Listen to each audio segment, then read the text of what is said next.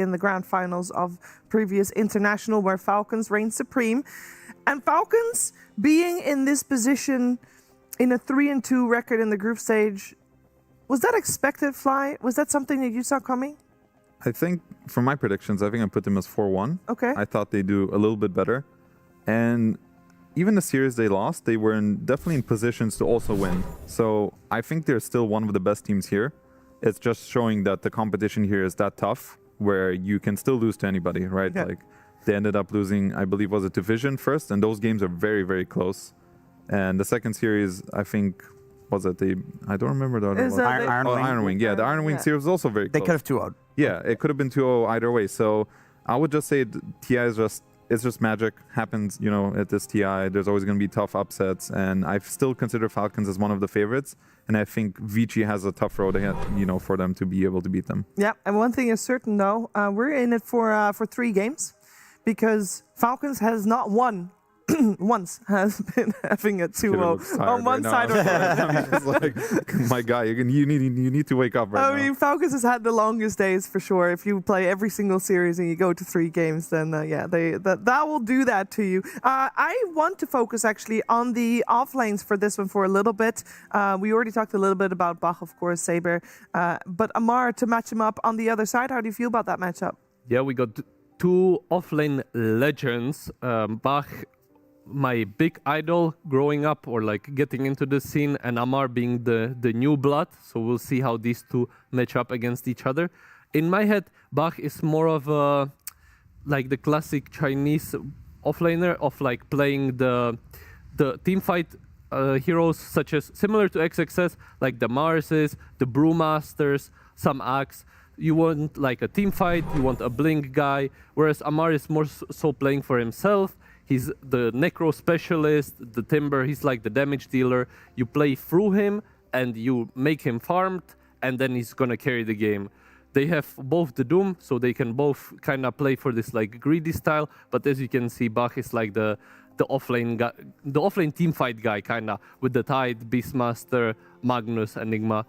I think like it's a little bit different like approaches to the game, and we'll see which of these playstyles is better. I feel like if Vici get their thing going, then they have very solid chance.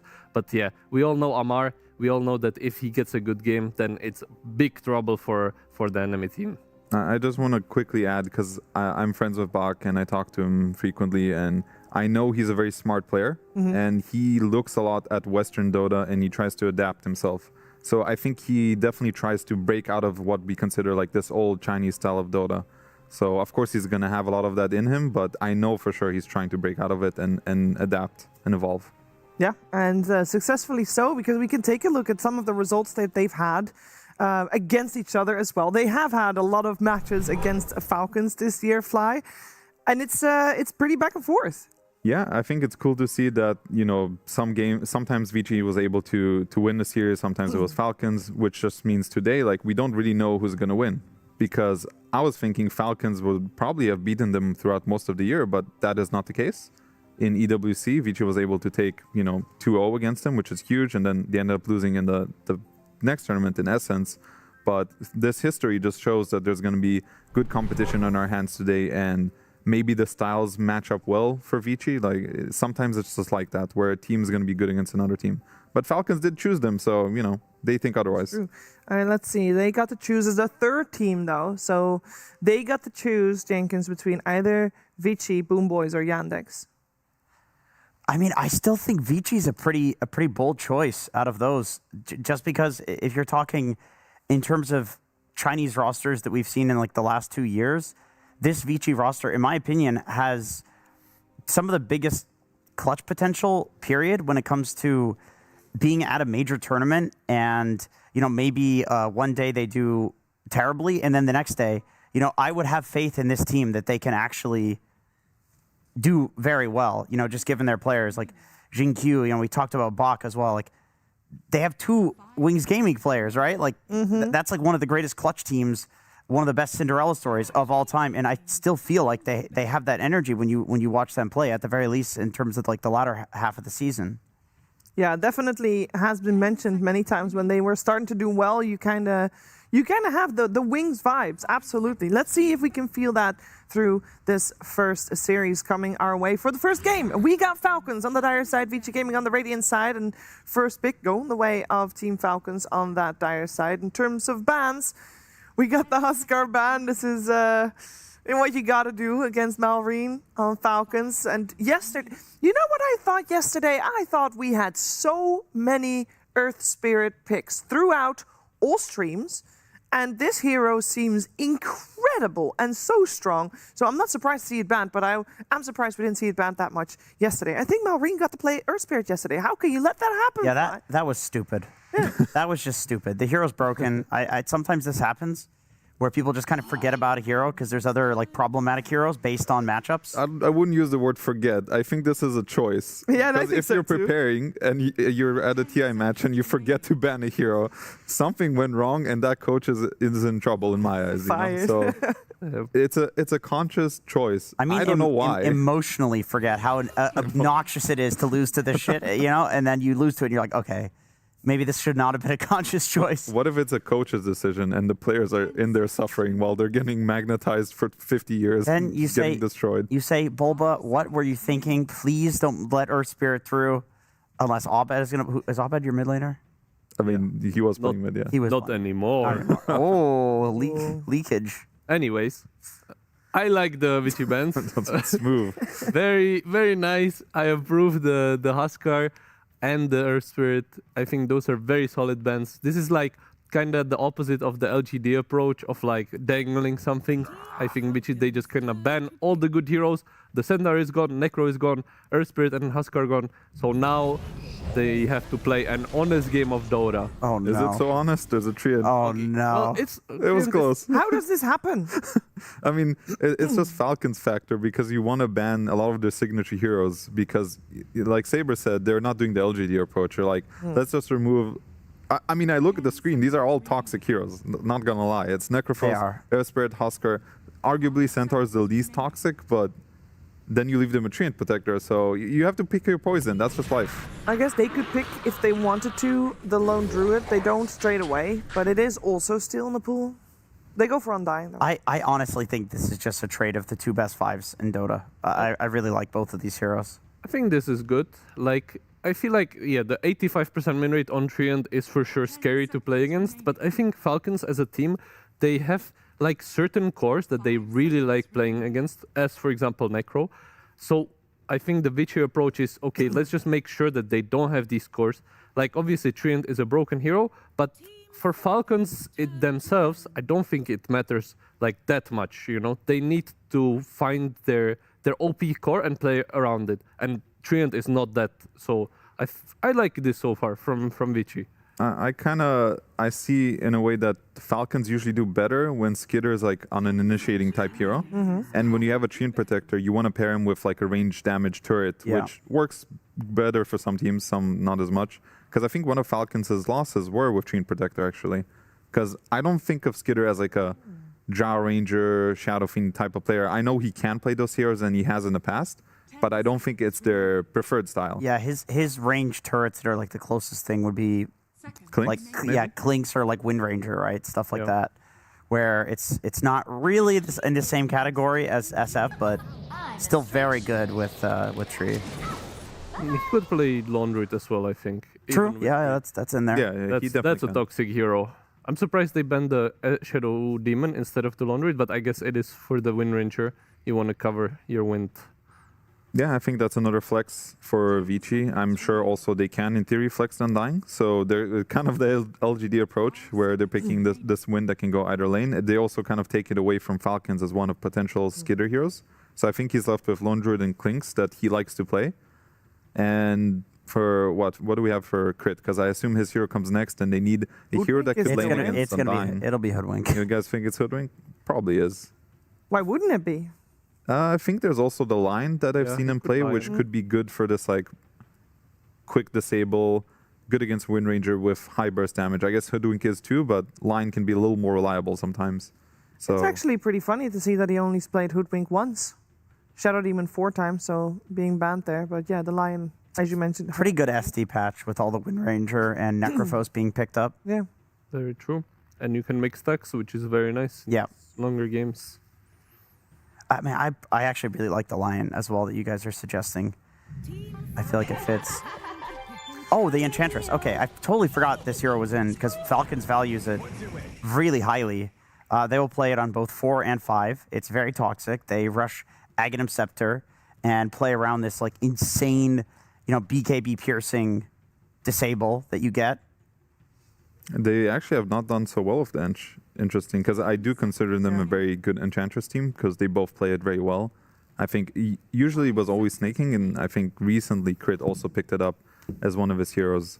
So it's you have a dispel for the win run, which is good. I also think the creep from Ench is very good against Undying. He doesn't deal well with creeps. So I can see the logic. I think they're going for this more like tempo approach than the straight up team fight. And then the Pangolier comes out, which is one of the few flex heroes that they have that both Marine and Amar can play. So they kind of want to keep everything open. And now we see a Grimstroke come out, Cool. which That's is a cool. very old school counter. I want to say it's not always a counter, but sometimes you can ulti the Pangolier as he rolls. And if he gets leashed to another hero, he's stuck in place. So this is kind of like a Chinese approach of spell casting in a fight. And I guess if you know that there's going to be a third hero matched up with the Treant Protector, and you know that games generally go a little longer, you can get an Axe, you can get a copy of the third hero. That is a very good call. And I think if you're Falcons, you're definitely leaning towards the Klink's style of heroes, where getting the illusion of him is not as great now. And like already they probably wanted these heroes in the first place. Do we know when you make this illusion from the Grimstroke axe, it is spell immune, but can you steal it with Ench? You cannot, can't. right? You cannot. Okay, Yeah. good. So then it's good. Then the scaling on Grimstroke is very good. However, I am worried about their early game a little bit because both of the supports are really bad against Ench. They can't really deal with the creep. Ench can purge the Grimstroke Inkswell, so it is not gonna be super easy to deal with this Ench. I like the Klink's call by Jenkins. I think it made sense. It was one of his few range heroes left. It doesn't care about the Grimstroke illusion when he gets Ags. I don't think he's even going to buy Ags at this point. I would rather him buy like a Hex or something. Okay. It makes sense. I do agree with Saber as well that the laning could be a problem for Vici. And that's something I'm a bit worried when I watch Chinese teams in general. They put more emphasis in their team fighting and spell casting and how the spells interact in the game than the actual lanes. That some games they just play way too far from behind, like we saw Magnus yesterday versus Lina, because it's cool in concept, but it doesn't work when Lina is double your net worth. So the Grimstroke is not the strongest laner. They don't have a way to deal with Ench right now. She can, as soon as Ench gets level 3, she will have free reign in this game to attack pretty much any lane she wants. So if I'm an Ench in this game, I can already roadmap the game in a very nice way for myself. I think this game will also depend a lot on how this Slardar game is. It will either be mid or offlane. It can either be really good or really bad, because I feel like if he manages to get a good game and he can like hunt the Klinks, ult the Pango, so the Wind Ranger can just shoot him down while he's rolling, then it's going to be very nice. But I can also easily see a world where the Slardar gets off to a worse start, and then they have Purge from Ench, they have Root from Treant, they have Klinks that will just shoot him down, and he will like not be able to do anything. Yeah, that's definitely a big risk. And I also think a Klinks with a good laning stage running around, these two supports on the side of each are kind of food. Yeah. I'm more than happy to run into an Undying in the woods or a Grimstroke. That's a free kill right there. I think a lot of this will come down to the XM last pick. I think he's a good last pick player. Like I like the idea of giving this guy the last pick of the game, where he can pick some crazy hero that can just take over the game, because I think they need it. Right now, I would heavily favor Falcons in the early game, and their team fighting is not even that bad with Treant Protector and the Rolling Thunder. So now they just need some stable hero. I think they'll just choose a new hero against Wind Ranger and put the Pangolier mid. Trying to think what Amar has left. Maybe it's the Mars again? Oh, never mind. We go for Snap. Nope. That has to be mid, right? Amar doesn't play Snap. Yeah, that is mid Yeah. for sure. Well, Is there any flex potential on Vici? Can they not put... I mean, I don't know if you still want to do it with the Snapfire mid, but can they not put the Slardar mid? if they wanted to. I think not anymore. I think this is a hard matchup for Slardar because Snap is very good against melee heroes because you just get to hit them, you get to cooking them whenever you want, you can shoot them with your Q very easily.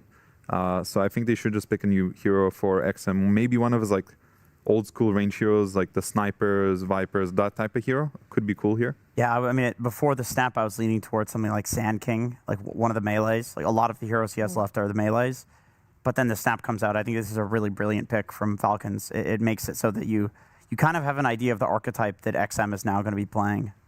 It's really hard to counterpick Snap. I feel like if it was like if they decided to, let's say, put the Pango mid, then yeah, XM can easily punish him with some Viper or even put the Slardar mid. But against Snap, I don't really see like a super nice counterpick that you're just gonna demolish him. Maybe Arc Warden, but I don't think he's gonna pick Arc Warden. Yeah, I was gonna say I remember the idea. Maybe as one of the Wallachiyas when Snap was really popular was like just long range turrets. You know, the Zeus's and Arc Wardens of the world where you don't care about getting cookied, you don't care about getting scatterblasted. It's just not going to happen. If they really want to go down this route, they can go Storm. I think it's very vulnerable, but that would be a very classic Chinese pick. Okay. There it is. Wow, This guy. this guy he's good. I think Storm does have a good game here if he can get off to a good start because they don't actually have that many instant disables, right? On Falcons, they need the root to hit or the Pangolier roll or a Snapfire cookie. None of these are instant disables. So Storm does have a free game if he can get out of the laning phase. Because now Falcons, their focus should be to attack this mid lane. They should not let the Storm get 6 for free. They should contest his runes with the Enchantress. I think that should be their focal point of the draft. Because otherwise, the Storm can take over this game, for sure. Yeah, I like that idea. I think there will be a lot of focus on mid. And, you know, Treant plus Enchantress, these are some pretty banging supports to go mid, right? Like Treant and Ench Creep diving the tower on like a level 5 Storm can be pretty devastating. I guess the question is, do Falcons have cores that can be left alone in the side lanes so that the supports can leave? And yeah, I think they're in a pretty good spot. How much rotation are Grimstroke and Undying gonna do with that in mind? Or Grimstroke, not that much normally. Do those heroes even rotate? Yeah. I think they'll have two options. Either attack this Clinks when he's alone or try to defend the Storm. And honestly, I'm going to go Vici on this one. Okay. I think they're gonna cook. I think they just have to survive the laning stage, so it's not too bad. And then I'm going to go with them. I really like the Storm last pick still. I was gonna go the opposite direction, as in like I think Falcons are gonna take it because I don't think they will survive the laning stage. But if they do, I agree with Fly that it will be like much easier to play afterwards if they somehow manage to get through the lanes.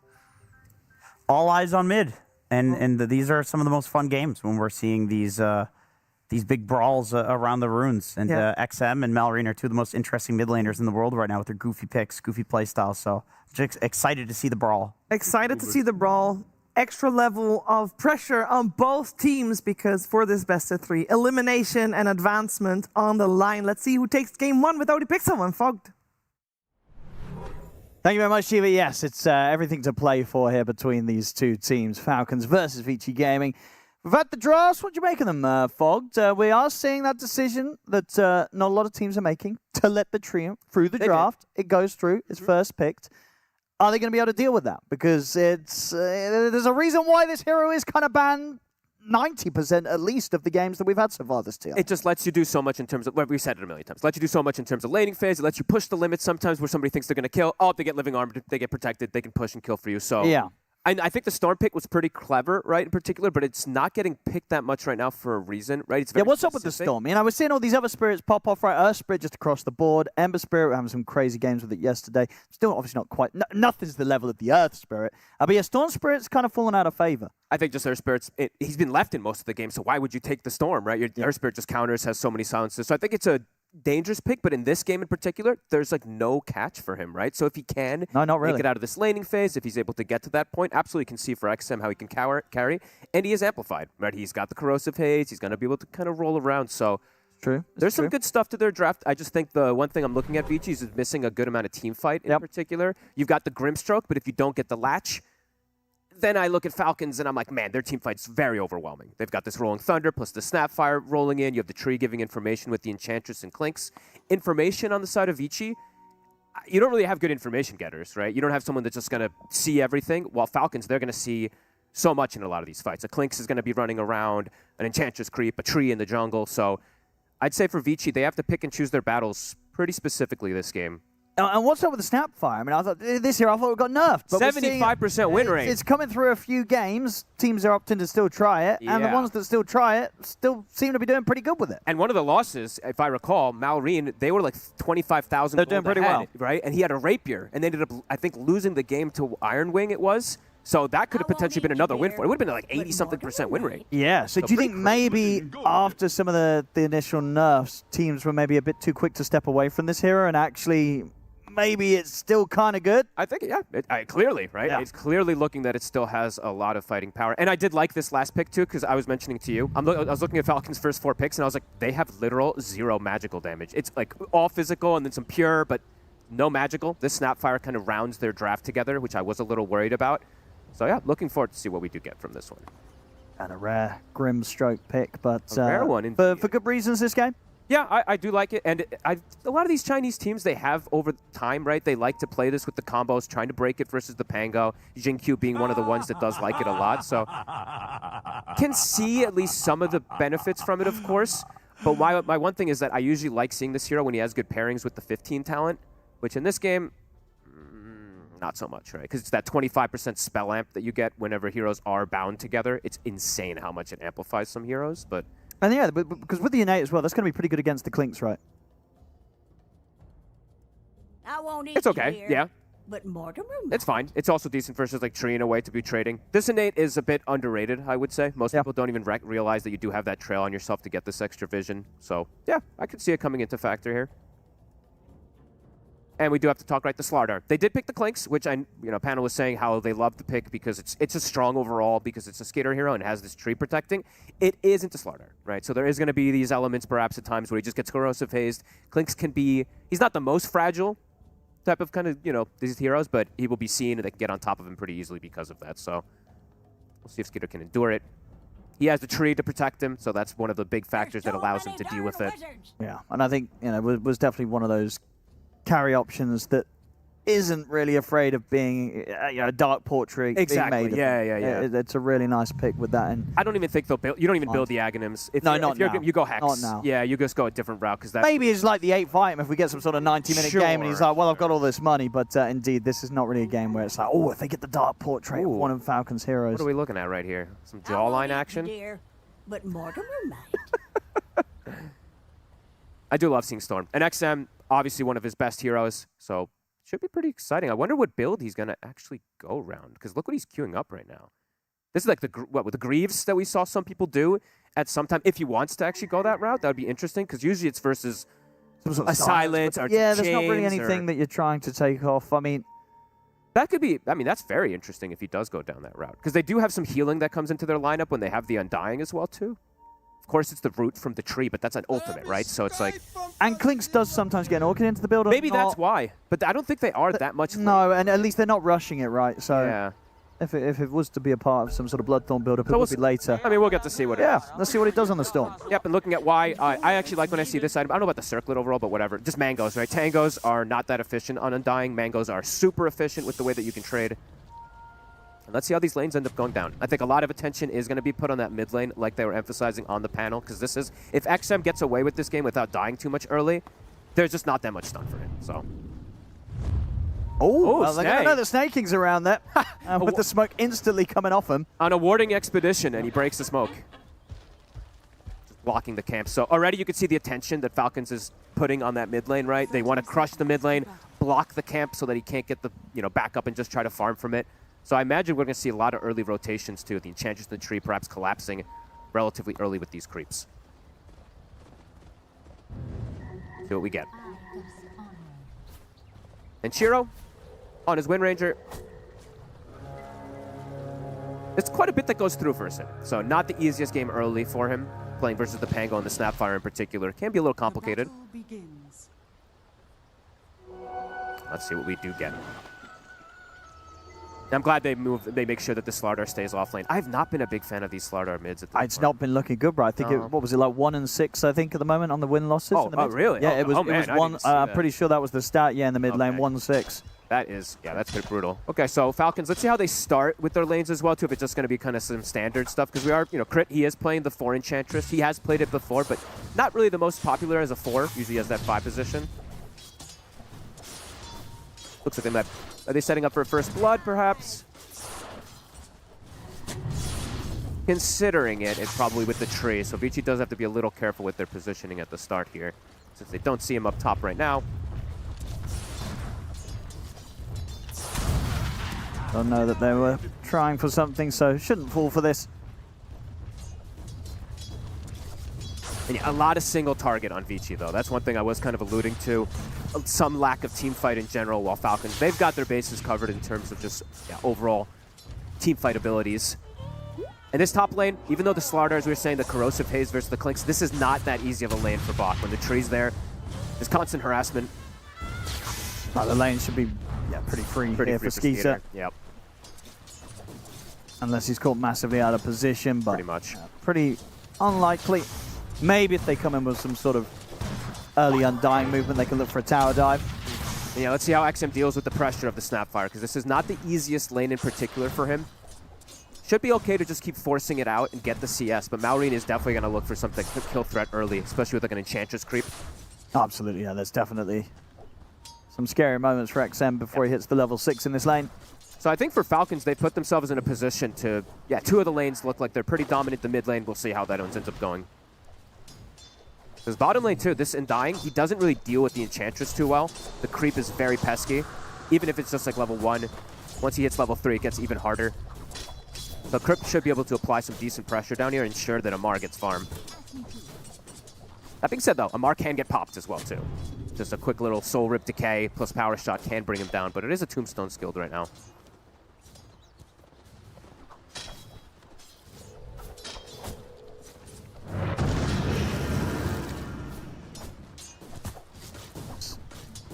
Actually, okay. I thought they might go for the Soul Rip kind of build, because he's being kept low and they have He the is double sitting dude, low, so. yeah. But it is a lot of burst. He did scale the Tombstone already, so. I mean, we'll see if they're able to make a play with the Tombstone. Just hard to commit because he just can, bounce away. And killing the Enchantress is just difficult at this point. So he's getting the living armor for the lane. They're making sure that Amar can get that bit extra, and he's got 8 wand charges.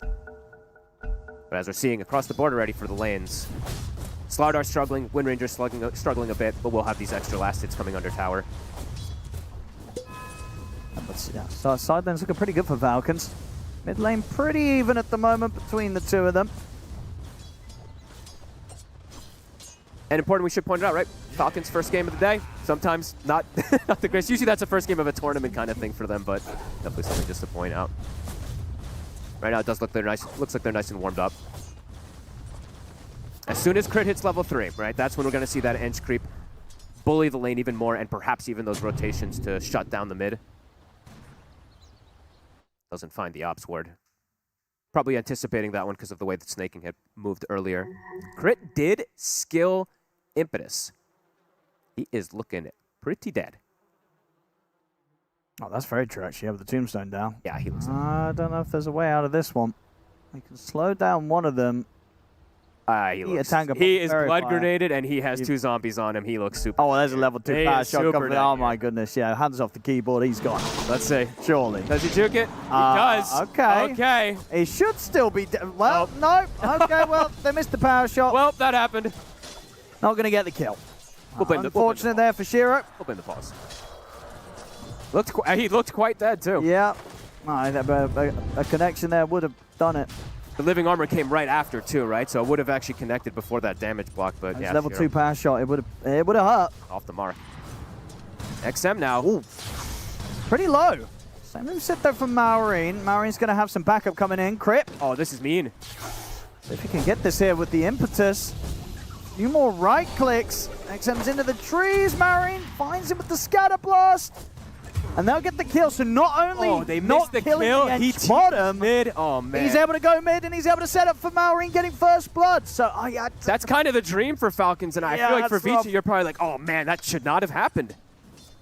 And Maureen's gonna get the fill up top, go bottom, get the fill up as well. And we set a lot of emphasis in this game, right? The Storm Spirit, already getting a lot of tension onto him there.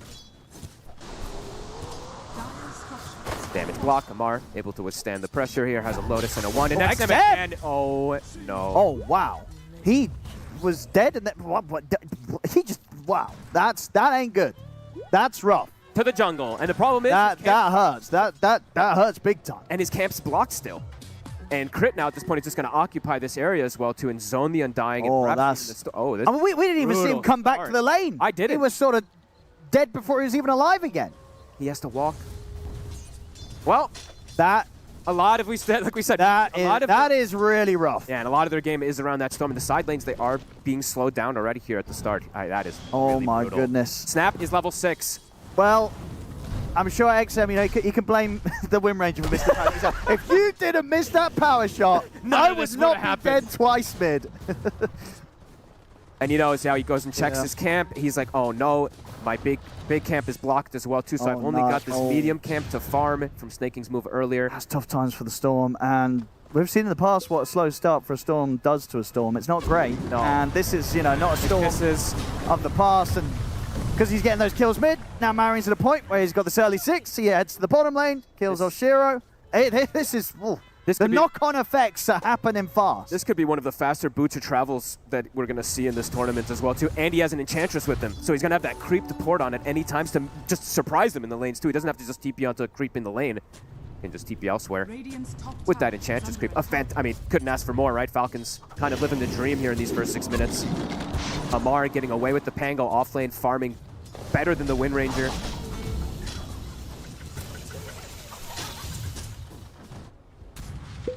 Yeah, that is brutal. XM's trying to find a place to just get the level 6 because he doesn't have his jungle. There's an Enchantress there bullying him out who's almost the same level as him. Yeah, Chris just taking his camps. And do have to mention, actually last time I saw Enchantress, I didn't mention it once, but Rabble Rouser, Owen. When you're behind and you're playing versus Ench, these neutral creeps, they beat you. They truly do. Sure, Storm not as much as some of the others, but it does hurt. It does make it a bit harder to just farm back in the jungle, and Snae's already stalking him. Goodbye, XM. He's going to have help. Xinq's here to help out. But maybe you're right, that helped. Goodbye, XM. It's no longer, it's not enough to save him. Oh dear. Oh my goodness. A clever spot for it. Yeah, he's dead, I think. He is not surviving this way. But a clever spot for it, come on. I mean, he's living a little longer than initially expected, but we'll still die. They're still they're just killing the zombies. He'll respawn instantly. 3K lead, Falcons. Look at the Butcher Travel. This is going to be one of the fast. This is considering all the games that we saw Snap fire in like previous patches and such. This is still going to be faster than majority of those times. I think the fastest I saw was around 8:20ish. I think he might actually beat it here. All 3 cores across the board, living the dream. And the Clinks is now able to be left alone, which versus the Slardar and the Grimstroke, sometimes that can be the lane that Vici could punish it. Just not the case. I think he's going to have the setup here. That's why, as quickly as he may have come back into the game, he's going to be out of it again. Overwhelming pressure. Malrine also, this could be a cool pickup if he wants to go for it too. The Atos, we're mentioning lack of catch perhaps Ranger versus and the Storm. That's going to make it perfect. It's going to be a good answer against both. Honestly, all 3 of the cores, right? The Slardar's pretty slippery, zooming around. Atos will be nice. Yeah, this is the dream start. Bach hasn't died yet in the top lane, but he's not having that entry into the game where he's really snowballing by any means either, because he's versus that Tree plus Flinks lane. Not easy for him. XM does have the haste rune. Does have some protection with it. And has hit the 6. So quite a bit more elusive now at this point. Man. A pretty brutal start. Now Bach steps up. Should be okay up here. Yeah, it's still super fast. Very difficult for these 2 to kill. They're going to try for a smoke move around mid. But they're trying to bait something, but can they actually get away with this play? They're bringing 4 heroes. They want to get the wraparound from Malrine, yeah. There we go. Silence into the tombstone. This should be an easy one here. They have to bring the numbers, but it's a high-value kill. They take Malrine out of the game. That could keep the pressure onto the mid tower. Full tower brought down here with Shiro's rotation. I like this quite a lot. when they're this, behind at least. You got to rally around XM. Yeah, help the Storm out. Got to enable him. He does go for the Arcane Boots, so that does allude to me that he is probably going to go those Greaves. Interesting, too. Bach went for Phase Boots as well. So, right? Like, not usually the most traditional you see on a Slardar, not usually the most traditional have we ever seen that on Slardars? I don't believe so. I guess it's just because of all the physical damage. Yeah, it's true. The armor's nice. There's Pango and Clink, so... And he's zooming around. Can't zoom away, though, when there's a cookie on top of him. He'll be brought down. Definitely interesting. Oh, and a max stroke build coming out from Jinkyu. Usually we see... Well, not usually because we don't see this hero much, but they tend to go for the max Phantom when they want to play with it, but probably indicating that he wants to get a bit of that extra farm and maybe slow down some of these lanes that are going to get pressured. Shiro, dispelled. And dead. Okay, very dead. It's going to be a really hard game for this Wind Ranger. For the Storm, as we said, he can be a bit elusive until the Atos comes out, but this does not feel like an easy Wind Ranger game at this point. Yeah. Versus this Pango, versus these Kisses, and then there's the Dispel from the Enchantress. Yeah, I'm going for, of course, it's going to be a while away, but rushing the Aghanims on the Enchantress. Yeah, it's going to be... It's one of... this item is pretty damn strong. Indicated before. Undispellable. So, I mean, if he gets rooted and he grieves, you're still rooted. At least from the Enchantress. Yeah, from the Aghs. One, yeah. Yep. Only BKB that gets rid of it. Ward caught, snaking from that move earlier. We'll be able to take that one away. At least getting XM some runes, though, right? Getting him the tower, getting him some runes, getting him some breathing room, which he does need in this game, because I feel like he's the true carry, not the Wind Ranger in this game, at least in the mid-game. Sure, once we get to the later stages, we'll have to see, but... So much damage onto Shiro every time. They're getting very close to, if they have a +1, they could probably dive to tier 2 and go for the kill. Amar somehow is even the top net worth in this game, which is pretty crazy to say after Malreen's start and just the Clinks being left alone. And he's getting this much.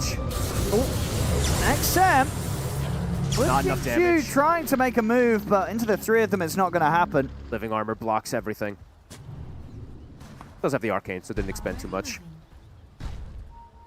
Okay, at least he'll have the Greaves, though, for the Atos. Maybe that was the other thing. He's like, So there will definitely be the benefits with that. Cookie. He'll dodge it. Power Rune, though. Who's going to get it this time? XM's not going to be able to stick around for this. Malreen will get to take it. Dire's middle tower is under attack. Standard build for the snap. Oh. Well. Oh, sorry, XM. That's not yours. It happens. Sometimes you forget that your mid's got a bottle and wanted a refill. Well, I was just like, I got runes grabbed on my fantasy. Exactly. Runes grabbed on the support banner. He had to do it. Feels bad, man. Need to give everything you can to XM at this point. How's Bach doing? He does go for the Soul Ring to get the farm extra, halfway toward the Blink Dagger. When they have the Blink, they can start to make quite a lot of moves here with the Slardar, because they do have good damage following with this single target, as we were mentioning, but the team fights is the concern. If Malreen can set something up with the Invis. Why still not level 6 either? They go for Shiro. Cookie lands. They do get the cookie, and they've got the roll into the Kisses. He's going down. Malreen, though. He's going to try and take out the Tombstone, but from the low ground, it's kind of hard. The Soulbind comes in as well as the Vortex. They've got the grab onto the two of them. Great response. They're going to be able to likely kill off both. Will Swashbuckler back in, try and bring down Jinkyu, but will not survive. Not a bad trade there for Vici. They lose their carry, but they're able to take out mid and an off lane, and in the position they're in, they'll absolutely take that.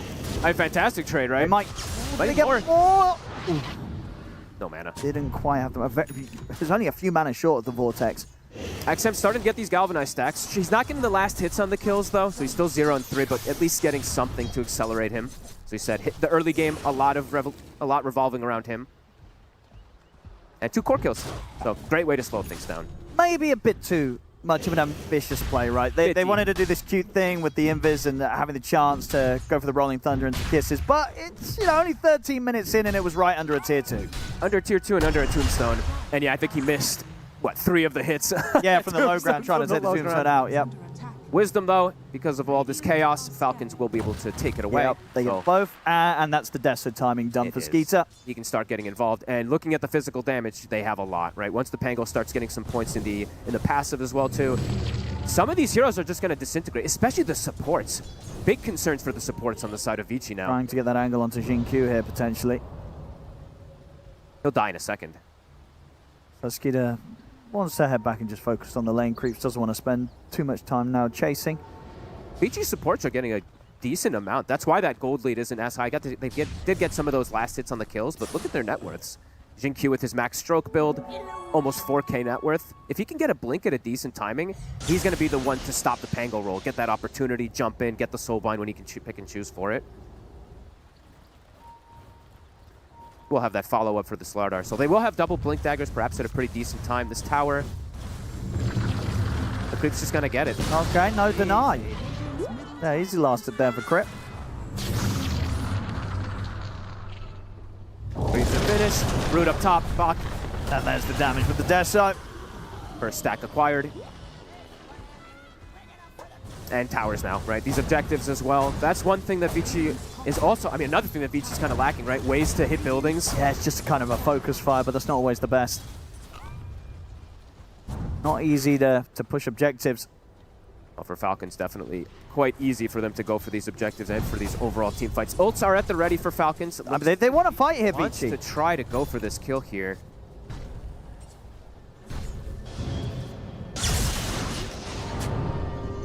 The dust on snaking.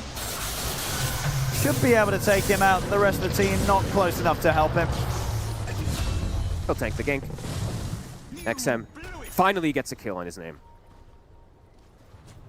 Oh, that's interesting. Buys the Soul Ring, even at this point on the Storm. 16 minutes in, usually see it picked up a bit earlier, but he really wanted to get these Greaves. Why? Gonna go for the Tombstone. No, he bought the Shard immediately. We'll go for the Shackle, but Amar already able to roll away with that early Shard. I like this quick Shard pickup that we've seen from a lot of these Undyings. I think it was Malady was one of the ones that started it. It's very strong what you can do with it, just jumping in and out, protecting yourself, as we see right there. And that is Rolling Thunder used. Also did see Amar purchase his Shard. He is very farmed on this Pango. Yeah, with Diffusion and Shard 60 minutes in. And Falcon Blade, all these cheap little items.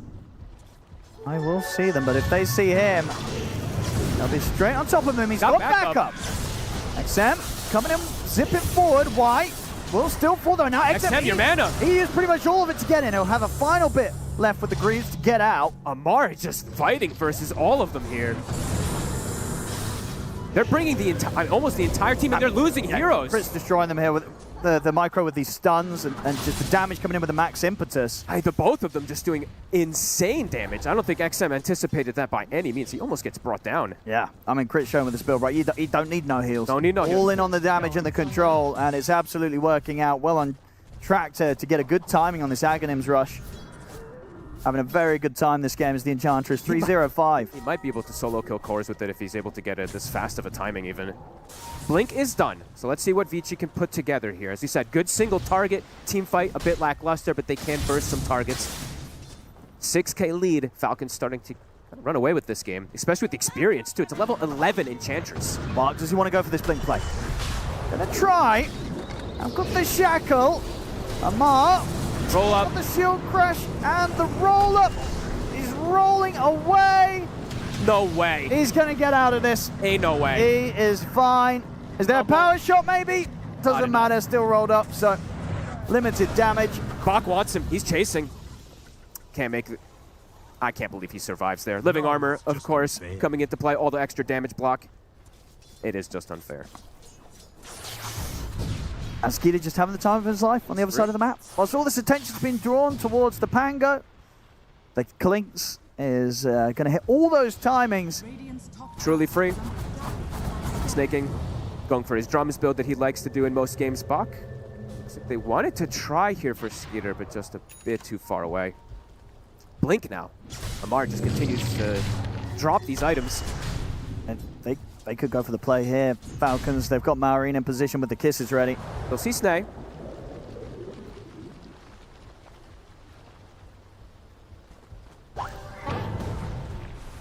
It really is so much overwhelming damage when I'm looking at it on Falcons. The Snapfire's damage, the Pangos at this point, four of these heroes are going to erase a lot of Vici's. And Vici's are still quite behind. They need to get this catch-up. Need to start getting at least a little bit of something, it feels like, with this Blink Dagger. Like, it's just difficult for them to make the moves. Yeah, and I imagine it's always a nightmare when you're behind, right, trying to gain back some sort of vision control when there's a treant on the other side. That was one of my biggest worries going into this game, is how are they going to control the map if they do fall behind? Because you're playing versus Ench, you're playing versus Tree, you're playing versus Clinks. These heroes are all about dominating and controlling that vision. And we're seeing it even from the wards that they've been able to place here, snaking with some sneaky ones. Snaking. Spoke up, Falcons ready to fight. 20 minutes soon approaching. We've got Power Rune and these big objectives. Vinci's going to try and fight back, though. They're smoking up themselves. Are scanning. Feels like they need to get a really clean initiation. Going to be an Arcane Rune. Amar jumps over. Exem's going to be able to grab it. Gets the roll up. They've caught Bark in the river. Oh, he is immediately dead, and the angle with the Rolling Thunder is pretty much perfect. The Tombstone save does come out, and it's enough to allow XM to zip away. I'll quickly take down the Tombstone with a little shredder. Heads up from Amar, blinks past them before they can get the And he's ready to try and see if he can find something more out of this. Why? Should be okay, though. Still speedy enough down the river to escape.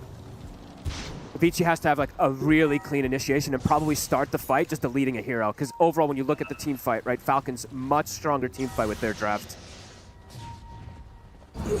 Setting up perhaps for, I mean, stealing wisdom as well too. It looks like they are looking to go for that there. Continuing to play quite clean on the side of Falcons, and Vici not finding the connections they ideally want to. Yeah, Bark just falling behind. I mean, it's very likely it's going to be one of those games where we're going to see Crit on the support and Enchantress overtake Bark's offlane Slardar. He's level 12 on this Ench already. Level 11 on the Slardar. Yeah, that's true. He's already doing it in the XP. He's soon to be doing it on the gold. Shiro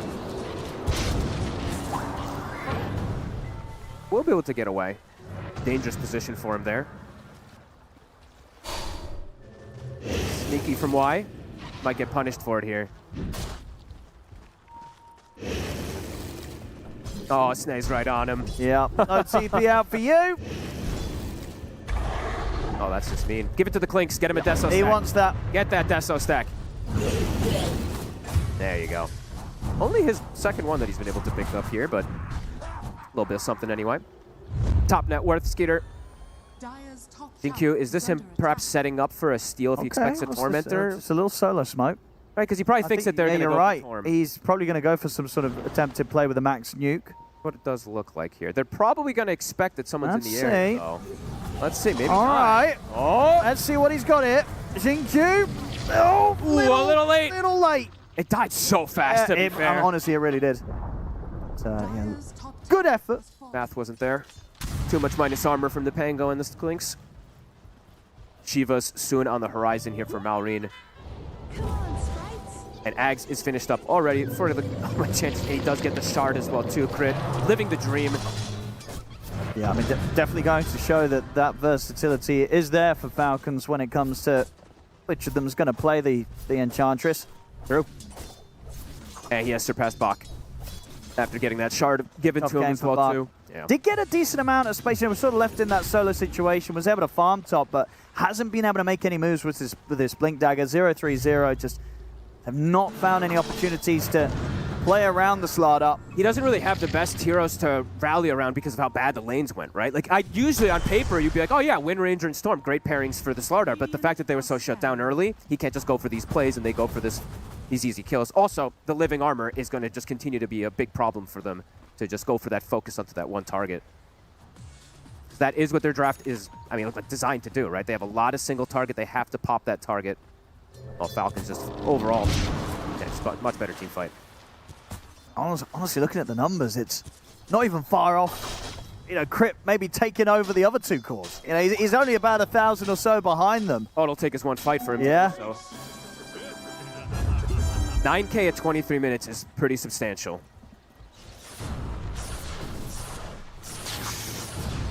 Next Sam, even though he has the Greaves to protect him versus, you know, one or two of these small abilities, now they've got the Blink for Amar, they can go for the chain control. And Crit, of course, has the Aghanims on him. Oh, and in the mid. DQ. Immediately taken down here by the damage of Crit. They've also got their eyes on XM. Oh, XM, careful. He's rooted. You can't Greaves it off, my friend. The little friends is undispellable. That's the power of the Enchantress Aghanims. I mean, it's kind of sad but funny that it does feel like a lot of this goes back to that missed power shot, folks. No, I mean, it's not ever. I know, yeah, it is a big deal. It is a big deal. If they got that kill, maybe Crit would not be dominating as hard as he is, but that knock-on effect, oh no. It's pretty, I mean, yeah, absolutely right. He's 5-0-6. He is absolutely destroying this game. He would have been dead. Mid would have been, they would have been able to kill XM both times because he died twice because the Enchantress was there. Yeah, it's a big compounding effect. Because that's the thing, is because of the fact that they didn't kill him, but he was low, was also one of the reasons, right, that XM doesn't expect that gank. Absolutely. He's like, okay, Ench is not going to gank me because you just got him super low, but oh no. Unfortunate series of events here for Vici Gaming. And for Falcons now, 16-4, a full nullifier for Skeeter. They all have these big next core items already on the side of Falcons. Vici's just not getting much across the map. And Malrine, he'll take a tombstone, he'll take a zombie. Just kidding, Amar will take it away. Sorry, my friend.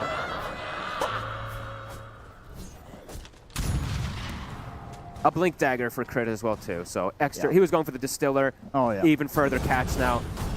What do you treat yourself to next when you're dominating as a Enchantress? Well, You got your Axe, you got your Blink. You still want the Distiller, so you can You do your, still do, because okay. the impetuses, you get the vision, so you can just blast them from a distance anyway. It's still really strong, but... And then you can just go... Is that more value than buying the... He might just go buying the Pike He first. might just go get for the Dragon Pike Lance. because he's so big. Yeah, he probably can just do that.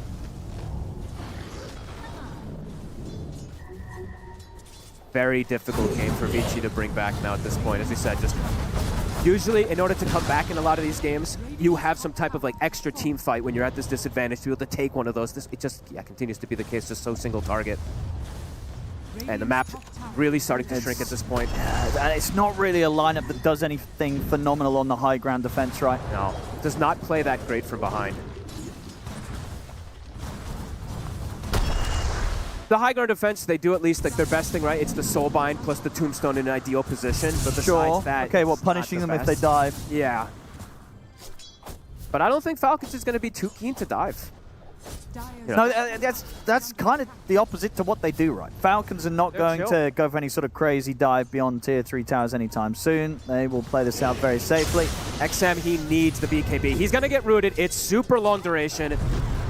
They've at least got the Tombstone to protect. He'll be okay.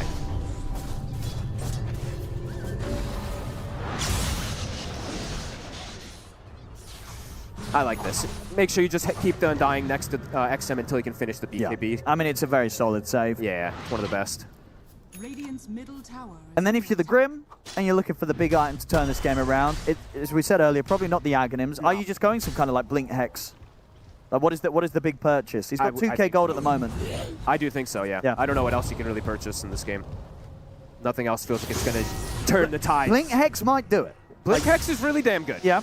Oh, he spent out on something. We'll see what he's getting sent out. It's just a Ghost Scepter to try and keep himself safe. But the nullifiers are there is indeed already a nullifier, so maybe he did need to dream bigger. Yeah, I thought he was going to dream big. It is in Q, so he does tend to be a bit greedy at times, but not going to be the case this time. Maybe they're just feeling they're falling too far behind. They need something to be able to fight back now, but yeah. Yeah, I mean, there's a high chance that the time was not going to be there for him to get the money for a Hex. Yeah. But now it will take that much longer to get unless they can start winning some of these mid-game fights. So 2 minutes left on this Aegis. Lead continues to grow. XP as well continues to grow. The Wind Ranger and the Storm at least catching up in terms of the golden XP.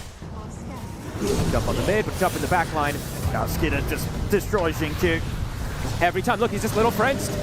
I'm seeing it with the BKB. Shira trying to commit for Crit, but Crit was actually able to get the blink off. There's still a Shackle connection. Shiro, can he finish off this Enchantress? The cookie comes out. They get the kill though, but he's had to go so deep for it. He's going to try and TP out with the Wind Run, and he will make it away. All right. All right. A little bit They here. bring down the Enchantress. It's a big kill. Crit was getting out of control, was yet to die. Shira gets the kill, and he gets out. Same to be said for Bark. Also able to run and TP out of there. Not bad. That is their double BKB reveal, just for an Enchantress kill, but at least something when you're at this type of disadvantage here. Blink now also finished up for the Undying, so does have the save potential versus that for the Storm. But just an Enchantress kill. But it's a big Enchantress. That's essentially a core. He's in your head. They'll put that down as killing a core. Skater, though, starting to get to some pretty insane separation from the rest of the cores. 3k ahead.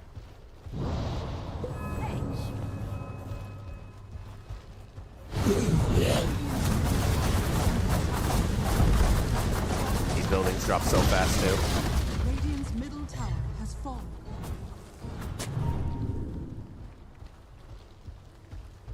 they want to immediately try and smoke out as this Aegis expires? Have to get some type of information to do so. They do have the ward on the bottom side, so maybe if they do see them split up a bit around this area. But right now, difficult to punish. Falcons in very comfortable, safe positions. Okay, maybe they will.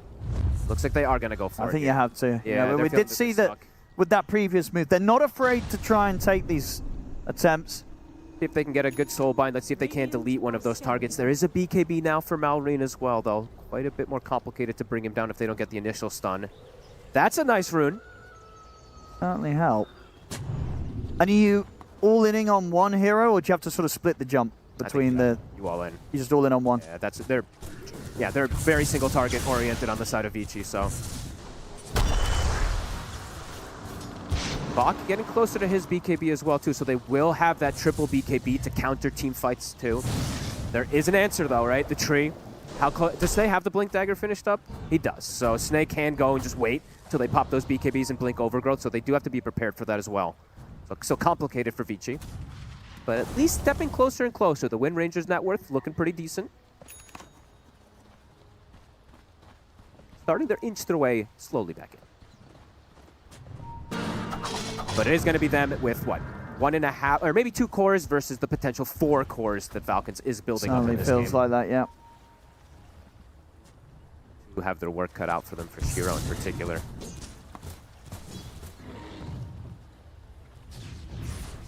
And Falcon just chilling. Just probably going to wait till that next Aegis, since they can just... the Roche is going to die so damn fast with this Klink's Pango and this Snapfire at this point.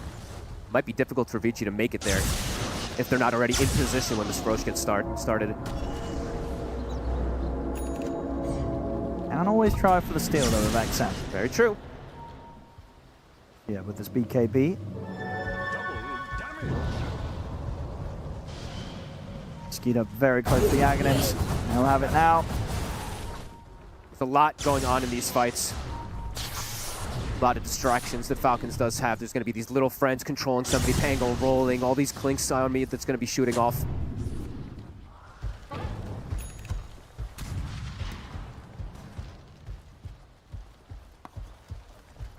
If somehow they can ever actually start the fight on Skeeter, though, right? He's a bit vulnerable since he doesn't have a BKB, but he's been pretty safe overall this game, right? 3-0 and 3. He's not going to be the one that goes in first. Falcons, they're going to be smoking up, looking for the fight.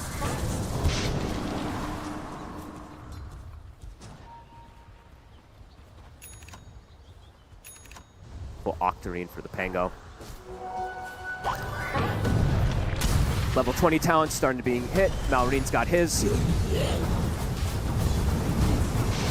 They want to try something around the tier 2. Jump immediately. Going straight over towards Shiro and XM. Kiss is coming in as well. And the fortification, VG. The little friends locking him down. They have to use the tombstone to save him. XM will be fine. Soulbind now onto the boat for the XM. Done 2 cores. Try and follow up on it, but no, backs off. Can't. The army. Does not feel that he can commit for this. Skeeter had already got the army down beforehand. Shinkyu just dies instantly to it. Amar just instantly jumping in. He's got this Octarine Blink. He knows how tanky he is.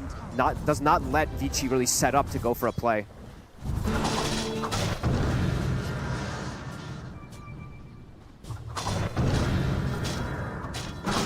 And that Roche, 30 seconds. It's closing in. Tormentor as well. Back up. Falcons continue to get all the objectives. That was the final tier 2 claimed.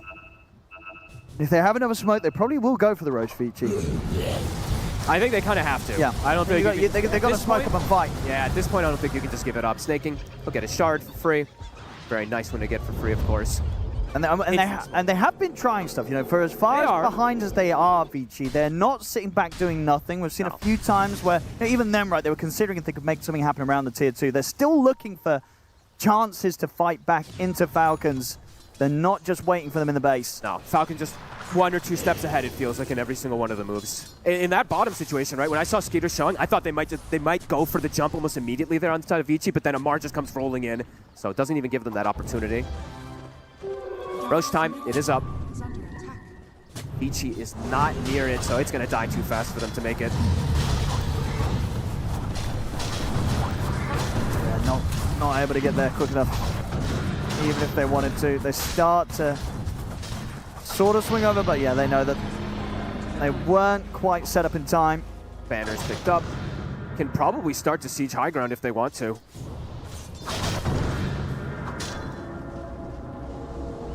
And the Enchantress creeps to split push as well. And I saw Crit, he's been, at least right now, hanging around with an Alpha Wolf, so a lot of extra physical damage for his team. So XM is going to be the one to get the Hex, of course, to have that combo at least with the Soulbind.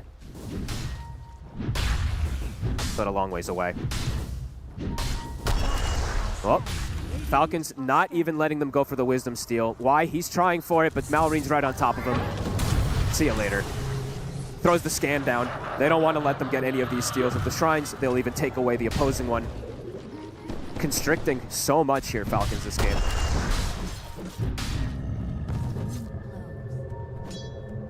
Really, it's limited breathing room for Vici. All together again. They're stepping out. Q. They're going to see him up there. And he's going to get saved by the Tombstone. They're going to turn and tip it over towards Skeeter. With the Vortex, Shiro with the Shackle Shot and the Focus Fire. They'll be able to take him out the once as Pretty the good. Is out. That's a pretty solid connection. You can go for round 2. Amar's already in with the Rolling Thunder. Jumps straight over towards XM, forces him to put the BKB. The Ghost Scepter away some safety of the Undying. XM turns his attention over towards Crit. Root. Has the Overgrowth locking them down. The BKB about to come to an end for XM. Could he get out of here? He'll be forced to the side. He's able to zip away. Bark will die. XM, that last bit of mana getting him back to the safety of his base. He should be fine. But Shiro. Not so lucky. They get him the once, can't get him the twice. No follow-up afterwards. Q jumping in to start that fight, a little crazy. Onto the high ground. Very good overgrowth from snaking there. That's all he really has to do in this game, just wait till those BKBs are popped and counter them. Why? He'll be found. He was trying to hold the creeps back in the mid, but Malorine last few times has shown that he will TP over every single time to kill that Undying. And he's healing up the catapults as well too, so they still do have this double siege in the mid if they want to go for the push with. Doesn't look like they do. Or do they? Skitter, he's thinking about it. Okay, he is gonna at least. Pretty much all the money to finish off his Lincoln Sphere. Cliff will be popped. They'll drop the banner for that double siege though that they did have in the mid. So keeping those two alive. Good job for Malorine. Very few ways to stop this Clinks now. Did they just go for all three? There's not a whole lot they have to be scared of. Depends how safe they want to play it, Falcons. Let's see how safe. Okay, they're going to be safe. They got a lot of gold to spend. How close to level 25s as well, too. I believe Malorine's about to, yeah, he's getting pretty close to hitting that. So if they do want to be very safe, wait till the 25 gets hit for the snap. If the fight comes to, sure, they'll take it, but... Now again, Crit decides, I don't need more damage. I'm just going to get a Hex. We'll just get more control as well, too. Can't blame that. So good versus the Storm, of course.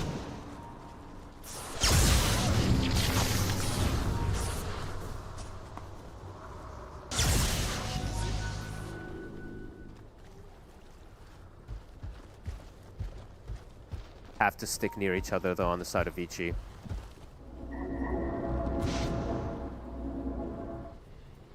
They do find anyone drifting away from the rest of the team, but hit the scan. Amar is here with a Basher. He's kind of scary, Amar. Yeah, he is not one I think that you really want to go for. Oh my god, Malorine. Okay, the full refresher, it's there. Absolutely massive this game. He's got the Catalyst as well. Uh-oh. The kisses are gonna rain. Get away from me, Amar. I want 25. Why are you soaking my XP?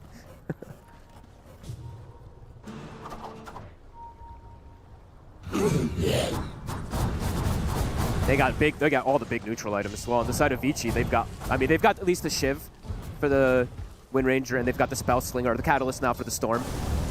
They're starting to upgrade theirs. Okay, now he does have the Catalyst as well, too.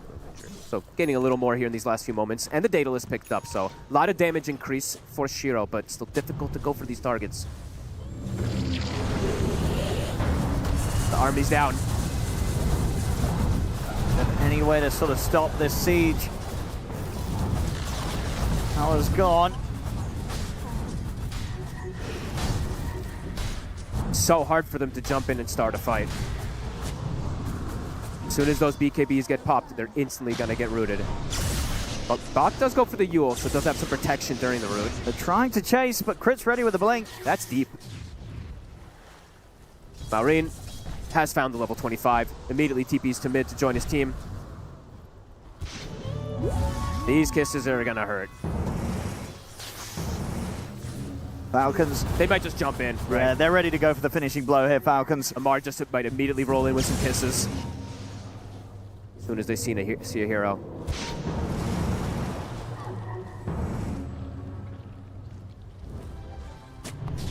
How long a tombstone cooldown? It should be back up now, right? 20 seconds, actually, sorry. Jump he goes. This is coming in. They are dodging them for the most part. I'll say that actually. Not everybody. Wise get destroyed by the kisses. Yeah, he'll end up going down. He'll buy back. Shiro has put the BKB to avoid the cookies. Still getting caught though. By the stuff comes to an end, and Mauri's just jumping around with the refresher cookies. Bouncing all over the place, and another round of the kisses ready to come in. They will be able to jump in and put a stop to it as the Soulbinds lock down onto the two of them. When Snap gets to this refresher, just kills everybody.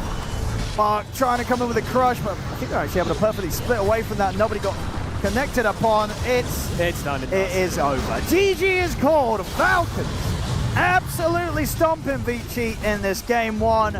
Yeah, as convincing as ever. Yeah, quite a rough one for Vici Gaming. And that power shot from the the beginning of it all. A lot of it, yeah. I mean, that was huge, right? Crit doing so much in this game, especially in that early game, shutting down the Storm, back-to-back kills. It kind of set the tempo for the entirety of the game. So, yes. Well, game two, I'm sure we're going to see a lot more from Vici Gaming, but this game one, it was a rough one. Falcons looking ready to try their best to make a quick step towards the main event as they take game one of this best of three. A 31-6 kill score record in favor of Falcons for this game one. The Falcons choosing Vici Gaming. This was brutal, painful, and I think me and a lot of other people were expecting this to be a little bit more even, Jenkins. There must be something from scrims that we're not seeing that, like Falcons knew that they could destroy Vici, because to me, that did not look like Vici's performances and in their previous matches. This was not even close. Falcons won all of the lanes and then slowly and methodically, won the game in like Falcons fashion. That like, it's 1% more chance if we take Roche on. They probably could have ended that at like 20 minutes. Was that AUI? Just wondering. This is any of them, but mostly AUI. Yeah. Mostly AUI. Like they just go for the highest percentage play and it works and they execute it. I love how Amar played the Pango, by the way, against the counter. He just YOLO'd every time. Like that is how you play against Grimstroke. So that completely countered the counter. Yeah, and before we dive into the mid-game portion of this, a lot of this game was a result of the early stages of the mid lane, and we're going to dissect that, or rather, Purge is going to dissect that. Thank you, Shiva. Yes, the early game, the laning stage, especially in the mid lane, was very, very instrumental here, and I have some clips showing you just how bad it was for our Storm Spirit here. Malorine and Storm traded hits a lot of times in the laning stage here at 3 minutes. A standard combo from Snapfire, XM giving it back as good as he was taking, but unfortunately, a support TP coming in this direction at the exact same time that the Water Rune is spawning means that a Blood Grenade and a level 1 Impetus is enough to zone XM away, and as a result of this, he doesn't get access to the Water Rune, despite being at the perfect time to refill his bottle. And on the other side, Malorine gets to take both Water Runes himself, getting full resources here. He even committed heavily to resources himself, getting a Clarity Potion, buying a Raindrop and things like that. Now, very crucially here, take a look at this little creep. This little guy here, this is one of the good ones, is the Banner Creep. It's worth a lot of gold. So you're going to see XM TPing really aggressively because he wants to get this 80 gold to make up for it. And as a result, there's a nice setup here for Malorine, and crit rotates over as well. So he dies a second time in this lane. Gigantic disappointment here. This is normal speed game. This is him walking back to lane with a 45-second cooldown on his TP. And he eventually gets to the creep wave, or to the jungle here, to try to catch up, putting a ward down as well. But this camp over here, already blocked. It got blocked at the start of the game. So even though he walks all the way here, all he gets is one camp, which isn't ideal for him at all. He finally gets to the mid lane, and he finally catches up a little bit. But at the same time, you see Malorine TP into the bot lane, using his ultimate here to guarantee this kill on Shiro. So like, Storm is getting a little bit, but on the same way, Falcons is pressuring in lots of different places on the map. And after he clears that mid wave, he has to walk all the way to the tri-camp just to kill one medium camp. He never gets efficiency here with all of this walking he's doing. He's only getting one camp at a time. And he's just an inch before level 6, unfortunately. So when he ends up walking back towards the mid lane, Falcons is ready to strike again. Snake King is here punching him. They rotate Malrine over to tank tower hits. Crit is ready to go as well. He's so close to 6, but he's still getting killed. So all of this ends up culminating in a really nice advantage with a huge net worth lead. They do a good job killing Malrine here under the tower at 9 minutes, but ultimately this gold advantage that they gained from that early storm pressure set them up super, super nicely for the game. Yeah, this looks kind of brutal. Thank you so much, Purge. Thank you, Purge. Yeah, thank you. This was, we said there was so much pressure on the laning stage already. After the draft was done, Saber, you're like, okay, if the laning stage goes well for Vici, then you believe in them. But that laning stage was non-existent. Yeah, I believe Crit played this super well. I mean, honestly, both the supports from Falcons, and I feel like Vici, I mean, you could easily blame the support for not like mirroring the Ench rotation, but in my eyes, it's more so about the draft, because I just feel like the Vici supports aren't really made to be rotating towards mid, and when you play the Storm matchup, you usually want to play around the Storm, help him get runes, help him open the tower, stuff like that. But I kind of have a problem with the Grimstroke hero a little bit. I think this hero is very weak early game. It is nice later, and in theory, it is good against Pango with your Soulbind. However, if you play against a good Pangolier, as you could see, the Pango just rolls ahead. He's like in the middle of you. There is no allies with him, so you can't really Soulbind him to anyone. So it's not a real counter. The silence is of course nice and like the hero can work, but if you're getting pressured this hard in the early game by Enchantress and you have no way to address it, it becomes a big problem, and I just think it snowballed from there, and then Witchy had no game to play. I was going to ask about that exact thing to you guys, actually, was like mirroring the Enchantress, because I understand that Grimstroke is, you know, one-to-one bad against Ench. You're never going to win a rune fight. You're never going to win in the jungle fighting an Ench. But isn't just giving vision enough? Because I feel like that first gank that we saw on XM, he didn't know that there was any contest happening on the water rune, right? Like, he walked up and got blood grenade and impetus. If he knows the Ench is coming that way, he goes to the bottom water rune. And at the very least, he doesn't get pressured off by just a... Like, maybe he gets pressured off by, like, a solo Malrine or whatever, but he doesn't die. You know what I mean? Yeah. Is there a world where Grim is just giving vision? I think they did place an obs in their main woods to see Ench moving in, like at the start of the game, so it was on their mind, but I think that was a TP rotation he did, so he kind of clutched it. Oh, I see. That's why it was so devastating, because he had vision of his main jungle to see if the Ench runs there, but that's cool. Crit did a really good play by TPing in with an Ench, throwing the blood grenade, getting the kill, and that kind of snowballs the game. And honestly, I think XM did not wake up, because you should know what their plan is this game. It's very obvious. You get the last pick of the game, you know what they're going to do when you pick Storm. Everybody knows this. It's not like some hidden information pro Dota. So I think he did not play well. He just needs to realize that his job is just to not feed. If he doesn't feed, Malrine gets the lane for free, it's fine, as long as you just don't bleed, start dying. Because as soon as you lose mid this hard, it bleeds into the other lanes. Malrine gets 6 early, rotates bottom, kills Wind Ranger. Now Pangolier is super happy. He can take over the whole zone by himself. So it was a cascading effect, and yeah. I hope they wake up for game 2. I really think they could have won this game if he doesn't bleed this hard. I really do. Yeah, it's kind of sad to have a game be impacted that much by just a bad lane, because I feel like Saber later on in the game, was there any play that was left to make there for VG Gaming? Because in terms of the draft, it all seemed so very reliant on the laning stage. But was there anything? Nope. I don't think there was. Okay. Yeah, that's my analysis. Yeah. I mean, to be fair, it's just, I don't know, against a worse team, yeah, you could maybe get something like that. There was this moment where they almost won this rune fight. However, as you could see, Pango just blinks in the middle of them, uses his shard to roll up, and then rolls on top of them, kills Slardar. It feels impossible. The Falcons, I think, are just way too good at playing when they're ahead. Yeah, and they were ahead for a long time. And I know we gave Malrine the MVP, and yeah, it's very nice. But I think we should give honorable mention to Crit on this Enchantress as well. Did you want to highlight for basically being fat? Yeah, I think Crit played a fantastic game. He went, I think, a very cool item build when he goes this. I think he just went Urn casually because Urn is just a really good item. He goes into the Ags, which he gets, I think, a bit later. It's a really cool build because then he buys the Blink as well. and he gets his blink aghanimps later, and his job is just to control the storm. So the storm cannot use his greaves to take off the ancient ags later. So I really like how he played this game and his itemization on the enchantress. He kind of hit all the marks really. And he went blink, and the thing that he usually does with the urn, I don't think he had time to do it in this game, but he goes for the vision urn, and then hurricane pike with the blink. He blinks in, he pikes, he puts the vision urn on them, and then he keeps vision while throwing the hurricane pikes from like super far away. And I think this is a very, very cool and creative way to play the enchantress. Your hat fell off. I didn't even notice. Sometimes the king loses his crown. I don't know what to tell you. I mean, it's just how she goes. Well, there's one king that still had his crown. We can take a look at the items of Skeeter, as he had a fantastic game as well. He played, of course, Clinks, which, to be fair, for a large portion of the game, he wasn't really needed, because if a game goes this well, Jenkins, you're not really needed as a carry. But he did so good anyway. Yeah, I like the item build from him. It was Desolator first. You know, of course, this is a standard Clinks build. And then after that, he actually went for Nullifier because they had such an advantage that, you know, he realized that even the cores of the side of Vici were probably going to have to go for like Ghost Scepters, Yule Scepters, things like that. Bach actually had a Yule Scepter in this game.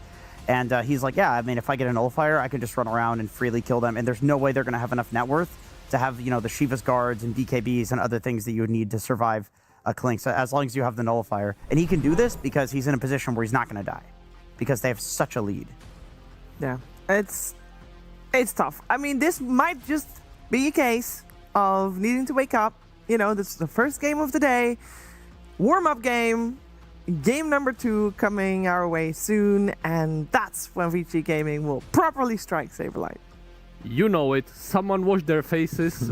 CO8, he is coming, and he... Wait, was it him? Yeah. You're correct. That is yeah. Good. And So It was in queue, yeah. Yes. So these two are coming, and they will wash all of their faces, and they will come back. Because I think they have what it takes to beat Falcons, but they just need to get like a little bit better early game going, and then I think from that point onwards, they for sure are a good enough team fighting team to like beat Falcons in team fights if the game is like equal.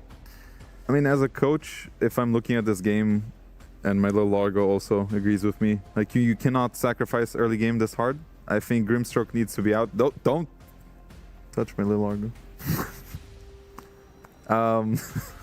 As I was saying, I also have not been impressed with Slardar as a hero at all. People are randomly picking him. I feel like this is inching towards me, and this thing is coming. Protect him at all costs. No, if you want your own Largo to protect, or to protect you, in my case, because this one is a little more voluminous, then you can go to the secret shop. There's the link. And this one at least, is very cute and fluffy. And it's like... Well, I want to show off some stuff too. If you want to find comfort in your favorite team's losses, this is the perfect place to do it. What do you got, Jake? This is a bag. Yes, it is. So you can actually have a donkey courier that is a courier, and he's going to carry your stuff. Now, are you for sale? No, this is not for sale. I actually have an old donkey as well from one of the TIs, but that was not a bag. True. So this one is actually advanced. Upgrade. Yeah, I just feel like donkey is, and you can take the glasses off. I actually like it better when his glasses are off. Should I help you? Yeah, thank you. I think the donkey is in Dota is like, it's so, oh my god, I'm just, I don't know, to put this thing on. goodness gracious. Okay, well, this is not working. All right, we'll figure it out. It's all later. good. But get your own Largo now. Make sure to not forget that. And we are going to be, of course, heading into game number 2 very soon. But first, we are going to listen to Zinq as he talks to Tsunami. Shinkyu, what are you doing here? I thought that after last TI, you were done playing Dota, and now you're back for another one. What happened? 就是去年打完 TI 就想休息一下，然后也没有说不打吧，就是字面上的意思。 Okay, well then how was the break for you? Did you want to be away from Dota, or you wanted to be away from competitive grinding? 休息这段时间就没有打游戏吧，就是经常出去旅游啊，然后偶尔出去爬山，然后去一些景区什么的，就是放松一下自己吧，也没有接触就是电脑方面的东西。You're an outdoors guy, Xinghu. You go out hiking. Since how long have you had this hobby? Because most esports players I know never leave their room. 这不是我的爱好，就是我老婆吧，然后就会带我去那些，就比如说九寨沟，我们就去过，然后去爬了那个，就是一些岳麓山什么的。That's true love right there, that you still do it for her. So you took the break, you came back, recharged. How'd you end up on Vici Gaming? 就是他们，就是经理有联系我吧，然后毛哥也来叫我，就是要一起打，说什么，然后就是思考了一下就同意了。Were you ready to come back? Were you ready with your break? Or were you hoping you could still relax a little bit longer? 差不多吧，然后我当时状态不是很好嘛，但是我相信就是练习一会儿就会好起来。I wanted to talk about your form and getting back into shape, especially coming with a new team altogether. What was it like joining this roster specifically? 就是我觉得是大家多去练习吧，然后一起就是多打单排，多训练，就会找到竞技的状态。然后当时因为八哥也是刚回归嘛，然后大家的竞技水平都没有到一个最佳状态。And since then, it seems that you guys have been practicing quite a bit, but it's still ups and downs. The regional qualifier for this tournament, for example, you guys kind of struggled. What was that process like of just kind of barely making it to this TI?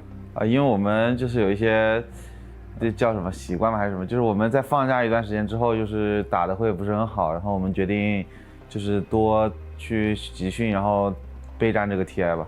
Could you give me some specifics on the habits? What were these habits that you needed to fix? 就是我也不是很清楚，但是根据我的经验来说，我们每次就是放假之后回来打的都不是很好，就像 TI 预选说。Tsunami's Chinese is a little bit better than ours, but I am very happy to learn that he has the outdooring hobby, and I do want to pose this to our pro players here. How much outdooring hobbies do we have? Actual outdoor. I need to think about it. Gym is not outdoor, unless it's an outdoor gym. That's true. No, I actually like going outside, believe it or not. Okay. I am indeed usually in my cave at home on the computer, but I think it does something special for your soul. I also think gamers in general should go out more. It's going to help you in the long run, like even as a player. Like taking a break, going outside, scientifically good for you. True. Also feels good. Are you going out of your way to see water? Because I think that was the scientifically proven. Like if you see water. Well, it doesn't have to be seawater, but I think any sort of body of water. What gym do you go to in Belgrade? What's the address? Oh, the one that's the closest one to me. Is it a non-stop fitness? No, it's a different one. It's like an old-timey. How about you, Saber? You go outside? Yeah. Touch some grass? I kind of just go for walks. Whenever I feel in a pondering mood, I go for a walk, do some pondering, and that's honestly kind of it. I've been, my parents, they got electric bikes, so sometimes I steal their electric bike and then I bike around. Honestly, best invention ever. Like normal bikes, they're cool, and then you don't actually have to put in the work. When it's electric, it's goated. There actually been times that we did do mandatory like team walks. Okay. Just between matches or just like if we have a long break. And I have seen other teams do this as well at TIs. I think one of the old ones being Tundra, where one of the TIs that they won, or the one TI that they won, I believe they actually went on team walks like as part of their routine. So it's kind of cool to see. Well, I hope Vici Gaming took some walks to be refreshed coming into this game number 2 that is coming our way. We have Team Falcons and Vici Gaming.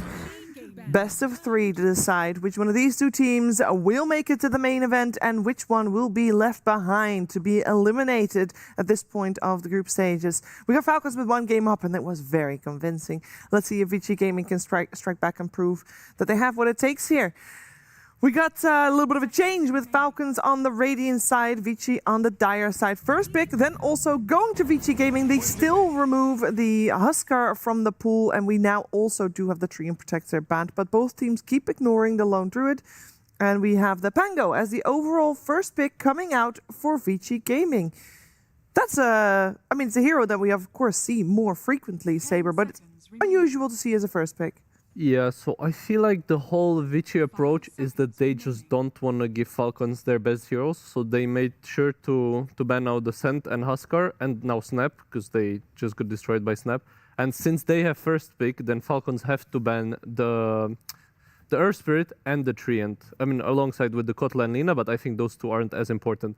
So now Vici were like, okay, so the last step in this plan is we also steal the Pango, and this way we kind of covered all of the cores that we worry about from Falcons. And yeah, I mean, apparently it worked. They're going into reserve time already for the first pick. What about the Necrophos? Yeah, okay. I was like, why not just take the last one left from their toxic hero pool that is good against Pangolier, because you have the Ghost Shroud, which makes you physical damage immune, which is all of Pangolier's spells. So I don't know. I'm feeling a bit of desperation when I see this. Like, if you're focusing so much about denying the opponent from something, you kind of lose track of what you're doing yourself. So I know Pangolier is a good hero.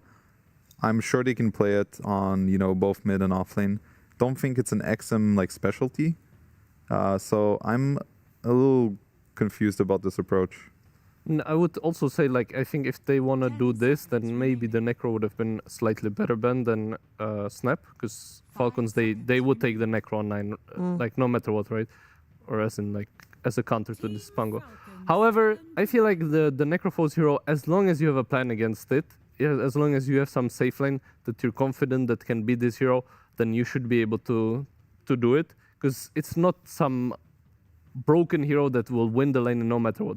Amar somehow makes it seem like it is, but we had Liquid beat their Necro, so I'm sure if Vici have at least some plan, then they should be able to do fine. I personally think the hardest hero in the game to play against this Necro is SD, and it is still in the pool. I'm actually I think it's so good of a counter that I'm surprised Falcons didn't ban it or take it themselves. It's either that one or the Ringmaster also comes to mind with the box, of course. Ringmaster's good, yeah. The SD is double good because of the purge is just so obnoxious. You can never go Shroud. Consecrated Wraps becomes a bad item because it also purges those. I am entertained seeing that every single hero that Falcons played in Game 1 is either banned or now in Vici games. Like, they picked the Pango away from them, but the other 4 have been banned in the first and second phase. Yeah, I think now they need some answer to the Necrophos for sure. I think they are looking at most likely a range carry type of hero. Because if you're a melee hero against Necrophos, the lane can snowball out of control pretty quickly. Because every time you come up to the creep wave, you're going to get healed by damaged by the Necrophos, so it's not so easy. So I want to see what approach they go for. Okay, if they take Shadow Fiend, I think that was one of the range carries left that is popular in the meta right now. Nothing wrong with it. I don't think it's a super easy lane. I think Clockwork is a good bodyguard for the Necrophos. So every time you try to go on the Necrophos, you want to be aggressive against this hero and not let him come up to the wave. Clockwork is one of the best heroes at denying that, because he's going to sit there, cog them away, drain their mana. And the funny thing is, Jakiro has this double hit as a hero, and you can actually basically one-shot the cogs. But if you shoot him too fast, he won't be able to. So I'm kind of wondering how this matchup is going to turn out, because I can see the Jakiro not really working out, or maybe it will. It's a bit of a funny one. It's a lot of really good magic damage for Necro. It's by no means an easy Necro game, but Falcons just hasn't seemed to care about this in their Necro picks. They just first phase slam pick it, get hard countered, and then Amar plays with an item advantage. He just is the top farmed hero in the game, and then counters don't matter as much when you have +1 item. Interesting. That's a classic Falcon draft. They pick CM for snaking, Skitter Sven. Those are Siggy's, as Quinn would say. The Siggy Sven. I think this is very solid draft so far. They have everything they need from their heroes. So Marine can just kind of be anything, which is perfect for last pick. Then you can just kind of counter pick the other mid laner and pick whatever fits. Well, they got the Beastmaster coming out, so they are saving their last pick for support. And they have revealed this Pango will go mid. Yeah, it's Beastmaster to Sven, one-on-one is very good for Beast. However, CM is quite good at killing the boars, so I don't think this lane is as easy as it seems. It also becomes quite dangerous if with Beast you're playing to stack your triangle, And then if you manage to lose the lane, but make stacks, usually it's okay because you'll just go back and farm the stacks. However, Sven is very good at farming stacks. So Falcons can easily invade the triangle. And if they steal stacks from Vici Gaming, this game is just going to be over minute 10. Yeah, picking Beast into CM is quite bold. It means like you're never going to play with the boar in the lane, which means you're probably going to play with the boar to stack. But in that case, there's the Sven to cover. So they're really valuing the Beast Primal Roar here. I mean, it's a great hero for killing Necro. Like if you roar Necro and then SF ulti, Jakiro spells, like you will kill Necro. It's not going to be an issue. Sven as well through BKB. The roar is amazing. At least I like the idea of Bach playing this Beast. I think it's been one of his standout heroes throughout the season. So I think they went for a little bit of a... Oh, wow, you got banned out, Jenkins. Anyways, I like the Beast. I think it is a good matchup against Sven, like we said. I think the Maiden is not as bad as people think if you have good micro on the board, because you want to bait the CM to be out of position. If she walks up, she's a very slow hero. All you need is one threat on her and she can feed. So maybe something like a Rubik that can lift her out of position. I think it is a pretty good Rubik game already. That's what I'm looking at. And that would be a very nice Siggy for Xingqiu. So I'm really hoping he gets his hands on Rubik. So we prefer Jakiro as the 5 over the 4. Then To match the clock, I think that makes sense. Yeah. Okay. Yeah.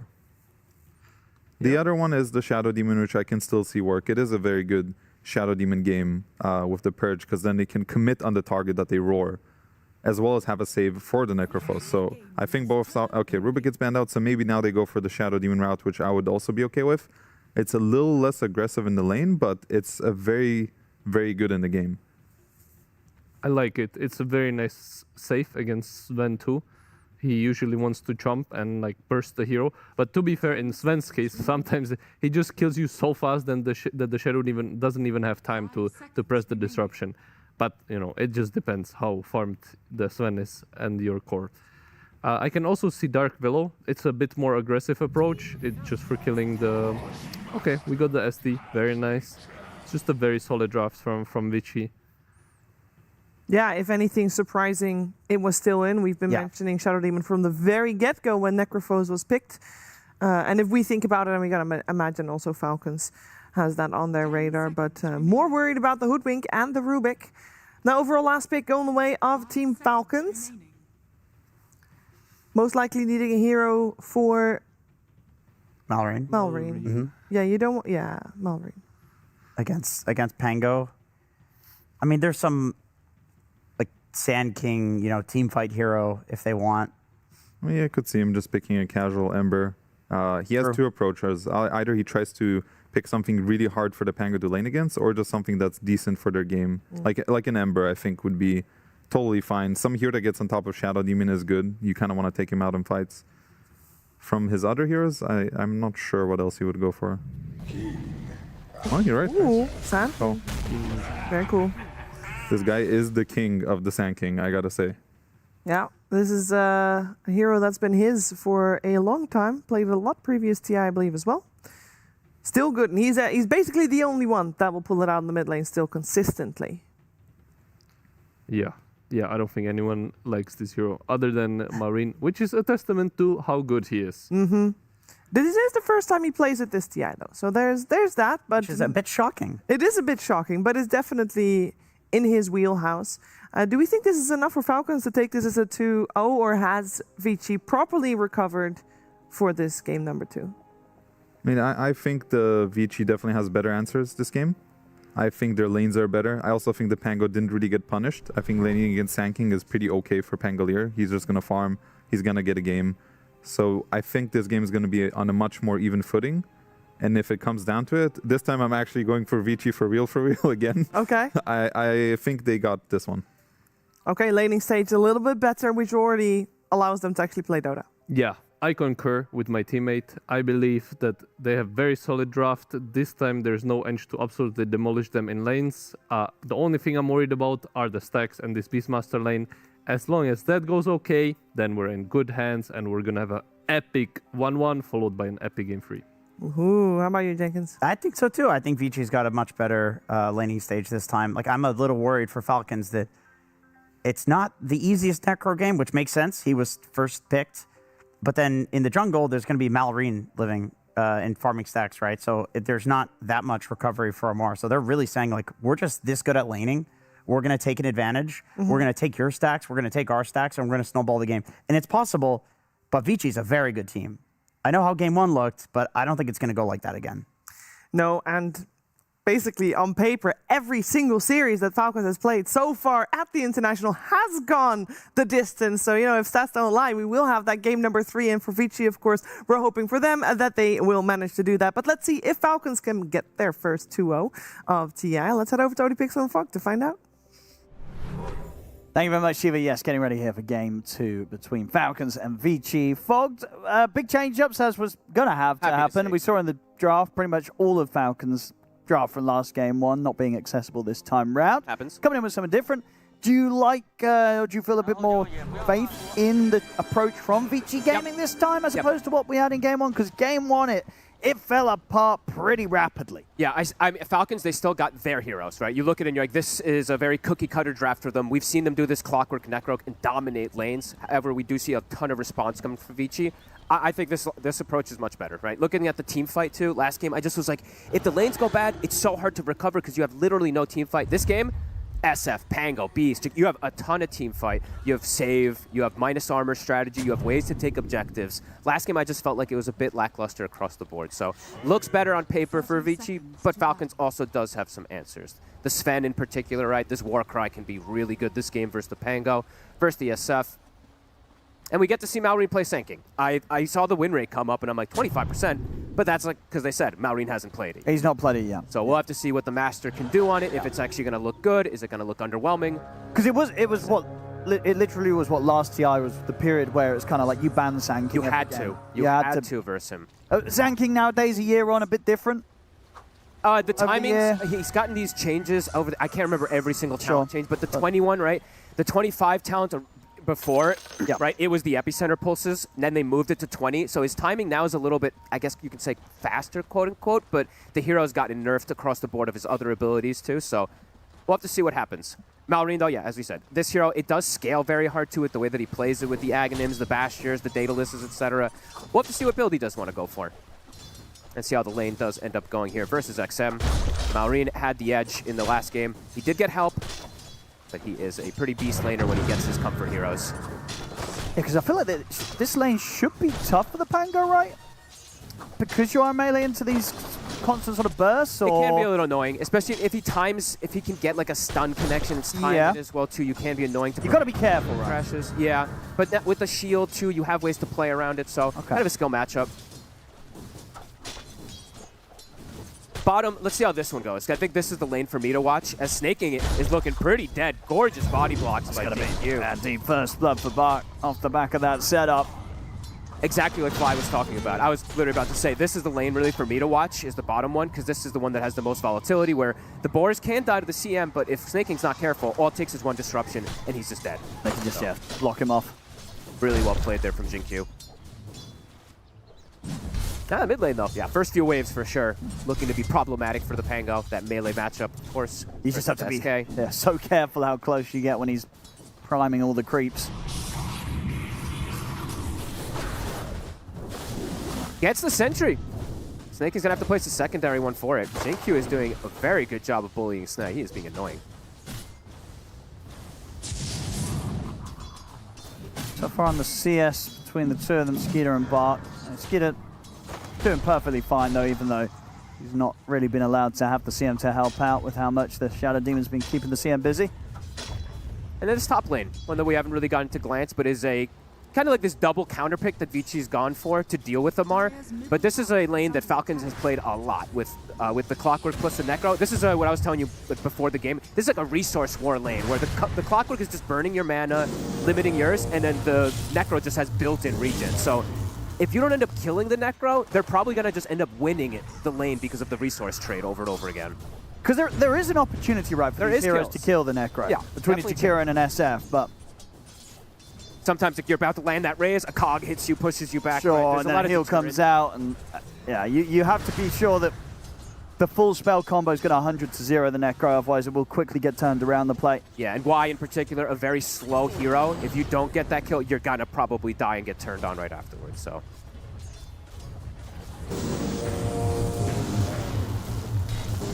Oh! Gets him with them all. Y. We'll take a beating. You're just playing a different game when you play Clockwork. It's all about just being obnoxious. And I think we did see on the stats, right? I think he's played it, what, 3 times and won every game with the Clockwork crit. Which some people are straying away from, which I'm a bit surprised. I know the hero got nerfed, addressed. It's just there's still some of these games where you see and you're like, man, the cogs just look broken again still, so. As soon as you hit that level 3 as well, too. The level 1 cogs a bit underwhelming. It's the level 2 cogs that when you do get them, they really start to put the pressure on in terms of damage and limiting resources. The bar will take a double raise. Should be fine, though. And the XM starting to, just catch back up, right? The lane always just gets pushed into you. Oh, it took a bit more damage. Took another raise there by the looks of it. Good. Trying to hold it outside the tower.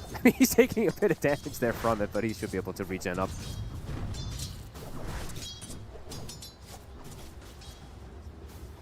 Better not. He's not missing this. Hell no, nobody missed the business. This guy's a professional. Crit messing with the pull. Malrine starting to do his efficiency thing. So doesn't want to just push the lane in. This is where he starts to pull it to the jungle, maximize as much as possible. He's the master at it, as we've said. He's going to hit 6 off of this. And not really, you just can't really do anything about that, right? You just sort of have to let the Sand King do this. Crit so far, I'm seeing why he is getting some of the cog kills. I think some of those last hits are cogs, but some are also just the neutral creeps. So the double hit, working okay so far. Definitely limiting Amar. I've seen them dominate these lanes with this Necro and this Clockwork too many times, so this time not the case. SF is free farming. Oh, not quite 6 actually. I thought it was going to give him the 6 off of the double wave. This is, when he does this right, it's going to be so high leveled and it's very, very accelerated start to the farm. Yeah, and it's also the fact that he's playing versus a Beastmaster, right? So the Shadow Demon Beastmaster, even though they haven't backed up to go for these stacks, he's scouting the area. He might even steal them if they did go for it there. So you can't actually play on this stack game for the Beast that you maybe ideally want to in most games. And that's true, actually. I think that's got to be one of the factors into why they wanted it here as well, that there is a Beastmaster on the other side that does rely on that. And he's got a ward deep placed already now, too, that he placed himself on Malrine, so we'll be able to scout and when those stacks do come out here. And yeah, now he's 6. Sandstorm is starting to build up versus XM, doesn't want to just tank it in the lane. He's going to be a problem, this Sand King. He will, and he has the neutral item already as well because of how they, he jungles and pulls creeps. Skitter trying to go for this aggressive play onto him. The Crystal Maiden is coming back in. Poison stack does get the 5th. It's not enough. That was close, though. Good effort there from Vici. Trying to take advantage of that timing that Snaking was not in the lane. He's got a little bit extra regen to give to Skeeter.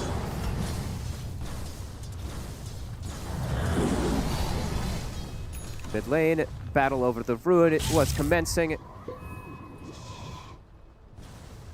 Skeeter's still very low.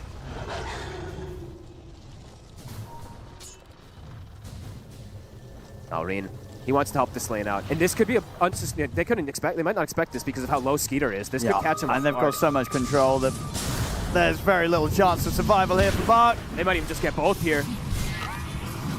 Indeed, Bart gone. Oh, Malrine. It's Wisdom Room time as well. He's going to be able to get Jing Q with the Spiral Strike. Are they going to make the move down here to contest this? Who comes down here, though? Because versus Sandstorm, it's very difficult to actually contest in this. They just have to go for the steal. I don't think they sort of have the resources or heroes to go over to their own one. And Crit's going to cog push them away, at least just to be obnoxious. I mean, he might just die, though. He stepped out to the triple raise, but they do get the secure of the double shrine. Yeah, XM's going to be here to at least maybe get another kill, even though they do lose the 2 shrines. Can they get Amar? They can't, so Amar will survive. And bottom again. They're getting kills, Falcons, on top of the fact that they took the 2 wisdoms. Super heads-up move from Malrine. And very good play there with the Cogsy. Y is actually still stuck up on this cliff. I actually didn't even know. Oh, he's not got a TP! Yeah, he's literally stuck. How does he get out of this? XM is dying. He actually is. Is he actually? Oh my God, is he really gonna die? Okay, The raise. I think he might still die. The snaking is no, the shield crash barrier will save him. Shiro can't get the connection with. How is the Jakiro going to escape? He is stuck. Is there? What is his way out of this? Oh, just leave him. Just there leave forever. him. Oh, this could. I mean. How long is he going to be there? Like, how do you get out of this? Oh no.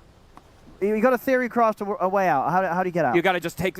You got to take the angle, right? You got to send that TP all the way around. Maybe you need. Well, that's a slow-moving courier. We're only 8 minutes in. I think you just leave him there. Don't kill him. Just leave him there. They're gonna. I have not seen this. He is going to be stuck there for so long. Oh, and I'll be honest. I don't think I've ever seen this in a TI game where someone gets stuck like this. Do they want to give him just a Reaper kill for free? Oh, don't kill him. I mean, a Reaper kill does feel kind of nice, but still, don't kill him. You leave him there. He's just gonna auto attack him. All right. Oh, he could have left him. He could have left him. Yeah, come on. I mean, that was a mercy kill. It was like, hey, you know what? We want to play Dota. We don't want to play with an opponent stuck on a cliff for 5 minutes. So Amar being the friendly chap. I don't think I've seen that in a TI game where someone gets stuck in those plays. He could have been stuck a long time. Especially if they were able to. Actually, I guess the courier can get round to there like off the map. It can. So like they wouldn't be able to intercept the courier. Maybe. They did have a ward placed for it too. Yeah. So whatever. Malrine. They let him play. Looking for the connection. Not quite able to close that gap. Malrine's big. Yeah, this very early timing. Super quick. And very vulnerable. I mean, everybody's vulnerable to the Sanking at this point when he has this type of timing. But overall, across the board, way better than last game. It is. The other game was almost. He's going to get to play this game. Yeah. And their draft overall, right, as we said, lots of team fight, good synergy. Ways to counter heroes, especially with the Shadow Demon. They have saves. They have the Demonic Purge versus the Necrophos or the Sven. So they have good ways to fight. By no means are they even really behind at this point. It's just the Sanking is that ahead. Bots now picked up also for Amar. Skeeter. They do have Raw. Gonna go for the kill. He's very alone. Well, man, he's looking very dead. Oh no, it's a heal! He's alive! Amar's able to come in and bail him out. The side comes down on the box. Skeeter survives. Ain't no way. And they're gonna get both of them hit. Snaking with the blood grenade down on the Jin Q. The double. Well, that's the dream when you get boots of travel. Immediately TP in, get the double. Save your carry. Wow. I thought he was for sure dead. Even a Lotus, I believe, getting passed over from snaking onto Skeeter protects him. Shiro was making the move down to help too, and then he's like, oh, never mind. Oh, in the mid. XM? Between the Burrow Strike and the Cogs. XM falling pretty low. Does have the shield rune protection. Malrine trying to go for this tower push. Doesn't look like he'll be able to now. The Jin Q's turned up. That's a big deal that they protect Skeeter down there, though. It looked like he was going to get brought down. Now he still has God Strength to go back to and farm. He's even just pushing forward the lane even more. Yeah, I mean, now he's super chill. Now that he knows there's no Raw. Yep. Very well played there from Falcons. Stacks starting to be made. Those are going to be kept track of. And I don't feel like they can just like build up too many of these stacks. I feel like they have to go clear them immediately, like the panel was alluding to as well. Saberlight was talking about that. There's a lot of ways that Falcons could just walk in and kill those with the Sven or the Sanking. They're actually already on their way. I might not even get the chance to farm it when it's a double, and they might just lose the Beastmaster. They certainly will. Marion's in with the epicenter. Bark's gone. Peter will take that one. Pops the God Strength because he probably anticipates. Ready to farm the stacks, yeah. They're not the biggest, but it is something. And Amar will join in too. He's like, hello. Just in case they show up for the fight, they'll clear it together.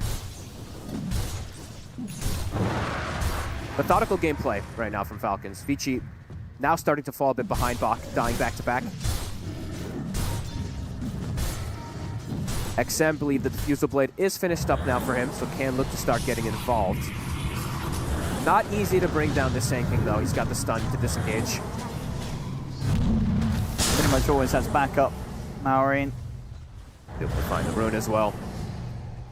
He's gonna get some poison stacks onto him, but it isn't super high level just yet. He's not gonna get the 5th stack, it looks like. Shiro will walk in and also steal some stacks himself. Nicely done. Still having a very good game here. Top net worth right now, Shiro on the SF. A game where he can't really be too greedy, I would say, with the BKB purchase. We'll see how greedy he wants to be with it, but can be a bit dangerous to be too greedy when you're playing versus Sand King and the Necro and this. It's a lot of magical damage, so we'll see what Shiro wants to do with this build. Has at least got the disruption, so there is That's a little true. bit of a way to bail him out. And maybe he just tanks up with full HP items so that he can just endure it and go through with the lifesteal. So maybe he will delay it for some time.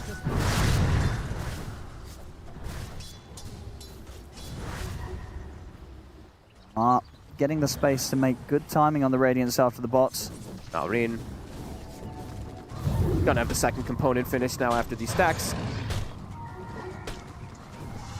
Vici want to try and do something that they want to coming out with this smoke. I mean, they got to slow down something because Falcons, they do have 3 pretty absurdly fast jungling heroes. If you do sit back, they will just out-resource you. Or out-efficiency you, sorry. So it looks like they do want to try to make this move. At least open up towers since they do have the Beastmaster. Look at the tier 1 here. They won't get the chance to catch Skeeter though. He's already backed off. At least gives them that access, though, to the bottom side a little bit easier. They brought the whole squad for this push, though. All 5 heroes in the area.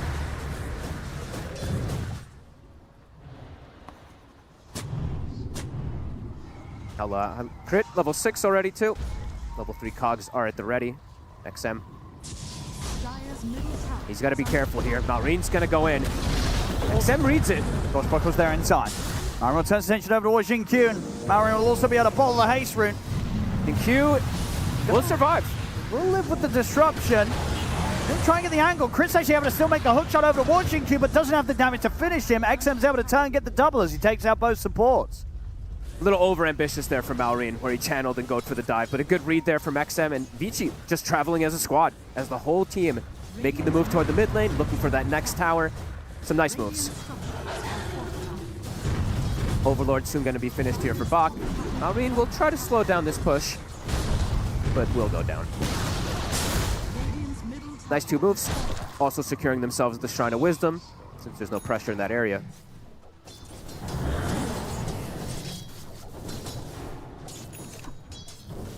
Dire's top tower is under attack.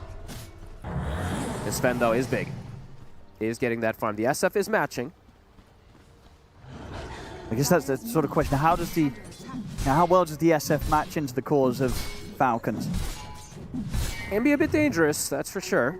They're not the easiest to sort of turret against, right? You know, you got one Ghost Shrouding, one with an insane amount of armor and HP, very tanky, and the other one slipping in and out of a sandstorm. Yeah, I think I like this. If he can go for the Pike finish and then the BKB, I think he does need to go for the BKB early. It just does seem like too much overwhelming magic damage. And he is the damage dealer, right? They do need Shiro to pump out that damage. Sure, the Pango will be doing some, but they need that carry.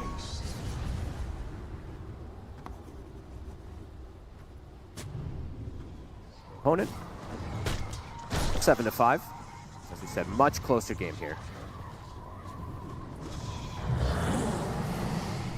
See how the separation of the supports starts to happen, because overall I would say Vici's support's not the best at just farming, right? Snaking, we know what he does is his Crystal Maiden, so he's gonna get that scaling at all times. We'll see what he wants to do with his itemization as well. He's already level 9, so already seeing him get that farm. He always rushes the shard, he always buys a null, and then depending on what he wants to do with the build afterwards. I've seen him buy some lenses, 4 staves, all depends on the game. But he definitely will be quite farmed.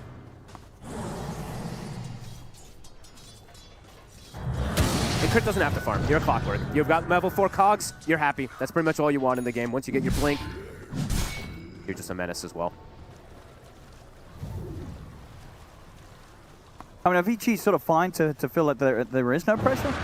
They do scale, right? Yeah. They do have a pretty strong lineup overall. I don't know how much they want to just sit back, because you are letting them get the big timings. Yeah, all 3 of them. The Ags at Sand King. It does feel like it could be a bit too much if all 3 of those timings come together, but we shall see. Mid lane. Quickly caught. The blink for Skeeter, and over on VG Gaming, the blink now done for XM. So maybe that's what they wanted. Yeah, they can now look to rally around the Pango. Because without that blink, a little tough for them to just walk in and initiate. Now, but they are playing versus double blink daggers themselves, and Falcons, they're going to accelerate and look for the fight themselves. They've got the big timings themselves. The Radiance is done on Amar, and the Aghanims is complete on Malrine. All of it coming together at the same time. And they're going to find XM. Right away. The Pango gone. And he feels like the most important hero for them as well, too. If he gets caught at the start of the fights, Vici can't fight. I mean, these timings from Falcons, It's they fast. just look really, really scary. Yeah, Vici, they had a pretty solid hold here in the early game, keeping it even, but if they don't do something soon, I just don't know if it's going to get any easier for their lineup. That doesn't feel like it. He's actually accelerating the BKB even more. He is feeling like he's going to need it, which I don't blame him. Yeah. There's a lot of magic damage, a lot of gap close for him. Pace that they farm, though, Falcons, if they get this one kill, and the kill that they find, too, as we said, on the Pango, who just got the Blink Dagger, the one that they were maybe going to make the move around, Yep. now it all gets slowed down even more.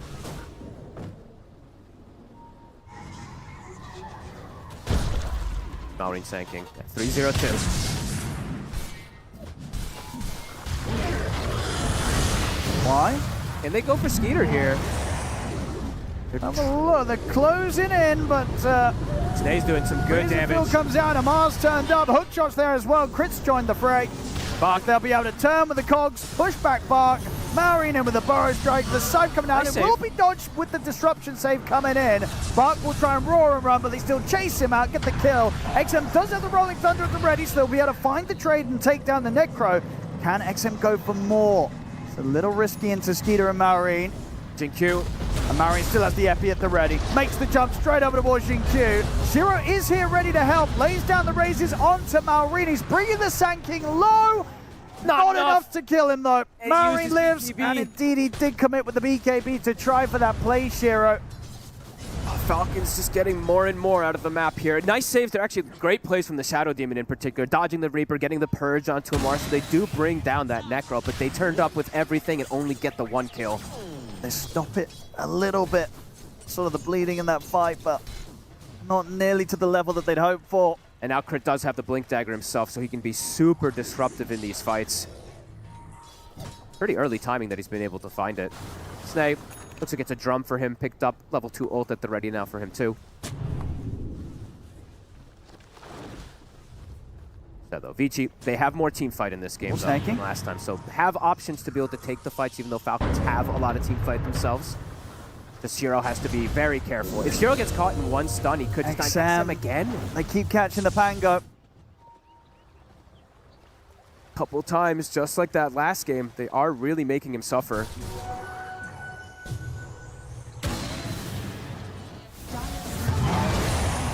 Committing for this Torm. Should be able to find it. It's under vision, though. Can they disengage safely? It looks like they should be able to. Okay. Nice call. Dire's middle tower Now even is looking under to go attack. back for the play. Rocket's going to scout them. Can't go for anything. Falcons aren't too fussed about trying for a fight here. Zamar and Malrine take away the top tier 1 tower. Oh, they would have been real happy if they got the SD shard instead of the Jakiro one. Jakiro one's okay when you're able to actually get aggressive with it, but the Shadow Demon one in most situations is just better.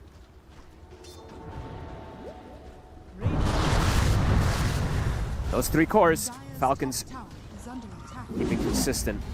Tough for both Bark and XM to keep up with them in a game like this. They go drum, going for that solo crest. Getting that bit more out of the map, and the levels are starting to be a big difference too, not just that gold, right? 17 on Sand King, only 13 on Pango. 16 on Necro, 13 on the Beast. Just a hard game for Shiro to sort of sit in position and get the damage done, as we say. You know, his farm's still great. He's keeping on track with that of Skeeter Sven. Yes. To sort of imagine a scenario where he's just able to sit there and hit into the cores, it's kind of hard to find in these team fights unless everything else gets laid down perfectly and Vici as a whole are the ones getting the jump. I mean, like you were saying, right? It's not the easiest targets to just hit. Oh, who you gonna Warcry, hit? there's a Sand King that's going in and out of the fights or jumping you, very elusive, and then the Necro as well too. So not the easiest choices here for Shiro. And he's having to build quite a bit more defensively rather than just going for all this damage to be able to pop these targets quickly.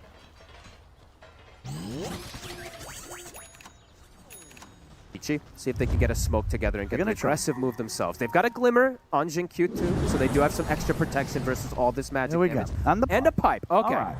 Things are starting to come together.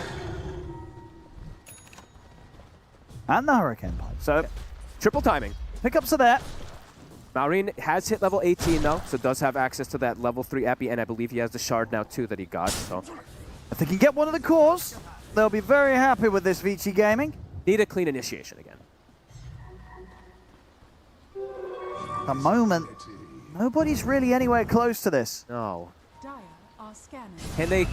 Can they just quickly go for like a sneaky Roche play? I don't think so. I mean, their lineup does it very fast, don't get me wrong, but if Falcons, they're going to be aware of checking Yeah, the area. it's going to get found out. And it's dangerous for them to all stack in the pit. Oh yeah, against a hook shot, an epicenter, Sven with a blink. They're considering it though, but versus, yeah, the I don't know, constant rockets, it's dangerous.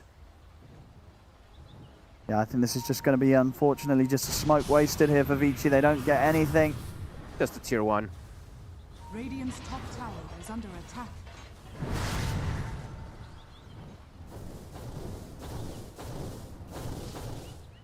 The Sven matchup versus the SF. Once he starts to get an advantage versus the SF, you can feel that fear really build in for that Shadow Fiend. The damage that can come out from that Sven will just bypass versus the BKB. They do at least have this roar, right? They do have a BKB piercing disabled to hold that Sven back.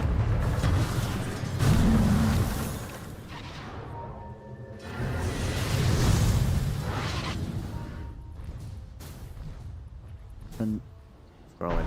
Snaking getting out there where they were starting to wrap around on him. And Snaking's getting away with that farm, right? 7.7k, still 2k ahead of his counterparts. Falcons looking for the hit. They've got Blink BKB crit on Skeeter. He's also got level 3 God Strength. Uh-oh, Shiro. They're going to get the jump. Straight in with the God Strength for the BKB. Shiro's going to try and run with the Hurricane Pike. We'll see Skeeter turns attention over towards the Jakira instead. Take out Y with the wraparound. Malrine closing the gap with the epicenter. And the Burrow Strike. It's going to be Shiro gone. XM's going to roll up and slide away up to the high ground. They have the Roar coming in onto Malrine. Rolling Thunder looking to kill the Sand King. The heals coming in. Malrine, he'll pop. They'll take Malrine down. Can they get more? Rolling Thunder over towards the Clockwork. It's going to get pushed back up to the high ground by the Cogs. They get something. It's a big kill. They kill Malrine. They're still losing their carry though. And it's on their, look what where they're having to play as well too. Super defensively to respond. Yeah, Shiro does get brought down. Crit hook shot into Jakiro instead of hook shot into Shadow Fiend. I feel like they could have killed him a little bit faster. I guess but maybe just felt that Skeeter had it alone. Yeah, he does guess so. It ends up wasn't the case. It ends up making Malrine commit for the kill. It ends up making him die. So slight little mistake there from Falcons. So Vici, something at the least, but I think Falcons is still just perfectly fine with all this because the Sven, he's the one who gets the kills, or he doesn't end up dying. Still getting some stacks going on their sides too. So still getting that crazy amount of farm. Amar's going to have his Manta done. Keeping that pace. And every time Shiro dies, it does feel pretty painful for him since he is that only carry. They're going to go for the Roche now. I mean, there is no Sand King. Right, yep. Crit is going to scout it. Yeah. Hook shot. And he'll definitely go for a steal, I'd imagine. It's going to be tempting. Can they block the angle? It's going to be a hard steal. And he might not go for it. It might be too risky. Doesn't really need to take risks. Does he want to try for it? Nah, no. Not unnecessary risk to take there for Falcons once they have the overall lead. Still though, nice game. Roshan and the Aegis now for Shiro.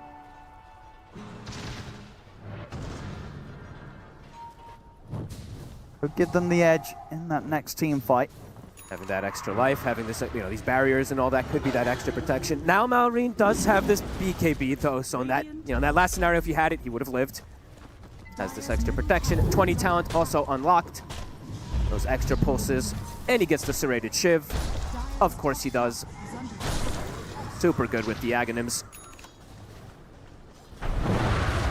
Push commencing. Rallied around Shiro with this Aegis. Radiant structures are fortified. Dire structures are fortified. Falcons not reacting really at all. They're just playing the farm game. They're like, okay, they want to commit 5 heroes to go for a tier 2. We're just going to farm the whole map. Snaking's even looking to cut the next wave, it looks like. He might get caught here, though. Except Surely, he does not get away with this, surely. Does have to use the roll. But worth it. It's a high gold Crystal Maiden. He even uses the Purge, okay. Oh, he's dead, that's for sure. Don't let it get to you. Oh, and he's on a killing spree too, so yeah, actually quite nice there for XM. Yeah, nice little burst of goal for the Panga.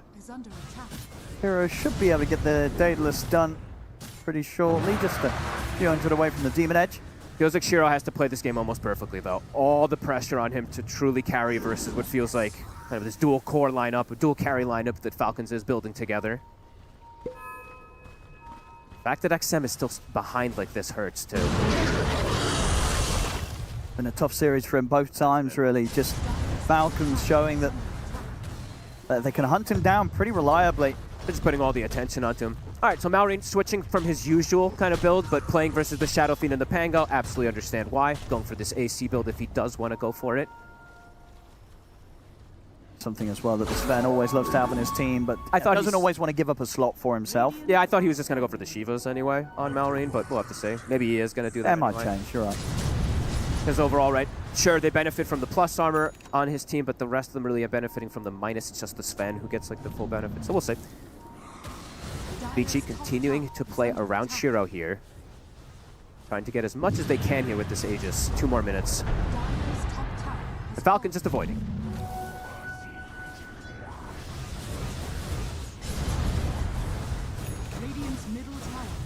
AC on Bach. That's theirs done. It's a lot of minus armor. They're going to be hitting real hard in the physical department, that's for sure, on the side of Vici. Daedalus also finished up for the Sven. Radiant's middle tower is under attack.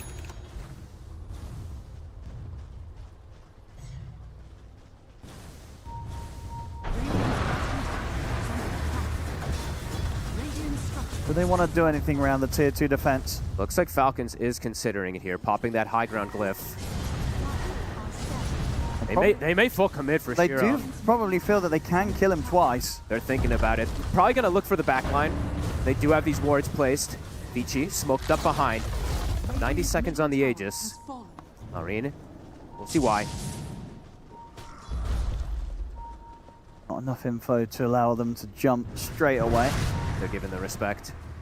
Important to point out also, Amar is hanging onto a greater healing Lotus. So could save him in the next fight. All right, so it looks like it's the Shivas for the Necro and then the AC for the Sanking. So they're wanting to just have both of them.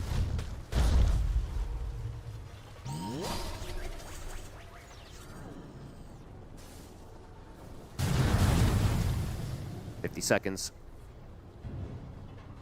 Dire's middle tower is under Quite a big attack. rune for the next fight. Malrine. Here we go for Malrine. That is a very dangerous one. Shiro. When that Aegis expires, they will very likely be prepared to strike. They're going to full commit on Shiro as well, too, in these fights. As long as they know where the Shadow Demon is to prevent the saves, they can just full commit everything on the SF since he's all important for their lineup. Vici smoking. They get the positioning, trying to get the jump themselves.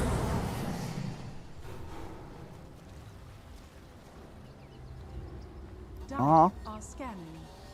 Oh! Just a moment too late, really, to catch him. Ships passing in the night. Not going to find anyone up here either. Only snaking relatively around, but he's already started to back off at the top lane, so... A couple of these smokes from Vici just not connecting in a similar area, too. Just on the map, the Falcons seem to be Maybe they get around. snagged. He's stepping a bit far forward. He's got the blink dagger. As soon as he breaks it, blinks away. Tormentor, Falcons. We'll be able to set up for them. We'll be able to set up for this one. Do they all have shard already? They do. So just money. Very early for it to be the case, but yeah, that second Torm, everybody's got it. Minutes. So, I mean, money is very good at this point to get because they are close to this AC and this Shivas as well, too. So they're going to have the double timing. At least get tier 2 out of the fact that they had pretty much the entire team top their Vici off the back of their smoke. Falcons wants to fight. They're at a pretty peak timing of all these items coming together. Shiro. Jump on. He's going to try and TP out. Skinny's going to get the jump on him straight away with the stun into the hook shot. They have to roll a hold down the Sven. They have a defensive disruption coming in onto Shiro. They'll hurricane bike away down to the low ground. And with the BKB, Shiro will escape. Xingqiu's going to get left behind. Skeeter's chasing. Aaron finishes him off. The side comes down on a Y. They get the 2 supports. Falcons, can they get a core on top of this Shiro? He's on him. He sees the Reaper Pulse. He's going to get found. Oh, he saw the Reaper Pulse And from over the in the Necro. river, Malrine got the burrow strike on towards him. He's going to try for the TP out. He will make it, Buck, with the micro. Nice micro. Making sure that a cog was not going to get the chance to fly his way. Oh, but they catch Shiro as he's trying to disengage. Right on top of him. And the pulse chasing him through the jungle just allows Skeeter to know exactly where he is, gets on top of him at the end of it. A decisive fight from Falcons. I mean, they were very quick with that. It was just sort of just rough moments there really for Vici, where they spend so long trying to look for a kill with the smoke. They don't find anything. They settle for a tier 2 tower, but that just kind of gives the Falcons all the information they need to just come in immediately with their own smoke play, run at them, and then there's a high chance they're going to be able to catch them in this position where they're trying to TP out, trying to back away and take them down one by one. I mean, not as much as in the last game, but similar vein where it feels like they're 1 or 2 steps ahead in the macro game over and over again, reading the plays, finding the wraparounds. From a 6K lead up to a 15K right after they got all those timings of items. Amar actually goes, you know what? I'm just buying a heart instead of getting the Shivas. Just want to tank up fully with the HP pool. I already got the armor from the plate mail. I mean, they're just so tanky. They really are. It's so much that Shiro has to do in the damage department to get a chance of killing any of these key targets. And XM just continues to be just behind in this game. He just gets caught every single time. And his Rolling Thunder, it's addressed. They have so many answers for it, it feels. Vici might be feeling desperate now to find a smoke because they need to get an initiation themselves. It just keeps on being them having to react to the jumps of Falcons, and it does not work out for them by any means. But yeah, the smokes just aren't connecting, so it's hard. Really tough for Vici.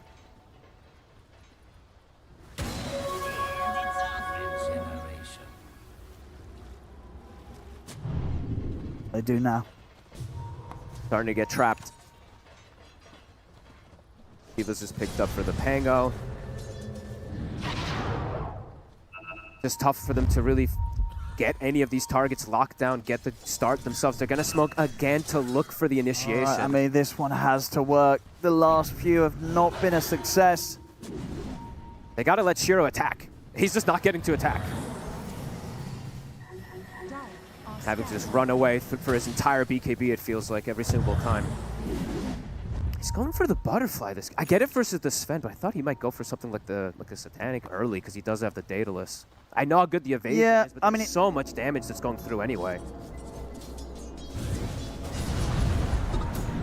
Yeah, I mean, standing his ground is just so hard. I mean, it's so hard anyway. It's tough to itemize in this game. I think he does have to go for the more aggressive option because it is that slightly higher damage. Yeah, no, I mean, sure. It's tough to call. Needs both at the end of the day in this game, for sure.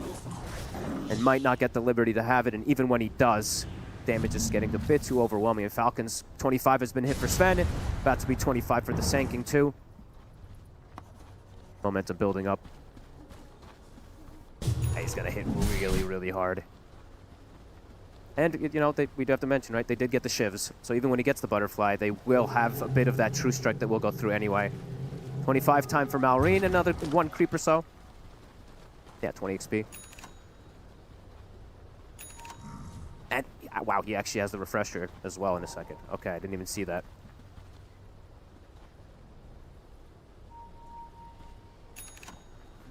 This almost looks like, it's like Snapfire when he has the refresher, right? Like, you have this insane double ultimate that just clears out the whole area. Crit. That's the Ghost Scepter. And even the supports are not easy for Vici to kill now. Ghost Scepter counters almost, I mean, the majority of the damage. It's really mostly physical coming out from Vici.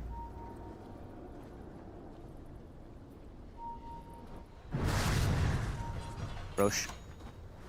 Soon the option. The Falcons, they don't really care about having Aegis. They just want the fights. Vici, do they have another smoke?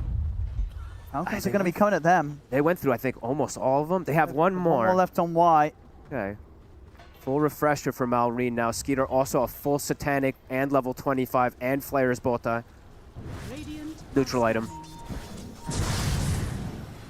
Brit. Ready to try and scout them out. He's going to see Shiro again. He's going to find him straight away with a hook shot. They're in as well. He's able to push them back with the cogs. He'll get the chance to put the BKB. Shiro looks to stand his ground. Turns the back line. He's doing a fair bit of damage here. Shiro brings Skeeter down. Shiro, can he get more? He's going to go for the Requiem. Starts to split up the side of Falcons, push them back. Kamado is still full HP. Malrine With the epicenter has to end up burrow striking away. It's too. Oh, another save. It's a clutch disruption, but Maori's coming over with the blink epi. Shiro still falls back. He brought back for this. He's going to be out a second time. It's not just one carry. It's not just one core. You can get Skeeter. Yeah, they don't need Skeeter to close this one up now, Falcons. They are that far ahead. He takes the brunt of everything there for his team, but Maureen, looking at a replay in this team fight would be pretty beautiful because you just see the Sanking on the right side. He's literally killing everybody on the side of Vici, and then Shiro's like, help me, team, beating on the And he gets Skeeter, you know. Shiro's like, look, I can kill their carry. But outside of that, nothing else really going Vici's way in this one. Because, yeah, watch the right side of the fight. Look where Maureen is. He's like, I'm not even going for the Shadow Fiend. I'm killing everybody else so that you can't really fully help him. Because Shiro, once that BKB goes down, they have more than enough to address him. Yeah, Namar just full HP. They can barely touch this Necrophos at this point. Because that triple core that Falcons does like to build together, and even Snaking, right, does have a crazy amount of farm, comes in with that freezing field to connect at the end of it all, too. Gets the double kill. Very, very difficult position to recover from now for Vici. Not that it wasn't already, but yeah, 24k. And Bach with that dieback just even. Yeah, buyback as soon as hurts. it came up. I think he was just waiting for the gold to come up. And it's understandable because it came up available at the same time that that disruption save came in. So maybe. Oh, that's devastating as well. Another catch. XM will have the roll, but has no TP. They can chase him. We'll have the blink. Okay. Will they be able to get out, though? I don't think so. Maybe. Skeeter's going to have blink in a second. Oops. He's got him. Thank God. Does he have the buyback goal? He does. He does. Something.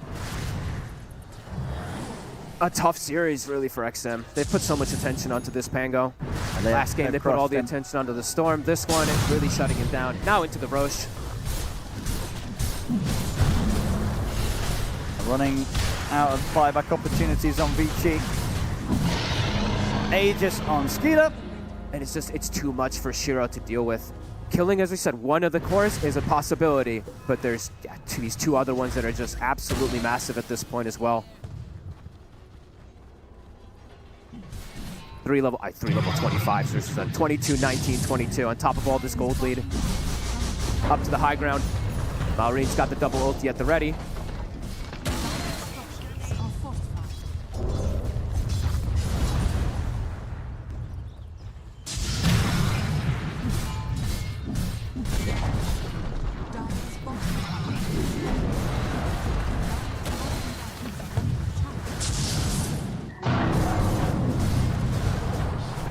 Just so tanky with the Warcry with all the extra armor. Sitting at 42. Even though Shiro crits for 1,000, it's not that much on the Sven.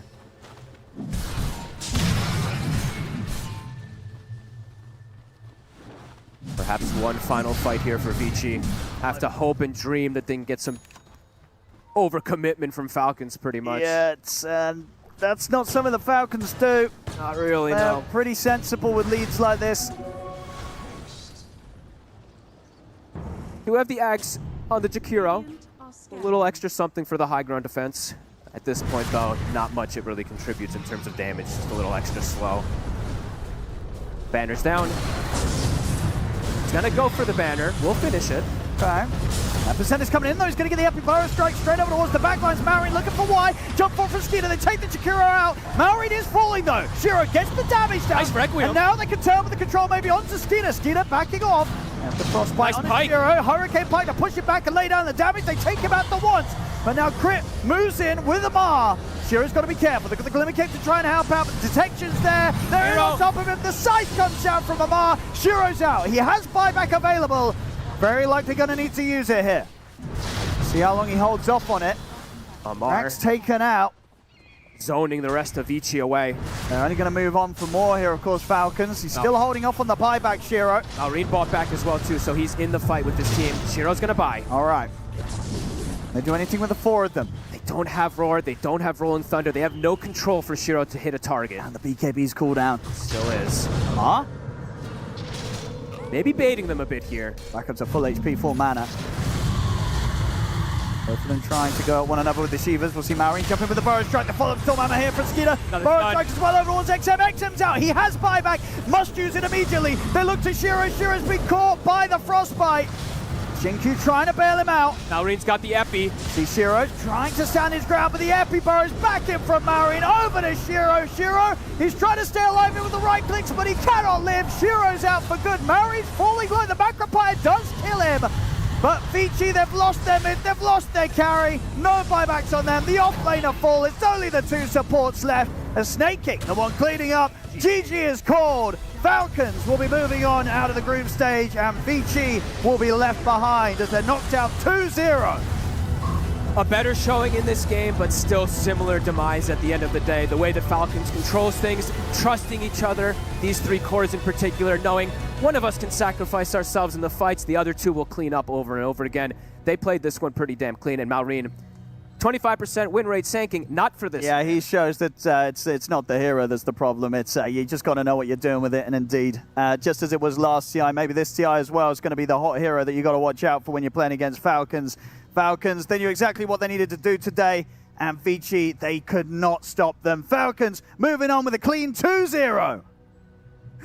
Yeah, I'm not sure about that reaction from Malrine falling off his chair after that, but of course relief and happiness on the side of the defending champions Team Falcons as they punch their ticket to the main event of the International with a 2-0, their first 2-0 of the tournament as well. Quite the fashion and the style here, Saber. This is a solid performance from Falcons all around.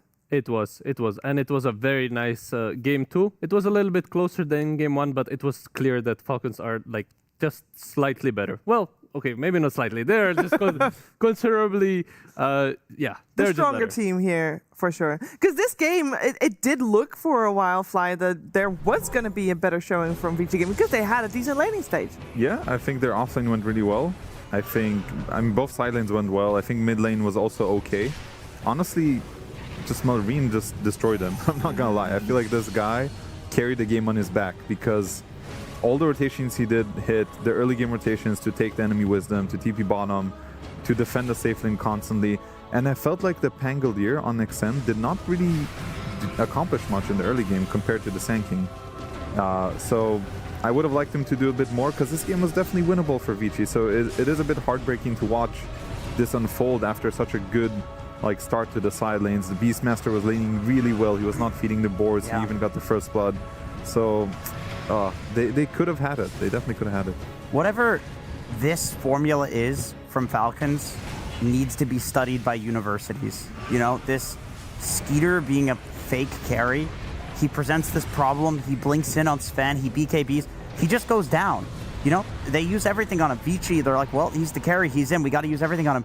And then the other two cores on Falcons also carry the fight, right? They do this tri-core thing where all three of their heroes, if given a game, they can carry the game. And it's really cool to see that year after year, they managed to pull this off against some of the best teams and now making it, again, to top 8 in TI. You could see the relief for Malrine there. Yeah. Like, he's still relieved. These are not easy games by any means, but they just managed to do it every time.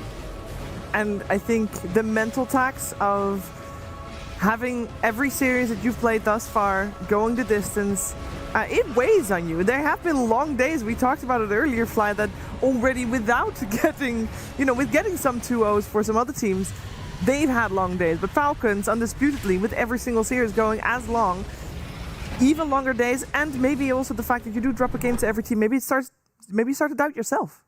Yeah, for sure. I think this has been a taxing group stage. I'm sure now they feel some kind of relief after all is said and is done. They have a little bit of time to rest, recover, prepare for the main event. And honestly, still stellar performance from them. I feel like whenever they get the game in this kind of situation where they have good early game control, they're one of the best teams when it comes to just the macro gameplay. I think them and Vision are probably the two best map teams of the tournament that I've witnessed.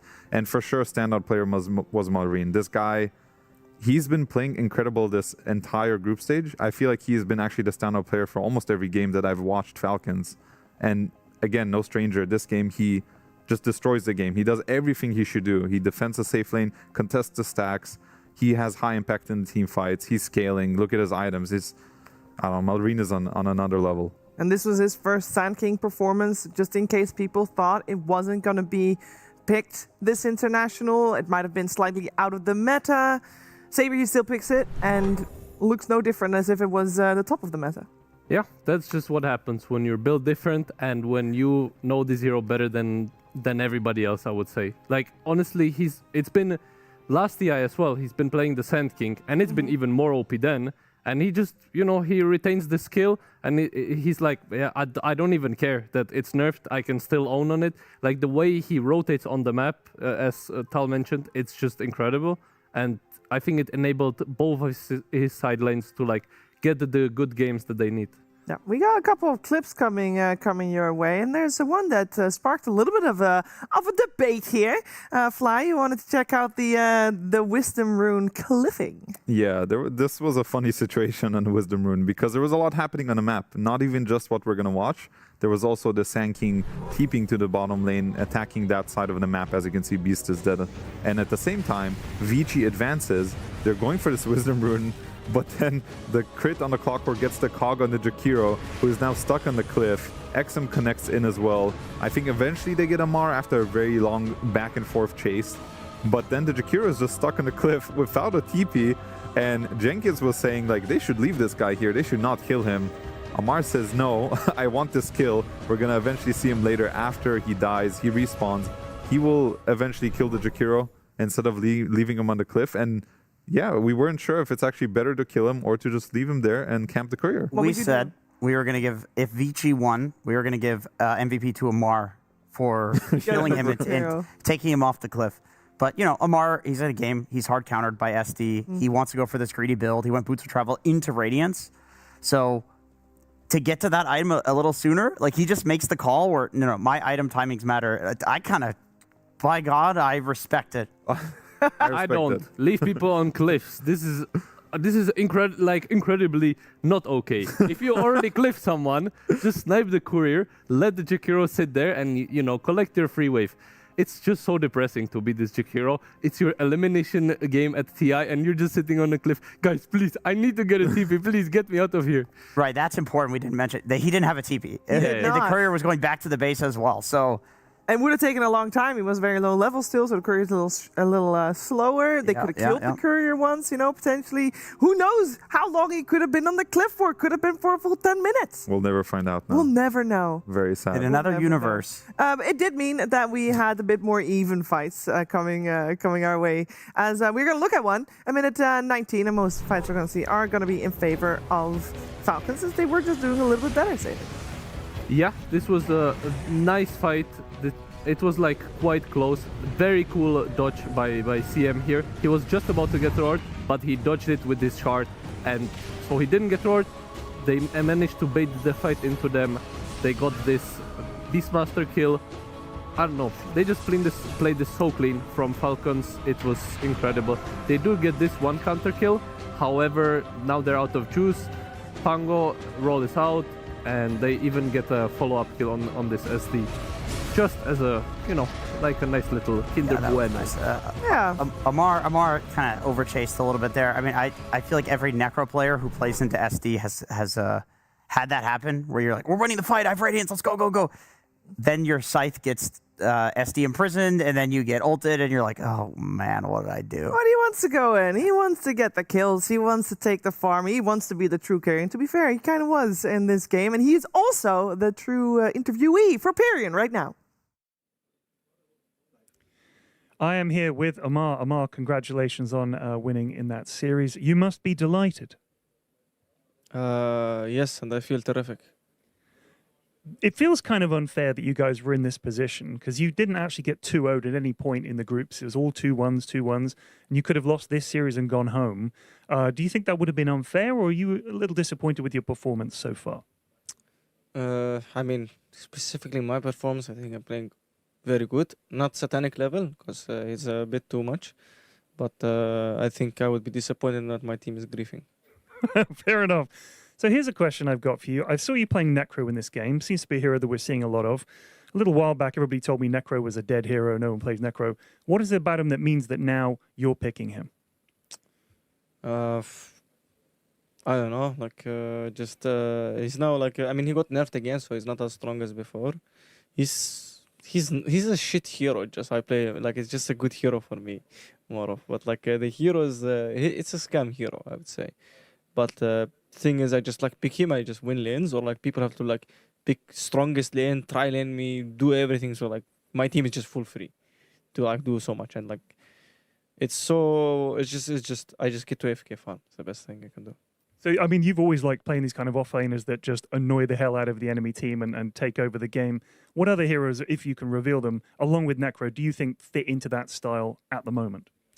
I mean, it's only Necro who can do both. I mean, people just auto-ban Husker and the Husker enemy will go to Marine most likely. But yeah, it's only Necro. I mean, you can last pick Razor and whatever, but Viper. But it's only Necro I can first pick at least. Necro's the guy right now. Okay, so you've got a few days off. What are you guys going to do in the time between now and the main stage to prepare for the finals? I mean, what we're gonna do? We're probably gonna play scrims as expected, and we're gonna lose all of them, just like in EWC, and then come to series and get to 0-2. Okay, well, thanks for the prediction, Amar. Congratulations on the victory. We look forward to seeing you guys in the rest of the tournament. Back to the panel. A lot of confidence coming out from Amar. We'll see how their road goes in the main event of the international. I'm sure it's a little bit more positive than he makes it out to be. That being said, Saber, he seems very confident about his own performance. He's pretty happy with it. Maybe his team needs to step it up. Yeah. Amar, he's a very humble guy, you know. I mean, he's for sure playing good, but I feel like there's very few people who would say it as directly as him. I think if he was playing bad, he would probably call himself out. That's the funniest thing. I think he would. Yeah, he would be like, I'm playing like trash and my team is carrying me. So I kind of believe him. Like, I didn't go in depth at whatever is happening. But, you know, his safe lane was kind of griefing the last game, so maybe, you know, maybe he's right. Yeah, no, I am with you on that one. I think there's a balance to be found there.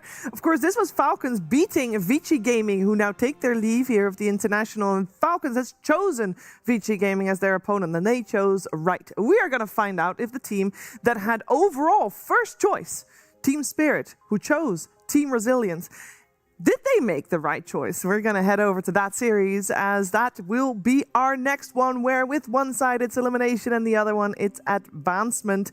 And we already said earlier today, Team Spirit has every series that they lost to a team that did qualify already to the main event. Will they finally qualify themselves, or will Team Resilience be one of those? We're finding out. Let's focus our attention first on Team Resilience, because I think, Jenkins, this is a team that maybe not everyone is very familiar with the team name itself, at least. Yeah, with the name. For some reason, there has historically been this trend in the last couple of years of the, third best Chinese team being the last hope. For a while, it was Yakult, just some like random name team with. But in the situation of Resilience, they have some really incredible players on their team. Planet was just recently playing with Tidebound and had great performances, such as, PGL Wallachia. You have New, who we saw on the previous teams, such as LGD, even Extreme, some of these like really big names. And YSR-04E, people are probably like, who is this guy? He went under the name Erica. That was his name. And he played also on some big name Chinese orgs. And some of these guys have gotten, third place in previous TIs, like TI 2023. So it's a combination of players where, if given enough time, they could easily be on that same level as the extremes of the world. If maybe next season, like, they'll be sponsored and picked up by a team, and we'll be talking about them like we talk about these other Chinese teams. Yeah, I think Echoes is the only first-timer on the side of Team Resilience, so he's the only rookie here as far as this main stage goes. Maybe the player that people are most familiar with could be, other than YSR, formerly known as Erica, but it could be Niu, who at some point made big waves when he joined LGD, Saber. Yes, I wanted to focus a bit more on my favorite offlaner with the best name, Niu. I am a big fan, and I wanted to look further into how he got here. He started playing at 2019, and he kind of switched through all of the Chinese Dota teams. As you can see, we got Vici there, LGD, Azure, and Extreme, and Tidebound. I can't think of another big Chinese organization, and this guy, he went through them all. And honestly, he's like people I think underestimate him, or maybe they don't know him enough, but he had some really nice results, specifically third at the International 2023. So this guy, he has what it takes to win. So I don't know, is it going to click with his team currently? I hope so. I think it would be really exciting. Yeah, we have gotten a lot of heroes seen from them as well. Of course, now that it's day 4 of the group stage, we got a lot of information on these players and what they've been playing. And there's some unique heroes that we wanted to highlight there as well, as this team has performed better, I think, Fly, than a lot of people were expecting them to. Yeah, I think just I keep coming back to it, but just Ducalis mentioning their name as a strong team is such a testament to, you know, the best team right now, is telling you these guys are good. You should be on the lookout for them. I guess for Spirit, it didn't click. They're like, you know, whatever, guys, we'll pick them anyways. So I'm really interested to see this matchup, because I do think it's one of those cases where you could be overconfident from Spirit's perspective. Like, hey, we chose the easiest team available to us, and you might get lazy, maybe you'll sack off a bit, and then Resilience will just come in guns blazing. You know, they looked phenomenal yesterday when they beat Extreme. They might just surprise all of us. They might surprise all of us, and maybe one person in the world knows exactly where they're going to go, because that's what we're down to right now. Start of the day, there was still, you know, 3 people worldwide, 3 people only that had correct predictions, but with Falcons eliminating Vici Gaming, it's down to 1. So I don't know who that one person is, but they are very much rooting for whoever they put ahead. And in the previous, apparently they put Falcons to go down, so who knows what they're thinking here for Resilience versus Team Spirit. Potentially they were aware of Team Resilience power spike already. Their opponent, though, Team Spirit, is no one to slouch at, because this team always delivers, especially Fly when it comes to the big stage. Yeah, I think we're going to look at some of the records that Team Spirit had in a bit, but this is obviously a 2-time TI winning organization with some of the same players, and you can never count these guys out. That's just their MO. You always look at this team and you can feel that at any moment, even if they're down, they might make some crazy play. Yatorio on one of his classic heroes, not me, popping off this entire tournament. Even against Vision, he made some really cool clutch plays, clutch attempts. So this is a team you cannot sleep on. You're going to have to be focused the entire way. And these games are going long. And Spirit is not an easy team to beat in the late game. Somehow Nigma did it. Yeah. We'll see about Resilience today. We will see about Resilience today. Because yesterday, it did look very tough for Team Spirit, Jenkins. Yeah, they went down to NGX, as we covered. The games were very close. Some of these 2-0 series that we've seen, if you're just looking at the results, you would think, oh, you know, this team must have stomped the other one, but it is just not the case. Almost every single game that we've watched in this international has been some like 45 to 50-minute barn burner match. So I wouldn't say that, you know, Spirit is hurting too badly from the Vision series and the NGX series. If you're Resilience, you still have to be very worried about who you're playing up against, because I agree, no matter what position they're in, I feel like Spirit is always in contention to potentially win the entire tournament. It just takes one talk with, you know, Corbin and the boys outside. And we've seen in ESL documentaries like how they can recover through this mentality shift and through having these talks. So I do not doubt them coming into the series. A lot of pressure, I think, maybe now also on Resilience. I think the pressure might have not been there before Vici Gaming was eliminated. But yesterday we also had Extreme eliminated. So these guys got to carry the torch. And I think that is maybe not a position they were expecting to be in. But maybe that extra pressure, I hope it will propel them into new heights, where they will do very well. We're going to find out. We're in the series. We got Resilience on the Dire side, Spirit on the Radiant side. First pick going the way of Team Spirit. Extra emphasis there, because this is a little bit of a change from what we see so far for the majority of the games. And so far in terms of bans, the main one that I'm missing is Earth Spirit. Why is he not banned? And Treant Protector. Oh, he's banned. Never mind. I was blind for that. Giving ES to Laurel. Yeah, that's a risky one. It's really crazy. And I don't... don't think the Embers and the Slardars as a response to the Earth Spirit has looked good. Like, I was talking to Will, to Blitz about this yesterday, actually, and he was saying, like, the thing with Earth Spirit is if you pick an Ember against it, Earth Spirit +1 can destroy an Ember. Sure, Ember in the one-to-one matchup is going to be strong, but it's when you start pairing Earth Spirit with these other supports that you run into issues. And Dota these days it's just not about one-to-one matchups anymore. Like you always mention it, Fly. You know, they should pick Undying here. Okay, but there's already a counter. It doesn't matter. If it does what it needs to do for the game, you're going to pick the hero anyway. Interesting. So the answer with the Invoker, which I guess it's okay matchup. It's like it's not terrible. You scale really well into the game as well. Usually Earth Spirit gets really powerful towards the late game, so at least you have the Invoker to like balance it out.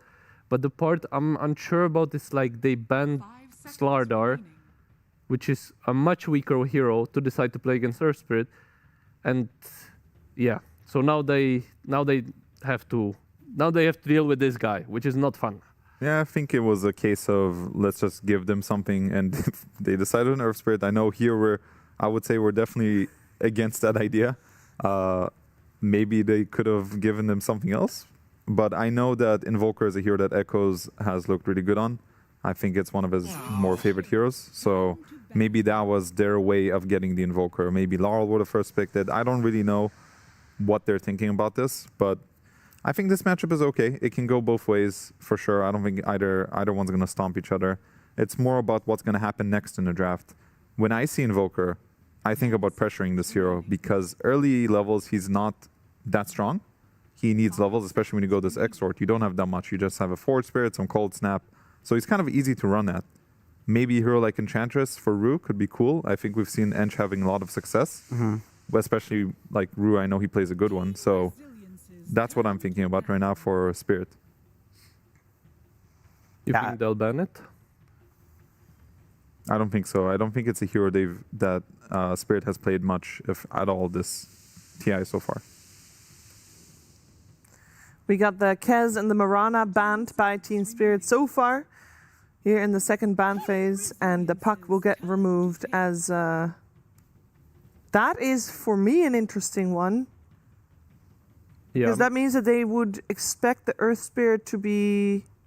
+4. +4? Yeah. I mean, Puck is a good matchup against Invoker, but... yeah, I'm not sure. Laurel Earth Spirit is...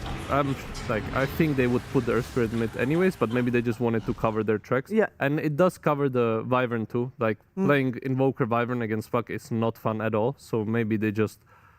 like, don't want to get cheesed 80-20. Instead, they're like, okay, let's just play an honest game. We don't necessarily need this bad for anything too important, so let's just use it on the puck. I like the Wyvern pick because there's still Drow in the pool, which we've seen Spirit value really highly. There's still the Nature's Prophet. Like, I feel like Wyvern, it blocks a lot of good carries that Spirit typically likes to play, and Wyvern's just generally a good hero right now. Very strong laner. I think for Spirit, there are a lot of different ways they can take this. I would like them to run at the Invoker mid with some strong supports. I think Wind is okay. It's probably a good matchup against Wyvern, I'm thinking, because you can always use Wind Run to avoid getting attacked when he uses Arctic Burn. I assume this is not Mi's hero, so now they're going to look for a Rue hero, most likely. Something, I like the Ench. Maybe he'll go for something a little more standard, like Hoodwink. I don't think, what else have we seen? Ringmaster, something like this. I think both can be okay as well. Yeah, he's played some Clockwork and Undying there too, as some of his most played. But of course, Undying already out. Clock's still in, if they were planning on going for a ranged carry still. Yeah, I mean, Tusk too, but it's a bit sus into Wyvern Invoker, like lots of AoE stuff to put down if you ever snowball save somebody. Good with Wind though, even as a support. I will be the Ringmaster as mentioned. It's nice. It's a nicer save for the Curse than Tusk, because usually you can't really snowball the curse, because you're gonna get cursed yourself. But with Ring, you can box him, and it's just a nice laner. I like the Centaur pick. I think, first of all, we saw Kez ban, and I think Kez is one of the better heroes against Centaur. So I was thinking Spirit is kind of eyeing the Centaur that has looked so good for them. So this feels almost like a bit of a deny pick, as well as just Centaur being a pretty good hero in general. It combos well with Invoker because you can set up the Sunstrike. They go Rubik with it. I think it's not an incredible Rubik game, but he does have setup with the lift into the stomp in the lane, so there's good synergy. So I think now Yatoro kind of has to choose his hero against Centaur that he likes in this matchup. If this was Iron Wing, I would say like Lifestealer is almost certainly coming out here. There you go. Well, it's not Iron Wing. Still the Lifestealer, though. Looks really good against Centaur. Percentage damage against the biggest HP pool hero in the game. And it's a nice Infest Bomb on Earth Spirit versus like Invoker or Wyvern. There's very few heroes in like the current patch of Dota that feel better to jump inside than in Earth Spirit. It's just like a guaranteed kill on anyone, and there are some very important backliners on Resilience to take out. To be fair though, we've had some Lifestealer games, and I feel like those were freer than this one. Like, it is a good Lifestealer pick. However, Resilience, they have an instant stun from the Rubik lift, so you can't really rage that unless you know that it's coming. They have a stun that goes through the rage, which is the Wyvern Curse.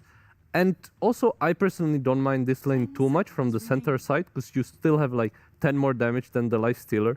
So it's obviously it's a good matchup in game for the Lifestealer, but the lane isn't too bad. You have some ways to deal with it. It's a good pick, but for sure this is like not some insane oh no they picked Lifestealer moment.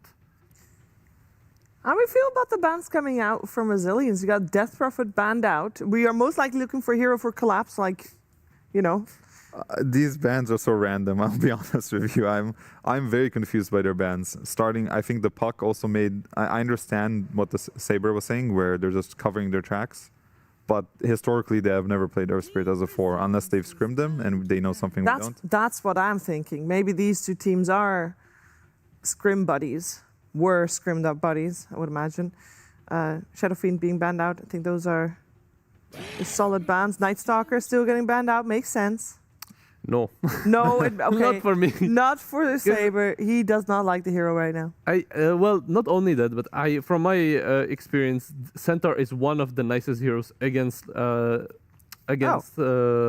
because you just stampede away from the silence. It is true that Night Stalker is very good against Wyvern and Invoker, as you find them with your ultimate. So maybe that is what they're thinking about.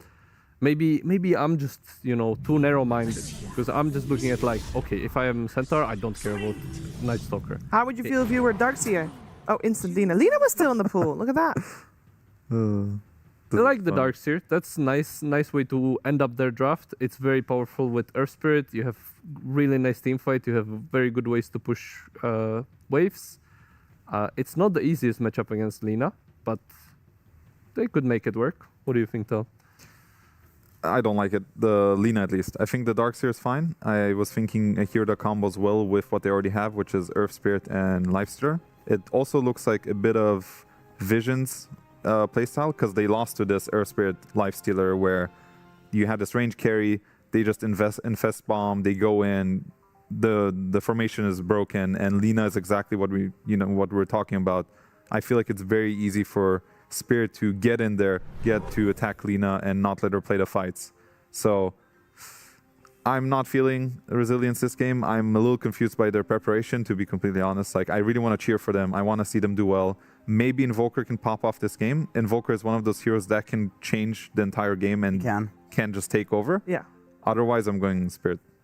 Yeah, I mean, Lina can also do that, I suppose. Like, she can get so huge that you can just 1v5, but I agree. I think that Resilience is looking rough in this one.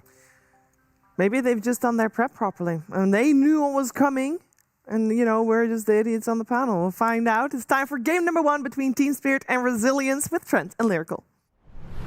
Definitely not idiots, but definitely on the panel. Yes, well, we can take that one. That's right. And you know what? We're freaking owning this last couple days have been awesome Dota that we've been able to see, and now it's down to the final couple of matches to see who's going to be moving on to the main event. Team Spirit versus Resilience. Resilience. I mean, they were like Team Spirit was so close to being the 4-1 that I needed for my predictions, and now they're down here with Resilience. What happened? How did your fortunes change so quickly here at TI? Listen, it's the king. What can you do? Yes. They've brought them down in the dirt. Resilience, they've already been here. They've eliminated XG. Yep. And so now they're going to send Spirit home too, just to further anger more fans here in China, because I know they also really like Spirit. It is a little bit of an interesting dynamic, I feel like, because Resilience now is the last hope. They're the only team left that can move on through. And so they got to get through Spirit. If they can get through Spirit, I feel like they're going to have a legion of fans that are coming in. And this is a team that, I mean, has sort of quietly had a pretty okay group stage. They took a game off of Vision, the very first series that they played. They took a game off of Yandex as well. They have looked pretty solid. A couple of 2-0s. It's Team Spirit, though. It's Team Spirit before the main stage. Is that enough of a debuff that they can take them down? I remember 2021, an unknown squad, young, I mean, these guys aren't young on Resilience, but, a squad don't expect it to do very well. Right? Now look at Team Spirit. Here they are. They won that TI. They've done some incredible things since they won another TI. So you're saying Resilience is going to win TI. They're going to steal the mantle. That's right. I like it. Smoke breaks right there. Planet catching eyes that Collapse might be in the area. ZZQ nearby too. Rue runs in. The wraparound. They're going. LSA connects onto Collapse. And they will get a Tame the Beast out as Laurel walks forward. They're still going to get that first blood. YSR takes down one. Can they get any more? Doesn't look like it. Planet, he's going to be chased down with the blood grenade and eventually finds the kill. Ooh, just barely. So 2 for 1, but get first blood on Resilience. I mean, I'm sure many of you have heard a lot about Not Me having an incredible tournament and starts this one out with a double kill. So get you into some very good trades early on in the game. You get up to those boots really quick. And once more, we have Invoker versus Earth Spirit in the mid lane. I mean, you know what the Invoker's going to do. Oh, that was good. All right, listen. That's a highlight right there. I would be so smug if I was Laurel right now. I know. That was unbelievable levels of smug. I don't need to kick the last hit. I'm just going to kick your creep out of the way and then put some hurt on you. Echoes had an amazing Invoker yesterday against XG. But Team Spirit is definitely another animal. And, things get weird in those intra-regional competitions anyways. Yep. Yeah, I mean, I think the panel were pretty on point in terms of what they were discussing. Like, the draft just seems a lot easier for Spirit. It's what they're very comfortable with. There are some things they're extremely comfortable with on Resilience, I'll say, though, like the Centaur and the Rubik. I would say New's best hero of all time, to me, has been the Centaur, like consistency over the years. That's always what I think of when I think of him. And then Planet keeps going back to this Rubik. Unfortunately, even in games where Rubik doesn't look that crazy, I feel like he is forcing it a lot. This game, there's some okay steals. Timely, Wind Ranger steal, a Shackle maybe, a Rage. Getting the Escape Act, probably one of the better ones you can get in this game, so they can have a secondary save to combo up with the Winter Wyvern, can really make the fights difficult to achieve a victory in. But I start thinking of team fights, I start thinking about this Earth Spirit rolling in and the Magnetize. That's where things get a little ugly. Well, and I think as we're going to see Rue take some good damage there early on, we'll toss out a Tame the Beast, and that keeps him away for the moment. Toro going to just continue to last it here. But I feel like if Resilience are going to have some type of success, they're going to need to try and shut down Collapse. Darkseer, a hero that obviously has been all over the place this tournament, but Collapse has never really been known for his Darkseer play. It's not one of his big standout heroes.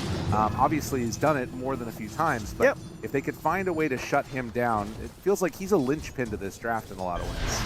Yeah, he feels, I would say, at his strongest usually when he has some sort of a initiator role. Collapse. Not to say he's necessarily bad at the greedier offlaners, but he, he's the best in the world, it feels like. When you just need someone to go in and start a good fight with that perfect moment, that's what he shines at. Which isn't necessarily what you can get from a Darkseer sometimes, because the blink comes in a lot later, and he tends to want the fight to evolve a little bit before he jumps in. Sunstrike not going to be able to do enough there as New tries to back away from this Lifestealer who just keeps going. Decides, you know what, I'm going to take you down right now. Does he have a way out of there? No. Melon, some blood in the water. The dog gets his kill. That's right. Nice recognition there that he could just keep moving on to New and take him down. But the hero that seems to be doing quite well right now is going to be the Lina. In the mid lane, you can see the Earth Spirit very much bodying up Echoes, which is kind of what we come to expect a little bit. Yeah, he started early there with the deny, of course, onto the range creep, and since then, just you got so much HP on the Earth Spirit. You got some solid right click holding the stones with the bonus damage. Again, on to Rue. This time they do get the kill. Come back with full HP on the center, and you got to put a little bit of pressure on. Needs to happen. The Lina pick was very interesting in the end. We've seen a lot of Linas and a lot of Centaurs, and obviously the Centaur works quite well versus the Lina, and also very nicely with the hero on the same team to try and provide some space in these engagements and make sure she doesn't get collapsed upon, as Nami and Collapse will fight with ZZQ in the jungle. So we'll see if, you know, YSR has to become this giant beast this game. Oh, and this is not good. Echo's in trouble since they're already creep skipping. It puts Nami in a good position to move in and take down that Invoker. Arl, not even level 6 yet, but still putting the hurt on. I mean, this is what Fly was talking about wanting to see. Exactly. You want to get that pressure on the mid lane. Because what is an Invoker going to do? Absolutely nothing. Invoker has no cares about his lane. There's not really much he can do there. What he's trying to do is find some Sunstrike plays on the side lanes. And so far, they're not finding that success. Still 0, 1, and 0 at 5 minutes. Throws out some golden smash and Echoes returns to the lane. Going to need some extra time to catch back up in this one for sure. And of course, Collapse, after a little bit of pressure, is going to retreat back to the jungle. Should be able to farm up on that Darkseer. So bottom lane, kind of a trade here and there.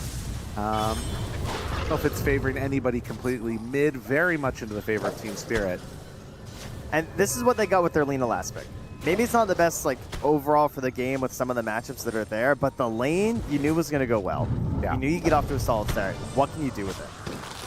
Planet knows that he's dead, is just going to try and take him on a bit of a walk, which he will be able to. Atoro comes in, waits for the last hit, making sure he's getting those feast stacks. Very easy move. But the Centaur does get to farm behind the tower. That's the flip side to it. 6-minute room. Collapse is stacking up Ancients. And it is going to be an Arcane stolen by ZZQ. And now on to Laurel. Does have a roll. Waiting for a Sunstrike. Decides to turn and go in now with Nami nearby. Laurel realizes there's an opportunity. Trying to hit the Sunstrike. Not going to land. And they're going to lose their Invoker. They might lose more. They've got more stones here. The Magnetize, it keeps a good time rolling. And with the Cold Embrace, ZZQ hoping he's going to be able to outlast this, but there is no such luck.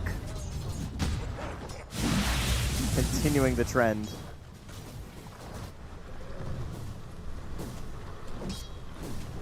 Been here quite a few times.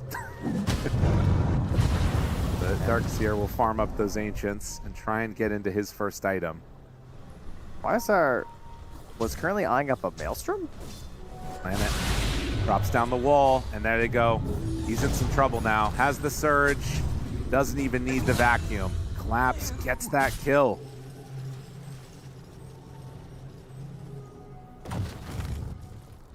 But they do manage to get it, so that's the price of going over for that kill. 2 wisdoms for resilience. YSR level 6 hasn't leveled Laguna Blade yet. Just doing his thing for now. Holding the point, of course, as he said. But might just want to keep spamming out the spells. And there it goes. The pressure might be relieved for a little while now, though. You know, the Lifestealers will be farming up the Radiance. Collapse. Able to dodge away from the Sunstrike, but cannot get away from Lina. So that's the good move they needed. And now in the mid lane, they're TPing to try and help out Echo. Stampede, Ice Wall down. YSR rotates, finds the finish. Not Me is gone, and that's a streak going the way of YSR. Hey, so despite having, the offlane obviously not able to join in the mid, the Lifesteal is not going to be joining, they're still trying to put this pressure in the mid, but they're ready with the response now and resilience. So much needed here. And yeah, treads into Maelstrom here for YSR on this Lina. So he has a plan this game, and it is to farm. And not opting to go for those boots of travel that often see out of the mid ones at least. Yep. It's going to be much less available to come and join the squad, at least for a while. It's so interesting too with like an Invoker as your mid though. Yeah. They have a bit of a weird next 15 minutes, I feel like, on the side of Resilience. Runs into the Darkseer. Now drop down the illusion. The wall is there. Vacuum back the stun and YSR. As he was retreating back to his lane, Team Spirit already in position to set up for the gank. Now looking for more. Laurel can't quite connect onto ZZQ. Collapse, making this Darkseer look very good. Part of the problem too is that New doesn't even have his helm yet. Yeah. On the Sentinel. Like it is coming out, but he hasn't dominated this bottom part of the map. The Lifestealer doesn't really care what the center is up to. He should get quite farmed, like once he gets this helm to dominate, but this top tower is going to go down. This is going to squeeze out Lina's space on the map. Your Invoker, as you already saw, is the one who needs TPs coming to help him. Right. If they hit a tornado mid, can they even get this kill into Laurel? They've got to get him. They need to get something going here. Looking for it. Good interrupt. That was clever. Gets to the other side, blocks the roll.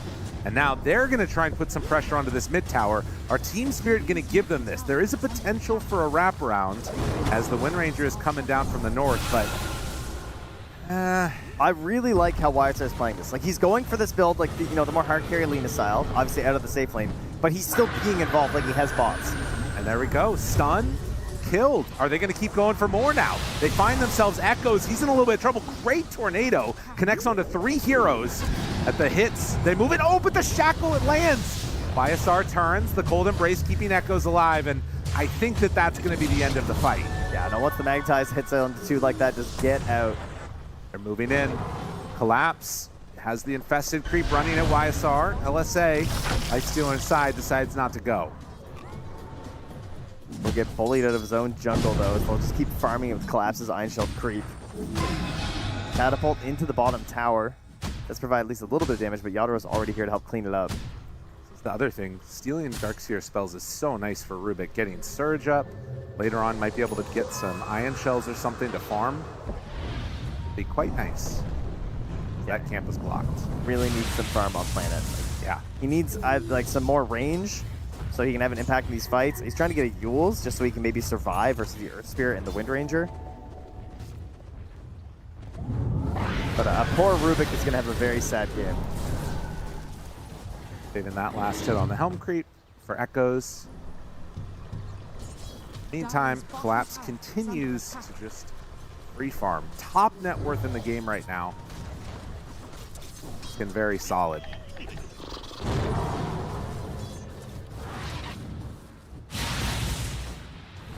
Well, it's only a slight gold lead here thanks to all the gold that's piled onto YSR, but you know that Echoes is just having a rough time. Still no kills here with the Sunstrikes.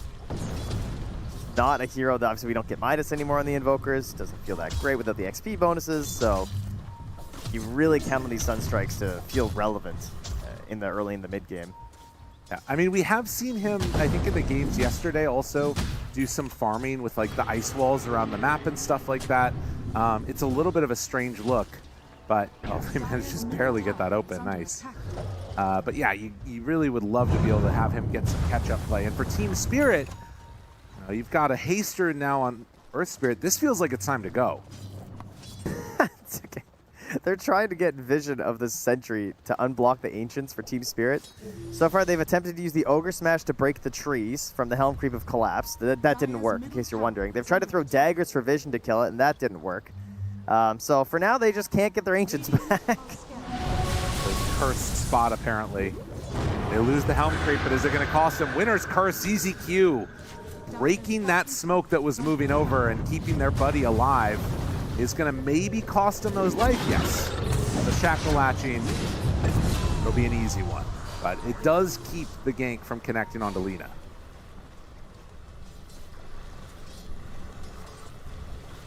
And eventually the courier arrives to save the Ancients. So just in time for them to respawn. But still, you know, breaking that smoke. Gold lead not getting out of control. It definitely feels like everything's being dictated by Team Spirit in this game. Yeah.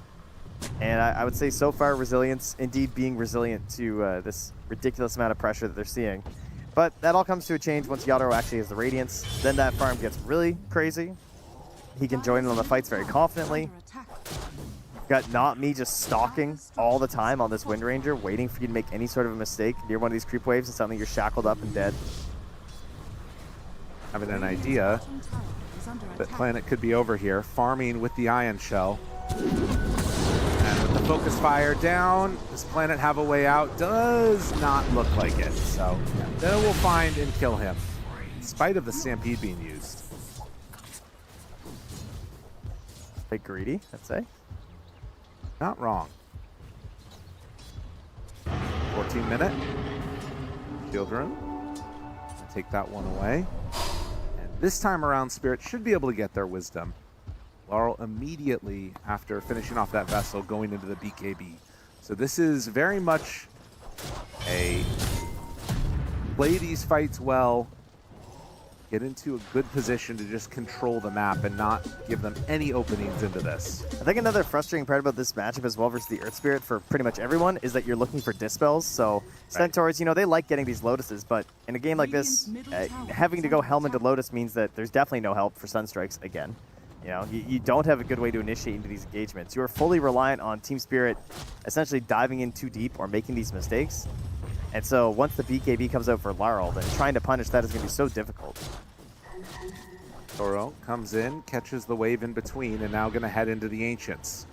If he is able to sort of just freely do this farming pattern, he is going to be massively farmed. And it doesn't look like Resilience are interested in trying to stop it, at least for the moment. So Team Spirit's going to be getting more out of the map if they're allowed to keep doing this. Yeah, and this Essence Distiller now as well for Not Me. Really good item versus the Invoker and the way he likes to play around the map. Spot the creep wave. You know, you see the little footsteps. Oh, yeah. Get a track going on him. Another good stolen spell, though, for the Rubik. Lets him farm with the power shot. As Mew's creep is hunted by Yadoro. Radiant are scanning. And that is now going to be a big wave coming into the tower, which he can't farm yet. Well, he's going to try and grab it and pull it back over. New is there. They also have Earth Spirit in the area. So now New, after he wants and gets a big creep wave full, is going to TP out. Not able to do it. So they take down the Centaur. Used a lot for it, but still a very important kill. Yeah, consistently they keep that spot. Oh, Sunstrike, nice. Guna killed, okay. Combo there. I mean, Mjolnir done for YSR. He's hitting those timings on the Carolina that you're hoping for. Dire's bottom tower is under attack. 10 minutes faster than average. Yeah, that's very good. I mean, this is the thing. It is an interesting dynamic because you can see Lina is the only one that's really pulling ahead. Centaur's kind of staying even. It feels like Team Spirit is allowed to do whatever they want to do right now, but Resilience is still staying in it. Well, it feels like they're doing the most XG style of a lineup where they are just piling everything into position 1 and praying that they never get jumped on. But I don't know if they remember, but they actually eliminated XG because of that play style, because the tournament didn't go that well for them. So they're hoping to you know, take that and improve it here. Spirit underneath the ward and will kill off some of those Forge Spirits that were in the area. Boots of travel done for the Invoker. Resilience measured losses that they've been taking so far and finding a couple of kills here and there. And New now wanted to get up close. A power shot coming from the Rubik. New is still a little bit faster than Rubik. Can't quite catch up to him. Pollywogs his way out of that one. Shiva's Guard now finished for Collapse as well. Gives him so much vision in these team fights. And again, the whole point of these team fights is collapsing on the Lina. And the thing that's going to stop that from happening is going to be some sort of a planet save, or most notably ZZQ. Oh, YSR is in complete no man's land. There it is, the vacuum into the stomp, into the kill as YSR is gone. That is the type of kill you can't accept. This looked like something if friends are nearby. The Essence Ring and everything did live much longer than I anticipated, but still just way too isolated. Chance for anything good going on there. I mean, Planet's even trying to get a mech into Greaves right now. Like, get his own Dispel versus the Magnetize. And again, foreseeing the way these fights are going to break down. Gonna go on Resilience. At me, looking, spotting again. Then they retreat back. So yeah, I mean, it feels like it's building towards this big battle that's coming, and the question is going to be, will they have what it takes to keep Lina alive? And on Team Spirit, can they find her and kill her in these fights? Man, and how fast they start catching up when you're dead for a time period like that too, right? Yeah. Like, this gap is shortening, and right after, you got two pretty big cores here on Team Spirit as they catch you with the Shackle. And push them right into it. Hypnotize, gone. Stolen Wheel of Wonder. Now they roll. They don't want to give that one away. Does have the mech. Throws out the Wheel of Wonder. Tries to survive. Planet pulled in closer, and Laguna Blade done.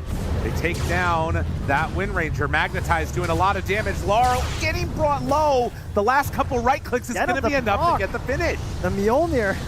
They get him. And with no more reapplied Magnetize, Resilience should be able to get out of that one. So again, like, it's these chippy, weird little fights that look horrible for Resilience. You lose your Centaur at the start, but somehow they make something out of it. Yeah, a bit of unnecessary go, I'd say, from Spirit. Like, you're about to be so strong on Laurel, you know? Like, when the BKB comes out, that's just not happening. You're going to have a really good time. They just have to be able to control him for a moment right now, and he can go down to these right clicks from the Lina.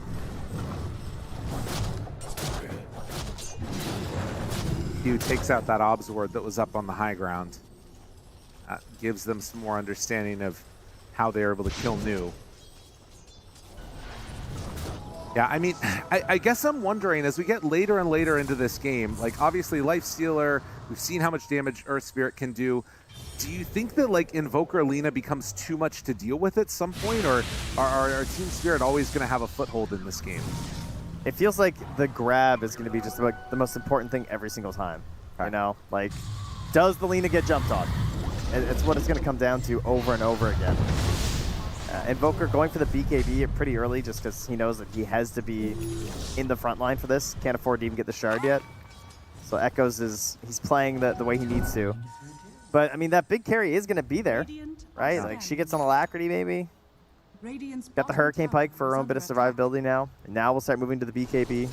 Look at he's playing pretty sneaky. Planet has some ideas here. He is deciding to come on down and anticipate the move for the Tormentor and then try and get the kill. I mean, are Team Spirit going to go for it though? That's the question. Radiant's top tower has fallen. So far, he's not forced to. Got the Wisdom Rune here. Echoes, this Ghost walking nearby, drops the Sentry. Yeah, he knows. Yeah. All right, Planet check. What you doing down there, sir? All right, things looks a lot like a Jakiro I saw last game. Now, Toro has the Rage, tries to back away, not going to be able to jump inside and infest the creep. Well, he does now. Now the lift, backs out. CDQ, jump forward, Laguna Blade, damage onto Laurel, but the BKB is already there.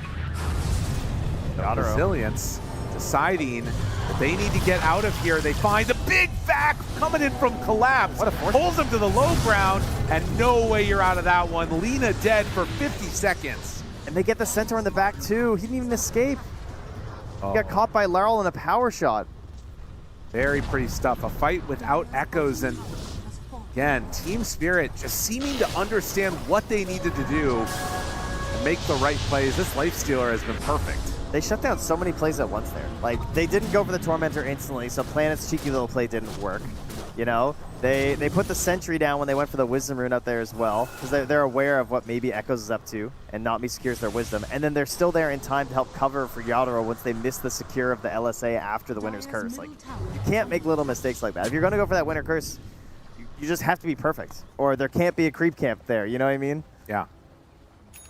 Well, and also, do you need to go for that kill? Like, what is the probability that you're going to take that Lifestealer out? It's apparently quite low. Yeah, that's what it feels like. But regardless, it's only a 4K gold lead, 20-9.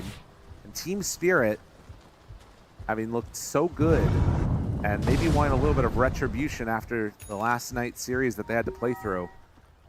Wanting to get onto that main stage. They're gonna take the very safe route of backing out, farming into that next set of items. All right, they are smoking up here on Resilience. We have stolen geomagnetic grip here, so an interesting one for the Rubik to have. Like these smokes are gonna run into each other. They've got Lotus on new, all grouped together for potential Winter's Curse. Goes for the stun. Doesn't find the target. Nami lifted. Collapse to the side. Winter's Curse on a collapse. They're all going to start hitting him. Is it going to be enough damage, though? Well, the save coming out from Rue keeps him alive. Tornado hits onto several. Deafening Blast, not quite enough to take down the Darkseer. It was much more of a reset than a setup for a kill. And now ZZQ caught trying to find himself a fight. And now New on the other side, too, is also going to be brought down pretty soon here. ZZQ takes a while to die, but with Not Me on top of him, that Wind Ranger will eventually get the finish in. The Sunstrike, it is not going to work. I don't think they can kill those heroes without Lina. Yeah. I mean, YSR is down bottom, pushing out, trying to get more farm, but I don't think that engagement can go your way if you don't have your Lina there just slaying into them that whole time. Well, think about this. Imagine if that Winter's Curse comes out, you hit a 3-hero LSA afterwards. Yeah. You know, like how different does that look? But, I mean, this is what happens when you're putting everything on one hero. Like, they can't be everywhere at once. So, you know, YSR has responsibilities for his timing on his BKB. He doesn't have Boots of Travel because he went for the Treads first, then into the Maelstrom. 2 components of the BKB done. And maybe that's going to be the point where they feel like they're ready to fight. But how much will they have given up across the map in that time period? I mean, that's the thing, right? Like, I guess not anticipating that many people being there for the fight turns it what could have been a good gank on a single hero into a horrific team fight. Collapse not wanting the same thing to happen again is queuing into a Lincoln Sphere. Aghanim Scepter for the Lifestealer. Trying to close this one out. Have yet to take a Roche. That's for a banner. At least for a while. Yeah, it looks like that is on the menu right now.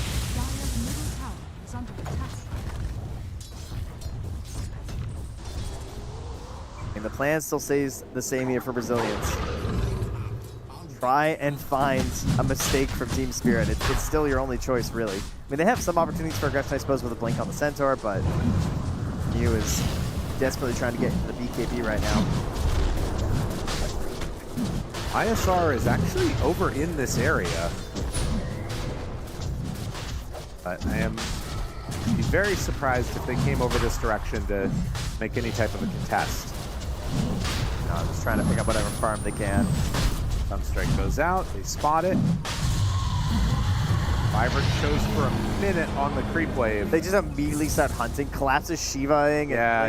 There's rolls there as well. Like, oh boy. That was very close, and that's the BKB done.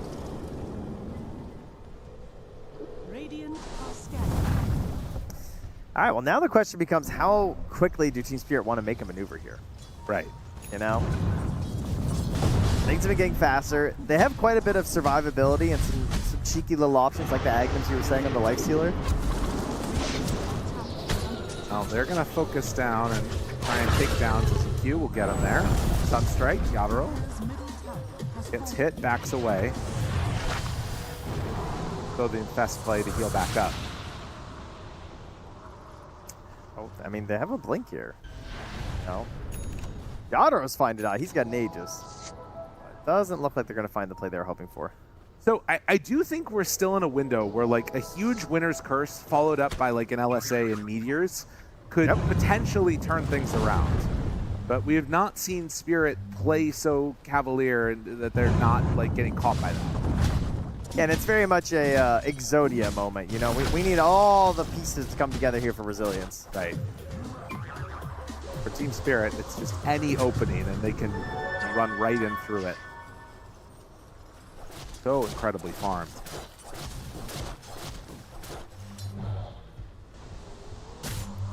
Amp damage. But they can just scout with their bodies right now. Yeah. Like, Larl's not gonna die. No. It would take a lot. Yeah. Does purge the amp damage, which is nice. Kills off the Helmet Crate, collapse, back onto 2. Not me, stun, not gonna land. That's the BKB. Laguna Blade out. Yeah, that feels bad. That is not what you want to see. They're not gonna give up on this.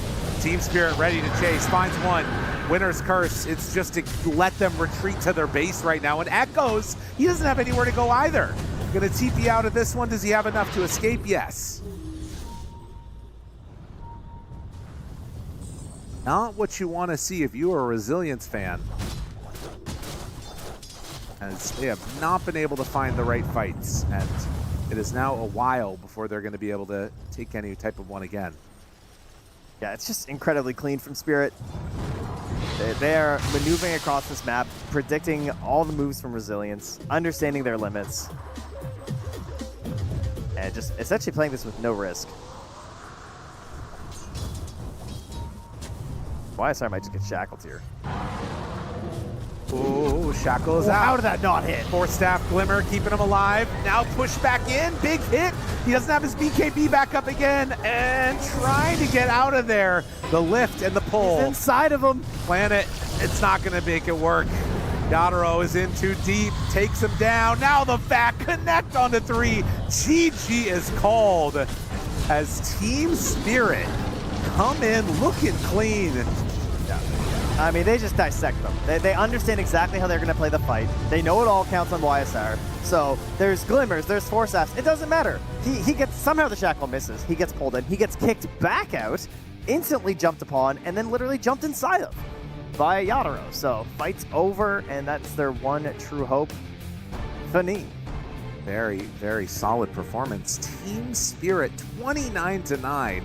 And importantly, yeah, I love to see that. Little exclamation mark shot up when he is giving it a pat. That's when you have to high five. Okay, I see. Yeah, that's a Monster Hunter thing. Man, what a freaking beatdown.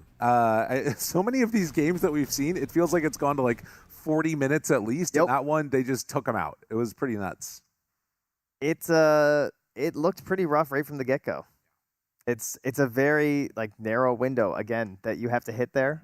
On the side of Resilience, and they unfortunately did not connect on that. So I mean, I think also when you're thinking about Resilience going up against these teams, it's like a pressure that they might have not felt before also. Like a lot of these players, some of them played on the big stage before, some of them, you know, a little bit less so or limited amount of time. And getting to get there would be a huge win for them. Team Spirit, they've been here before. They took care of business. Let's head back to the panel and let them break down the action. Yeah, we've seen a lot of teams, they take their time. They take their time going high ground. You know, you got the lead. That's great. Now it's time to farm the whole map. Make sure you get an extra 10 minutes in and then try to go high ground. Not Team Spirit. They're like, okay, game's done. Game's over. Let's finish it. They do fly. That was a quick ending to this one. Yeah, this was a disaster, I'll be honest. Whatever happens, I don't want to see Earth Spirit again on my screen. That's really a key moment for this victory. I think there were some signs of life, but this game felt like a lot of frustration coming from Team Resilience. Like they couldn't really get that much going their way, even though they got a couple of pickoffs here and there. But it just felt like Spirit could do whatever they want on the map. The map was theirs, and Resilience was just on the back foot the entire time. They would try to defend their Lina, but besides this one thing going well for them around the mid lane that we see on our screen right now, it felt like this game was just completely out of control. Yeah, I totally agree. You know, the game ended so quickly, I didn't have time to get fully equipped. But hopefully Resilience could come back in game 2 and be fully equipped. Yatoro had a really nice game here. Like, I feel like a lot of what was happening was based on him always having this like incredibly aggressive positioning. I know we talked about Wyvern having the BKB cancel for Lifestealer, and that's a, you know, something you do have to worry about. But other than that, he was just in their face the entire time. And like, I don't think if you have some Invoker Lina lineup, you want to just be sitting defending your triangle for the entire game. Like, that's not comfortable, right? You'd rather be farming the map, picking people off. He had a lot of good equipment. He did, yeah. He was 6 slotted by the end of the game. I mean, what was nice to see for me is that compared to the previous series we watched, I did feel like Team Resilience is playing Dota, which is nice. Like there was for sure signs of life. I think they played good. They made some good moves. In my opinion, it's just really hard to play against Earth Spirit. Well, according to everybody's opinion here, I'm bandwagoning. But yeah, I think if they adjust a few things, they can for sure take game 2. There was just a few moments that it didn't really work out for them, but they have the skill to win. They have the skill to win. It was very difficult to make moves for Resilience. The longer this game gets and they can't get their foot in the door, so to speak. MVP for this game 1 is not me, the Wind Ranger. Agree with that one, Fly? I think you could make a case for almost all of their players. Yeah. I do think Not Me had a great performance when he's in this dominant position on the map. This guy's very good at catching, which is cool to see. And I think it's pretty rare to see Spirit this far ahead actually in a game. Usually it's a lot closer and they have to clutch their way. So in this kind of position, this guy's a straight killer for sure. Found all the angles, was connecting everywhere. He was across the whole map. He played really well. He played fantastic, and you said it. You can make a case for anybody on the team in a game like that to be the MVP because it did feel so smooth from every aspect. Part of the reason why it felt smooth maybe is because they made sure that the guy that we highlighted beforehand, Niu, did not really have much of a game. Jenkins, it was a disastrous moment for him early on. Yeah, things were rough. We've talked about this in other series. When you see Centaur, there's always this like creep cutting shenanigans that are going on, and you have a triple wave here where Spirit is, good enough at this Centaur strategy that they understand if they can kill this guy on the triple wave, it's completely devastating. We were kind of like joking about it when it happened. Then we saw Spirit's smoke, and we're like, oh my god, it's actually happening. Like this is becoming an objective. And since that moment, it was kind of downhill for Resilience. The Centaur was bottom net worth core for the rest of the game. It feels pretty rough. Yeah, and then there was no map to play for Resilience either, especially not when you have Team Spirit posturing in on the side of the Dire so that Resilience couldn't make a move, for example, in the triangle that you saw later on Saberlight. Yeah, this is one of the fights where it felt like Resilience might be able to take it. This was very nice curse. They almost got the follow-up stun, but not really, and then once you commit those spells, it's just a bloodbath. They almost got the Earth Spirit, but he has BKB, and now you used all that you had, and the chase begins. Beautiful vacuum from Collapse, and now it's just easy pickings for Spirit, and they collect their kills. Easy peasy. Easy peasy, and it's a bit sad that that's been so easy, because we definitely were expecting more of a fight here, Fly. Yeah, I would like to see a change up for them for a second game for sure. Besides the Earth Spirit, I know we talk about this here a lot, but overall, there should be a more cohesive plan, I think, for their draft, because as soon as they got this Lifestealer and they have their Earth Spirit, it felt like the map is already going to close out slowly, and there's no angle for them to play. Like, they had to work really hard to find openings. So I want something a little simpler for themselves.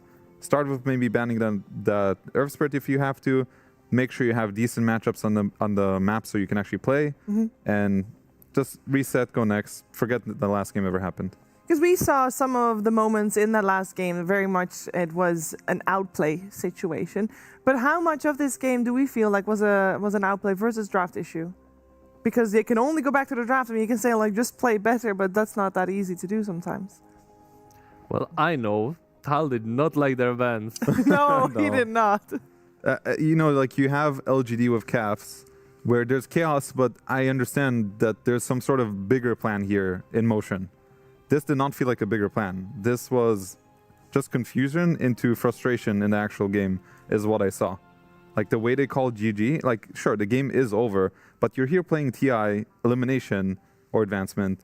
Like, I'm going to play till the end. I'm going to play till my throne explodes. Yeah. So it felt weird to me as a competitor myself. I want to see that fighting spirit against Spirit. It makes sense. You fight at the bitter end. You know, every single opening you might be able to get, you got to take it. And you got to believe, Jake, that there is still a chance, maybe, that Spirit makes a little mistake, a slip up. There definitely is a chance.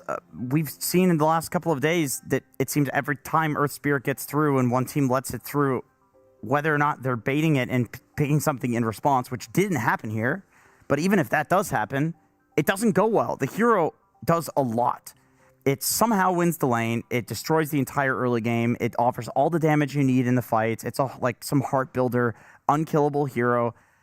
You can see why people are valuing it so highly. So I totally agree. If you're letting it through, you can try the Caps method if you're Caps. If this is the style of Dota that you want to do. But I feel like this is not Resilience's MO. Just take it out, play normal Dota, because these guys are really good. They can go mono a mono with Spirit in normal Dota, for sure. Not in this game one, though. This game one was all Team Spirit, and of course, the man of the match we made, Not Me. He played a fantastic game. He's playing on his first international here, and he's doing great. Of course, some of you might have already seen this one, but just for the people that missed it, let's learn a little bit more about Not Me with Pyrion.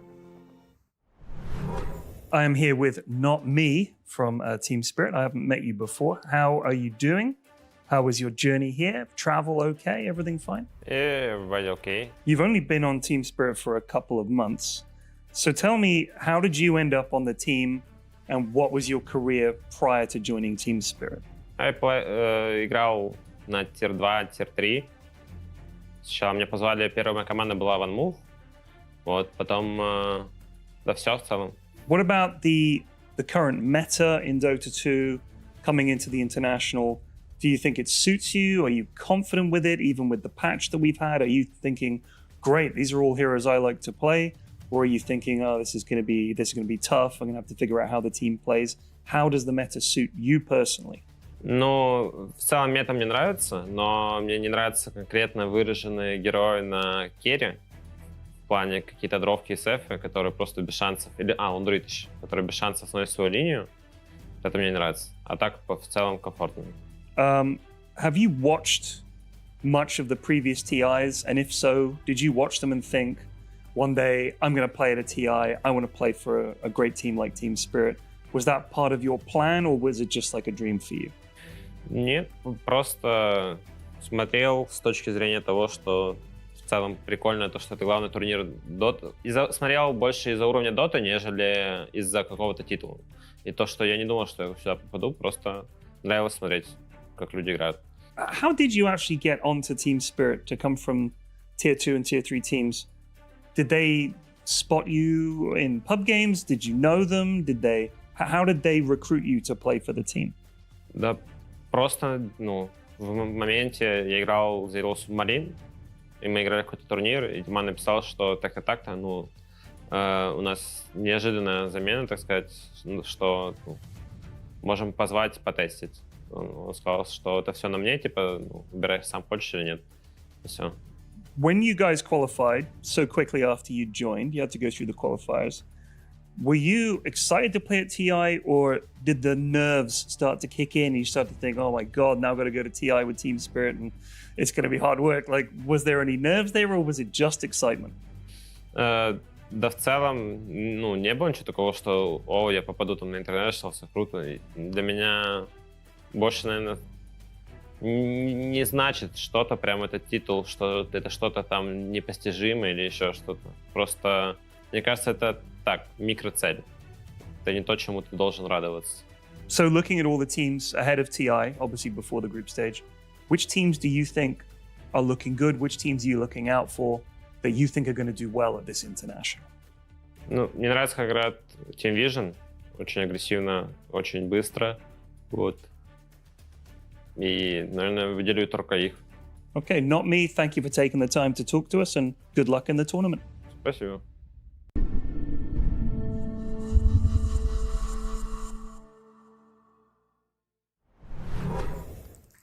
I don't think I can remember a first-timer at TI that gives such a relaxed impression. He is cheerful. Smiling, happy. Obviously, his performance is outstanding as well. It's like, can you remember any player that is this chill coming into their first TI? And this guy is definitely chill vibes. Very he much seems very down to earth when I listen to him. That's just the whole aura he's giving, which is cool to see. You know, he's a young guy, first time at TI. Again, testament to Spirit as an org for picking up these players and nurturing them and making sure that they're going to be in a comfortable state. And I think that helps him perform the way he is. Shout out to Not Me's parents as well. Yeah. For raising a boy that's so chill. Lovely lad. In good vibes. To raise a Spirit potential caliber player, it's got to be some good parenting there.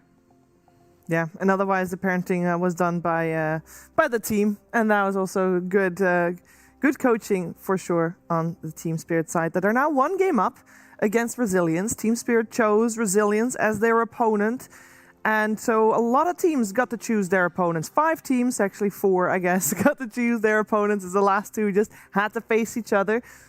There's been another series going on at the same time because Aurora chose their opponent. They chose Boom Boys, because during the group stages, they were able to 2-0 Boom Boys. So they chose them and they're like, you know what, we can do that again. Guess what, Saber? Wrong. It was Boom Boys that 2-0'd Aurora. Aurora's out. Yeah, unbelievable. It's hard, right? Because on one hand, you kind of want to choose the team that you already beaten. But on the other, there has been so many examples like this where you like play a team and then you choose to play them again. But you know, they obviously learned their lesson. You learn more from losses than you do from wins. So, you know, I remember a moment where Thunder Predator beat EG back in the day. And that was really rough. And yeah, I mean, so basically you like keep beating somebody until he beats you back, and you just need to hope that that time is not one of those important days as it was today. Yeah, today was an important day and a sad day to lose for Aurora. I know, Jenkins, you carry a warm heart towards Aurora. Sad to see them go. Yeah, I'm sad to see them go. You know, I feel like you throw around the stat, Nightfall has only ever gotten 2nd place in tournaments, and everybody thinks, no way, that's possible. The guy's the GOAT. He's the best carry since Prime Nightfall. But yeah, it is what it is. You gotta bring your best and withstand the pressure of TI. It's the most pressure a competitive player can feel, period. But you gotta also be happy for Kirtish and Miero and all the Boom Boys, as we've been rooting for them for a long time too. So good to see them move on to the main event. We'll see which one of the 2 teams that we have playing against each other right here are going to join them. Team Spirit, as said, 1 game up. Let's see what Resilience have coming for game number 2, because there were a lot of points where we wanted them to do a bit better. For example, lesson 1, we wanted them to not leave Earth Spirit in. That seems like a very easy thing to just do and fix.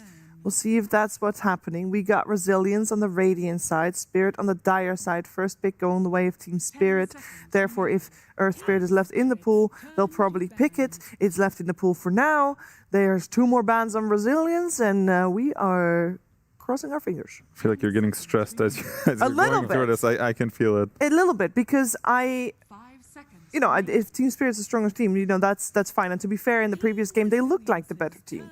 But I want them to be tested a little bit more. And I think Earth Spirit, across every team, the hero has just looked so good, and we do see it banned out.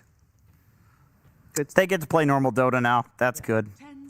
What are the other broken caliber heroes? We've seen Lina actually kind of answer it a little bit in the last couple of days, but she's up there in contention. Still Laundroid in the pool, and also Drow, but I would imagine Spirit does not first pick Drow in this series. Maybe they'll get it a bit later. But I think they feel confident in, like, they don't need to do anything special. They can just stick to their guns.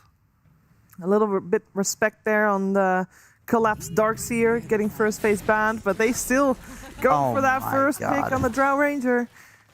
Does Resilience take a page out of Extreme Gaming's book? No Phantom Lancer to answer. They answer with the Winter Wyvern, and we mentioned already in the previous Gamefly that was a good counter to that, or at least somewhat of an answer. I think Wyvern is okay.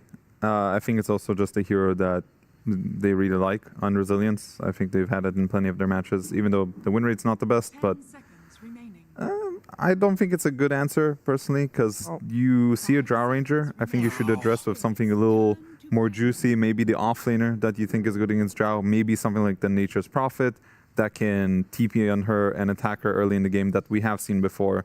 Because I think when you answer a carry with a support, a position 5, it's not enough. Like, this will never swing the matchup that hard compared to an offlaner or a safe laner that can contest the Drow. So I would have liked to see something else. Yeah, especially because they have now 2 bans to cover for the draw. And it is possible that one of those 2 would be a Wyvern, but do you really need the Wyvern in this game, right? Is it like a big difference between having a Wyvern and having some other support that is just solid?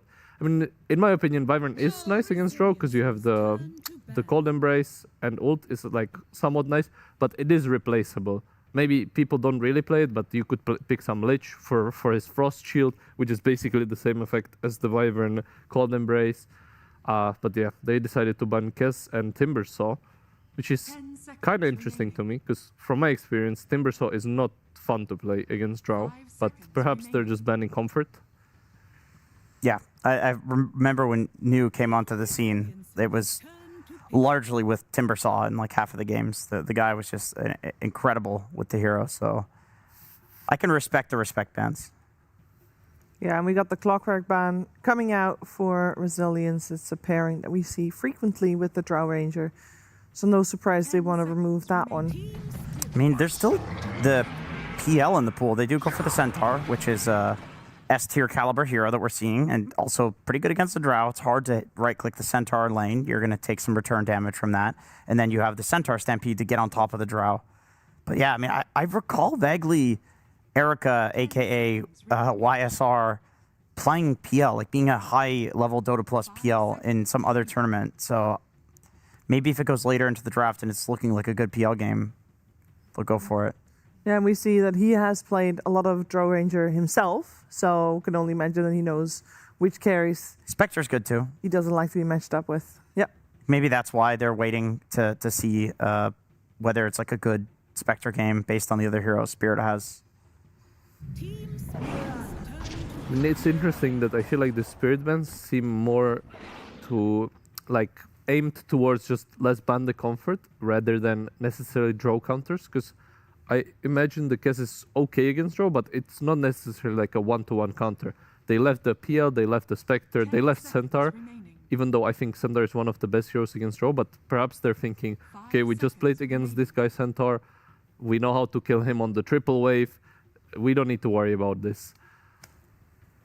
Yeah, I think Saber makes a good point. It definitely feels like Comfort bans, especially with the Kez. Like Timber I can see, because if you're able to survive the beginning of the lane with Timber, you get your level, I think level 5. At that point, Drow can't really touch you, and you can set up some double wave and attack her.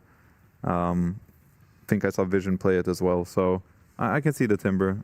And now I'm just thinking, where does Resilience want to go from here? I think Centaur is okay. He's a bit slower of a hero, because you want to leave him alone usually. He wants to buy his Dominator, and then when he has Dominator, then maybe you can go to his lane, unless he's been winning before already. So maybe they're going to create this plan where they're going to play around the other lanes and go to the Drow later, which could be like a Spectre gameplay instead of a Nature's Prophet. So now this is where everything kind of has to be decided. They can take the mid laner, something that's open, maybe the Invoker again. I don't think the Invoker was that big of a problem. But okay, Ember Spirit is good against the Spirit supports, because Vessel is very good against Witch Doctor, because, you know, Witch Doctor, he has his healing ability, so Vessel is very good, as well as the chains against Mirana, so she cannot leap away. So Ember is definitely a good answer here, and now Laurel has to punish it. It seems a bit dangerous to me to pick the Ember here, just because you have an instant response to it. And I mean, this also fits, like the DK fits perfectly with the other Team Spirit heroes that they have. They have 3 backlining heroes that want to throw stuff from far away. DK is like the best hero to just get in there and stun and be a tank.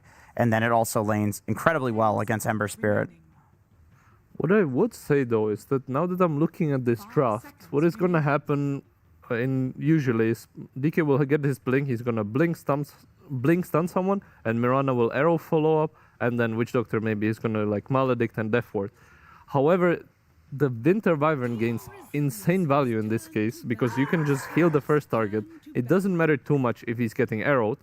And if you look at their heroes, they don't really have any magic damage that goes through the Cold Embrace. So even though the hero will get Maledicted, they actually have not much follow-up. So it's really hard to actually kill anyone on Team Resilience's lineup if there is Wyvern behind them. Yeah, that's a great point. This is actually turning out to be a very good Wyvern game. Like, they indeed don't have that much magic damage. And not much to jump Wyvern either. It's like just the DK right now. Yeah. They can fix it with their last pick. They need a hero for Collapse. On the other side, we need an overall last pick for Team Resilience. They are looking for a care hero for YSR, which still in the pool is the Spectre that we mentioned. We want a hero that is able to... So from both sides, actually, we want a hero that is able to jump. One, we want them to jump the Drow Ranger, and the other one, we want to jump the Winter Wyvern, which the Spectre is now removed. I really like... I know you guys hate the hero, but I really like Night Stalker. It's really good against Wyvern. Even Ember does not do well against the Night Stalker, Silence, Hoodwink. These are squishy heroes you can run down. Saber, you did mention in the previous draft, Night Stalker's not so good against Centaur. You can just ult away from the Silence. To be fair, though, I actually agree with you that in this case, I think they should have banned the Night Stalker. Because, as I explained, like with these heroes, they can't really get through to Team Resilience. But the Night Stalker kind of breaks that. You can just attack from whichever direction you want. But yeah, without the Night Stalker, I think it becomes really hard. With it, it's a bit easier, regardless of like one-to-one matchups. And they're thinking about it. 10 seconds left. On another patch, I might suggest Mars as well, but just a bad hero. Okay. That's at least some AoE, so Wyvern can't really cover everybody that gets ravished, and she might get ravished herself. So I don't mind this. It's good to get some AoE. You also have the shard for the Ember later on, so he can Remnant away. 10 seconds. So what are you thinking now for Resilience? This would have been a great Ursa game if the hero was meta.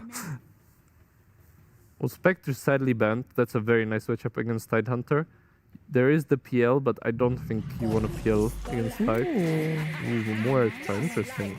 I heard Muerta wasn't that good anymore. Why pick it here? It is a nice matchup against Tide, and theoretically against Drow too, because she can't hit you. And honestly, we just talked about how Team Spirit does not have any magic damage, so that makes Muerta very happy. Once you press your ult, you can't get hit, and they don't have many spells to like deal damage to you with. Okay. Yeah, I mean, in a vacuum, it's good. I will say, though, there are lots of stunts on Spirit to answer the Muerta. There will be some fights where she does not get the ult off and she just dies beforehand because there's, DK stun to start, there's Ravage to start, and then follow up with the arrow, silence from Drow. So Spirit has options to win the team fights, but Resilience, like there is a world where the Muerta gets to the point where she legitimately just cannot die in this game because 1-to-1 she does dumpster Drow Ranger. It's like a hero that literally can't take physical damage. Yeah, I think this draft is a lot closer for me, which is good. At least they have a fighting chance in my eyes. Muerta, I think it's just some player comfort. I think there's definitely potential in this game because they mostly have physical damage on the Spirit side. So I think he can make it work. I hope Resilience can take us to a game 3. They definitely have a chance this game. Saber, final thoughts? I am rooting for Resilience. Let's get it. Let's get it. All right, let's go over to our commentary duo for game number 2. It's Trent and Lyrical. Let's get it, apparently. All right, I'm ready, man. This is going to be a good one. We got a Muerta. Only one pick so far. It lost, but this is a new game. It's time to happen. It's a new game, that's right. New day. What? 0-1 stats mean nothing. That's fine. Exactly. I think a lot of good points from the panel there on the Muerta pick, right? It's a last overall. That's where you see these more unusual ones that maybe you're thinking, well, why are they picking this hero? Well, it looks pretty good, Although it is sad. They're like, this was a good Ursa pick if it wasn't so out of meta. I know. Have some spirit. All right. They picked up Muerta, also out of meta. True. See if it works out just fine. I like it a lot. And I think that this, again, is the type of game where if you're going to go out on your own terms. Try and make it happen. Pull back the victory, In that sense, I also like going away from their own terms in terms of getting rid of the Rubik. I'm sorry, Planet. Yes. Having the Hoodwink is just so much more like we can do stuff. Yeah. Rubik is like, if they do stuff, I can do stuff. Hoodwink just has good spells. Yeah. She doesn't need to copy them from someone else. Relax. Her spells are just good. Yeah. No, I'm with you. Right? Like that I can approve of. I mean, they're going to have the Ember. They actually have heroes that can go and make things happen on the map, which is what they were completely lacking in the last game. Even if the lanes had gone even, it was hard for them to go ahead and make moves. Hey, now they can even make moves from behind. Toro gonna keep the chase down onto New, make him feel oh so sad. And off to the races. Should be 2 runes apiece, maybe? LCU clicks a little bit quicker. Looking for it with the Maledict. Echoes manages to find it, but yep, that's a spicy one. It's a kill by Rue onto the mid-ember. A bit of value early there. Another game, another Mirana. She's back. How are the arrows this game? We got DK set up. Mirana Tide is a bit of a lane duo classic. It's kind of funny because it's I don't know why it works so well. It just does. You would think you need the stun, but Gush into arrow is surprisingly consistent. You can just feel it when you play the matchup.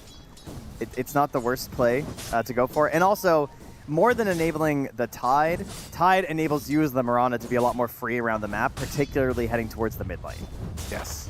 And that is super nice if they're going to have some free time to make it happen. But also not an easy matchup to play into with the Wyvern and the Muerta for the Tidehunter even afterwards. And that's just a freehand arrow right there by Notme. Hits ZZQ right in the farm to table arrow, all natural, 100% organic. Of that. No GMOs. That's how he does it. Yeah. He fletched that arrow himself. Delicious arrow. Homegrown lumber from his own backyard. You ever fletched an arrow? I was fletching arrows like 2 weeks ago. Are you kidding me? No. This guy's a real Canadian. Tell ya. I made it with a stick and a string. That's the not bow. an arrow. No, but then I had to fletch the arrows too. That's a fishing rod. That didn't work as well. Yeah. The bow was great though. Well, so far so good for Echoes in spite of the death. Comes back in and is able to put a little bit of pressure there onto Laurel. And even getting some denies up in his face. Not something that you often see against the DK. Another one. Echoes is mad apparently as he did get stunned, but now trying to get New out of harm's way. Manages to do a little ring around the Rosie. Waits for the double edge. I mean, he knows he's dead, right? Yeah. I can get a little bit damage back on there. What are your thoughts on Witch Doctor, who we don't get to see all too often? He's kind of awesome. The heal, I feel like, always does more than you anticipate. And I think that like it's one of those sort of win more type of heroes in a way. The buffs on the heal have been crazy. The AoE on it is so large now. Like before, you kind of had to like really be thinking about it. Now, like you can just chuck your heal out. Your core will be close enough. Yeah, that part's pretty nice. I believe Witch Doctor is still one of the absolute most picked heroes across, all MMRs of Dota. And I just feel like, the people really had it right with this guy. I think he's been ignored for too long by those of us in the ivory towers of Dota 2. I see. Yeah, I'm putting us in there with the pros. Just of course. Clear. Yeah, we get to join in, I think. As you should. Echoes 2 points in the Flame Garden. Does take one in chain, so we'll see if he decides to put any extra pressure here on the Laurel. But so far, having a really good time into what was a counter pick. Yeah, not the most intimidating counter pick, right, of the Dragonite. This hero seems to be picking up a little bit of steam. I feel like looking over the past, couple days, we're getting these very pivotal matches of whether or not you're going to be in an elimination game or being eliminated themselves. The DK is showing up more. Yeah. And it's been interesting. I like some of the builds. Like this hero is now based on this idea of AoE growth. And so we're seeing some of the overwhelming blinks come out. Obviously, the Shiva's Guard's a very good item right now, so that synergizes well with that idea. I've seen a lot of multi-hero Dragon Tails that have looked pretty impressive. So he's growing on me. Nice hero for sure, as he turns around and throws out a stun himself onto the Ember. Yeah, I think that it's just, what you're going to get out of Dragonite. There's not going to be any lane besides like against a Shadow Fiend mid, which doesn't happen anymore, where you get completely demolished. Or at least the ones that you do are very few and far between. There's a reason he was the tutorial. Exactly. Is what you're saying. Yeah. People get it. Mark moving over, not going to be able to secure that one, the Witch Doctor. So he's going to have to head out, and Laurel will also secure a rune for himself. It's a big mentality shift for Echoes in this game to go from Invoker to Ember. Pretty much polar opposites of how you play the game, especially the first 15 minutes, where you get to actually make stuff happen, and you're the one who moves on the map, Stun, big hits. Throw in trouble and gets brought down by New. The heal, not enough to keep him alive. Certainly not. And this is more the type of game that they wanted. I mean, Drow, obviously an incredibly strong hero, but the lane is not as good as the Lifestealer is in terms of like I mean, you can have a higher high with the Drow lane, I think, of completely blowing people out, but you can also get ran out of it. Yeah. Yeah, much more punishable. But obviously there's a reason why Team Spirit are willing to pick this first overall for Yadaro. It's pretty busted. Maledict. New. Decides to back away. Can't get that many more hits onto him. It's still going to be an annoying amount of damage. Has the salve after the fact if he feels like it's necessary, and will pop it. So sad when you see these cask moments, but you don't have it yet on Witch Doctor. Right. You know, that's pretty depressing. So far, so good for Resilience. Winning 2 of their lanes, getting a kill in the other one. So still behind in terms of CS. Now getting level 6. Echoes also having access to those remnants. Yeah, notably a very good Spirit Vessel game as well. Because you're gonna have this that's DK pretty often, like in the forefront. That was a little spooky. And when Laurel wants to be dangling himself out there, maybe you kind of die a little faster than expected thanks to the Spirit Vessel. They're bringing in some numbers here. Trying to set up for the 6th minute. And dodges the arrow, but not quite on the mark. Not me, still in some trouble, and should be able to bring him down. So they rotate in, do not get the rune for Echoes. Yeah, it was only a regen and he had full bottle anyway, so yeah, I think he's pretty happy with that. New beginning his shenanigans back here. Witch Doctor, not the best hero at stopping this, but with the friends he's pretty good, obviously, because you can threat with a Maledict. Out of the river, not moving as fast. Stomp there onto 2, the Maledict's already out, and he backs out. Now Laurel underneath the tower, but gets hit by the arrow. A cold embrace to keep him alive, and the support's gonna have to clean this one up. They do indeed do just that. Not me. Will manage to get a return kill onto ZZQ, and in the meantime, Adaro did kill off New on the top side. New ends up dying there. Am I crazy? I thought they had no stun. I guess he just couldn't find an opportunity for a TP that was going to make it worth it? Or maybe he just wasn't aware there was no cast yet. I thought maybe he'd figured that out already. Rue making a chase there for the Wisdom, and it is going to be a trade-off of 1 apiece this time. As Collapse, getting chased around by YSR, pops the ultimate, hit by the arrow. Oh, but a backup. In spite of that, it still should be, and another kill. New, what? New. Brother, Witch Doctor is obliterating you. Oh my goodness. It's just too much. The Maledict, the bonus 200 damage, he's playing too far ahead. And obviously he just TP'd back up here.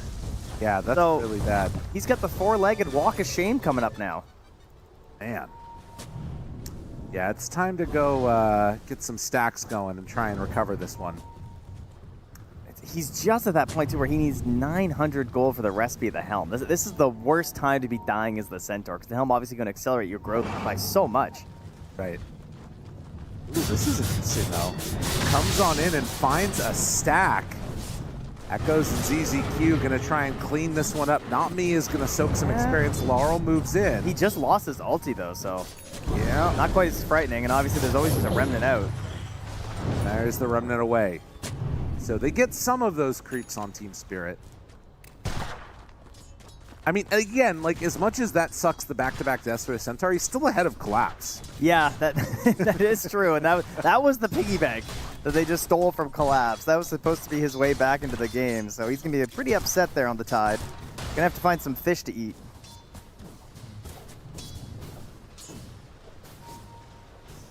Tries to run away from the drought. Yeah, I mean, he's just been left completely alone, so it's understandable. Planet hiding out with Muerta. This move through would be really nice. Oh, I'm just a little Centaur all Don't alone. mind me. The bushwhack connection. Stomp onto both. Oh, it's pretty. Very pretty as they get the kills. Here I thought, like, oh, why didn't he TP? And, oh, how could he die again on New? But I didn't think like New. Yeah. He was setting up for this very moment. There's no way they chased there if he didn't feed 3 times prior. It's very generous of you. That's nice. God, his brain is so big.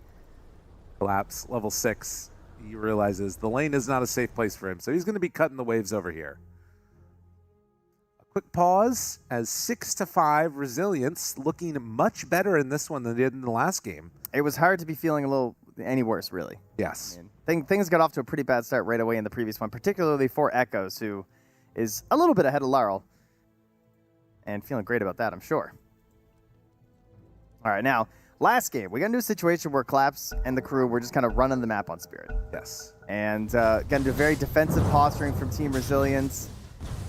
I would hope that they're going to utilize this early-ish level 6 on Hoodwink to try and get aggressive. Oh, no. That's your carry. Oh, creep. Thank goodness for that creep. My goodness, that was very close. YSR still dropping low. New thinking about saving his buddy. Can he do it while getting himself out? No. So has to give up his life. But in the meantime, they move in with that goes in the Winter's Curse. Oh, it's big. That is a good one. They miss on the Bushwhack, still chasing onto Laurel. Silent Echoes, another salvo of chains back up in just a moment. And the arrow will land onto the Ember. Yatoro tries to hit onto him. YSR is still stuck around. Cold Embrace doing so much work. And they end up managing to find that kill onto Laurel. Very nice. Sacrificial Centaur doing some work for the team. Getting them some better returns for everyone else. And that's going to help get the Spirit Vessel closer and closer here for Echoes. Collapse trying to soak up some of this bounty of the mid lane. Lots of creeps here. Yeah, a couple he of those. tries to get back into it. They're heading back towards the bottom side. He missed a couple of them there. And going for the Mage Slayer this game in the tie. Great game for it. Where it's always a frustrating hero. Like if you get the Ravage off and then you hit her with the Mage Slayer can be good. Obviously the ulti though does give you the Dispel, so it is a timing based thing. Stacks built up there for Rue.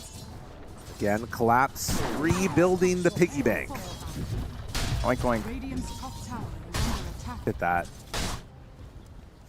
Going for a glyph to mess with the last hits for the Muerta. Smoke movement.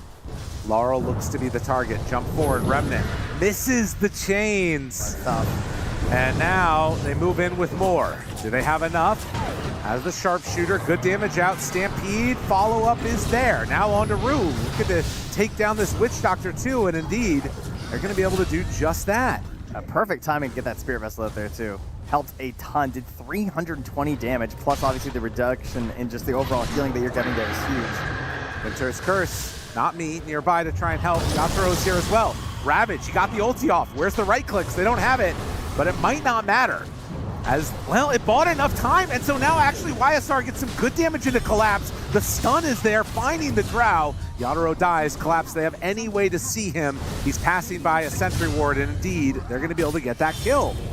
That, the ulti from Muerta buying enough time for Resilience to get there. Yeah, it's showing off that value that it has this game for sure.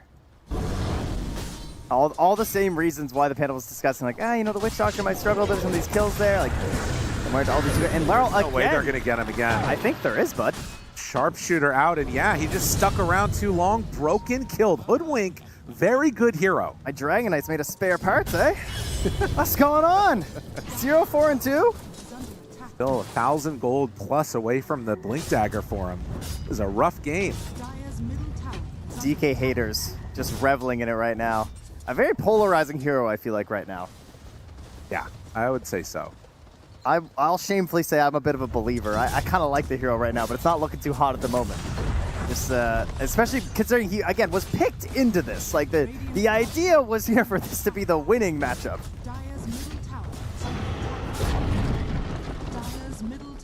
But it's, I mean, they're not making any early connections with the stuns into the arrow. You know, it's not nearly as consistent pre-Blink Dagger compared to the Ember Spirit plus Mirana. Right. I mean, not me. We gave him the MVP in the last one on that Wind Ranger. Not able to have the biggest impact quite yet. Has hit some solid arrows, but his team needs a lot right now. And they're still waiting on that level 6 as well here for Rue. Whereas we've already had massive sharpshooters from Planet. And oh, man. Piggy Bank's getting cracked open again. This has got to be so frustrating. The Cold Embrace with the Flame Guard, and now they're thinking about moving in and messing with Rue, but they're just going to take this whole stack. They have a ward here. They see not me. Oh, no. But, all right. Brother. Out. Brother, Echoes. You can't miss those, dude. What are we doing? It happens. Been a couple. I mean, you know, they're on the nerves right now. Literally doing too good. I see. High damage. stocked up, ready to go. Mage Slayer nearly done there for Collapse. Try to give him some survivability versus a pretty overwhelming amount of magic damage.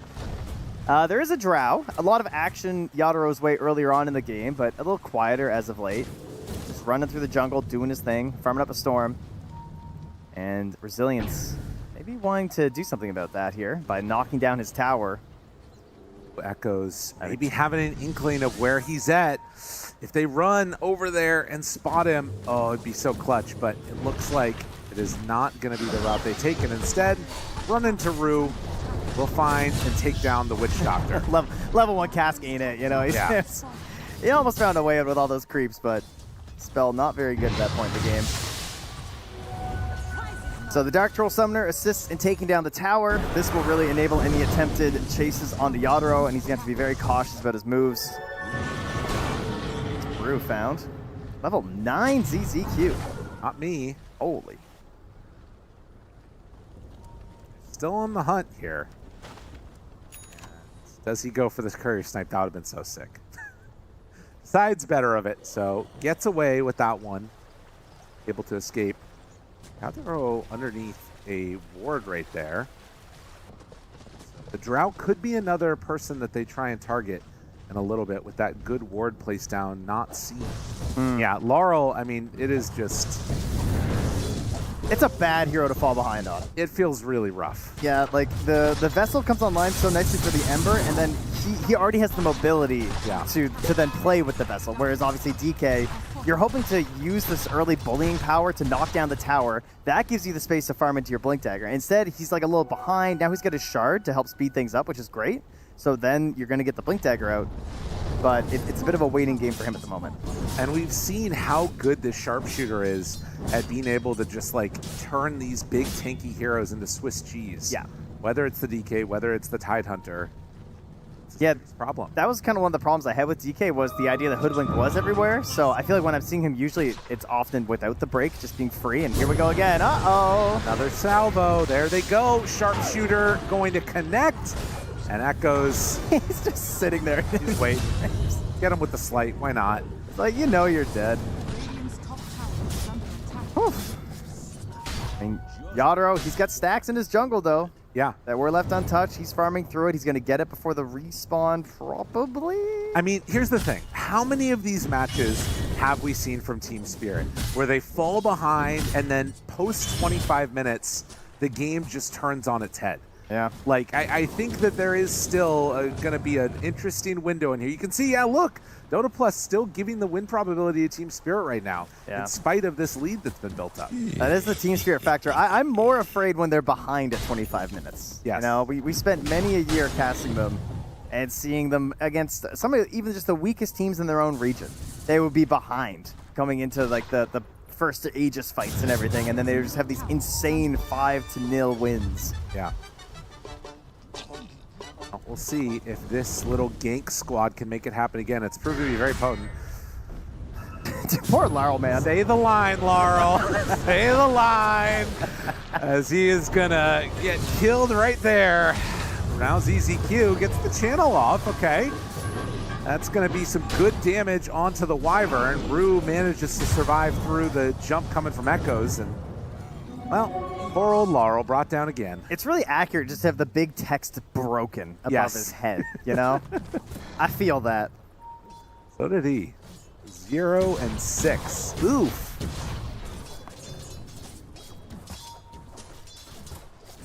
I mean, at some point there are diminishing returns to killing the DK too. And like, Yadro's been completely unhampered. When you're truly desperate. It's actually bad that they killed him again. Yeah, exactly. He actually wanted to die. Yeah, I mean, it's like you know, he's just taking some strats. That must be what it is. YSR gonna push Collapse back in. The calling doesn't connect with the silence, but it doesn't matter as the damage is quite strong.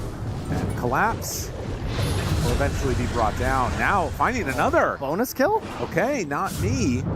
Trying to get out of there, but the Muerta comes in for the dead shot.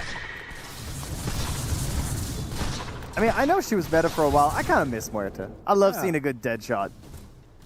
Well angled back in there. Helps the team get in close. You take a big tanky hero like Tidehunter and able to shut him down. So what is the item that you're waiting for on Drow to start thinking about doing anything? Or is it more on Laurel? No, it's not Drow. Yeah, we Drow's whatever. Yeah, Laurel's got his blink. He's got a Witch Doctor. That's kind of your dream. We're going to blink, we're going to arrow, we're going to Witch Doctor, and we're going to hope the ZZQ's not there. Okay. I think that's the plan, right? It's a lot of hope. A hope and a prayer. Yeah, ZZQ does have the Force Staff now, so Force Staff always very good versus these Mirana combos, and obviously gives you a little bit of mobility just in case you're a little bit too late to get the initial push-out save before the arrow. You can at least get yourself close enough for the Cold Embrace. And then he's going to go for the Blink Dagger after, and he'll be very annoying. So, here we go. Moonlight Shadow. Drow joining it. Oh, here we go. DK. Looking for the Ember. His vengeance. His DK form is already half gone. Jump forward gets the stun nonetheless. And is there any ZZQ? No! The plan worked! They did it. Beautiful. That's all it takes. TP away as the Stampede goes out. Oh, maybe a +1 here. Well, tries to get the break and run away. Planet getting out of there for now. Does have another bushwhack. He was dead anyway. Yeah, no. Might as well chuck one out. Pretty hard to make that work. And Rue now gets a Blink Dagger. Okay, we're getting close. 25 minutes approaches. Oh, I love that. That's a great idea on the Witch Doctor. Because they need kills. Yeah. And that's what this gives them. What's his Grigri at? 580, nice. That gold up.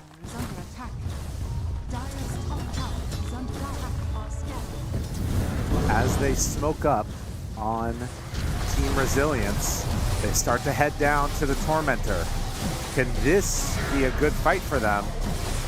Rue is very low already. Oh, he got it too on the Witch Doctor. He's got Blink Shard at 21 minutes now after a pretty bad start. And this lead is cut completely down to nothing. They're going back to try and catch them, though, on this Wisdom. Yadro completely alone here.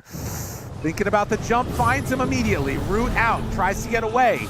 Looking for the Gust, doesn't manage to quite connect it. They even get the Winner's Curse now. Collapse, jumps forward, Ravage onto 3. Yadro still low, and they find him, kill him with Echoes. Off to the side, this Muerta is still hitting mighty hard. Oh, Echoes? Wants a little more? Thinking about Feeling spicy? The Centaur's coming over? He's hunting. Help us? Oh, but the arrow lands! The Cold Embrace is there, though. It's so hard for them to fight into that Cold Embrace and collapse. He's got to get out of here, too, but no, they got him. The Stomp is out, New is there, and Team Resilience will not be denied. And a fight like this, the Winter Wyvern this early is so strong. You can see it there. I mean, what a way to begin the engagement as well, right? Yeah. Catching Yadro like that on the Wisdom. Who ended up getting it? Not me, didn't end up getting it at the very least. Big fight. That's 1+. Yeah, and they had just cut that to nothing, as you said, by getting the Tormentor, getting that bonus onto the Witch Doctor, getting that pick off previously. We were dead even. Suddenly it's a 4K lead again. Take a look at this. Echo's doing a really good job of getting up there. And then, of course, the Ravage comes out, but there's no follow-up. DK's on the other side of the map. Yeah. Witch Doctor's still walking over and trying to get into position. Just heads-up play by Resilience. Yeah, and then the attempted arrow as well to maybe turn things back around, but it's not enough. New Centaur just rolls through. Yeah, sometimes you forget about the Centaur. What can you do? Nice tank of the Sharpshooter as well, trying to keep Collapse alive. Forced them to go high ground, but it didn't Back in the real world. Muerta is going to be found here. Oh, you get the ulti off. Well, Soul Ring? So Essence Ring, you know. I mean, it's some good damage there. He's dying to the Maledict. Almost enough, and New comes in and finishes him. I mean, look. Oh, the shot. It's a really good Muerta game. It's kind of nuts. And now they find Yadro able to dodge away. Winter's Curse onto the Tidehunter, doing good damage there too. Do they have enough to kill him off? This is a bold play. New jumps forward, finds the stun. Yadro hurting. Root connects onto both. The Remnant through. Oh, it's pretty. They make the move. Team Resilience. Oh, Collapse finds a blink out somehow. I don't even know how that happened. Apparently just not enough damage from the Hoodwink, but still, they lose them where to take 3 in turn. I mean, the Drow just going down again. I don't even know if he cast a spell. He just died. Ooh. Crazy, crazy series so far. Resilience showing that they're not pushovers. I mean, again, this is a team with the whole region, the weight of it on their back, trying to have a representative from China, and then this happens. New, can the Heart out-regen the Maledict? I'd say yes. I think it's looking like it's... Oh, that had was to be close. That had to be close. 5. All right, wasn't that close. Get a raindrop. You know what? That might be a good spell, guys. Maledict did 1,788 damage to him with all that heart regen.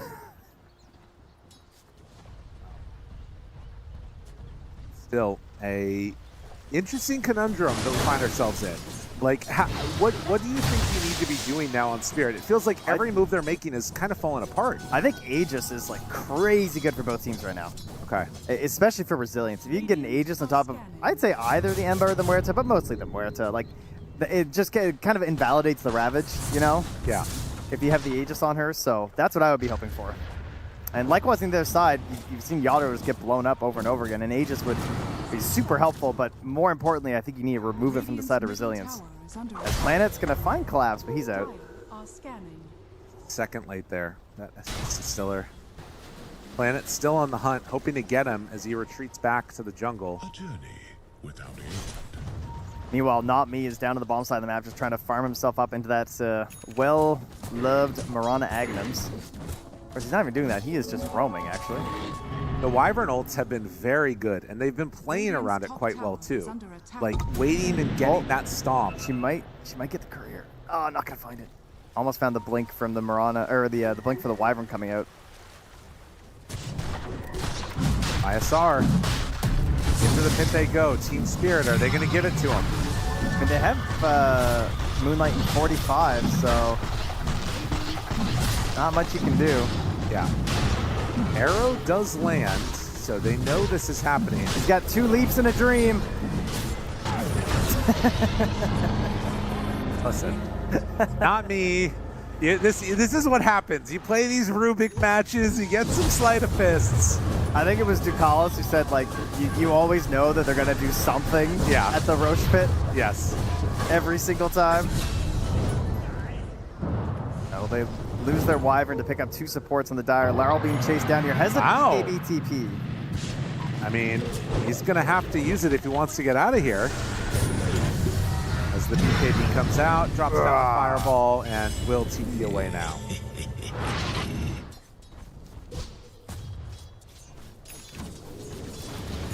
Not the way you'd like to use your BKB right there. No, not ideal, that's for sure. Pro getting very farmed, top net worth in the game, and has a BKB. So a lot of those earlier kills that happened, less likely to be able to work. But a Winner's Curse could still really, mess him up, because you can layer the stun on top of the curse, and then he doesn't get the BKB off. Yeah, it's really been a LARPing game of being an elf in the woods this time for Yatoro.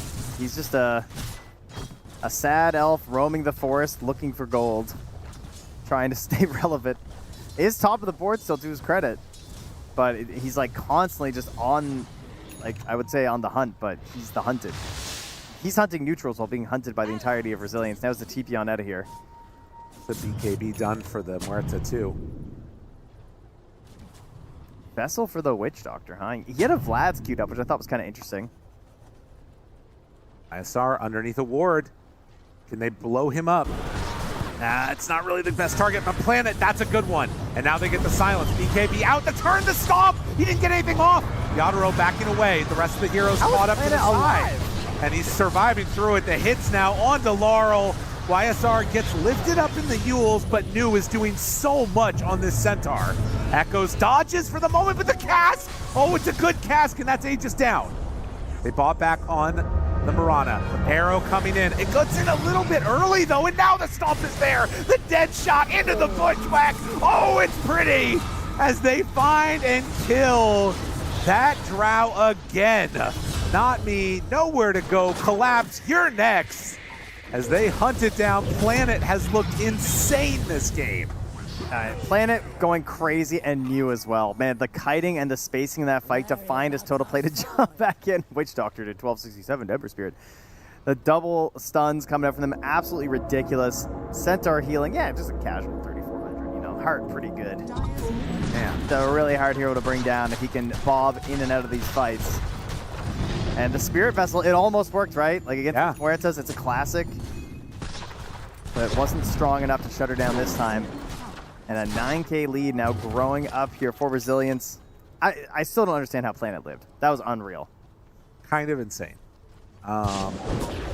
And again, you know, this is one of those moments now where, oh God, did you go too far? ZZQ nearby. Cask, they turn, they try and hit. He's taking a lot of Maledict damage. You're going to pay for that one, but the Cold Embrace is there.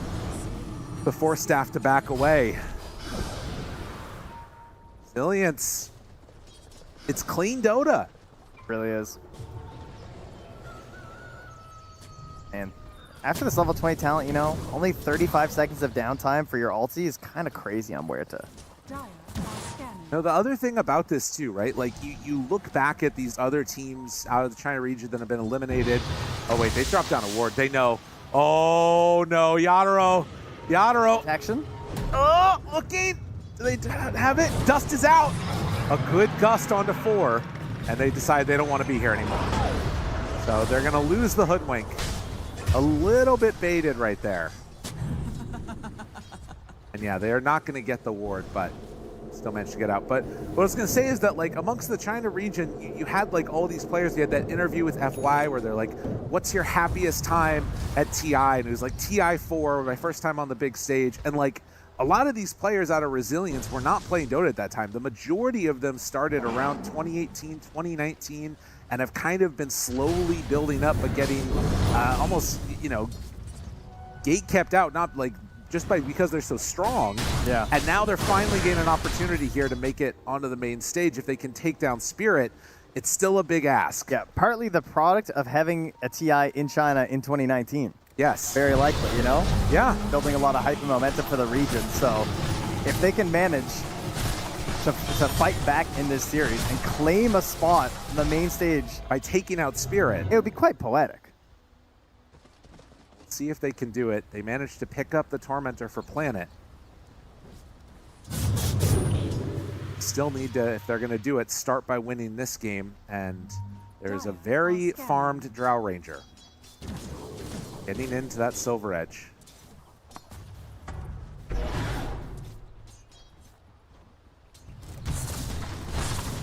Considerations, I'm sure, towards another Aegis before they really want to start pushing into anything too serious once again. And what else? I mean, Echoes, he's going for the Shiva's Guards next. Ag, Shiva's Guard, the two items for going high ground on Ember. Obviously, the Refresher is also amazing, but these are the two big ones where you're just you're giving this giant boost to the vision for your whole team, and it makes everything else easier to engage into, particularly when you have a blinking Wyvern on your team. In terms of the Hoodwink, Planet still has to just play out on the outskirts. No mobility items is going in towards the Lotus to help with some of these engagements. Hits the stun, Mules to slow it down. Now trying to get out of there. They get the Gust. Echoes pops the BKB. Still standing tall. Willing to run for more if they need to. It's a risky hero to commit on, the Witch Doctor, like that. It forces out the BKB because he's always just willing to jump into the ward. Spirit are sticking around. New, a little bit vulnerable. YSR, Laurel up on the high ground. They drop down a ward, jump, stun, find Planet. New, keeping the Drow out for now. Laurel hitting into and trying to kill and will take down that Hoodwink. But now Mirana caught. Another Gust. No catch though. Ember's in trouble. They're getting stunned. He's dead. Oh no, have they gone a bit too far? Ethereal bound, but still doing enough damage, and the ulti arrow just barely off the mark, and Yadaro standing too tall, hits onto all of them, manages to take 4. That was a tactically genius maneuver there. Like, having the sentries down like that, giving them the confidence to make that maneuver inside the Moonlight Shadow was nuts. They just sit around them, and like, Resilience, you can see they were kind of ready, right? Like, they're backing up their Centaur, but they get into a position where Yadaro gets to do what he's been trying to do this entire game and take over a fight. And the buyback, the plays there from Rue, very nice with that cask. That right there again, the like, Gust. This whole setup is crazy. Yes. Laurel blinks in, he gets Planet, who's been a big problem. Insane BKB by YSR, because I think he was close enough for the AoE. He survives long enough, but the curse is just defensive, right? Doesn't catch anyone else, and then this cask. Yeah. Made all the difference. Yep. And obviously, a nice play to be able to come on in, get a couple of return kills, but this was going to be a bloodbath no matter what. Throw showing up at the perfect time. All right, how fast is the Roche? Oh, almost as long as it could be. Wow. Bad news for Spirit. Could have been crazy if it was a very early spawn. With all the waves pushed out here, it might have been very easy for them. But nonetheless, they get a big gold boon to their team. Get a very quick silver edge here, as you can see for Yadaro. And what do they have to just try and like blow up this Ember now? I mean, it's the BKB is still going to be the big problem. So like, it feels like that baiting out of the BKB, if they can do that and then fighting afterwards, is the way they want to go. I wonder if he should go Lincolns instead of Shivas on the Ember. Yeah. You know, it could be a consideration here because like the Shivas again is so good, like for helping out your team and giving the vision and obviously just boosting your overall damage and everything. But if he has a Lincolns, he feels kind of unkillable. Right. But sometimes you gotta take a little risk. And this is the type of games that Spirit has won so many times, where they hold out until they get their items, get them capable of fighting, and then suddenly they go in. As Laurel has an idea of what he wants. You have a Centaur Aghanims finished up, I believe, once News Courier respawns. So okay. Yeah, it is. It's go time with the saves at this point. Obviously, Muerta already very difficult to bring down. Combo that with a Centaur who's then going to be possibly parading her through your team. Could get rather dangerous.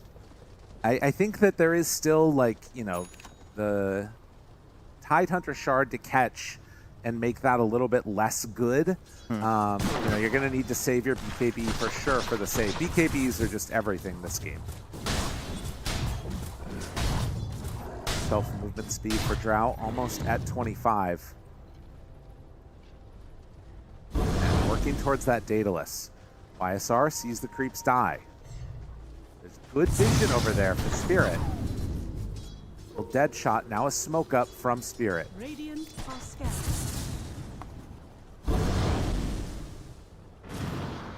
I mean, again, the context here, Roche is not up. Both teams think that it could be. And it's still going to be a long enough period of time that any fight win is going to be into the Roche immediately afterwards. Smoke on smoke. Watching for the BKBs, how they're used. Watching for the save from the Centaur, how that's used. No buybacks. Jump forward, finds nobody. Nobody at all. Echoes is still out there. Gets that BKB. No, he got stunned. He didn't use it. They don't have to fight right now. Yeah. They can't all in on him because of the Wyvern behind him. All right, so now there's no BKB on the DK. And they're willing to chase. Big remnants dancing out here. Oh, collapse. He blinks into them. Jumps forward. That's BKB from him. Slight dodge to get away from it. No arrow follow-up, but he's caught for the moment. It's going to need to BKB soon. YSR jumps in. They get him. Slightly slowed down and broken, and the Stampede forward finds the Witch Doctor. Good damage there. He's gone. Laurel completely isolated now as they take down Collapse. Oh, they're picking him apart. It's a little bit weird, but it doesn't matter. They still find the core kills they needed. Yeah, they managed to find the break there again with the Sharpshooter on the Hoodwink. And no opportunity for that turnaround play. Taking down the Witch Doctor is so good because they know he bought back in that last big fight. So there's no chance of him getting back in. And now they're not even thinking about Roche. They're thinking about hitting some buildings. Yadaro going in behind, finds a couple bounty runes. So far away from buyback gold for... Yeah, I was just looking as well. If it could get collapsed to some buyback gold, maybe, but... Is Yadaro going to go try and steal Roche while they're doing He's just grabbing waves. I mean, he gets spotted by the Sentry. Makes sense. Courier gets saved. Nice play. Echoes. Oh, buddy. Onto him. Obviously held onto his BKB. Did, and there is no curse. Trying to run. I mean, this is a lot of space created. This is very nice. But they already took the mid-racks. That's true. You're not wrong there. Still on the hunt. Find Not Me. He tries to get out. Remnants up. He goes down. Sleight of fist off the mark. Oh, no way. Listen, Echoes. There's some sketchy stuff going on, but New is there to clean up. Some Centaur sense, apparently. All right, 1 minute till Roche is going to move. Pretty safe for them to walk into the pit right now. takes the chance on marksmanship. And 39 minutes in, it's an 11K gold lead. Resilience have looked like a significantly better team, having a solid draft. And the question is, do they have what it takes to close this one out against Team Spirit? It's definitely swung over the past little while there. Yeah, they got to be a little bit cautious. And going into a Ravage, into the cask. I mean, a big old arrow. It's easy to go high ground when everybody's dead, but like, what do you do at this point? How do you approach going high ground against Drow? Farm the map. Okay. All this can be yours. That's right. Simply let the enemy hide upon their base. You wait 20 more minutes, you get new neutral items. I mean, even better. That's pretty exciting. I mean, for now, though, they have an Aegis. They would like to use it. Yes. ISR takes out that wave. Getting that gunslinger chance up. Super nice as well. Rana, playing a little bit far forward, is underneath Sentry Ward. We'll see if they are able to get that OBS taken out too or not. Yeah, just trying to find some sort of a vision advantage they could have when they try to start sieging. I mean, I will say, I think this is, like, for a lot of other teams, you'd be like, oh, they're in a great spot, everything's chill, everything's good, and I think that is definitely true for Resilience. But there's something about playing against Spirit in these late game scenarios where they make craziness happen. They make you make mistakes. And they wait for that one moment for you to overextend, and then they punish. Oh, is this it? Could this be that moment? Are they forcing this, though? They're thinking about it. Dude, this is into an Aegis. I don't know. You can't Ravage to start. They're going to Remnant in. Remnant forward, find everybody. Echoes revealing the map. Okay, well, onto YSR, good hits. Forces him away, now the Bushwhack. Do they bite on this? The Centaur mini one stomp onto Collapse. And they end it. Still nearly 3 minutes left on this Aegis. There's no reason to force this. You're also very low on Remnants right now on the Emperor. Did they use Banner? I have no idea. Yeah, they did. They did. So they took that one out. Spirit, nicely done. Aeon Disc finished here for ZZQ. A bit of safety in these engagements. Echoes not with the team. Does have a Remnant out though. Rejoin it very rapidly. Jump forward, stomp. Big hit, half HP already. Almost completely dead. Laurel is gone. Ravage to try and salvage. They get a good stun actually on the Echoes, but the BKB comes out, and that's the end of it. Curse, not where they wanted it. They're going to take down that anchor, but still manage to find that Witch Doctor kill. So with 2 down, surely now Resilience can make a move. Even stuns them right next to a tree for another follow-up there from Planet. Go and grab a couple creep waves. They're feeding mangoes into their Muerta. Here it will be Dragon Fruit, I feel like. That's fair. A lot of Dragon Fruit being passed around right here. Hits onto YSR. YSR gets out. Now, Dual Scepter, stun. Good hit with the Maledict down, but the Cold Embrace knew. He just lives through it all. Rue already super low. Echoes on top of him, finds that kill. They do manage to burn through the Muerta. Wait a minute now. There is no Ravage, but do they have enough to do anything to any of these other heroes? No more BKB to the side. Good BKB from Yatoro. He lives through it. New backs away, but now the ulti out for Muerta. They got to live through this one on Spirit. There are no buybacks on these other heroes. It is Yatoro versus the world. And Resilience, I think, are the ones that are coming away with this one with the victory, unless Spirit can come up with some huge answers. I mean, the creep waves are crashing into the bottom lane at the same time. Yatoro's going to try and deal with it. A tough time indeed as they move down for another set of racks. Team Resilience holding, again, the hopes of the region on their shoulders. They buy back now on Collapse. Laurel to the side, jump forward, stun. Not where they needed it. Yadro caught the one tree that's there, and he goes down. Does have buyback. They're going to need to use it immediately. Laurel trying to get out of there. They don't have it. They don't have anything. The Winter's Curse onto Collapse stops any extra aggression. And as they have the jump forward stun from New, Yadro caught another bushwhack. Planet has looked amazing this game. They will get back into the fountain with Drow. And meanwhile, though, Lysar actually took a ton of damage. Started to die to the combination of Not Me. And they actually, are they holding? Oh, man. Hey, they're going to play it safe and back it up. That's a crazy hold. Get some heals out. The problem is everything just comes back up pretty soon. Yeah. Doesn't take a whole lot for them to be ready to go once more here on the side of Resilience. But Yadro, essentially, you know, he did save the world for now. Yes. With the help of his friends, they'll get one more theoretical shot here. And understanding the assignment, yeah, plus 40, there we go. There's a little bit of a difference right there. He's queuing up the rapier. And a Midas at 45 minutes for Collapse. He understands the assignment as well. How does the math work on that one? 160 gold at a time. Don't worry, guys, we got this.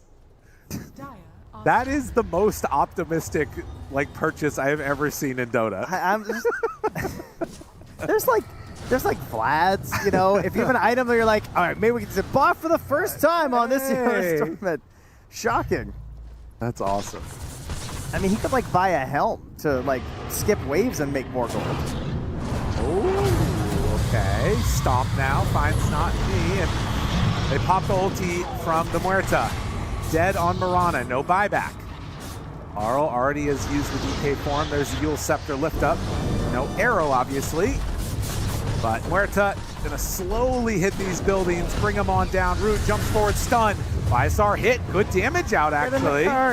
And the card is gonna keep him alive for the moment. Stunned on the DK, he still gets away. YSR taking a good chunk of damage there. They're gonna stampede to back out. Or maybe go in. Okay, still controlling onto Laurel.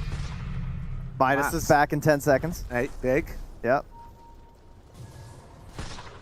I mean, they're not dead yet. Team Spirit hanging on. They're hanging out just off the edge of a cliff on a root that's sticking out. May or may not come detached soon. I don't know. The Observer's trying to send us a message about something. I just can't figure it out, though. What do you think? I don't know. It's weird. It could be anything. Wow. It could take up a lot I of had the a screen. ball of crystals to foresee what they meant. All right, listen. Lautaro gets Rapier, gets amp damage. Oh, the amp damage. Buy time. Ember just scouting, but they get it. Mega creeps. Felt like a foregone conclusion. Listen, they are now unshackled from the chains of having to defend that barracks, Trent. Mm-hmm. They're free to roam wherever they want to. And there it is. All right. All right, let's go. Oh, it's time. Last ride. Well, I mean, the good news, the amplified damage is found. The bad news, it is not by Yadro. True. Now, he's got a bottle. If he wants to, he's going to leave that behind for YSR. Oh, boy. No, they're not going to fight in their base. I like this call. They got to get something. Midas up in 10 seconds. All right, smoke pop ready here from He CQ. did not bottle it. Okay. Reported. You know what? He can't handle it right now. They're smoked up as well. Takes out the vision. Laurel up front and center. ISR now hitting Yadro. Gets two-shot, almost dead. Gets back into the base. And now New thinking about a blink forward. Finds him there. Drow is so low HP. Laurel is dead. They are losing heroes left, right, and center. They're going to get the leash onto the Emperor for just a moment. He needs to heal back up before he can come into this fight. Silver edging back out. He's got his rapier. Trying to find the right angle. How much damage can he do to New? He needs to get 6 protractors out right now. He needs a really good angle. I don't know if this is... Oh, and there it is. The stomp. They find him. On to the Drow. The Winter's Curse is there, the Boomerang, everything dropped. There's going to be the Ravage. Yatoro is dead. We are going to a game number 3 as Resilience pull it back and take down Team Spirit. Oh, that was a well-played game. Man, the bounce back from some of these players in this one, you know what they said in the interview? One of the reasons why they call themselves Resilience, they're hoping to gain some resilience because they find that when the game gets a little bit later, they tend to falter a little bit and they want to be stronger there. Well, but they got some strength in this series. If they can keep that resilience going into a game 3, Team Spirit looking for answers. Let's see if they can find it. But first, back to the panel. Love to see it. We got ourselves a series on our hands. I think a couple people were maybe a little bit worried after game number 1 that it would fizzle out for Team Resilience, but no such thing as they are able to take the game. Series is tied. We got a lot to talk about here, Jenkins, because this was some S-tier performance from Resilience. Beautiful. Very well played. Honestly, it's really nice to finally see Muerta get picked. I feel like the Chinese carries and maybe the Eastern European carries are like the only people that can pull it off. I personally felt like the hero was pretty good, seeing it in pro-level pubs before TI, but then it just wasn't getting picked. You can see in the late game, Yatoro picks up a Divine Rapier, and still he's getting 2-shot by Muerta. Like, that hero does not need a Rapier if you are good enough and your team is going to body for you, and you're going to position correctly, and you can get through the laning stage, and you can farm, you have a Centaur to save you, then the hero looks like a god. Yeah, I personally found the Muerta last pick to be a genius one. Because if we analyze the drafts, basically when Muerta ults, Dire cannot deal any damage to her. So you have 2 ways of addressing this. Either you ravage her and hopefully the rest of her team, which is a bit unrealistic, but you can hope for it. Or the other way, the easier way to do it, is DK stuns followed by an arrow, and you kind of focus this like one-man stun. However, there is a big problem with the Wyvern.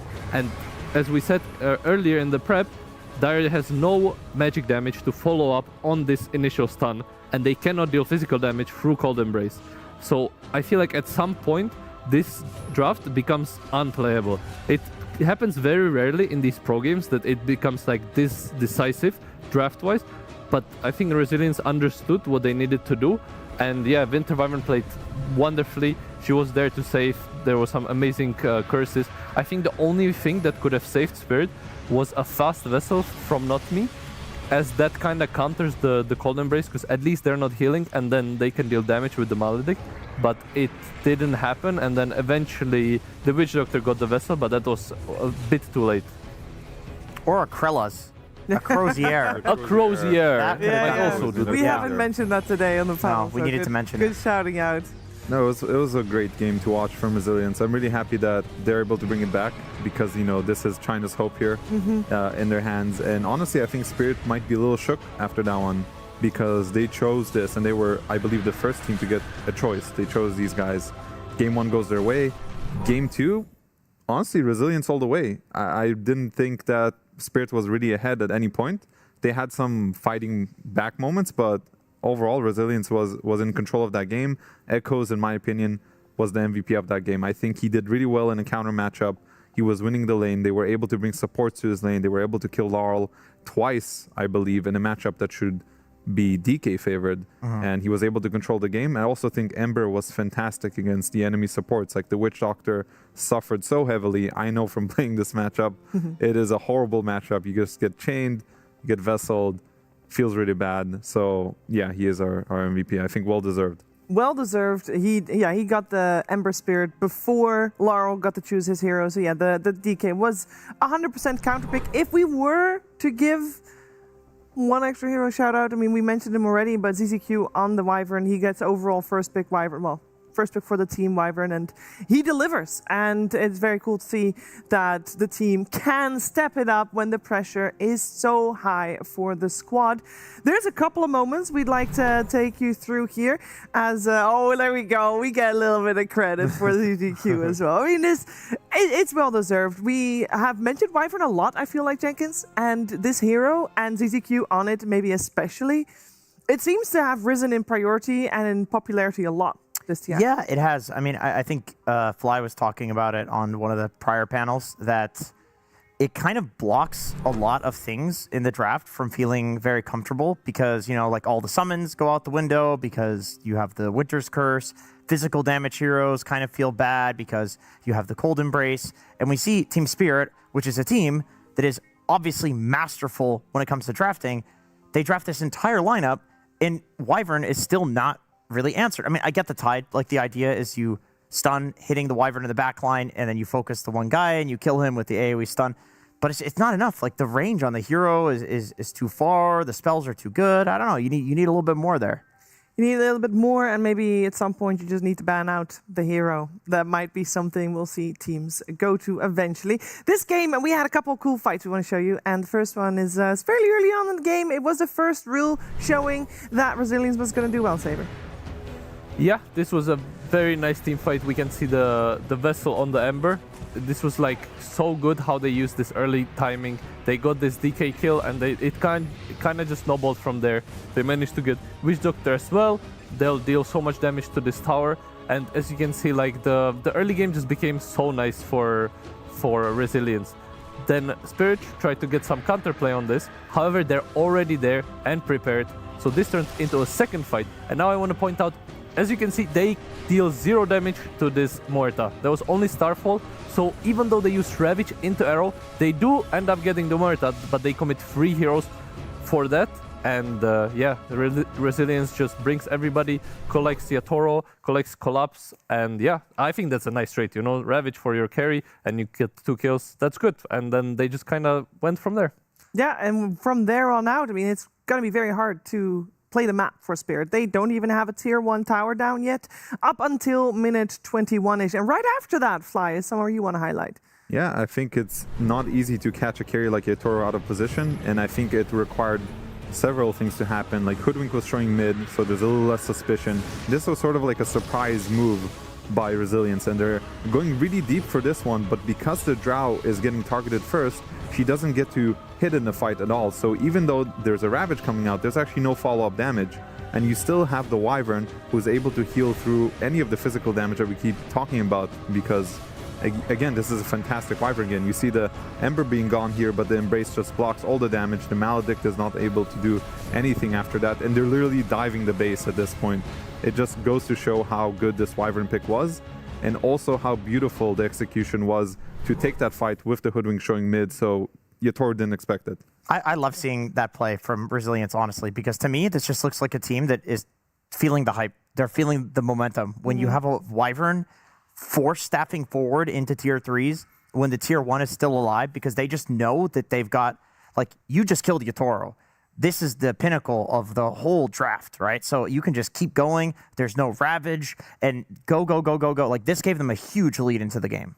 It really did. There was a moment where maybe Team Spirit could make a comeback play. But maybe a little bit mistakes here and there, Jenkins. It was a very cool fight, though. Yeah, there was, you know, always the expectation of Spirit potentially having to come back. We could see once again the Cold Embrace looked really good, but the, you know, supports get themselves out of position looking for the backline Wyvern, and I think they actually ended up having a really beautiful cast here into killing the Muerta. And here we go. Just gonna arrow him on the... Oh. It looked like the arrow disappeared. I don't know what that was. It's like it hit the Ember Remnant or something like that. But unfortunately does not hit the arrow, which means that YSR on Muerta, as he did in many of these fights, got to survive at super low HP. And Muerta surviving at 10% HP is going to dish out all the damage necessary. Gets a triple kill after respawning with the Aegis. Yeah, and it's even more impressive that you see that planet in that clip is also still alive, even though the whole fight started by Team Spirit trying to kill Planet from the get-go, but the Winter's Curse was there and he lives. The Cold Embrace was there and he lives. And overall, I mean, we had some very cool fights, I think, in this game overall. And some of those fights, I mean, maybe there was a little bit of a clashing of styles. Let's learn more about that as we head over to Purge. Thanks, Shiver. Yeah, the Dragon Knight has been very popular lately as a mid hero, and what it brings to your lineup is not only survivability in the laning stage, but also the ability to set up some chain stuns. So that was one of the big advantages that Team Spirit had. It's easy to execute their draft here. Unfortunately, this arrow ended up catching a creep, so it didn't end up connecting, but the idea is generally there. You TP in with the Dragon Knight, you get a stun, somebody else gets a stun off, and you usually get kills. In this case, they had to settle for a Dragon Knight, or sorry, a Centaur. Here's another fight, 20 minutes in. He's got Blink Dagger. He can basically do whatever. This is the ideal fight for them. Stun, arrow, kill an important hero. Now they get to do good things on the map, and this is what it buys them. And that's a big part of Dota. You either get, you want to get kills, obviously, but after you get kills, what you do with it afterwards is also really important. And in this case, they got a follow-up kill as well, chasing down Planet. And after this, they said, let's push this tower down here. But watch what, on the other side, Resilience does as a response to this. They see them pushing the tier 1 tower. They smoke at 20 minutes. They know their opponents are going to take the tower, and they're going to go take Tormentor afterwards. So watch how far across the map they're looking for this kill. We already saw the team fight after this earlier in one of our clips, but they chased all the way across the map, spotting Yatoro, and then starting this fight. This is how this big fight started behind the tier 2 tower, because they anticipated what their opponents were going to do. So they don't exactly have the easy chain stun kill a hero lineup that their opponents have. They have to anticipate what their opponents are going to do, and they have to show up, or they have to react to some of these fights here. With this one went very well, obviously. Here's another chain stun that's going to happen that clashes these styles. Team Spirit comes in, they find the Muerta across the map, they go for a stun. Now there was a really big hesitation here from Not Me. I don't know if he's expecting a cask or not, but he eventually throws the arrow. As a result, Muerta gets her ulti off. She ends up not dying right away. That means Laro's going to lose almost all of his HP, but now Resilience gets to back him up, and this is how their style was going to respond to this chain stun. So definitely some missed opportunities there for Spirit, and Invis rune here on Ember Spirit was really, really nasty, making sure they killed the Drow. So different styles this game, but immaculately played by Resilience to play against a chain stunning lineup. Thank you very much, Perch. I feel like both games... Thank you, Perch. Thank you, Perch. Yep, thank you, Perch. Thank you, Perch. Both games we've had so far, the game 1 was clearly won by Team Spirit, and they were the better team in that game. Game 2, Resilience won the game, Fly, and they were definitely the better team in that game as well. What do you expect to see from game number 3? I mean, now I'm really interested to see the mentality of Team Spirit, because, you know, the momentum of a series can change very quickly. You start off by literally stomping them. Like, let's be honest, that was kind of a stomp game 1. We're like, yeah, we're just a better team, no problem. Another day in the office here. Then game 2 happens, and you're suddenly shook. You're like, we can actually lose this. So these thoughts can kind of creep into you, and that might affect how you play. I know Spirit in particular is one of... they are one of the most resilient teams in Dota history. Yeah. Like, straight up, they are. So I don't think it will affect them too much. Maybe the supports are a little newer. Maybe we're going to see some shaky plays from them. We'll see. But I do think now momentum is on Resilience's side, and they just need to use that. Don't give them Earth Spirit unless you're picking it yourself. Start there. Start easy. Get heroes you're comfortable on. Echo's played fantastic. Give him something he wants to play. Go from there.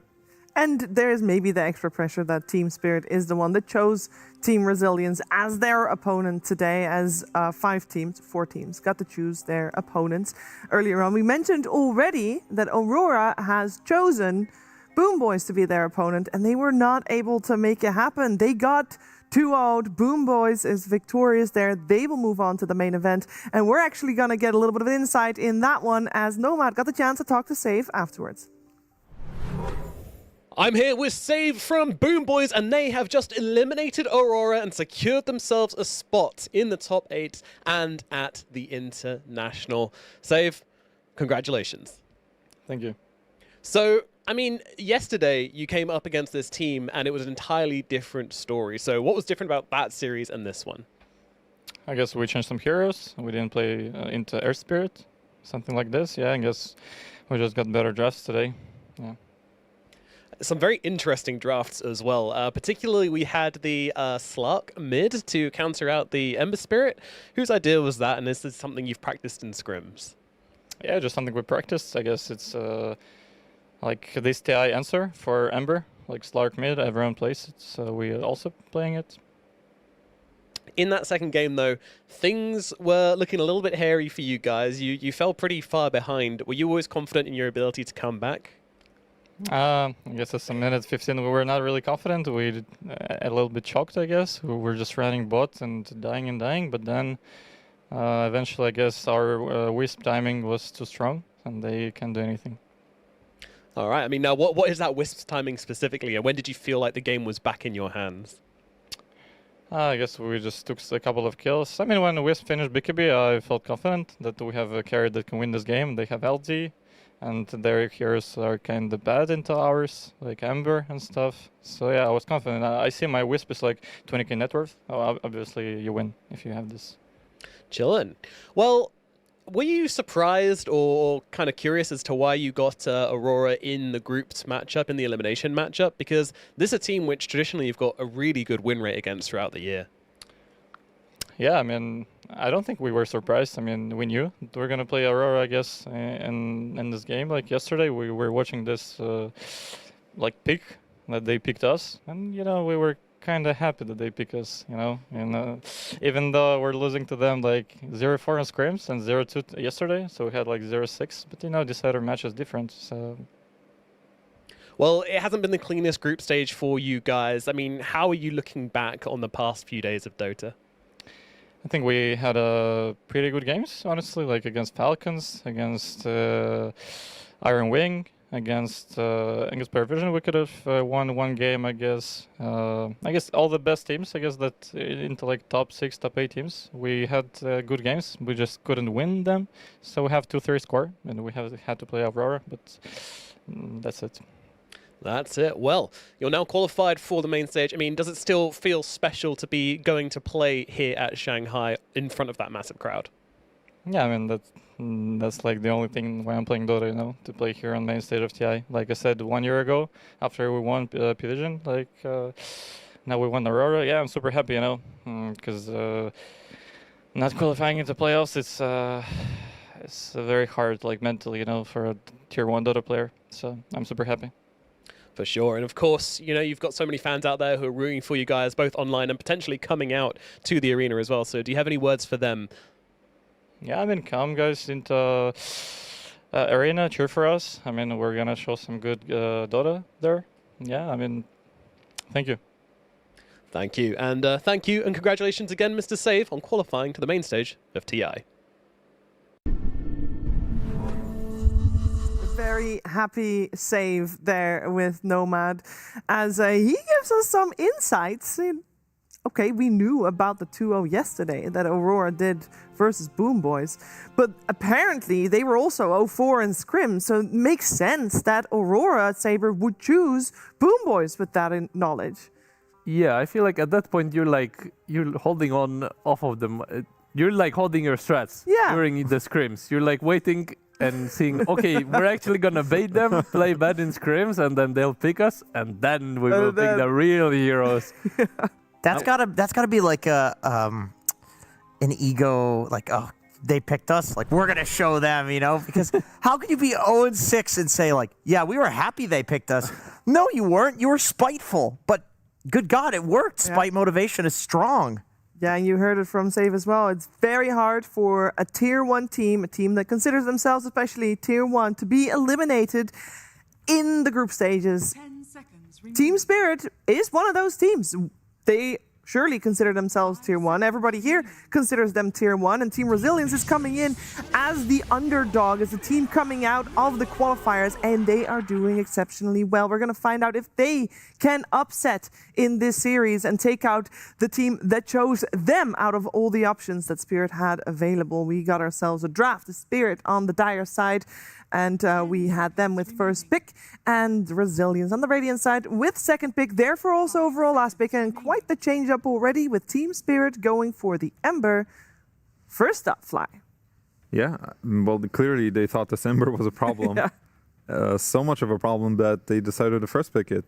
And I'm not really sure what Echoes' hero pool is, because I think we've mentioned before that when you see an Ember Spirit, you want to punish this hero in lane. Otherwise, he is too much of a menace on the map. Shadow Fiend, that is an old school counter to Ember mid, where if the SF does play mid, he will beat the Ember in lane. He can take off the Flame Guard with double raise, so you can play through that lane. I don't know if they're actually going to do it. I don't think we've seen Shadow Fiend's mid yet. It's usually just going to be carry. But if they do, that'll be a cool answer that's going to be... It'll decide a lot of the game if they put the Shadow Fiend mid. You know what I would love to see? I would love to see SF picked as a... If we have to, we can put this mid as the Ember counter. But as the draft goes later, if it looks like it's also a good Slark game, that then maybe the Slark mid comes out. Because I don't know how much you want to like slam first pick Slark, even seeing the Ember.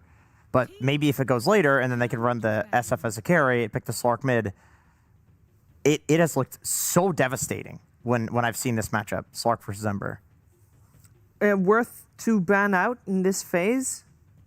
Maybe it's a question of, do Spirit think that Resilience have actually practiced this? Like, have they seen it in scrims? Have they heard that these guys can play the Slark mid? Because if you're not practiced with this, you're not whipping this out, right? Like, it's got to be something that you've done before. Well, one thing that I do know is that Team Spirit, both games before this one, in the first phase, they have addressed the Winter Wyvern in this game in particular, but before that, it was Keeper of the Light that was banned in both games by Team Spirit. So this is something that Resilience, they're worried for it by Team Spirit. So I'm curious if Resilience wants and is able to get their hands on the Keeper of the Light in this matchup.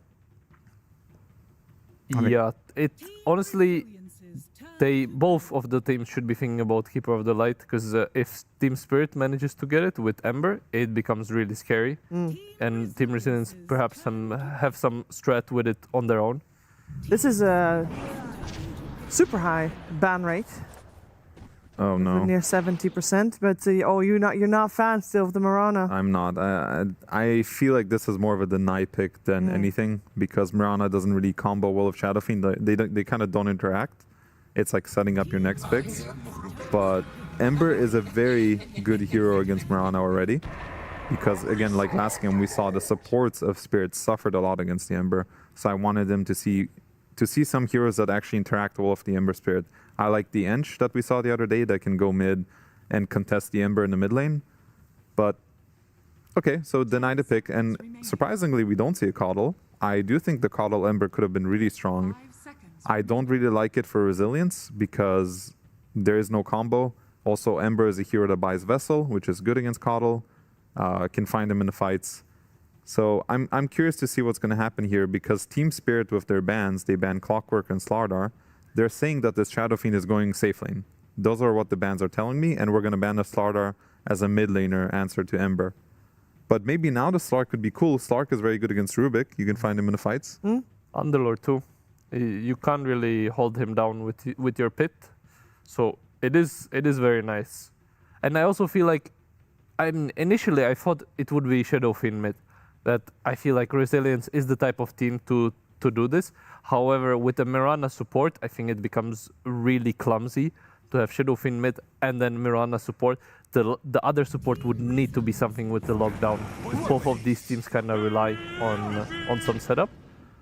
Could be Pango mid now, which is a little bit better. I think with Mirana, you just need setup. So I hope that whether it's Pango plus another sub, they just need something more. And then, they can just have Shadow Fiend in the safe lane against Underlord. It's not a bad lane at all. Okay, and they got the Ench to purge the Ember Shield. I don't mind it. It's solid against Rubik as well. Is it setting up for Mirana Arrow, though? No, it is not. I mean, the slow is okay, but I think you want something nicer. The Pango roll is alright later on in the game, as it kind of pushes things away. So like shouldn't be like a creep blocking the arrow if you roll on someone, but it's a little bit unconventional as far as arrow setups go. That's unconventional too, no? Terrorblade? Yeah, I mean, maybe not for Spirit. This is something they do when their back is against the wall. They just go for the Yatoro Classic TB. It's a good hero against SF. You steal you get an SF illusion, and so you're going to be gaining his aura. SF, there's a world where like SF can ult and magic damage kill a TB, but a lot of the time TB has items and can actually survive that and turn and potentially sunder the SF. And there's not much to deal with the TB illusions right now on the side of Resilience. Like he's high armor against Pango, for example. I think this could have been a cool Shadow Fiend Magic build because he will lane well against Ember, and he does have the ability to pop the TB as a magic build. But something tells me that this is just going to be a Shadow Fiend carry. I think they'll put the Pangolier mid because Pangolier is not a good matchup against Terrorblade. Terrorblade has very high armor. Pangolier is only physical damage. I think they need some hero that addresses the TB. So we're looking at like high magic damage. Some people I know like Doom against TB. I think it's like a two-sided matchup. Okay, never mind. It gets banned. Timber, Doom, both definitely good bans. Maybe Axe. That's another one that I've seen can do pretty well against a TB. Yeah, to be fair, from all the TB counters, there isn't much left. Like Darkseer is banned, Underlord is picked, Timber and Doom are banned. So and Pango is not good because we've seen you play Pango. Is that not an option anymore? I mean, you can play it. It's okay, but it's like you are countered by TB. Okay. You kind of give him a free lane. That's not good. So I'm surprised. I don't know. I feel like Resilience, they kind of shot themselves in the foot with these supports. I feel like they don't really set up anything, and then they have Shadow Fiend that requires setup. And now this last pick kind of needs to solve so many things for them. They need to solve the TB. They need to kind of, finalize their draft so it makes sense. Whereas for Team Spirit, they already have everything. They'll just pick the other support here, something nice that can help TB win his lane and, play with Ember. 10 seconds remaining.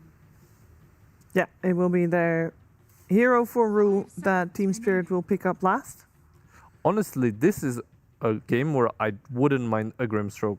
Because then you have the powerful SF Illusions later on. I know I said that, you don't necessarily counter the Pango with your Soulbind, but I feel like their draft is so solid already that I don't mind it. They'll go for the Jakiro. That's a stable hero. Good lane. It's solid. You can't go wrong with the Jakiro. A lot of magic damage later on too. Yeah, I think they have a very good lineup on Spirit. They have everything they need. They have initiation. They have a way to push buildings. Their spells combo well together. Very clean. It's a crispy draft, if you ask me. And for Resilience, they need something to deal with this Terrorblade. There's not many options left, like we said. Maybe a Necrophos could be interesting. If you really want to go down the rabbit hole, we have like Brewmaster that I know New That's plays an interesting one. a long time ago. But I'm really digging deep for this pick. It's not a good position to be in. This is kind of why I like the Jakiro pick, because it makes some of the typical TB counters feel a little uncomfortable. Like Axe just doesn't feel that great into Jakiro either. It's a lot of magic damage to burst him down in the laning phase. If you don't want to answer the TB for whatever reason, like Centaur's still there, it's good against Jakiro. I was thinking maybe Snapfire middle could be a little wonky, but it sort of addresses it. And then Pango off. It looks ugly. I think this Mirana, I'm just looking at it and I'm annoyed by it. To be fair, I really love the Brew pick, because realistically, Spirit have no stuns. However, they did not. What is happening? Oh, I see. So it is Pang offlane and Puck mid. Yeah, I don't like that as much, but yeah. We saw Echoes carry on the Ember in the previous game. Give him a chance. Maybe he carries on the Puck. It is a good Puck game. They do have only like 1.5 stun for him, basically. So if he has a good lane, he can pop off for sure. I think this is it's a complicated game for Resilience. I do think Puck is a hero that scales well into the game. It is magic damage. It's just that you need a lot of time. And they could get there with Enchantress being able to rotate mid. You have the Puck coil with the Dispel of the Flame Guard. So I can see them attacking this Ember on midwave. And if the Puck gets off to a good start, gets his items fairly quickly, this goes to late game, I see a win condition for them. However, saying that, I do think Spirit is in a good position to win this game. Yeah. I would favor their draft probably a 60-40 for me, which I think is pretty big, unfortunately. At this point in the tournament, for sure. I mean, for me, I think it's cool because it shows that Resilience trusts Echoes as their mid laner. They're like, dude, you absolutely popped off last game. We believe you can just outskill and carry the game. So we're just going to get you Puck in a relatively free game and please carry us. That's a cool level of trust to have when your back is against the wall like this. Let's see if the trust was well placed. It's a deciding game. One team advances, one team gets eliminated. Let's head over to Lyrical and Trent to see what happens. Thank you so much, Shiver. I cannot wait. This game is going to be super hype. We got puck all over the place. We do. Do you believe in the Terrorblade? Do you like it? I mean, it's the Yadro Terrorblade. It's the classic. It's one of the go-tos. Of course, they just had the Yadro Drow, and it did not go so well. True. So that's kind of his new thing. He's going back to his old ex. A little rebound draft here. Gonna get glimpses of Radon. What's happening now? Yeah, if he could change his name in between, he would have. It's time. That's what he needed. Well, we saw a pretty crazy start to this one as he is going to head down through the Twin Gate. What are you doing down here, buddy? Okay, he's just getting a ward down. I don't need that mana anyways. There and back again. All right, very good. Keep an eye on some rotations that could be happening. Also, some of these earlier maneuvers can get spotted by this as well. I mean, this makes sense. Like, you're going against an Ench. There's the chance for the rotations mid, which the panel talked about a lot. But you could also definitely see, just going through the gate and messing with them. Yeah, I think a lot of it would be planted as well, right? I feel there's a lot of pressure on him again now on this Mirana, and it's not a great Mirana game in my view. Yeah. Like, how do you hit an arrow this game? It's basically off of Rolling Thunder and maybe some sort of an Ench creep setup. Just be good. He's going to be really good. Puck is not the best setup for it. They've just put a bunch of individual pressure, I would say, on Echoes and Planet to perform above what their heroes should be capable of.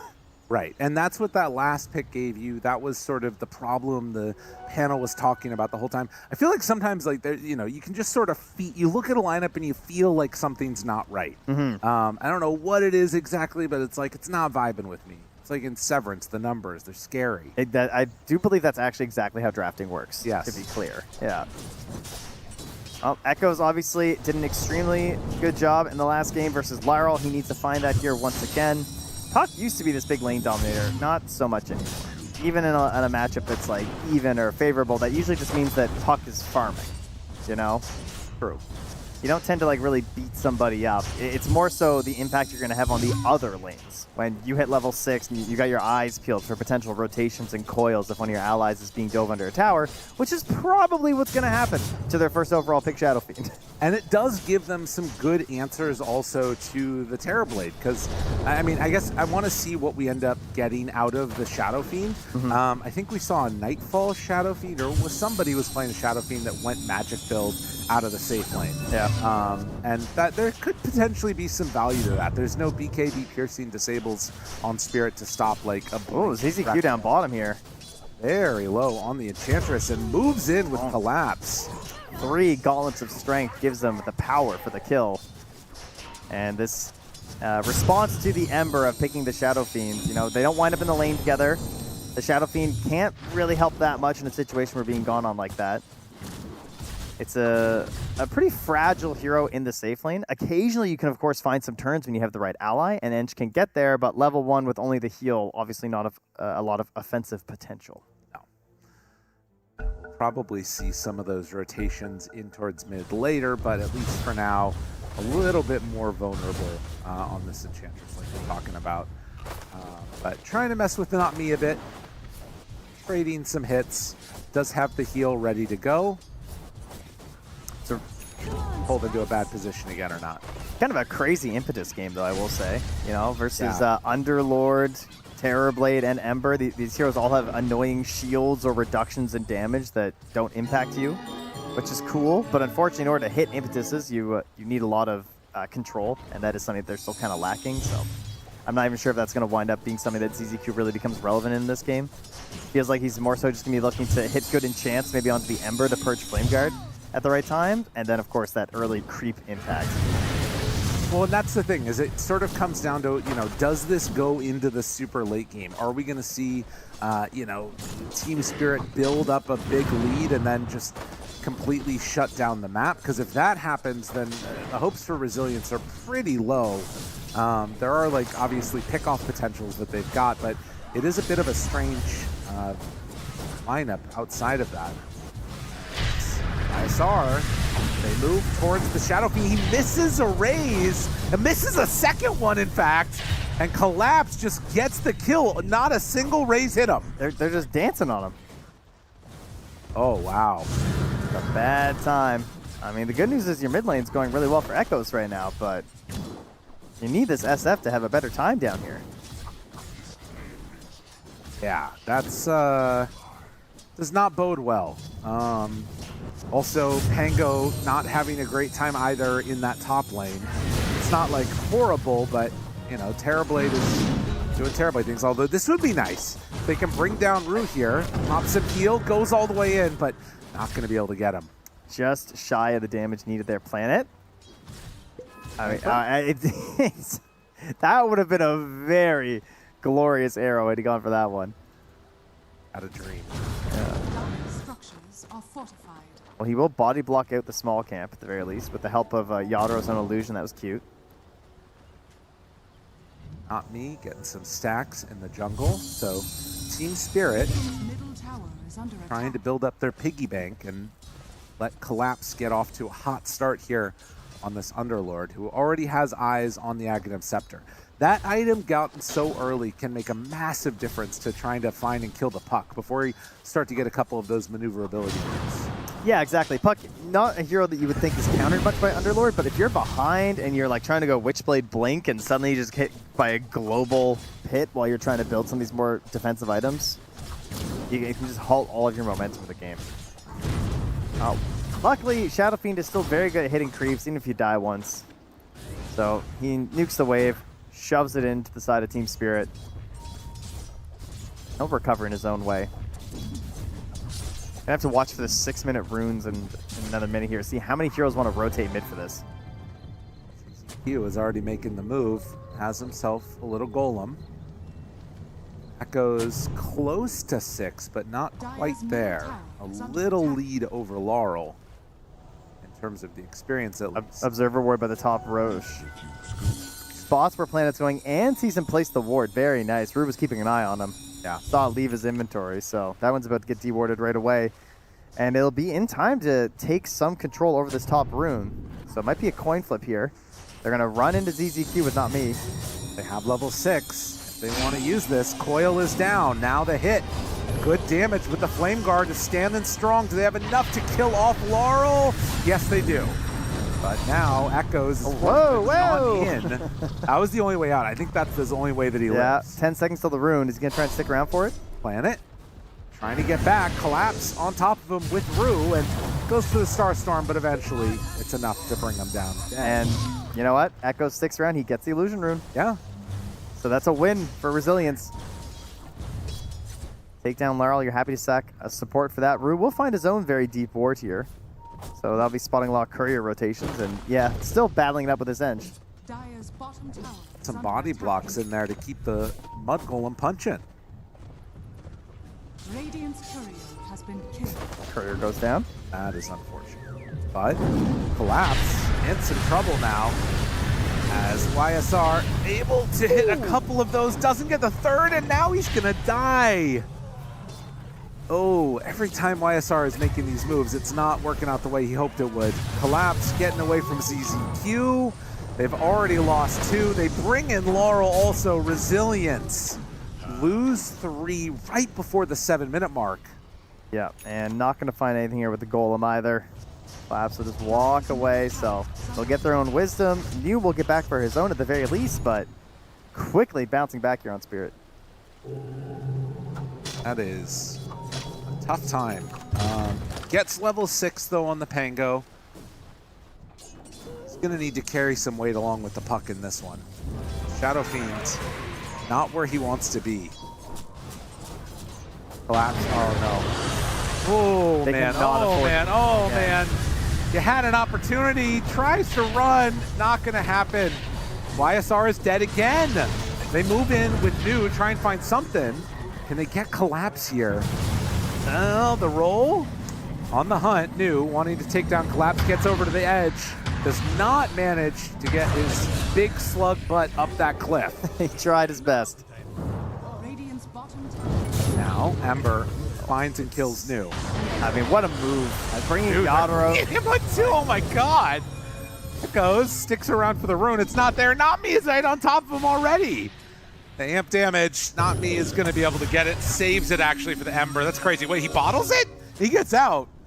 Okay. A little greedy play means that the Ember does not quite get that one. So there's so many things that just happened in this gank. Like attacking the Shadow Fiend at the hard camp. Puck is looking for these moments, but he's low on mana in the mid lane on Echoes. Plus the fight is happening just far enough away from the tower that you can't guarantee that you get in there with the coil anyway.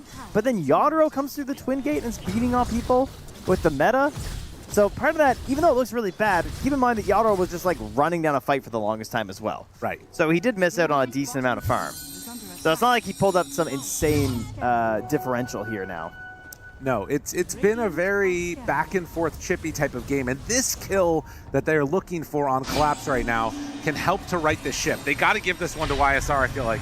Oh no, well, they gotta get it first. Yeah, they get him. Okay. Just get it. Because they need this Shadow Fiend to be their damage dealer. Like, sure, Puck is going to have damage late, but you really got to make sure that SF is off to a good start. Yeah, he is kind of locked into the Manta build, though, it feels like. Versus the Ember, you know, feels really good. Versus the TV and the reflections. Oh, it's true.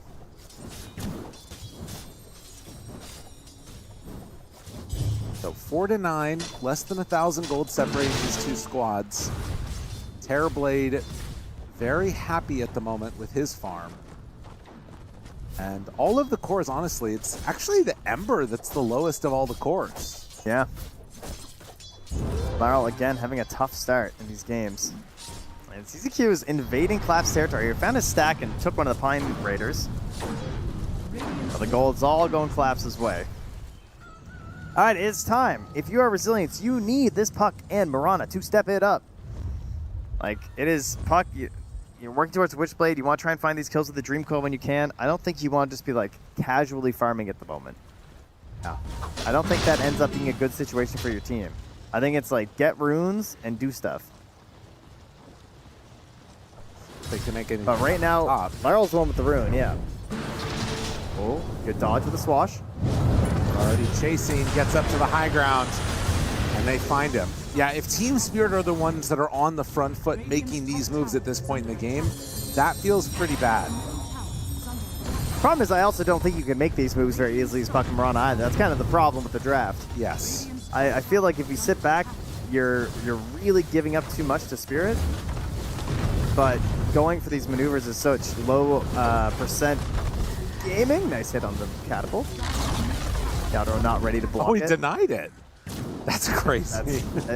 That's some wild gaming from That's Planet. what you need out This of is Planet. the locking in we needed, yeah.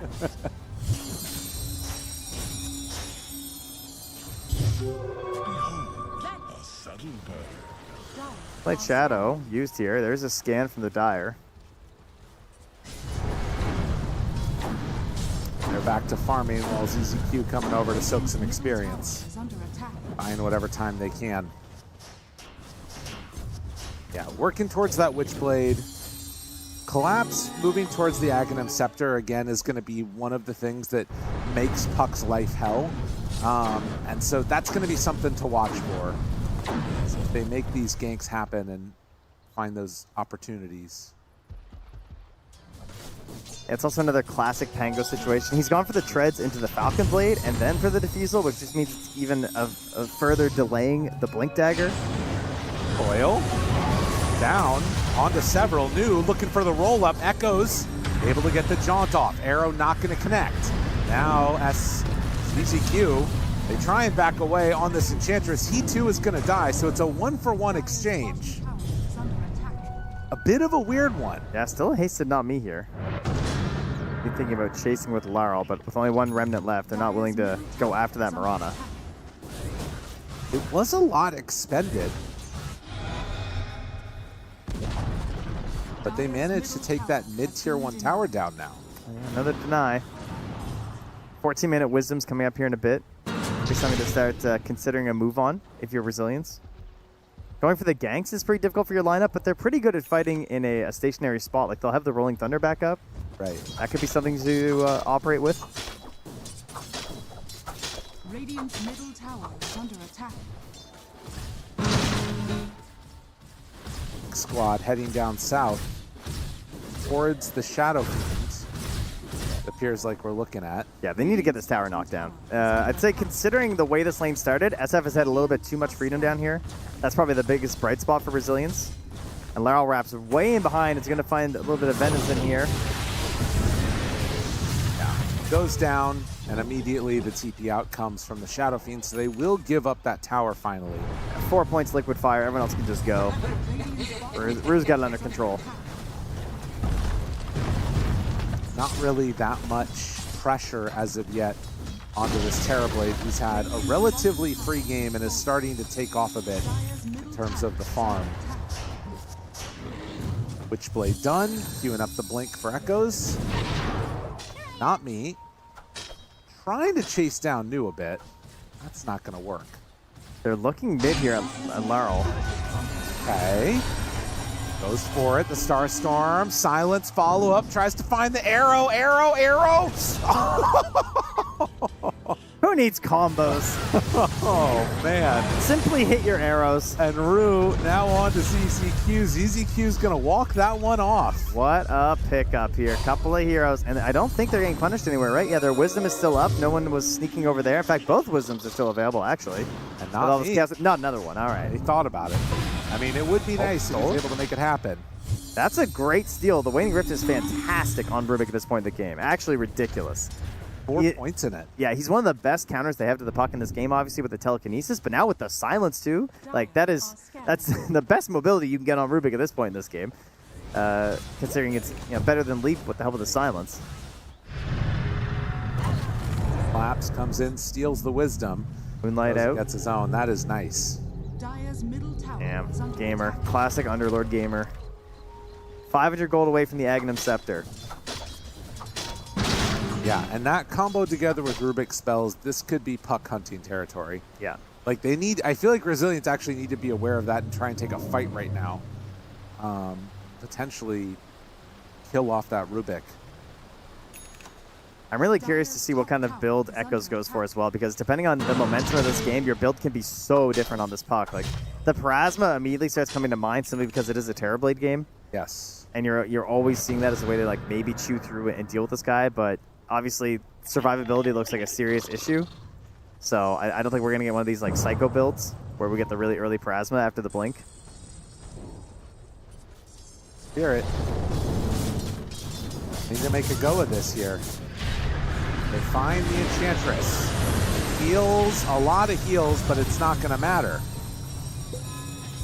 And that Pit of Malice laid down just makes it really tough to counter-initiate with any of the heroes that Resilience have. Yeah, and this tower gold will be enough for the Ags as well. Yeah.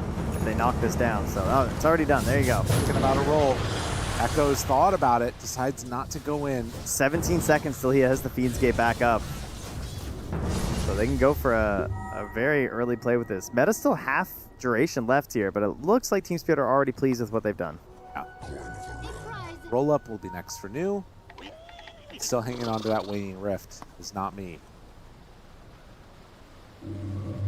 But yeah, I mean, this is the game threes, right? This is what we've come to expect at this point. The that's true. Have the stomps back and forth. They don't want to make any risky plays because if you take sort of a bad fight, suddenly you're like playing from behind in an elimination matchup, and the pressure starts to really mount up. I think this is trending nicely for Resilience, though. Yeah. Like, I feel like things could be a lot worse.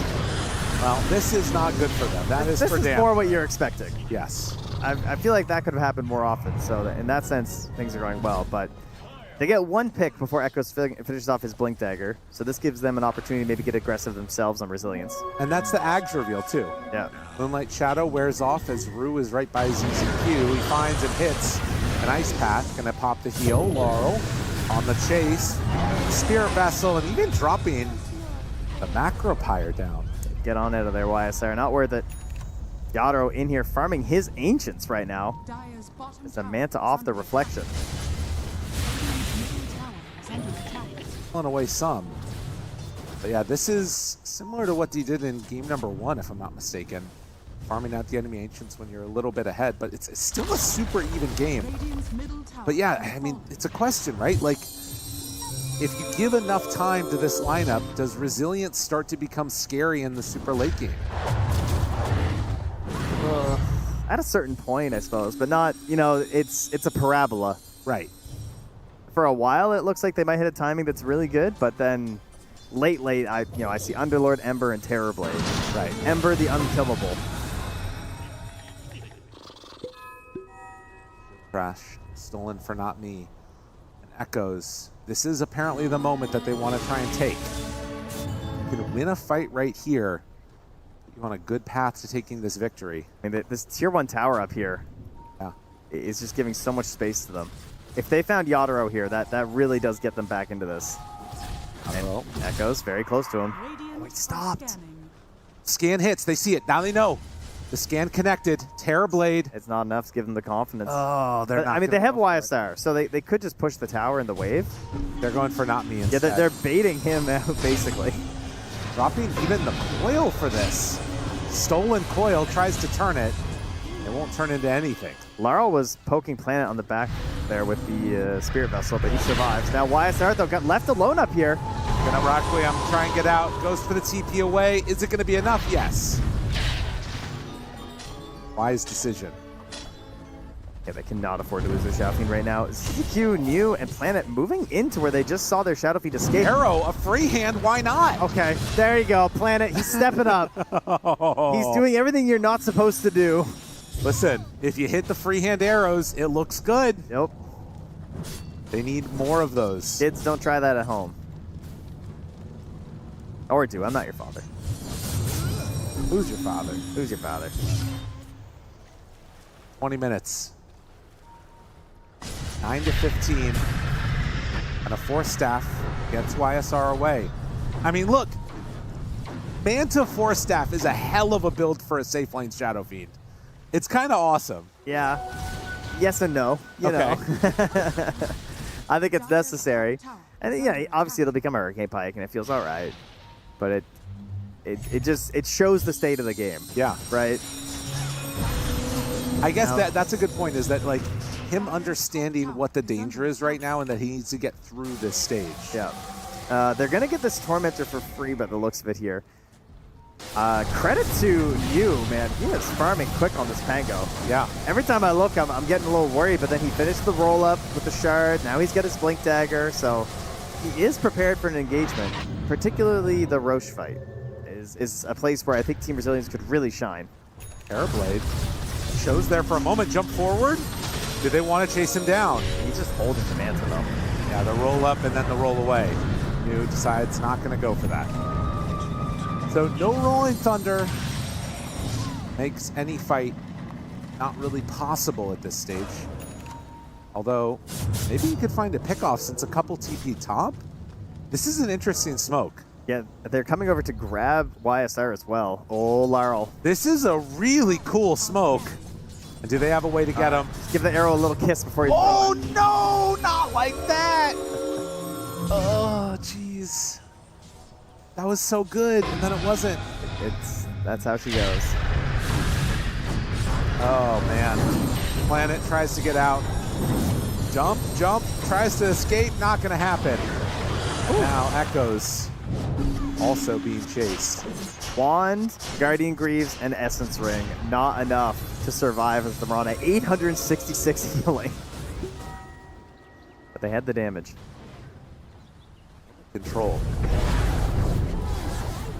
Cute, TP's out. Does it get away? No.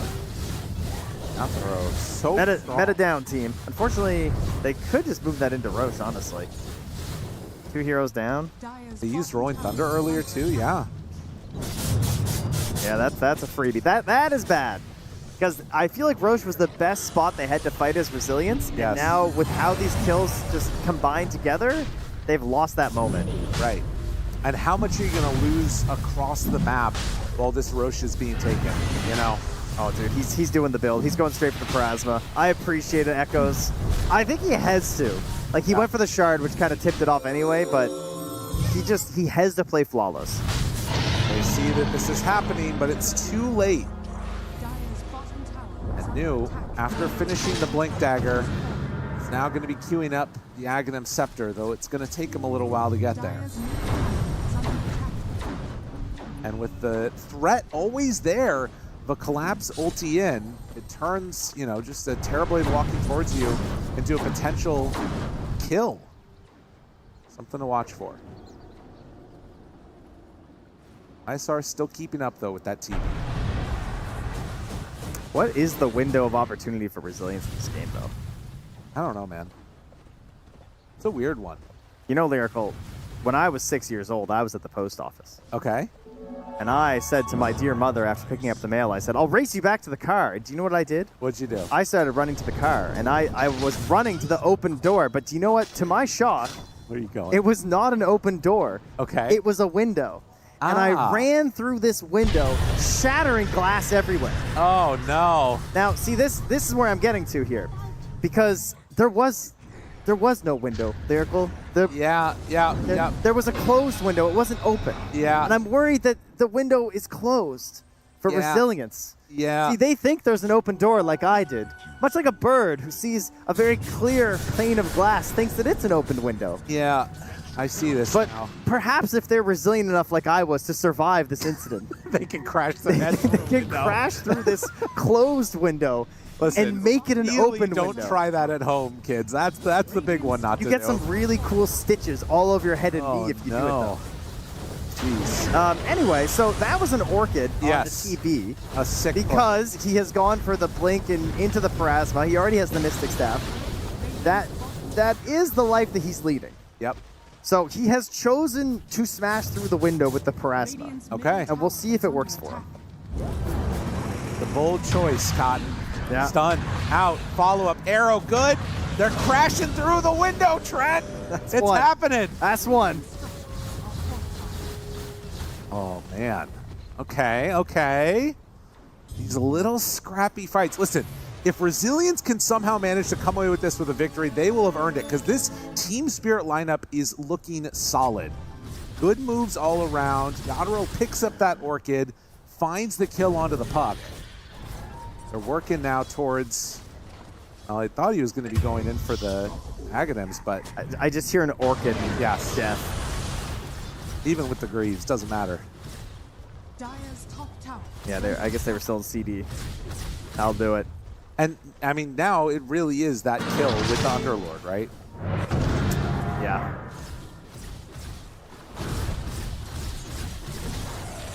Ataro's just ganking people. Nobody's ganking him. No, they certainly are. The Terrorblade is not any sort of terror. He's certainly the one who causes the terror in this one. ISR is still growing larger and larger, but in terms of what he's been able to do in this game, it's been a little bit suspect.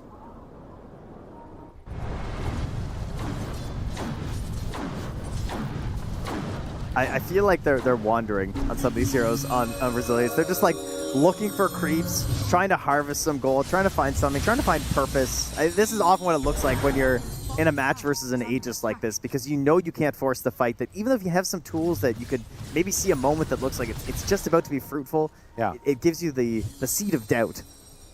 But at least they got the 1 kill on Laurel. That was good. Yeah. Well, and also you got the Aghanim Scepter now done for the Pangos. So the team fight potential is pretty high on Resilience if they can find the right initiation angle.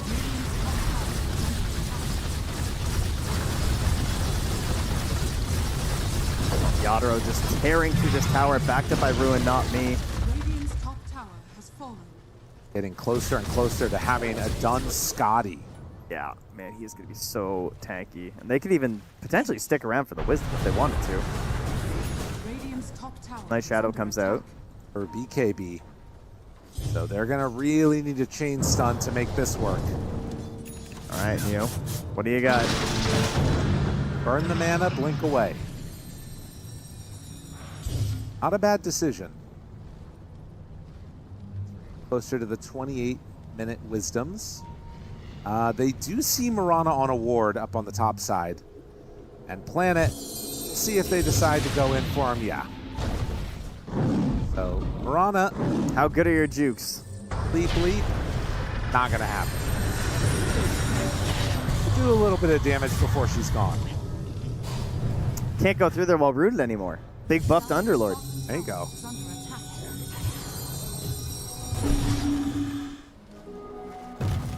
That does set up for 2 wisdoms at the very least. So some small wins where they can find them.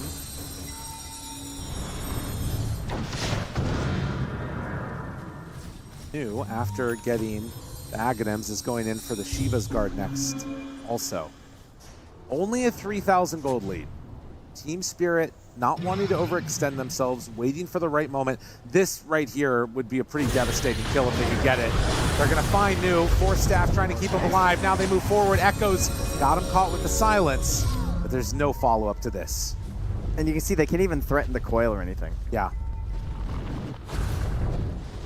There's not enough damage. They do not have the Terrorblade answer. They're going to need a Requiem. They're going to need, you know, a Pango ulti, and he's still got so much armor. They're playing for the big fight. Like, they're going for the BKB on the puck. They're going for they have the BKB on the SF and 2,800 gold.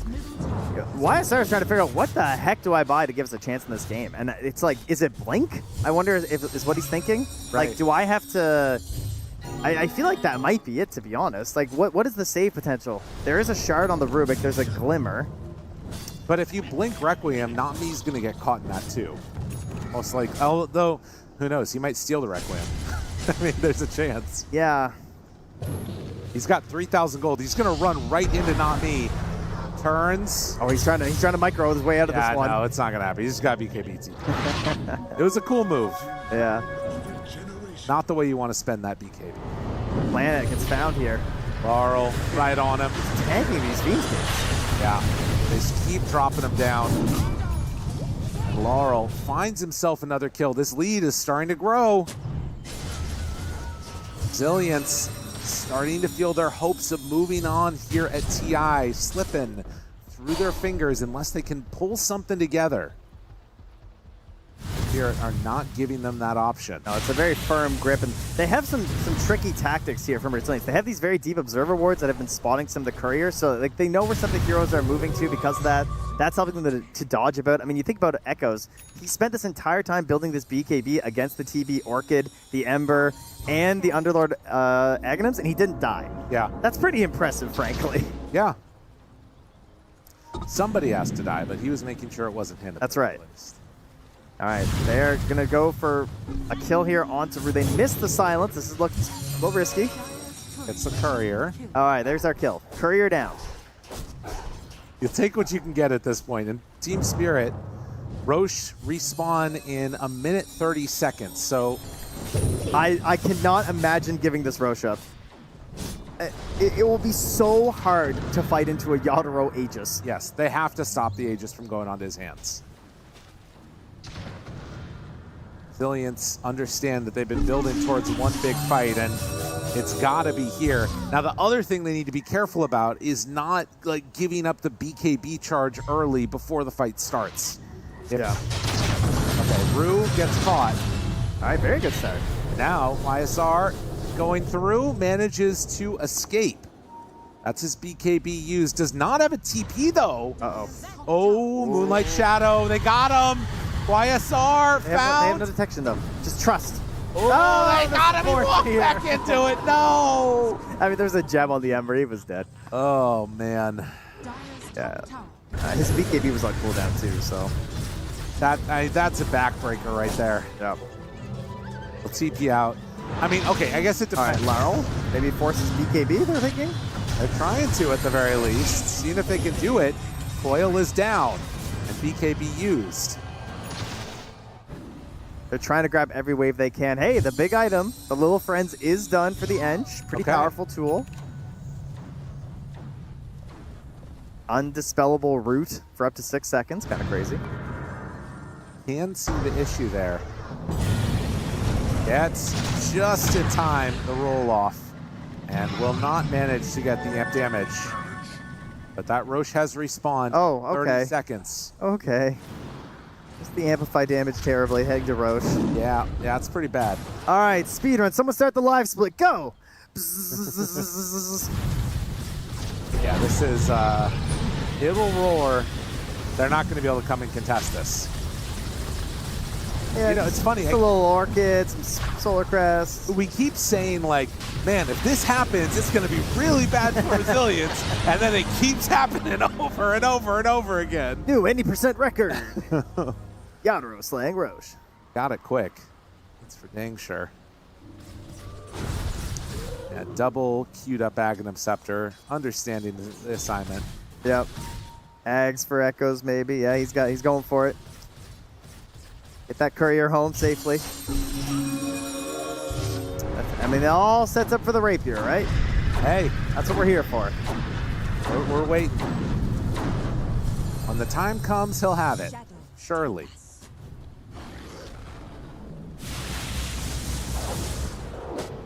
He's going in for the Lotus. Trying to help out some of his teammates there. Yeah, this game firmly in Team Spirit's hands. It's not insurmountable, but this type of play right here is what's so scary. I mean, he's level 24, Lyrical. I know, it's a problem. Planet's getting chased down now. Manages to get a Tormentor. He's like, there's two of them chasing me. Why are we losing our base? Guys, what's happening?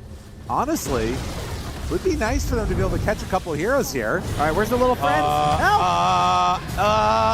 The roll, backing around. Finds Yadro, right. Bouncing back and forth on these supports. They managed to find Echoes. Has to pop his BKB. That feels bad. He just needs to run. Oh, God. He's got to get out of there. Just got to escape. And I don't know if he's going to be able to. Oh, the silence, the run, the lift is back, and now he's got him caught. He's going to be able to go for the jaunt. Needs to double back the other direction. In the meantime, Yadro is taking their base. Right. He blinks up. Echoes, no TP. Oh, man. And Not Me is just on his case, chasing after him. Oh, he got the phase. He was just insta-spamming, hoping he'd get something else. I mean, it's all falling apart. Resilience are feeling the pressure coming their way as Team Spirit. The voice lines are beginning. They're feeling it. They know what's coming. 60 seconds, no Pango. Look at that building damage. That's a lot. Yeah, that is not a lot on the side of Team Resilience. Myral not helping the team. I know Ember's bad at hitting towers, but he doesn't even try. I mean, they're going to send in Terrorblade Illusions from the Enchantress, but strongest hero in the game, and it's dying almost instantly. But the little friends. Not looking good. Little friends. Some good punches in there. On Yadro, actually. Forces out the Sunder. A few more with the Force Staff forward. Maybe a chance of Hope and Dream. Yes. That's one. Can they get another? ISR not feeling super great about it. There's the coil. Now they get him. No more Sunder. Stolen coil. That's not good for them either. But do they have the damage onto Laurel trying? They get him with the root. Okay, the little friends, but BKB pops, and that's off of him now. All right, they do manage to take Not Me out. Echoes saying they are not done yet. TP out from the Underlord. They manage to burn through the Aegis. They get a kill. Rue takes the Shrine of Wisdom as he TPs out. Yeah. A painful one. So, yeah, they get the Aegis, they get the Rubik, but they lose their top set of racks. That Aegis is just too much for them to deal with. Feels like they needed a Terrorblade answer.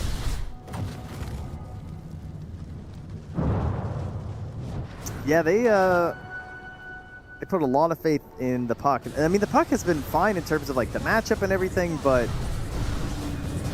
I believe with the allies that you already had in the draft, you had no way to accelerate your Puck in the game through kills. It was just like, I'm an annoying hero that will be hard to kill, and I'll be like splitting the map and not getting caught.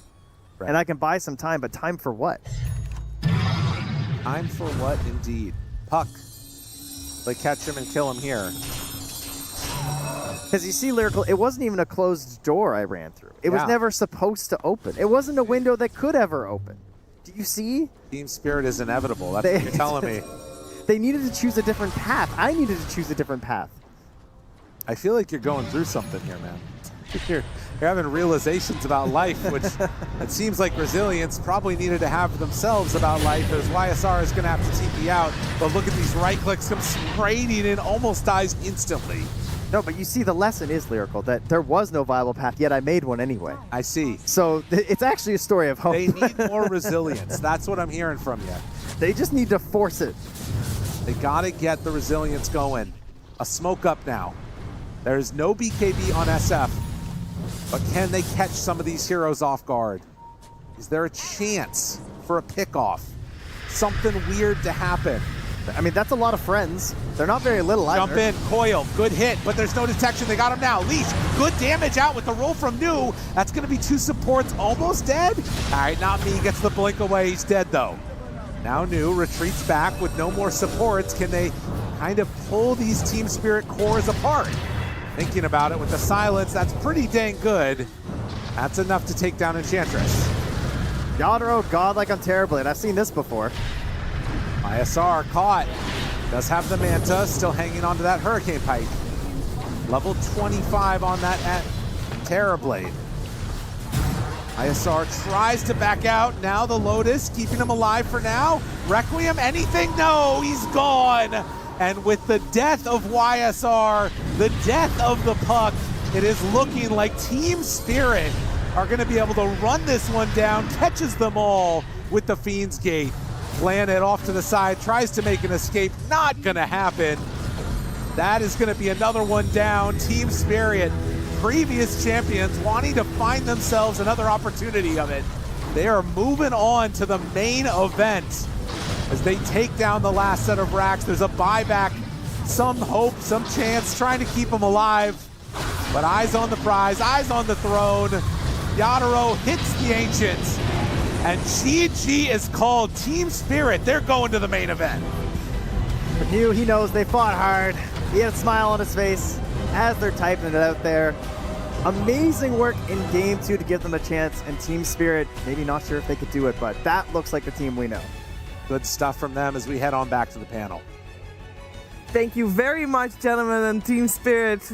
I may be more relief than happiness making it to the main event here after this best of 3 against Brazilians defeat on their faces, as they have lost their chances here. But I think, Saber, with Team Spirit moving on, relief probably very present, especially after last year. Yeah, for sure. I remember last year when they were in this same exact situation. They managed to get either 3-2 or 2-3. They were playing against Falcons, and they got 2-0. They weren't able to play last year's TI, and then this year's TI, they were 1 game away from their dreams getting crushed again. And luckily, they clutched it up. It was great how they played. I think Yatoro especially, he was just so good.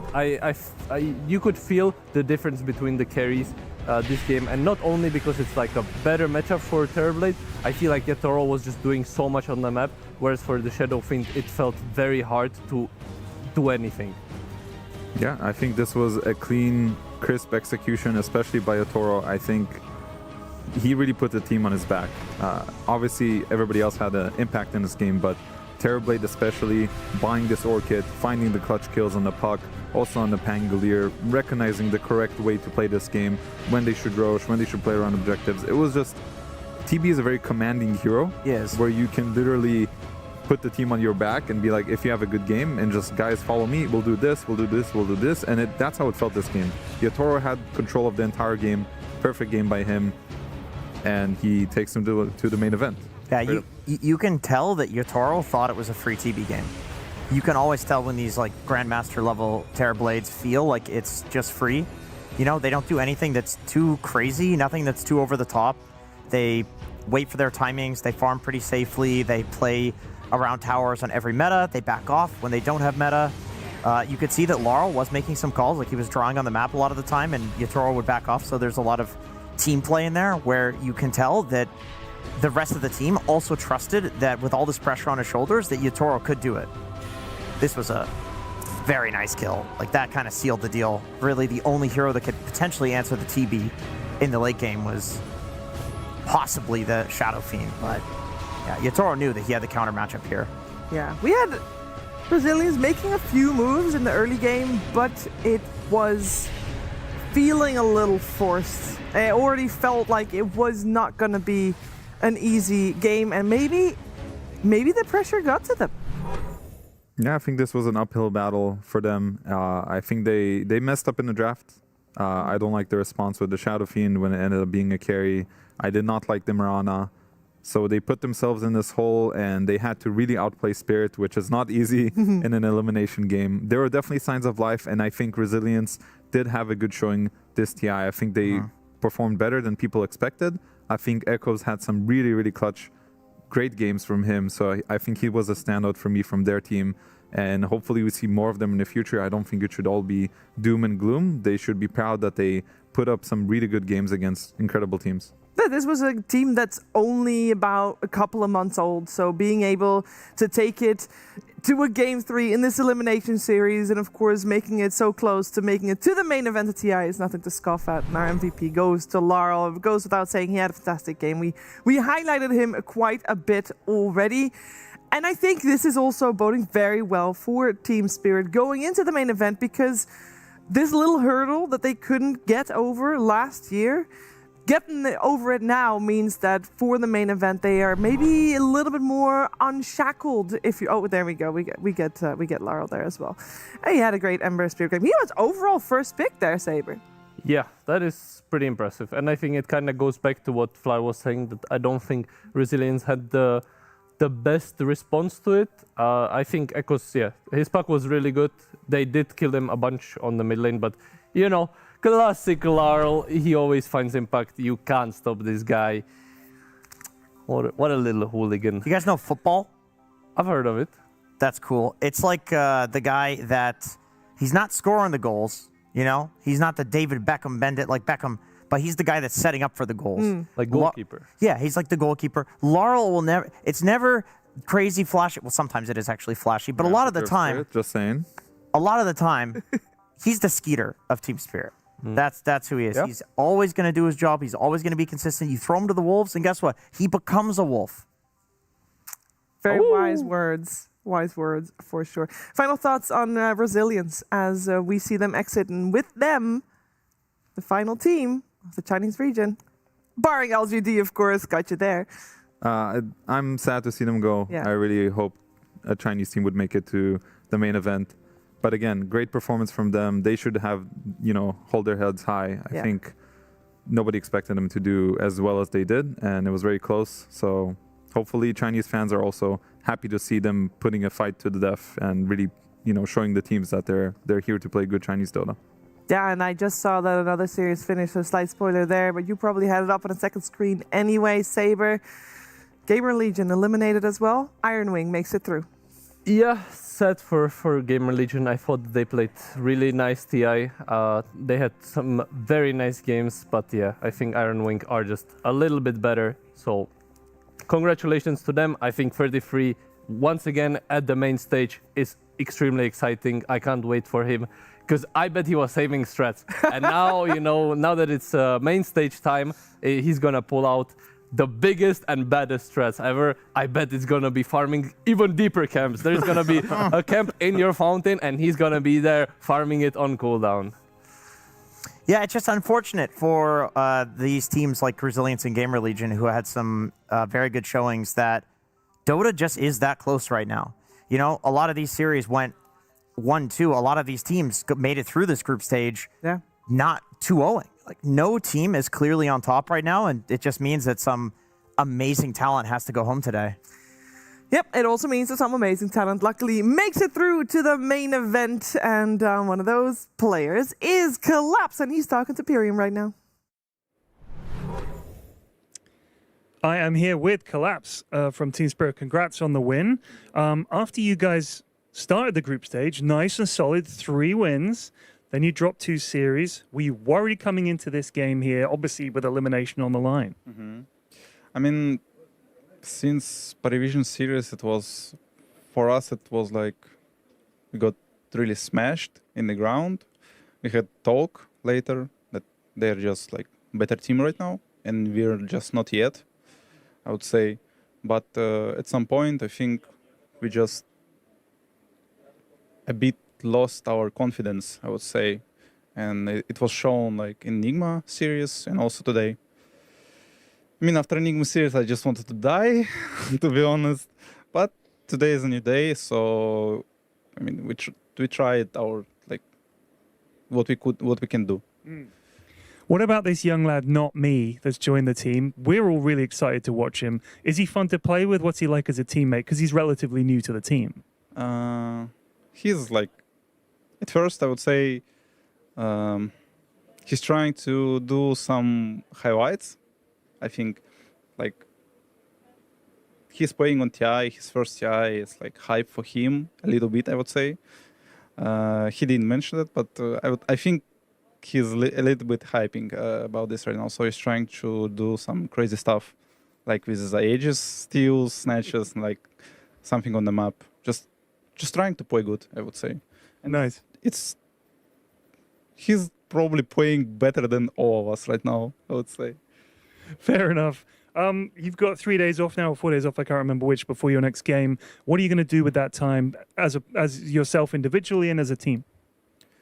I just want to refresh. I just want to do some stuff to refresh myself, to refresh like the mind, and just get in the playoffs with a clear head. Nice. Collapse, congrats on the win and going through today. Thanks for taking the time to talk to us. Good luck in the tournament. Back to you guys. Thank you very much, Pyrion and Collapse.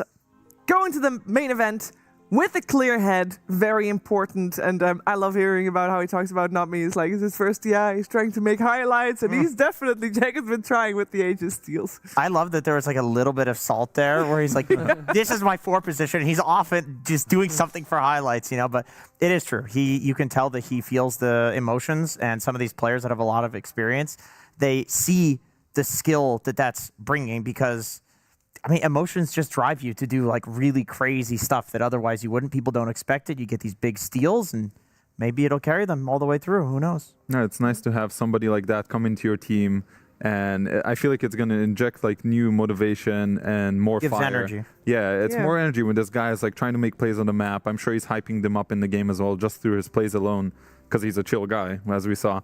And Collapse, yeah, for sure, he's feeding off of that, and I think that's going to help them in the main event. Yeah, you know all about hyping people up with cool plays. You do that yourself too. Yep, that's me. I'm the hype guy. What would you say are top 3 moments that hype you up? I don't think we have off the top of my head. Anytime you play a nice Underlord. Well, thank you. Underlord? Underlord, that is the Underlord? You block people with your gate. I blocked. Oh, that is hype. That's true. That is true. So yeah, you know, that's my specialty. Hopefully next year I get to do more of that. Yeah, maybe then on the hype guy, but then not on the panel, but then, you know, in the games. Yeah. Yeah. I mean, I had a great time paneling, but hopefully I get to click some buttons next year. I had a great time having you guys on the panel. Thank you so much for joining me, for sharing your wisdom with all of us. So, we got one more series coming your way, of course, because there's one more team that has to make it to the main event. Will it be Yandex or will it be LGD? Nati and her team will guide you through that one. We'll see you after a little tour of Shanghai.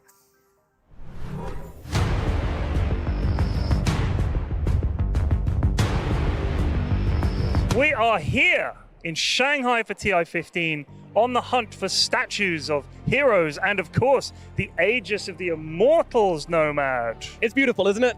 Has it ever made you consider going pro, Ted? Nothing has ever made me consider going pro, especially my total lack of ability. But I tell you what, this is the actual size of the Aegis. If you've ever seen the players lifting it on stage, they're giants. Yes, your size grows relative to your Dota skill. It does indeed. It does indeed. These are dotted around. There's like different statues. We've got to find a Quap statue, which I'm looking forward to. What are the other ones? Axe. There's a gigantic jug balloon on the roof of one of the buildings here. Yeah. We're going to see Don't how tell many. Slacks, but there is a Wind Ranger around as well. There is a Wind Ranger. Yeah. Don't let him hunt her down. We're going to see how many we can find in 30 seconds. No, I'm only kidding. It's not a race. Jesus Christ. We're going to go visit them all. And we'll get you some shots. And there's fans here taking pictures. This is fun. It's very muggy here today. It is humid. It's very tropical. I feel like I'm on holiday with my dad. Okay. Can I call you Dad? No, you cannot call me Dad. Okay. No. What about No. Father? No, not father, no. Daddy? No, definitely not. Papa? No. Padre? No. Oh. Nomad. Wow. Take a look at these bad boys. What have you got over there? This giant inflatable Pudge. I mean, this is a Pudge I actually want on my team. Yeah, carry Pudge. This is proper late game Pudge. A 10,000 health Pudge. I'll take my Quap Arcana. Thank you very, very much. This is my queen right here. I've got the blue Arcana because I unlocked it because I love Quap so much. Hail Quap, I love you, my queen. This thing is absolutely massive. This is taller than Saxa.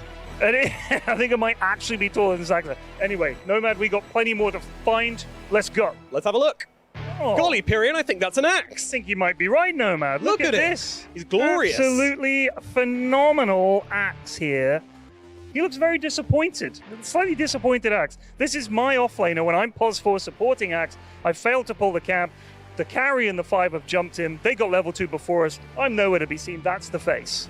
That's the face you make. Trauma coming out here, Pyrion. But yeah, I will say, usually there is a barrier around here, so you don't need to worry about someone coming around the corner too fast and getting beheaded by the axe. It is normally very safe. And if you do come here, you're not allowed to do this. Boop. You can't boop axe like I can. Look, boop, boop, boop, boop, boop, boop. You're not allowed to do that. Goodness, look at those muscles. I think he's got bigger biceps than Fly. I think they might be slightly bigger than Fly. It might. I still think Saxa is taller than this. Yes, he is. He is. But yes. Fly is swoller than this, I believe. Anyway, we got other statues to find. Nomad, are you ready? I'm ready. Let's go. What are we looking for next, Nomad? Says here a big jug, Pyrion. Big jug, big jug. Stop. Look at the size of that jug over there, baby. Oh my! That's the God, biggest jug I've ever seen coming over the skyline. It's massive. It's up on a cliff. Is it not easy? Artur, come down. It's not safe up there. I didn't think he made it to this TI. I don't think he has a TP scroll. Well, he's stuck now. Someone get him a ladder. Pyrion Flax, look at this. This is absolutely breathtaking. Holy moly. Wind Ranger in all her glory. The Arcana. Oh my God. Jesus, please, almost please broke don't touch it.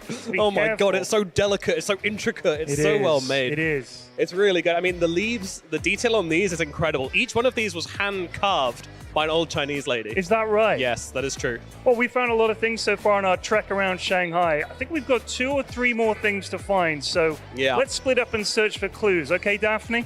All right. Sounds like a good plan, Fred. Pyrion! Oh, there you are. Hello, mate. Hello. Look at these beauties. Oh my God. I mean, this, I don't even have jokes. This Mars is just fantastic. That is pretty blooming cool. And they got a Shadow Fiend as well, who's, well, turns out I'm taller than Shadow Fiend. So that feels pretty good. I mean, it's pretty good. It looks epic for sure. I mean, look at the colors, look at the rendering. It's sick. I mean, this is how every Shadow Fiend player thinks they look when they're playing this hero. After they've just missed their 3rd Yule's combo. Of course. And there in the middle is the true-sized Aegis, not like the gigantic one we saw at the start of this bit. This is more like what it actually looks like. It's realistic, You ever held the actual Aegis? I haven't, have you? Several times. I'm sure you have. Several times. And every single time, there's a Valve person there who says, don't drop it. Well, we've done a full tour of these now. Yes, indeed. It's been a full tour of all of the Dota heroes around here. And yeah, you can go out into the streets of Shanghai and see it yourself. They are fantastic. And some of them will be around the arena as well. For those of you who don't get a chance to come to Shanghai, we've done the tour for you. We've had a great time, seen all the sites, been driven all around Shanghai. And it all ends here, as it will, at the end of the grand finals. Next week, when someone lifts the actual version of this above their head and everyone goes ballistic. That's what's going to happen. From the streets of Shanghai, from us, bye-bye.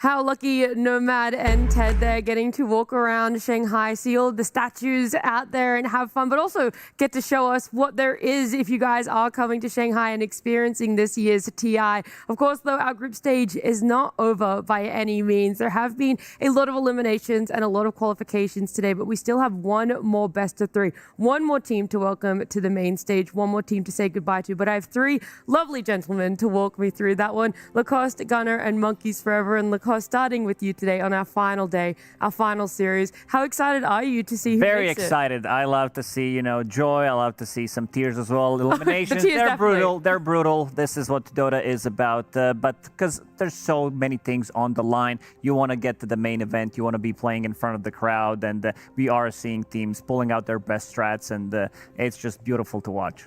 Yeah, and yourself, Gunnar? I mean, I'm excited for the series we saw today. For the next one, I'm excited a lot. There's a very special player in one of the teams, Yuma for me. So I don't know. Why did you look surprised at that? There was. I don't know. I just didn't think you guys were friends. I thought there was a little bit of beef. I heard he like kicked you or something. Oh no. No. Okay. It only happened like 16 other times on other teams. It wasn't him specifically. It's all good. But I think it's also fun because this is like a team we were expected with Yandex to be 4-1. And then you have LGD who, we weren't even sure if they'd make it to this point in the tournament. So it should be a good game. And yourself, Monkeys, the final series, the final day for the group stage? Yeah, I'm very excited to be watching LGD. Obviously, Thompson here at TI again. Very, very exciting. Also, I would like to put the highlight on Whisper. This is a guy I personally have been watching for 8+ years, and he's only been getting better and better over the years, in my opinion. And he's truly the star offlaner of South America. So very, very excited to, Hopefully making it to the main stage as well. But let's have a look at our Swiss bracket, our modified Swiss bracket, because the joy of last night and getting to see everything play out was that our highest seeded teams got to pick the lowest, from the 2-3 teams for themselves there. And what we've already seen today, Falcons qualifying. Unfortunately, Aurora picking wrong with BB team being able to take a 2-0 off of them. Spirit almost having a disastrous exit out of the group stage, but we're able to clutch it up in that game 3. And over on the B stream, their second series has now concluded as well, with Iron Wing taking a 2-0 over Gamingflashar, and does leave either LGD or Yandex to take that final slot at the main stage there. But unfortunately, Monkeys as well, Gamingflashar not making it through. Despite being your dark horse, they did have a very tough run towards the end. Yeah, I mean, maybe I was coping a bit and hoping they would make top 8, but hey, what's TI without a little coping? 100%. We're seeing their run there. It was definitely difficult towards the end. That Iron Wing one was hard for them, but I want to focus up on LGD's run, because there has been a lot of talk about how the paths have played out for teams. Their first matchup was up against Falcons. Then they had to go up against Team Resilience. Then it was Nigma Galaxy, who ended up qualifying for the main stage already. Extreme Gaming, they got the win over, and then VG2. So putting themselves in that position, despite being the lowest seed, Gunner in a position to be able to, quote unquote, choose their opponent. Yeah, and it was surprising that a lot of their series were very close. There were 3 games. The one surprise was Nigma, that they actually got 0-2'd by them and not Falcons. You would have expected that would have been the harder game for them, but Nigma kind of just did go on that tear. They lost the first 2 games of the tournament for them, and then 8 in a row after that. And I would say hopefully for LGD, it's a good position for them to be in, being that like higher seeded team. Usually you're like, okay, they didn't get to pick their opponent. They were that 5th seed team, so they were auto-assigned Yandex. They had one option when they had the choice to pick, but hopefully for them, they're at least confident enough knowing we've won some games this tournament, we can win a couple more. For sure, but also to have in mind, this is LGD, Chinese organization that did pick up the squad, the ex-Heroic squad, and they beat all the Chinese teams here at TI. Unfortunately, we're not going to be seeing any of them at the main stage, but still seeing the LGD as an organization gives me high hopes, especially if they can beat Yandex here, which is going to be a very tough opponent for them. That's one of those things that if you're going to be beating all the Chinese teams as technically our last Chinese org, you gotta hit the home run at this point. There is only one more milestone for you guys to jump over, but we were talking about our draft show that we had last night, and despite LGD not necessarily getting to pick their opponent, they definitely had some choice words. And I want to remind everyone, refresh the memories of how KJ is approaching this matchup specifically. How does it feel to be going up against Mr. Yandex himself? I think a lot of people didn't expect Yandex to be here in this position of being chosen, and it looks like you don't have what it takes to win this TI. So if you don't, better just do it. Okay, thank you so much, KJ. This was supposed to be a friendly thing, but that's fine. You took your own. Any responses to that? Я will regret this choice. Okay, you will regret this. Ladies and gentlemen, please just shake your hands. Off you go. We're all having fun here. Thank you so much. I do appreciate that despite being in a very difficult position, KJ was like, I'm still going to bring it all. And Axel going, yeah, you'll regret this one, brother. Definitely. I can't believe you chose us. It puts a lot on the line as well, and you can definitely tell that KJ, he's very hungry after everything that happened with the team, the last-minute stand-in and everything. They want to get this stuff. They want to show, like every single time you watch this guy have an interview, the way they talk about the game, it's very interesting. And the run that they had, even at the previous TI, was I'd say very magical as well, getting that top 5, top 6 place. One of the better performances, like they got the crowd pumped as well. And you talked about Yuma. I feel like Yuma has been also the shining star of this team. One of the better performances. I think this was his best performance at the last TI. I would put him in the top 3 carry, the performance that he did put up. Yeah, definitely in that main stage, especially Yes. last year. There was so many games that we weren't expecting them. Back then it was heroic and they just kept winning, and it was a lot on the back of Yuma. His TA in particular last year was phenomenal. I think it's been definitely hard for this team as a whole. I think mid is one of those roles in the team that matters so much to everyone else. And it's strange because it's like you're the only guy that doesn't have a lane partner. You're like in this complete 1v1 isolation, but you have so much, like you get these early level 6, you want to rotate around, your supports come to you for power runes. So having to lose that kind of focal point for your team, I definitely think is hard, but who else would you really want to get as a mid laner than a 2-time TI winner? Yeah, I mean, there's no one better than Thompson. This guy comes in, he starts playing Ricky mid, Troll mid. I mean, who's expecting any of this stuff?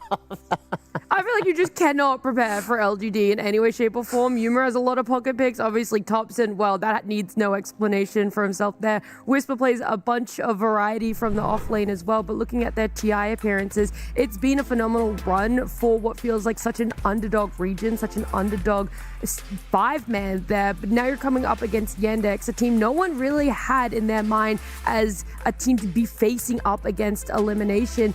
Especially not to be on the tail end, a 2-3 team with a roster that has won a lot of previous events throughout this season, and coming into this as well with a TI winner on their roster too. You'd think that there is going to be a lot more in the Yandex back pocket, and hopefully it was just a rough couple of days adjusting to Shanghai. For sure. I mean, this is the team that did win 3 titles in this season. They looked good. When the squad was like formed, it was like another stack kind of, and then Saksa joined them to be as a stand-in for one of the tournaments and one of the Fisher Playgrounds, and everything kind of clicked, and he's like, yep, I'm just going to be joining the team. He is the veteran. He does have, this is his 8th TI appearance, and the only one who doesn't have TI appearance on the team is Malady, but everybody else is kind of there. I'm going to be looking into mid-matchup mostly. Okay. This is such a Malady thing, bro. Holy shit. Malady, he does have a lot of personality.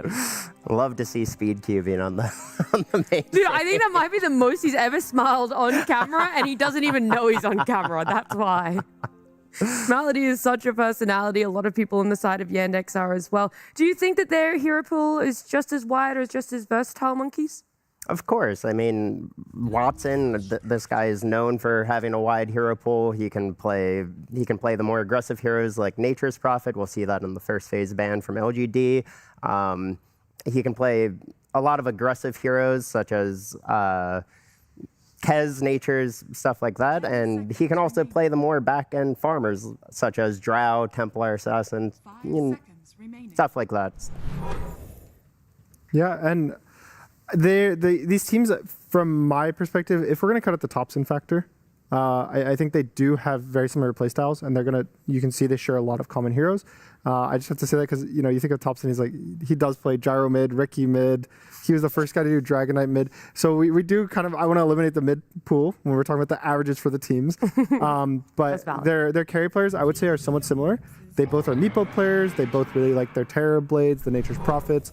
So for me, this game, as a lot of the games this TI is kind of shaping up to be, is a lot on the carries and how the teams play around them, whether they are the ones being able to use aggression with gates. I think both of these players are very good at using the gates.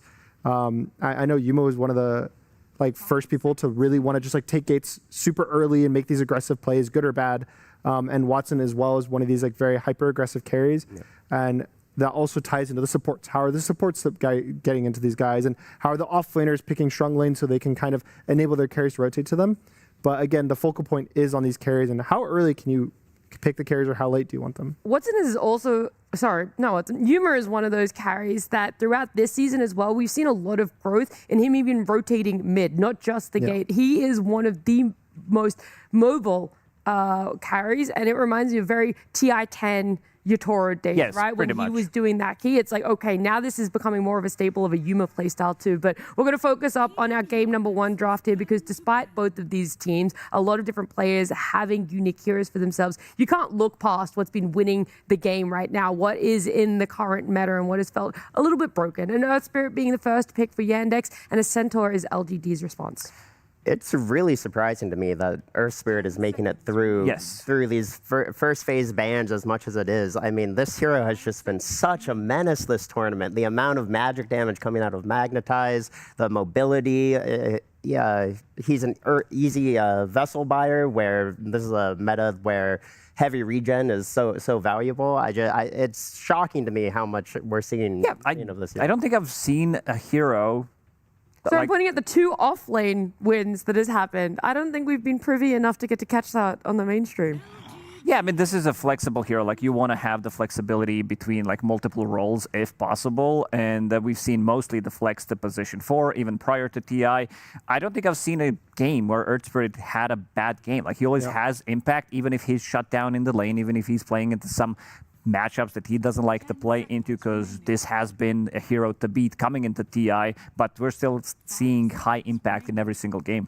I do believe the bans are very hard getting to the stage of the tournament. Nature's Prophet has almost felt unbeatable in a lot of the games, especially when you put it into the hands of like Satanics, Watsons. These guys are so good at the hero and the aggression. And it's like you don't want to give it up. The tree as well, I would not want to give it up. And then Cheer Jr. is probably the best invoker, I would say right now in the tournament at least. And so it's like those are kind of 3 of your bans locked in. And then now it's like, sure, there's the question of Keeper of the Light versus the Earth Spirit. Keeper of the Light just makes a game that's even almost impossible to win with all the sustain. So maybe Earth Spirit's more of an idea of like, sure, this guy's very strong, but we can pick something to beat it. It's showing a core as well early, and we can respond to it. In my opinion, this is a Centaur mid, just because we've seen it before as a response to Earth Spirit, and it's done well. I know Gamer Legion has done this, and RCY was solo killing Earth Spirits with the Centaur. And if someone is going to play Centaur, I would not be surprised it's Thompson. True. Yeah, he didn't play it yet. He has very interesting hero pool. Like, he's bringing new stuff to the table as well. He's playing Dragon Knight, Gyrocopter, Troll against these certain heroes. He is playing this Troll against Rushing Aghanims, against Ember Spirit, against Darkseer. There's like a lot. Like, he is the most creative Dota player that we probably ever had. 12 heroes in 13 games or something like that. Pretty much, he's repeated hero once this entire tournament. And Which one was it? I think it was the Dragon Knight. Okay. Oh, so not even the broken one. Yeah, just the hero that Thompson brought to the tournament. I want to say I think that hero is kind of a bait. Like it's being picked more ever since he was the first to pick it in the tournament, and then people have been picking it more and more, and it doesn't look that good. And they're all copying his build. Yeah. It's like everyone. There was a quote. Someone was like, "Everyone's been watching Thompson stream." I believe it was like EWC, and I feel like it's the same thing here. It's like everyone's just watching the Thompson games and looking at his builds, and they're like, I could do that too. I could looks buy good. Strength, Link, and BKB. Yeah, he's buying the fun items. He's rushing this overwhelming blink. Shivas, he is going for Octarine Core Shard, this build on Dragonite, which in theory it looked very good. It's not bad. It's very good, like slowing the attack speed, having the bigger AoE on top of that. And I like this Witch Doctor a lot. I think Witch Doctor is very, very good in this meta. It secures you the lane because you are maxing out the heal as well on top of the Maledict. You're putting 1 point in Coconut. It's very good against all of these tanky heroes, whether this is going to be the Centaur. Most likely we are going to be seeing this Centaur in the mid lane. There are options to be picked up. We saw Viper as a being response to Witch Doctor in the lane. We saw Team Spirit picking up Dead Prophet in the lane as well, having a little bit of extra sustain, and here it comes. The reason why I love this build is because it slows you down so much. It's like damage over time, disables your blink. It's the attack speed slow, the combination between Shivas and the overwhelming blink. It works real nicely, and also the AoE, like this bit of a newer build. It's 120 with his ability. It goes up to 180 with level 25 talent, and they are playing the longer games on top of that. Plus, you're getting 75 extra on top of that with Shivas. So it's just going to be gigantic ball of fire, pretty much. I love this Enigma pick. Whisper, such a menace on this hero. I mean, you have the 2 silences from Kez and Earth Spirit, so until he gets BKB, Black Hole may not be too much of a factor, but Whisper, he can dominate his lane, open up the safe lane tower, rotate to that mid tower. He has a couple different builds he can do with home dom or drum. Yeah, but is this the AJ Enigma maybe? I would say is it who's he laning with to dominate the lane? Is it going to be a Centaur 4? Sure, we have seen could be, yeah. The KJ Enigma, but to me that doesn't really feel. That's last TI kind of stuff. Yeah, it doesn't really feel in the meta because there's just stronger laning supports than him. Yes. That also have way easier to cast spells than the black hole. So I do think it has to be the off lane. And there's a possibility that Centaur is going to be played as a position 4. I would assume it's Centaur 4. Yuma also really likes Dragon Knight carry. I was about to say, you don't ever see a realm where Dragon Knight gets shifted. It's possible, but with all the changes to Dragon Knight recently, he's definitely lost a lot of the carry potential. He's more. People are also building him this more like magic damage, pure tankiness build that you don't really do. You don't scale in terms of damage that easily. Like you're saying, the Octarine, the Shard, the Strength Blink. So I think it is most likely just a Centaur 4, and they're hoping to last pick a Life Stealer, which gets banned, but something along those lines, just carry that can do the damage for your whole team by itself. Honestly, I've missed drafts like this that make my panel scratch their head a little bit and goes, there's still potential, even if things feel more straightforward. If there was any team to do it, it's LGD. I mean, Thompson, again, 12 unique heroes out of 13 games. And I think Whisper even has 9 unique heroes out of 13 games. So it's not just Thompson that's, bringing the versatility to this team.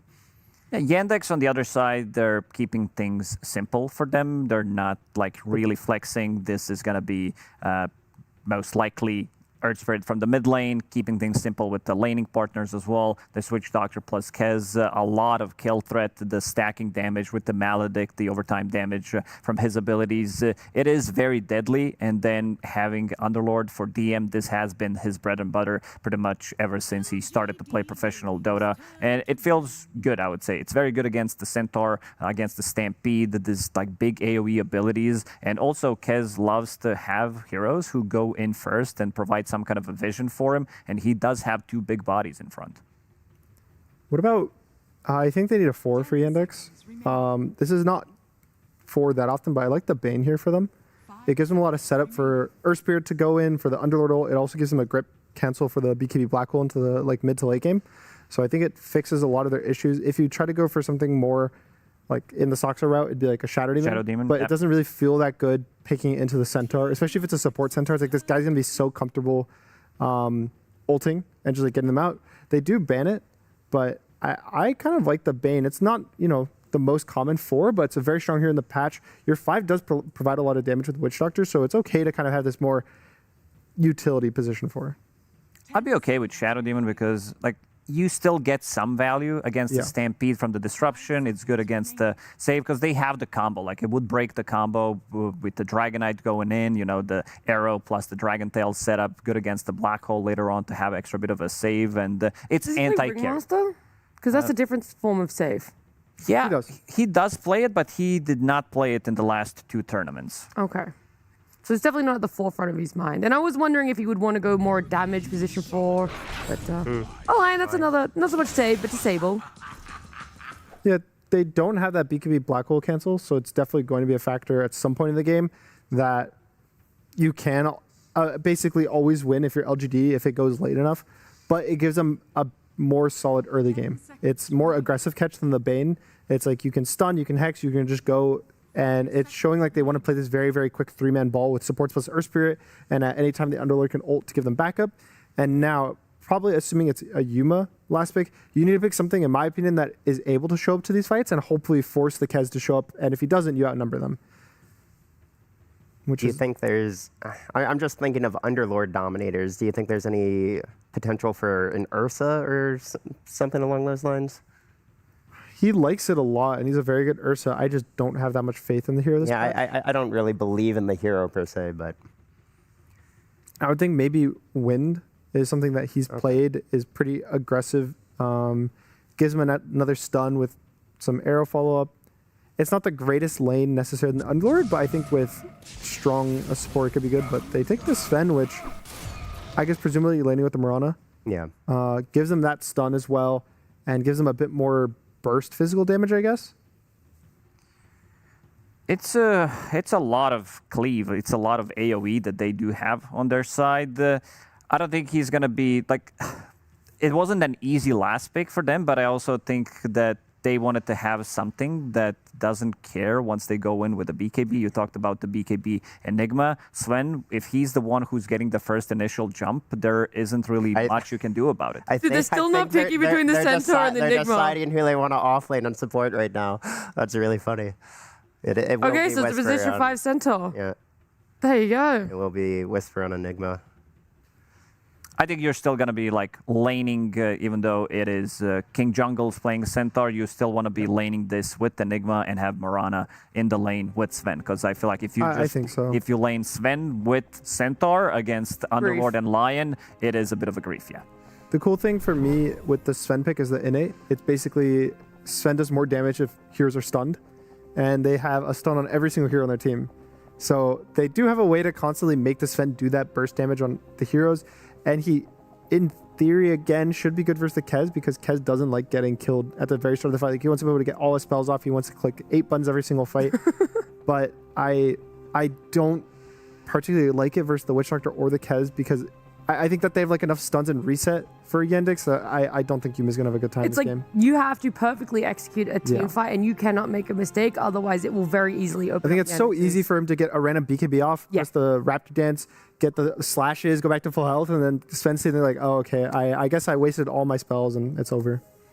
And Monkeys, where are you sitting for this one? It's our final best of 3. You got to keep your 100% prediction streak alive. Well, I don't know if it's that good, but I certainly am leaning towards LGD. My one of my favorite lessons from when I competed in Dota was it doesn't matter how good you are at Dota if you're stunned. If you can't play the game, if you can't play the game, it just doesn't matter. You could be satanic level, and if you're stunned the whole time, you can't do anything. You can't do anything. Sometimes it's just as easy as going back to the basics. Every hero has a stun, immediate win. We'll see if it's that easy and straightforward for LGD as they are coming up against Yandex in this elimination round, best of 3 with Sunsfan and Syndron.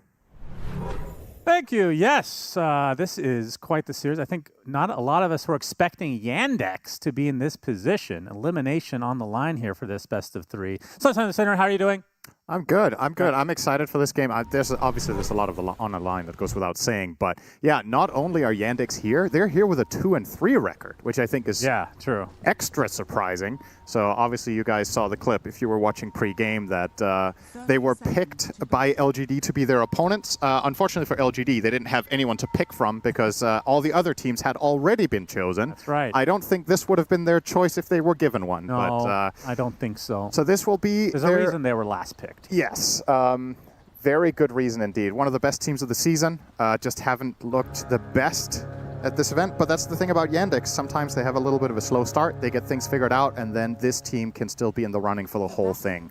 LGD hasn't had the same success in this season. They've had their moments for sure. Yeah, but they are the sweetheart of this tournament, Cinderin. That's Hobson true. instantly puts you in that category. KJ with his speech last year. Aura farming. That's right. And it's arguably the last home representative here in LGD as an org. So China's last hope for this TI, if you will. Very true. Unfortunately for them, 3 teams participating, neither of them made the main event. Neither So of the here we 3. are. Huh? Yes, Okay. that's one way to put it. That is correct. None of the 3. Thank you, Sunsfan, for that. I've got a couple of things to go over in this game. Really interesting lineups. First of all, I believe this is the first support Centaur of the tournament, if I'm not mistaken. We've seen it mid and off lane, you and I at least, quite a bit. I have seen KJ play this, just not at this tournament. Yeah, I think so. And it did not go well. No. It was really bad. But I will say, I like that they flexed it this game to support, because in my eyes, he's playing against 2 of the hardest counters of the entire tournament in Kez and Underlord. We've cast, I want to say, almost a handful of games of Kez versus Centaur, and I feel like Kez just kills him every time. We've had a lot of chicken and horse in this Obliterates him, tournament, yeah. no doubt about it. The chicken is just stronger, it would seem.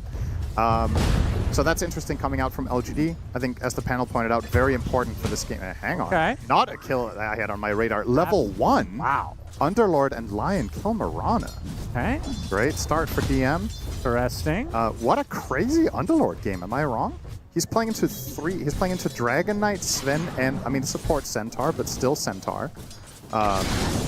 Looks like DM could have a field day, especially if he's getting first blood. It feels like, I don't know if you feel the same way, this hero has been picked a good amount, and it feels like the win rate has got to be really good. It's been impactful in every single game that we've cast at the very least. The other good piece of news for Yandex, aside from it being a good Aurora game, is the fact that they've got their hands on, in my eyes, the best hero of the entire tournament so far. The first pick, Earth Spirit here. You saw the win rate being, I think it was 25-12, his current scoreline is, which, first of all, is obviously very high, having a 67% win rate, but it even comes with the asterisk that that is a hero that's getting first picked a lot. Yeah. Usually, heroes that have this high of a win rate, even with like 15, 20 games, is because, oh, they get picked late in the draft, you have more info, Theolocore should be fine. It's just poking and prodding a little bit. When a first pick hero has over 60% win rate, that is generally an indication that either the hero has not been figured out or it's just too strong. And in this case, I feel like it's maybe both. I have not been convinced with any solutions that I've seen teams run. Why are teams letting it through? I don't know. I would first ban this hero every game if I'm second pick. I just think it's too powerful. It has too good of a win rate. And just the thing about it is it's very flexible. You can even play position 3 as we've seen coming out from Iron Wing. They're the only team to do it, I believe, so far. Thompson, a bit of trouble, Chira Jr. Forcing him out, has the level advantage on the Earth Spirit for now. And the roll is going to miss under the Tier 1 tower. He's going to get Dragon Tailed. Some good damage coming up from Thompson now, trying to turn this around. Not able to chase him down as there's a full wave now for Thompson to enjoy. I want to call that a disrespectful roll. Like, do you really think he's not going to sidestep that one? I mean, at least he didn't put down a boulder. Then he would have rolled all the way into the tower and probably died. But so Thompson has played a unique hero in every single game except for the DK, which this is now the third. Correct. And they picked both DK and Sven against this Kez. He's going to have to hold that thought as Theolocore getting some harassment and damage put on him. But yeah, they picked two high armor heroes against basically the only physical damage on Yandex, which is the chicken. Everybody else is magic. Yep. Oh, big damage going into Malice, my here. This hurts. Double proc with the Firestorm as well. We'll be okay, but this lane is super strong. If you think about why teams run Underlord Rubik, where you Pit of Malice, then when they're exiting the pit, you lift them and throw them back in. Lion has two, well, he has one stun and one hex that slows your movement speed to a crawl. So can stay in the pit for very long and eat all that Firestorm damage. It's a very, very strong lane. And yeah, I'm with you on the Kez. I feel like tanky heroes just don't look tanky against this guy. No. And that's why I'm optimistic. Stuns are overall. good against him. That's true, but I am optimistic overall for Yandex just because we've seen so many games of Kez killing these tanky boys. And well, LGD's two primary core positions are built around being burly. And we'll see if they can handle it. They did pick DK into Kez, so I believe they consider it a good matchup. Remains to be seen if Thompson can prove that later on. Yeah, I mean, I could see it. If you blink in with human form Dragon Tail as like an initiation, Watson won't have any time to actually react. That's the biggest upside in that matchup. Oh, Maledict onto KJ. Yeah. Gets off the hoof stomp onto 2, getting blocked by the Eidolons of his teammate, who's doing some good damage to Malady. Looks like it might be a trade between the two supports as DM kills off Yuma. That's the bigger of the kills here in that bot lane. Oh, Theolocore. Malady able to dodge the arrow. To the south he goes as Whisper getting dove by the chicken. Watson looks like he'll get it with that Echo Slash. Parries the tower as a TP from the support Centaur. Oh, with the blood grenade. Watson, are you dead here? Being chased by a half-man, half-horse. Trying to deny himself on the creeps, and they will suffice. Nicely done from Watson. Yeah, very unfortunate for LGD. Absolutely nothing for LGD there. And now might even be in trouble in mid. This is level 6 Earth Spirit. Line is rotated in with the 2 disables. Magnetized with the roll to follow. Thompson not going to get any support, it seems. Will be able to regen up enough to stay alive. It's off the Dragon Tail to create a little bit of extra space as the stones keep being applied to him. He'll barely survive here, but that's his first dragon form as well, so that ends up kind of being used in a defensive measure, which is not what you want to see as a DK. Good thing for him he had that infused raindrop, otherwise he would have definitely died. Survived with about 80 HP on his way out. Still, so far, all Yandex. And this is the thing when you run something a little bit funky like this. Okay, hang on. Pressure. Would have been nice. All they can do is some harassment damage now. When things develop like this, I'm very curious how King Jungles will find impact later. That's my biggest worry, is what is the Centaur going to offer? Because as a support hero, a lot of the time what you're looking for in Centaur is, well, if Stampede is really good, you'll always have that globally to help with. But I just think the Underlord matchup is horrendous. He's going to get Ags and have these huge pits, and you just stuck in place. So even that feels kind of hard to pull off. So curious about his itemization. Is he going to just act as an initiator with a dagger, and he's just going to buy Windlace Blink? That is exactly what he queued up for now, at least. He's going for Blink Yules in his idea pool. Unfortunately for Centaur, as a support, usually the way this hero farms is through levels with Retaliate and then having regen enough to spam Double Edge. He's going to have neither. So it's not easy to come by some gold on this when running the support role. Bet he wish he was playing Zeus right now. That's one of his signatures as a position 5. Yeah, I have yet to see, it's a very small sample size, but I've yet to see a support Centaur be of any use at any point of the game. And you're right, against the Underlord, it's going to be extremely tough, because it's not like you can itemize for, like, even Aghanim Scepter, which I know is a later game item, but supports do get this kind of farm throughout the game, but even that doesn't look that good this game. No. Like, they have a lot of AoE damage from Yandex, and then inside these pits, like, you're getting a Yules, you're just going to get pitted again after you come back down. It's mostly for the Magnetize, I would assume, but I definitely feels like they have all their corners covered here for Yandex. I think what LGD need to play for here is some sort of really strong mid-game timing with Sven and a BKB Blink Enigma, because, like the panel talked about, there's no BKB cancel. I guess except Kez can probably just obliterate you, and I believe you can still apply a stun through BKB with a Shodasai, if I'm not mistaken. Then, help with the Malefit. Oh, very good dodge from Watson. Will survive the gank. So another Dragon form. Thompson's going to have to get away from this Witch Doctor now. Going to get rolled on with the Magnetize and the Maledict attempting to TP. He will get out before the Pit of Malice applies. That's now 2 Dragon forms not being used to push towers. I mean, how important is that for DK? Because we don't get to see this here all that often anymore. I think it's less important than it used to be with the flow of the game. And even though these moments might seem kind of pointless because he doesn't accomplish much, at the very least, what you are doing by forcing Yandex to respond to you is that you're giving Yuma free space. And I think it's much more important in this game that Sven has something than that DK does. So if he has to sacrifice some hundreds of gold to make these rotations and force TPs out of the enemy team, so be it. Because this game is coming down to Yuma and Whisper way more than Thompson at the end of the day. I just don't think DK is going to have enough output. And the Kez matchup, I still firmly believe, is good for the Kez. So you're better off investing into the Sven, who I think has the best matchup in the game. Is that what he bought in the last game he played? Radiance? Yeah. Don't Radiance DK. think he did. I didn't get to see that. I feel game, like he was prioritizing Shard into BKB and then Overwhelming Blink, I believe. Interesting. What do you think of Radiance on DK? It's a lot slower and greedier, and frankly quite uncharacteristic for this player. Thompson usually doesn't go heavy into the farming. That's true. We're going to double hooks on from KJ into the Dragon Tail and into the first black hole of the game. Nicely done from LGD. They get Chira along with the support, but Yuma might be the trade. Impale finds him from Soxa. Should be still be a tower, though. Mid tower is a great takedown. Yes, you might lose your safe lane tower, but definitely favoring overall LGD in this trade. Also putting a little bit of a dampener on Earth Spirit. As I say that, he hasn't even got an assist yet, but this hero just feels like it develops into an entirely different beast when it gets Vessel.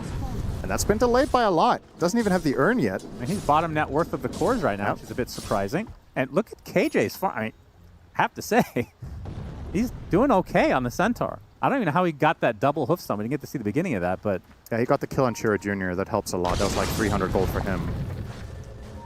Watson not anticipating the smoke top. This would be a huge kill. We're going to find this Mirana. It looks like an absolute freebie for the Yandex side. Watson can't Stomp onto Kez. Watson trying to parry something, but Thompson is here to help right-click him into Oblivion. A big kill for LGD. So now a couple trades across the map in favor of LGD, finding some momentum. Yeah, also perhaps going to be opening this tower with this. Dragon Form up in 5 seconds. And you obviously have the level 4 Eidolons with Drum ready to roll and a Siege Creep. So yeah, this is just a done deal. Looking good so far for them in this earlier portion. And again, the very good piece of news here is Enigma's game is looking stable. JJ having to use the Stampede to attempt to get out from Soxa. Oh, they actually canceled Thompson's TP. He'll get a kill, but that is an unfortunate trade for LGD this time around as Watson gets the better of that exchange. Yeah. Thompson getting a kill on a tower is a little bit of a band-aid on all of that, though, overall. How much does Watson want to avoid buying an MKB? I'm trying to figure out this Radiance. Because if you have good amount of HP and a lot of armor, which DK has, yeah, evasion seems like the next best thing to counteract a Kez. It's good. And there's, I feel like, what other evasion? You're not going Halberd. Right? Does that even exist anymore? I don't know if we've even seen it purchase a single time this tournament. Butterfly. I feel like I've seen Butterfly and DK like super late game, but yeah, exactly. Yeah, it's interesting. It is interesting, especially because realistically speaking, Sven will never buy an evasion item. So if you're forcing Kez to buy an evasion item against you, then that item will be less efficient against the Sven. So you're kind of not allowing him to get the quote-unquote perfect build to counter both heroes simultaneously. It's an interesting line of thinking here if that is the rationale. And like I was saying, I think it's uncharacteristic for Thompson to go this type of items, but I think the mindset is, well, we have a Centaur who's going to get an early blink. We have an Enigma who's also going blink. Maybe it's a bit too much of the same thing, and we need something that just packs a punch and keeps scaling us. Yeah. And it's him. This is essentially him preparing that if the game goes late, I think LGD will be very comfortable. That's the other thing. It's like, well, if we don't see Yandex with a lineup that's going to push very fast, which is indeed the case, we can probably get there. Then we'll have a BKB Blink Enigma late in the game. And if DK has farmed up a lot and actually gets to his 5th, 6th slot, maybe you just out-lane game them. Maybe you outscale the Kez. We have yet to see it. It feels like we are cursed to see Kez win every single time. We usually do. coupled up with like a Slardar or something to that effect. But I mean, the thing with Yandex's lineup is we already talked about Earth Spirit being the mid of the tournament. Kez kind of the carry of the tournament in a lot of ways. And Underlord can just join in at any time. It's like probably the most powerful Ags that in this meta, I want to say. Yeah. Like, especially a first purchase Ags, it's crazy good. They definitely have S-tier heroes on all 3 core positions on the Dire. I think Dota Plus seems to love LGD's chances here, though. 65-35. Absolutely. I mean, they're in a good spot. Dota Plus always loves Enigma when it's not losing. Some late-game heroes are just inherently going to win more often than not, but especially with the pacing of Dota overall. You've seen the average game time of this tournament compared to historically. The games go late, and some heroes are just beasts in that phase of the game. Ironically, I think LGD's weakest late-game core is Sven. Sounds a bit weird to say out loud considering how hard this guy hits, but obviously when you get late enough, Sven kind of suffers from a narrow timing window. When you have a 7-second BKB, you're a transformation-based hero with God Strength, and obviously you cannot refresh BKB since a couple of patches ago. So once that BKB runs out, you oftentimes get kited and solved with itemization. But that's harder to do against DK, and especially Enigma is very hard to itemize against in a game like this. Yeah, I guess we can look forward to what itemizations Yandex needs to go for against the Whisper Enigma, is because they don't have any BKB piercing stuns outright. What can they do once this Enigma gets BKB refresher, if it goes that late? And if your Kez gets Black Hole, you're kind of screwed, right? I guess Wind Wakers will always be on the menu. Aeon Disc, the 2 classic Enigma counters will have to be purchased in some fashion. There's no real Abyssal carry. I mean, it would be interesting Kez with it, but it just doesn't feel like he would want to buy that in general. I do believe he can still stun through BKB when he pops Raven's Veil, right? And goes for the... that's true. I think that pierces... Probably. Again, that's what I'm saying. But regardless whether that is still the case or not, if he gets Black Hole, then nobody else can step up to the plate. And he's the primary hero you want to Black Hole anyway. So it's not really... It's not really that big of a concern, I think, for Whisper overall. Now, DM about to finish the Aghanim Scepter, so Fiend's Gate about to be a global surprise for LGD to have to counteract. I think another thing to keep in mind here is when it goes late, something that oftentimes matters a lot is the ability for supports to farm. And Yandex's supports don't farm very well. Witch Doctor and Lion, 2 of the slower ones. I think Centaur will outscale them. I think Mirana will outscale them. And the reason that becomes extra important in this game is that oftentimes later in the game, the teammates that will have to save from Black Hole will be supports with Wind Waker. And Lion and Witch Doctor will take a long time to get there. Soxa started with drums, so he's going to have to buy Blink next. So before he even starts thinking about it, we'll be far away. I feel like they kind of picked two supports that are very similar. On Whisper. Oh, that's a shown. Whisper goes back into the pit and will fall. So good kill from Yandex, and that is the showcase of the Underlord Ag. So now LGD knows. The reveal. Radiance online now for Thompson. Oh, there's your answer to your question. First time of the tournament. Yeah. So it's pretty cool, and I think later he can turn it into, I mean, is Nullifier good this game? If they get Wind Wakers, I suppose it would be. And Soxa gets the Hex. Looks like he wants to run away. Doesn't realize that that is a support centaur, of course. This genuinely feels like it's going to be a farm fest for a while. I'm into this for late game. Yeah. A lot of these games, it feels like, I don't know if I want to see this late game because, I don't know. This feels like it could be a really epic show match. Oh, Thompson is playing for fun, right? So show match. That's true. I mean, the fact that we get to see the first Radiance on DK this tournament, and probably first I've seen personally ever. I think this was very popular when DK was played as carry in some games, right? I think they were going Radiance. How many years ago was that? Occasionally. One. Really? Maybe two. I feel like Skeeter must have bought Radiance on DK. Must have a goldfish memory. I mean, maybe I'm just making it up. Wouldn't be the first time I'm imagining things. I mean, that would have been before the evasion. So it makes even less sense on a potential range here. Chira Jr. Connection. Chira Jr. roll is going to connect onto KJ, but it's not a way to get out of the double edge range. So good kill from LGD again. Early gem here from King Jungles. Interesting. Gonna fly that one out now. Doesn't inherently counter any heroes, so this is strictly for map control. But yeah, going back. Another jump. Okay, that's the Soxa. There's the arrow. Soxa looks to be dead. There's DM. Can't find any more, it seems. Actually blocks off the potential path for KJ. He TP's out right in the midst of all of it, though. His DM, a baby blink as it works. It's going to get Stormhammer, though, from the Sven. As DM just taking an absolute beating inside. There's the Black Hole at the last moment onto Kez. This will be an even bigger kill for Yuma and company. They get him. It's a 4-for-1. The Underlord barely gets out. Huge fight for LGD. This is going really, really well for them. Just Monkeys was talking about this on the panel. Doesn't matter how good you are if you're stunned. And, well, those last couple of team fights, Kez hasn't been able to press a single button. So, yeah, he has good net worth, but if he keeps getting caught in Black Holes and Dragon Tails, he doesn't really do anything. Just nice setups from LG, and you can clearly see in the trajectory of this game, Yandex are forced to play very reactively, which I don't think is when they're at their best, and it's not when Earth Spirit shines. This hero is really good when you are setting the tempo, taking initiative, and I feel like for the last 10 games, every single move of the game has been initiated by LGD. And another one now, Soxa. Are they going to be able to connect? No. Not going to follow up on that. They will defend their tower for now, maybe just deny it here, I would imagine. I think so. One hit away from Thompson, but they are holding on to it. Greedy. Okay. Maybe they want to try to bait on it. I think Theolacor just pinged it. Thompson just a recipe away from his BKB. We already saw Yuma with his. And I would assume that Daedalus... Oh, looks like he's going for Blink before the Daedalus. Yeah, makes sense.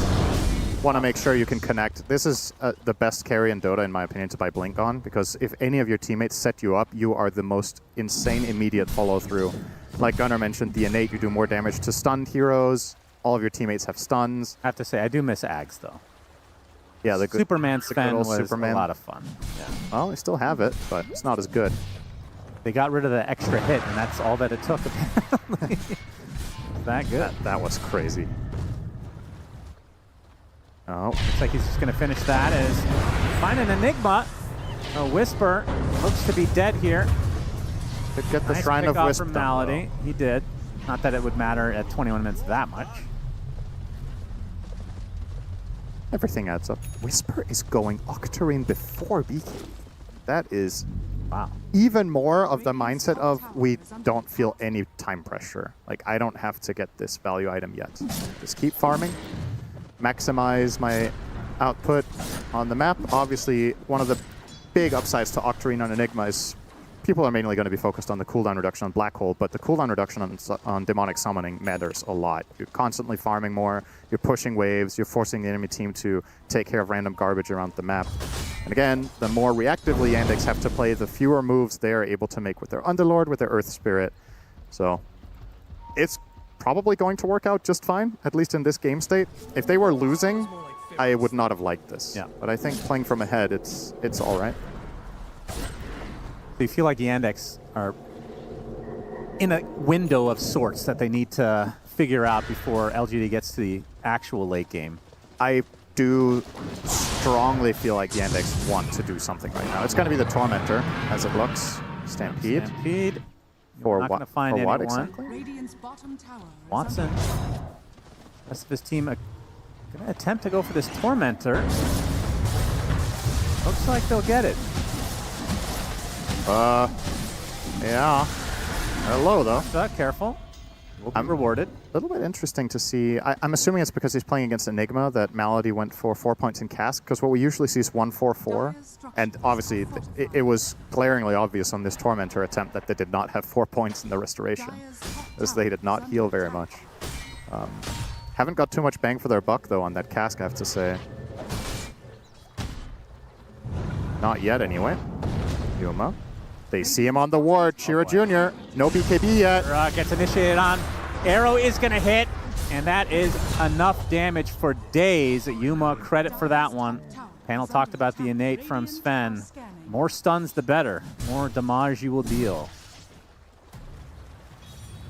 3K lead now for LGD, starting to get a little bit of extra wiggle room now. And of course, we've talked about their late game prowess just being absurdly strong. What a confidence booster it would be if they managed to beat Earth Spirit in game 1. That is the kind of thing that can determine a series. True. If one of the opposing team's absolute best heroes and one of the best heroes of the tournament gets solved in the very first game. And the chicken. And Kez, yeah. It's definitely not because Yandex are trying anything experimental here. They're bringing some of their biggest guns to this game, and so far, LGD has had all the answers. KJ will have to take the damage rune. Very least denies it from Yandex. So BKB online for Thompson. Blink about to be finished as well. We'll be going for shard after the fact. And what do you want to see? I mean, what do you want to see after that for him? Just pure damage, like Daedalus, something to that effect? I think AC is very good this game. Yep, okay. Both for yourself and for your Sven, you just want to apply more minus armor to the enemy team. Giving Sven attack speed as an aura is super nice. Extra armor against Kez. Against Kez, yeah, you just want to beef up. Yeah, I think AC is the obvious choice, but it's Thompson, so he's probably going to buy something else. Like E-Blade? That's his. I mean, I know he's playing for fun, but I think he's also playing to win. Yeah, of course.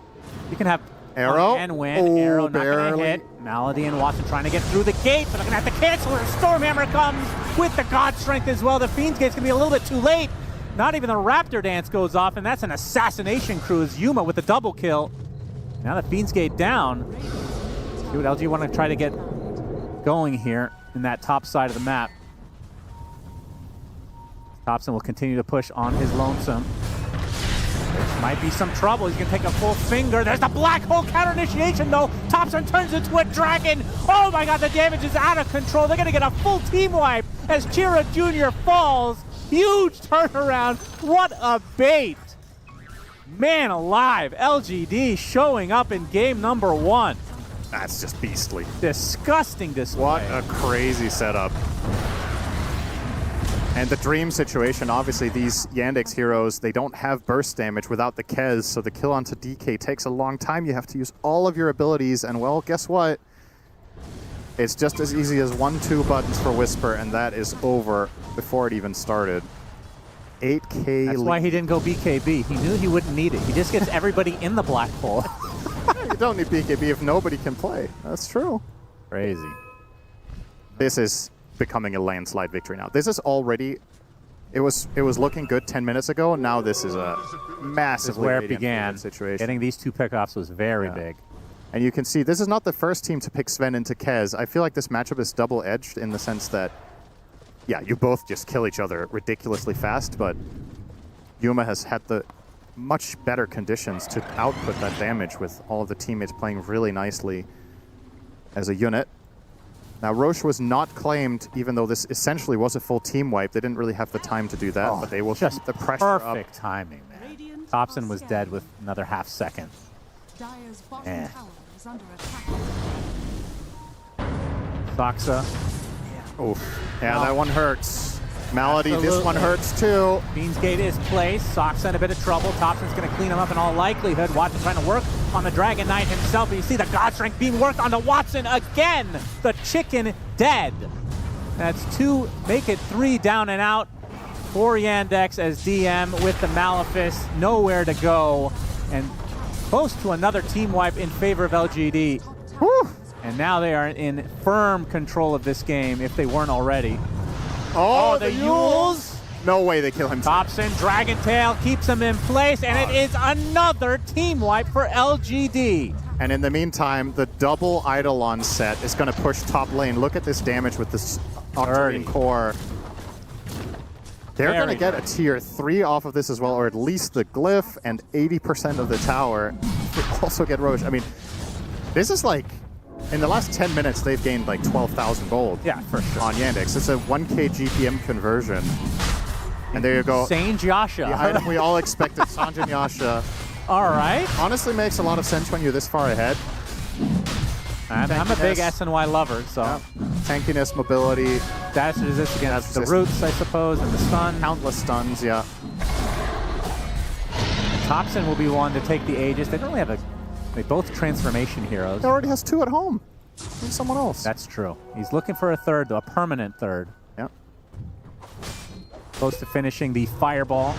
As KJ with that Yule setting up another potential kill, but Soxa getting blocked off by the frog that he created.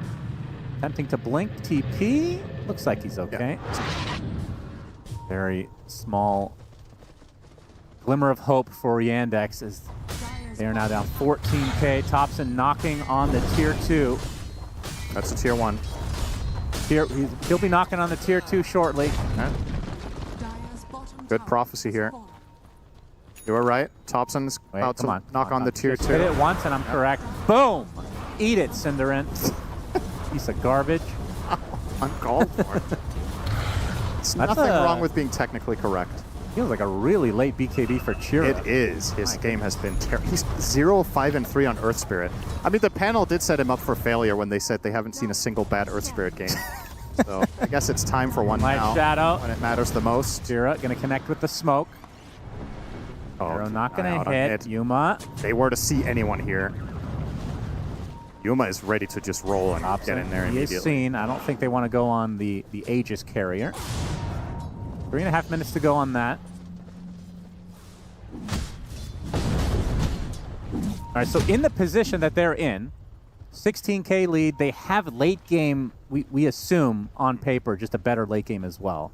What do you do with this Aegis? What's the plan? Because you have all the tier 2s now. Do you actually try to go for the tier 3 and a potential barracks? I think playing map control is good. I think Yandex have to make a move, but it's extremely difficult. You're confident in your 3 scaling cores, you're confident in the scaling of your supports. The one way you lose this is that you overplay in the enemy base, and then Earth Spirit gets a fat magnetize, and you get caught in all sorts of pits. Right. But if you are setting the terms of the fight by taking it outside the base... Well, they did get a shield rune. Yeah, Dragon Tail initiation. Goodbye, Chira. That is a Sven with some damage. 50 seconds on the deck for you. We get a classic pickup. I was just about to say Centaur, not exactly a hero that usually buys Eon Disc, but, you know, support Centaur can take a different approach. Got to be careful with the double edges on creeps now. The shield rune for Thompson is going to keep him quite healthy as now they're pounding on the high ground. God Strength for the Sven is down for 56. Yeah, with shield rune, Maledict does nothing because you're not losing HP. Yeah, that's true. So you actually just shrug it off. He's going to have to give this up. There's the Sven initiation again. The double stun. Nowhere to go for the chicken. Trying to counteract. Another beautiful black hole, though. It feels like this is just a replay. GG is called as LGD. Oh my god. Wow. What a performance in this game number 1. Okay, I mean, you could have told me they were going to win the game. I didn't think they were winning it at 30 minutes with this lineup. That was a complete stomping and a half. Sending a message here in game number 1, beating Yandex not only handedly, but with some of their best picks. This is going to be a tough one to recover from. What a game number 1. Let's go to the panel. We're going to talk about everything that happened in this game number 1 for LGD, because it felt like too easy to say stuns on every hero can get you the win, but it really was just that simple, monkeys. Of course, the execution was top-notch from LGD. Everything out of lanes early game, and when it came to team fighting, it felt like there was no flaw that you could point out for them.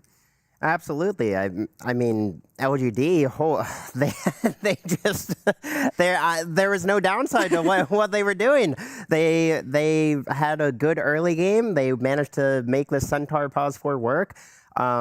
At one point, the Enigma, Whisper on Enigma, he did end up going Earn early on in drums, and he was delaying this BKB, which personally I was questioning a bit, but that doesn't even matter when you're just landing 3-man black holes and no one can even interact with you. You kind of just sit there, you wait for Kosk to go out, and you go, all right, now we can re-engage here, Lacoste. Yep, I'm looking at this game, and I was looking at this season pretty closely. CJ from the mid lane, one of the best mid laners of the season, and you're looking at him, he's dominating a lot of these matchups. Then suddenly, Thompson Daddy, he comes in and he's like, yo, what up? It's not looking good.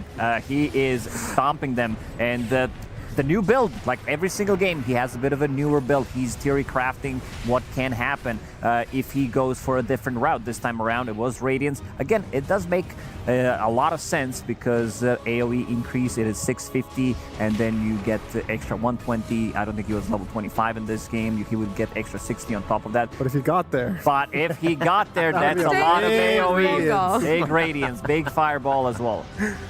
Yeah, I mean, I was really impressed by LGD. The stuns win games. Unfortunately, the Sven does not have the innate for the bonus damage on stun.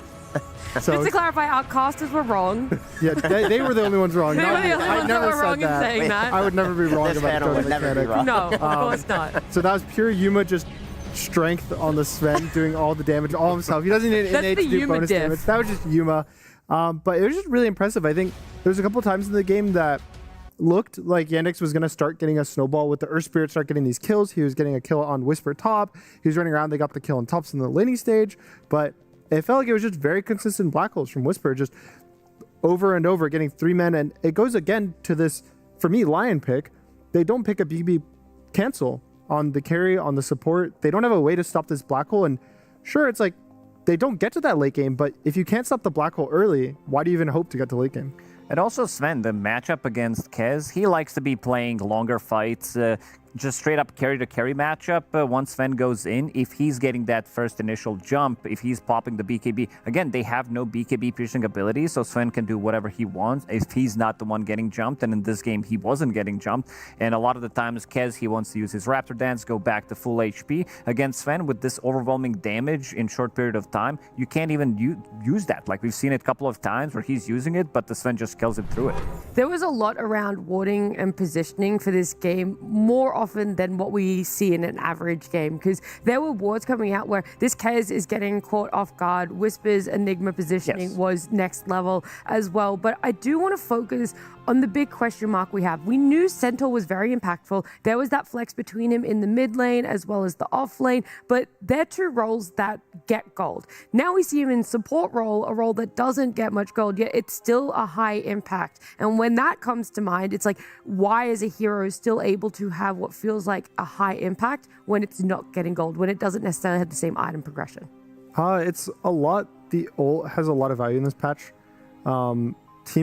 Some teams pick a lot of stuns, like LGD, but I think a lot of other teams are relying more on kind of slows and maybe roots to some extent. So BKB is high value item right now, which is why, again, you can connect all these concepts. Physical damage isn't really big in the meta as well. That's why I think the Sven, the Kez. So if you're relying on, okay, well, physical damage through their BKBs to stop the slows, if you just stampede them out, now the BKBs get out of jail free card because they can't be slowed, they can't be rooted, and they're hasted.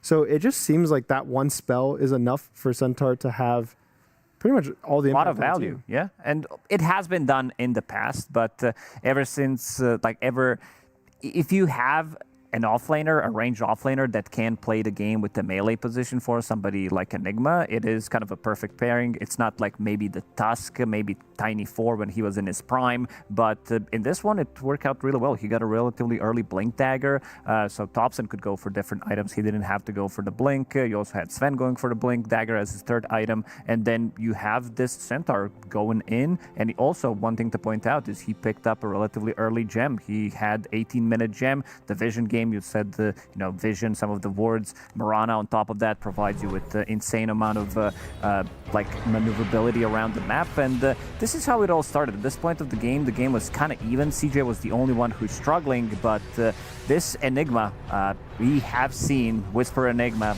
many times what he's able to do, and we are also seeing the overwhelming damage coming out from Sven. Once he goes in with that BKB, there really aren't many abilities that can go through. It can be Kez, but also it's a setup for Enigma, and what Enigma needs to do is just wait it out and then black hole this Kez, and the rest, the damage is gonna go through. It's the same thing. You just see him a little bit off in the corner, just waiting patiently, biding his time, going, all right, there's no one else that can stun me here. I'm going to go in. Carry shows himself. You're gone. And it kept happening over and over again, Monkeys. We had it early on, 19 minutes there, but it happened later on as well. About 6 minutes later, it is this phenomenal series of executions from the side of LGD. Yeah, and I think historically this tournament, LGD, they like to draft these end-all be-all late game lineups where they can just scale into the late game. They know that they have the tools that they can utilize to just do the damage, have the lockdown, do all the things they need, and this is a perfect example. I mean, Thompson gets gone on Yandex, thinks they're gonna get this pick off, and then Whisper's just there for the 3-man black hole, turns around, it ends up being a full team wipe, and I think right there, I mean, you can see on Sox's face, that's just that's the beginning That's just of the it, end. pretty much. You have enablers for Enigma. You have heroes who go in. You have Centaur, you have these 3 big bodies, and on the other side, you have 3 melee cores that need to group around a hero to be able to kill him, which is a perfect setup for Enigma. That one feels extra bad, Gunnar, because you see 3 heroes bottom, and you're like, there's no way they're going to be able to connect and save Thompson, and you're thinking, this Enigma has to still be in their jungle. He can't be this close to their mid laner. And you're like, we can do this.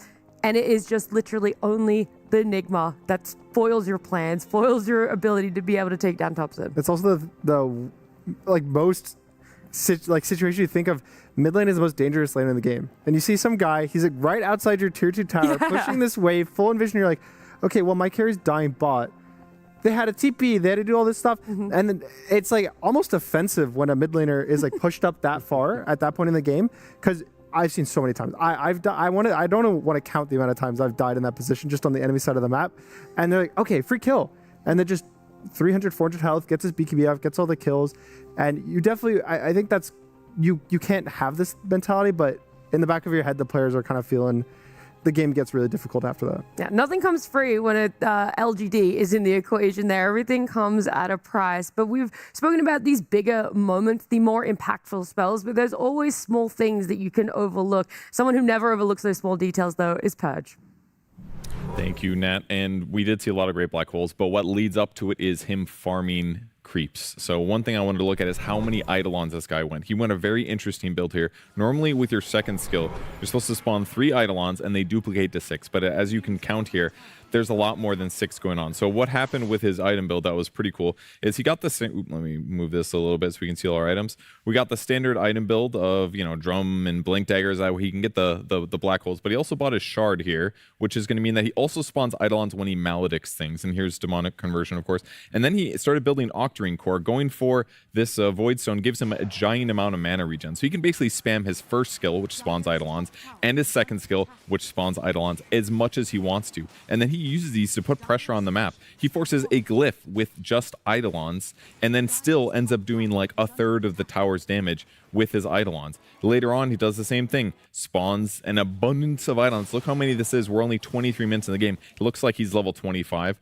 He runs these across the map. He pushes the wave out. He even forces a teleport here from the enemy mid hero. So this is a pretty impactful impact on the game. And then occasionally he can go for these black holes and have really good team fight outcomes that lead to more pushing afterwards. But the Eidolons just keep doing the same thing. His Octarine's finished, his Black Hole's lower cooldown. He can spawn them even faster now that his item's finished because the cooldown's lower on these, and allows them to push without showing their heroes at all, while giving them vision, while giving them setup, while farming fast, and this all leads into really good teamfight moments for the squad of LGD. So cool little alteration on the Enigma build that he pivoted to, as he didn't have to worry about stuns as much this game.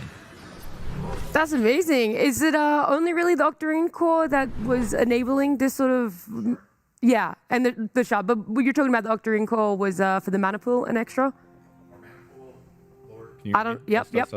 Test. Okay. Lower mana or increased mana pool so you can spam his first skill and his second skill constantly. And then it lowers those cooldowns so they can be spammed even more often. And it lowers his black hole cooldown. So it's just an abundance of stuff. Definitely a farming item for Enigma in this case. Awesome. Thank you so much, Purge. I really appreciate that one being taken down and also answering my extra questions as well there. But it feels like time and time again, we say Whisper proves himself on a different hero and you let your mind slip. You let your mind wander and all of a sudden you've forgotten about what his bread and butter is. And it is that Enigma having a phenomenal showing there. But before we talk anything more about this best of 3 between Yandex and LGD, we want to remind you guys that the secret shop is open for this year's TI, and unlike most other days, I don't have the big frogling. I have the very cute small one. It has a little magnet on the bottom as well, so you can stick him on your shoulder, have a companion, as Lacoste has his. Yeah, my Largito, he's doing really good. This is my favorite one, I gotta say. Real good. You guys like the big ones? Yeah, this is my favorite. I just get the Mortimer pillow every time, but it's nice and cuddly. Don't mind it. I feel like it's got the right amount of stuffing to it. But there's also some mugs. If we go back to the group shot, there's also some courier bags. These ones down here, the Roshan. There's a lot of good stuff that's come out of the adorableness of this year's TI, as well as some cool looking jackets. I feel like that's the one that we need. Valve. Secret shop, make sure you guys get on over to that one, have a look at everything that you can grab for yourself there. But a lot of other teams are going to get to experience a different sort of joy when it comes to TI, and that's qualifying to the main event. We did have Iron Wing qualifying earlier today over on the B stream, and Nomad was lucky enough to get a few words with Whitemon about how that felt. Iron Wing are the next team to qualify for the international mage stage here at Shanghai, and I'm here with Whitemon to talk about it. Whitemon, firstly, congratulations on making it through. Thank you.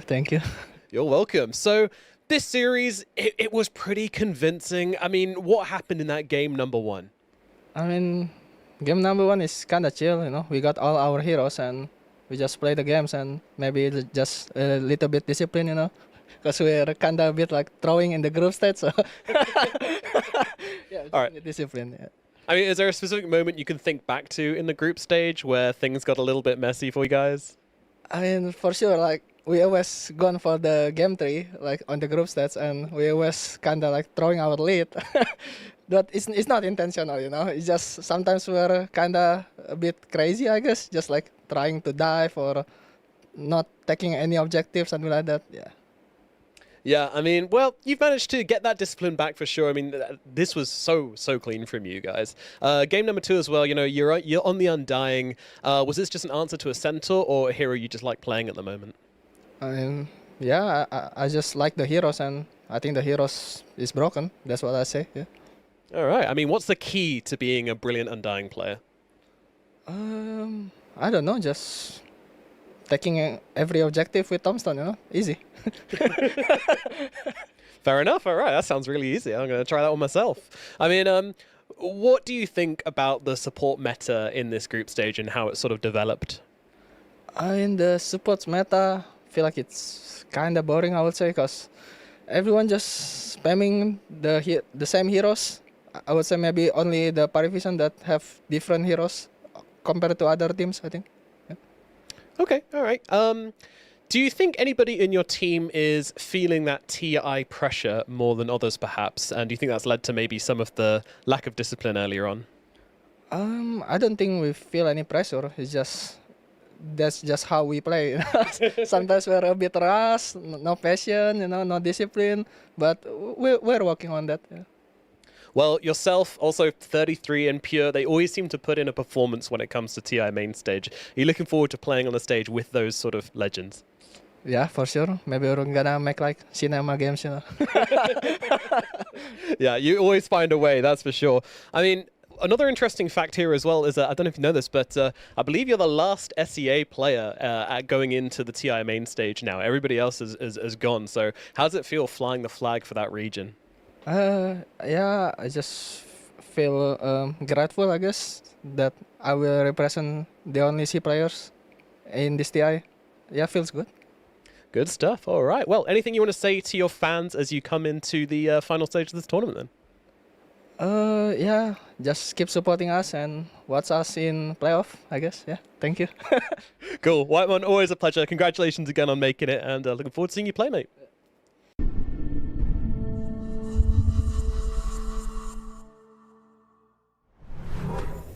Whitemon always smiles. They're especially qualifying to the main event there with Iron Wing. And the discipline definitely showed. It was a 2-0 for themselves over Gamer Legion, the team that they did pick in our last night's draft show. And unfortunately, Monkeys, the NA hope might have gone and died there. But I think it still lives on a little bit through Whitemon. I mean, he SEA player at heart, but he also came up through NA. So he's actually flying the flag for 2 regions, surely? Surely. Look. A bit of a stretch. You played on TSM. I think that definitely qualifies. Over in NA, we'll take anyone we got Whitemon. Yeah. So we have Iron Wing. Yeah. We got Crit AUI, Snaking. So we have Falcons as well. Obviously. We're doing pretty good for us at Liquid. We have Blitz. Yeah. That's another NA player. So Okay, it's 3 3. teams. Go to the draft for a second, and then I'll get back to you after this. We have Yuma. Well, he hasn't could have qualified Yuma. to. I was gonna say he hasn't qualified to main stage just yet, but they're in a great position for themselves. They are already 1 game up against Yandex, and you would be thinking, wow, that's such a tough choice. I can't believe Yandex are losing to that pick of LGD. No, LGD are coming in as the highest seed here. Yandex definitely having a really rough group stage for themselves. 2 and 3 is how they're entering this one, with the only 2 teams that they have beaten in their group stage, Hooligani and Team Resilience. They lost to Liquid, Aurora, and Iron Wing. And so it is one of those runs and one of those positions that you're not really sure how to make of them, but when I see their performance in game number 1, Monkeys, I'm not sure that this is the Yandex that had those season wins since last TI. I mean, it does kind of seem like they're in a bit of a funk right now, but at the same time, you really do just have to give credit to LGD. It's so difficult to draft against these guys. I mean, I believe that's the first time we've seen them play Centaur support for the tournament, and it's a very common first pick, but if you're seeing the Centaur, you're not expecting this flex, and you're not expecting to work. We expected the flex to the mid lane later on after Enigma. We also kind of saw that it could go into that direction. Sorry, I meant flex as support. Yeah. But the teams can definitely also see it, but they don't really think it's gonna be maybe working as good as it was in this one, because it worked out amazingly. And one thing to notice is that LGD, their average game time prior to this series, they have the longest one. It was 55 minutes on average. Yandex, on the other side, they had the shortest games. They had 40-minute games. They were closing out the games in 35 minutes, those in average, those that they won. But in this one, they got completely smacked. So I want to see something a little bit different. I also got to point out that Thompson, he just has this aura every single time. I'm not even kidding. I think it How actually. would you describe this aura? You know that there's something magical about this guy. He's just bringing positive vibes, knowing that he is the meta. Like, this is the meta guy. He is, like, every single time somebody, like, you see these TikTok videos or whatever XM was talking about, this is the guy that started all of that stuff. I mean, he definitely carries a lot of weight. People have talked about watching his streams. I mean, the way that he's won 2 TIs in the past for himself, but also how he started this TI. We saw very briefly the number of heroes he's picked for himself, Monkeys. What is it, 12 different heroes in 14 games? It's only Dragon Knight. That's the only hero that he's repeated. It's now 3 times he's played Dragon Knight. And it's not even a meta hero. No, and it's not even the same build every time either. I mean, that's the Thompson standard, you know. He just picks whatever he wants to pick. He builds whatever he wants to build, and it usually finds a way to work. Guys, Yandex is broken. Earth Spirit in the pool. and it's just ignored. It did get ignored, but we did hear Whitemon in his winner's interview for the main stage talk about that he thinks, when it comes to supports, Undying is just broken at the moment. And when you do look at it, I wouldn't say broken. That's 17 wins and 14 losses. That's pretty average for... Slightly above average for a support hero. Obviously, anytime a hero is picked earlier, I think that you can give it like a fake 5% bonus win rate because it's just being picked first by every team that can get their hands on it. But I do think that when a team has a hero that they're willing to first pick and then they start getting into that ignore phase, it definitely puts a big question mark because now like, maybe LGD just gets an Earth Spear at the second phase, or now you're feeling forced, like you had this whole plan coming into this best of 3 saying, okay, we're just going to pick Earth Spear, we're just going to win. And now giving up that plan after one game definitely, for me, is already feeling good if you're LGD.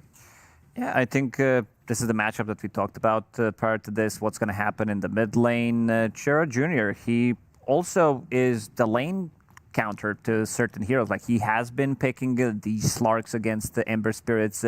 They do flex Necrophos across 3 different roles. He loves to have that upper hand in the matchup, but doesn't seem like he has it in this one. And seeing, again, LGD opening up with a Centaur, this Centaur can go to the mid lane. Most of the Chira Jr.'s heroes have been melee. So I want to see maybe something ranged because this Centaur could go to the mid lane. It could ruin a lot of these melee heroes. I could potentially see something like a Snapfire maybe coming in because I still think this hero is very strong. The hero has been nerfed. It looked pretty OP. We did see earlier today, it was in the Iron Wing versus Gamer Legion. It looked good. They played a Centaur mid, but they had to play versus Lina.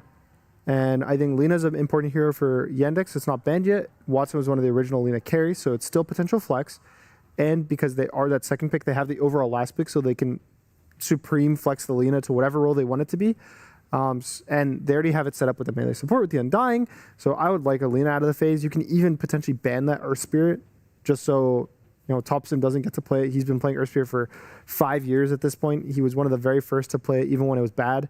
And it is, in my opinion, kind of a counter to Lina. Even though you do lose the lane, its play style is perfect against Lina. I also do want to note Yandex giving Whisper that respect with the Enigma ban in the first phase. So maybe trying to make the Centaur a much more straightforward pick because I do think Enigma off lane is one of those better lane partners for support Centaur. That's very interesting to me because that's politely put, I think. Picking it into Centaur is interesting. Centaurs generally, as offlane, like let's just say this from the lens of offlane Centaur. Sure. It's still good versus Doom. If you get doomed, there's a good chance you live because you're so tanky, or you can just stampede your teammates out. But now, with this potential of a support Centaur already shown, you're not going to doom the position 5 Centaur. This guy's just going to sit in the back, wait for his core to get doomed, stampede him out. You never get a kill on the guy with BKB. It's also allowing this Lina Centaur lane to happen, which I think that's a very good matchup versus the Doom. To me, that's a bit of a wasted pick for them because I think they could have gotten it later if they really wanted it. It's an odd one. You don't see anything. I also don't think it's a BKB piercing tool in a sense, maybe pre-picking it, but Doom this early, we really haven't seen it for a good reason. This hero isn't really that good. A lot of times, you could pick it on 23, you don't know the matchup. We are in the healing meta, so the hero is good against those things, but against one particular thing that they did see, it's not very good. I will say Doom has been rising in popularity over the last few days. Yeah, yesterday it got picked up a lot more. I think we saw it 16 games. Is what it's being played in. But you're right, it's sitting in that position where it's picked way later in the draft. There's more of a reason to it. It isn't this one that is a foundation or a building block. Heroes are very tanky in the current meta. Him having percentage-based damage is always going to be good for killing those heroes, but it's still pretty early to pick it blindly. It's also just typically used as a solution to these massive healers. Necro, Largo, Dazzle. Io. Io. I just kind of blind picking it without a reason. Can't say I like it too much. Oh. Speaking of Io. Maybe it's a deny pick before to set up their Io. And Bounty Hunter. Wow. Melee heroes right now. Also, I want to note LGD, 3 heroes, 3 stuns. This has to be a core IO, actually. I do love this stun joke, by the way, because I don't want to ignore that one. But this, has to be a core IO then, which is what it's predominantly being played in. But I feel like I don't know if I like the core IO. I'm sitting right on the fence of it. There's a still little flex to it. The chances are very low if you want to run some like carry Doom. I think it can work, and then you run offlane Undying, but it's a little too much. So most likely this is just going to be core IO. How do you guys feel about core IO? I think it's good in some games, especially depending on the pairings you get. I like it when it has a mid or offlane, or when it's mid. It had just some core pairing that it feels really good with. The Doom one's acceptable, but it's not the absolute best. I know you've talked about it with Largo. Largo, yeah. I think that hero's already banned. It's been banned since second phase, so they can't be picking up that one up. But it is a strong safe lane with the Undying. You give them a little bit of Moon Seed, a little bit of mana to help just the decay spam. So they should be winning their safe lane. Bounty with the Doom. I think Soxa, for me, him and 33 back when they laned together, they were the original. It's a Doom counter. I love heroes. this. And I think Soxa is able to just survive the lane on these bounty hunters, these melee fours, pull for his Doom. Doom should free farm. But then there's an instant response to Doom, which we saw LGD pick up earlier in the tournament, which is this Venge. It wasn't even picked up against Doom in that particular against game. the Dawn, but it is a Doom counter. People like back in the days when Wraith King was a hero. I got surprised just by saying the name. What a pull. Yeah, what a blast from the past. Deep recesses of his mind there. Because you basically have 2 lives because you go for the Aghanim Scepter. This hero deals insane amount of damage, especially once you get to like the Hydra's Breath, level 20 talent as well. Very good scaling. The hero farms much faster than most of the people would expect it to farm. So this means that this Lina is going to go to the mid lane. Unless Thompson wants to run something crazy because he played Troll mid, then maybe there's a reasoning for him to play Venge in the mid lane. Like, it is doable. It's nothing too crazy when we talk about Thompson. But if we want to keep things simple, they are going to be looking for a position 4, some Dark Willow type of a hero, maybe Grimstroke that could come out because you have Io, which means that he's going to be tethered to something throughout the whole game. I like Willow a lot. I think the stocks for Willow has risen quite heavily, especially the performances that we've seen so far in the group stages of TI. It looked very, very good. Yandex, they're putting support, or they're putting respect on the potential for support Centaur again with the Batrider ban, because Batrider is a Whisper special. I think this makes your last ban also very difficult. Then do you go all in on banning out another offlaner? Is that where more of a threat persists? Then could maybe see a Death Prophet ban or something along those lines, but Whisper hasn't played that yet this tournament. But you just like that hero. You're just gonna think about it. I'm just going to expect the Centaur offlane. I think it makes the most sense versus the IO carry potential and the Undying 5 because you can just cut the waves pretty easily. So taking some probably position 4 that is just stable looks the best to me. I always think about Rubik this patch, but it's pretty bad Rubik. It has been underwhelming in the most of the games that we've seen. I haven't been a fan of him. And if not Rubik, I do like the Snap. I do believe it's been undervalued quite a bit. Even as support though, everything it did versus the Undying, it still does. You can just press your E, kill the Tombstone. It gives you a lot of follow-up damage for your stuns. And honestly, the save is pretty good versus like melee heroes that want to come in. You just like cookie your guy. He goes back with the shard. It's far enough distance. And then pairing that with the Venge, I think they have a lot of good disengage. It could even be a Whisper Snap. In LGD's first game of the tournament, they played Whisper offlane Snap, and he owned on it. Ooh. We're seeing the Magnus, which I'm going to hope that and assume this is a Whisper Magnus. Yep. Not the Nothing to Say Mid Magnus that we saw earlier.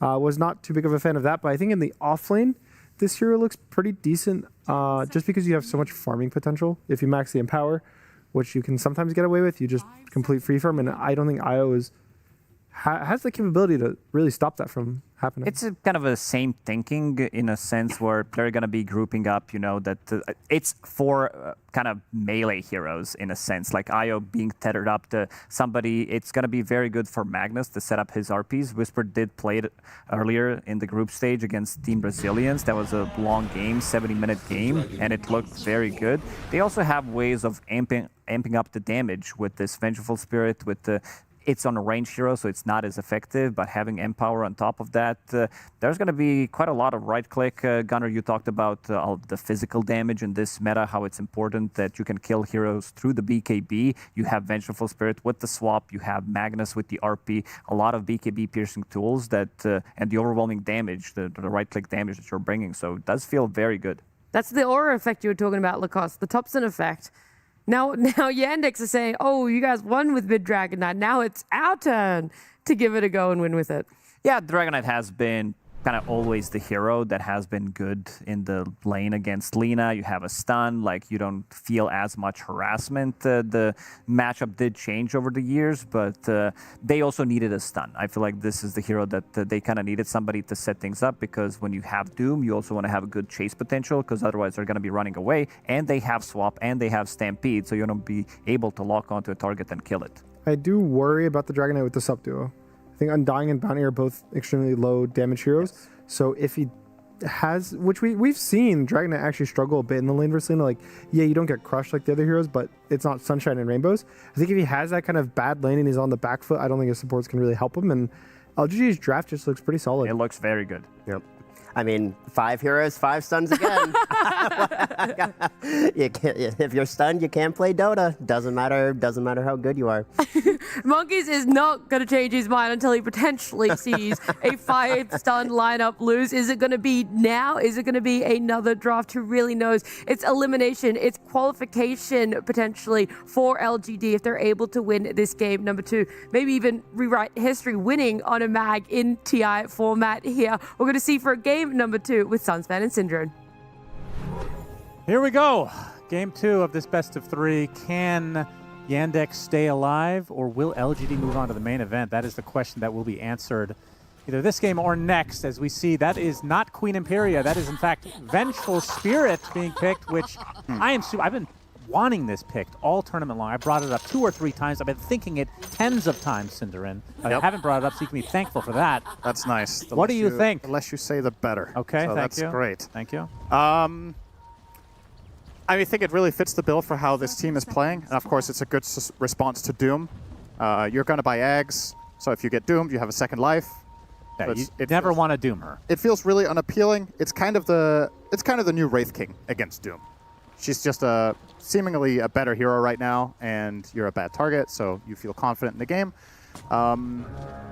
At first glance, it might look a little bit weird to have Magnus with 0 good Empower friends, but I just don't think it's that important comparatively to what it used to be. It's oh yeah, true. Actually, she does get the bonus from being both a ranged and a melee hero. That's true. You know, I know that because I play her as a melee hero, Cinder, and always. So yeah, that is a nice little extra detail. I genuinely don't think it mattered for the pick, if I'm honest, but maybe it played a role. I think more so than anything, this is LGD saying, hey, in game number 1, we had a lot of stuns and a big AoE BKB piercing ability in the offlane. You guys ban Enigma, we've got another one. This hero is going to be performing a similar function, of course, with the asterisk that the laning phase will be harder. This should be a much better or a tougher matchup than Enigma had in the last game. IO Undying is a kind of actually surprisingly strong lane, you might think, with IO as carry. But that said, IO carry, I feel like it's been very hit or miss in this tournament. And this is an elimination game at this point for Yandex. You got ran over in game number 1, and in this game, I don't feel like you necessarily picked something that's going to up the pace that much when you're proposing an offlane Doom and, like the panel talked about, a mid lane Dragon Knight with low damage supports. I think this is a very high execution draft, and if you're not on top form today, which you definitely weren't in game 1, I don't think there's any sugarcoating it, you just got destroyed. This is a high-risk play to make in game 2, to draft like this. Yep, for sure. We'll see how it turns out. I mean, yeah, when I think of Watson, I don't think of IO. Not that he can't play it, but you would think in the elimination game you want to go for something that's a little bit more comfort. Yeah.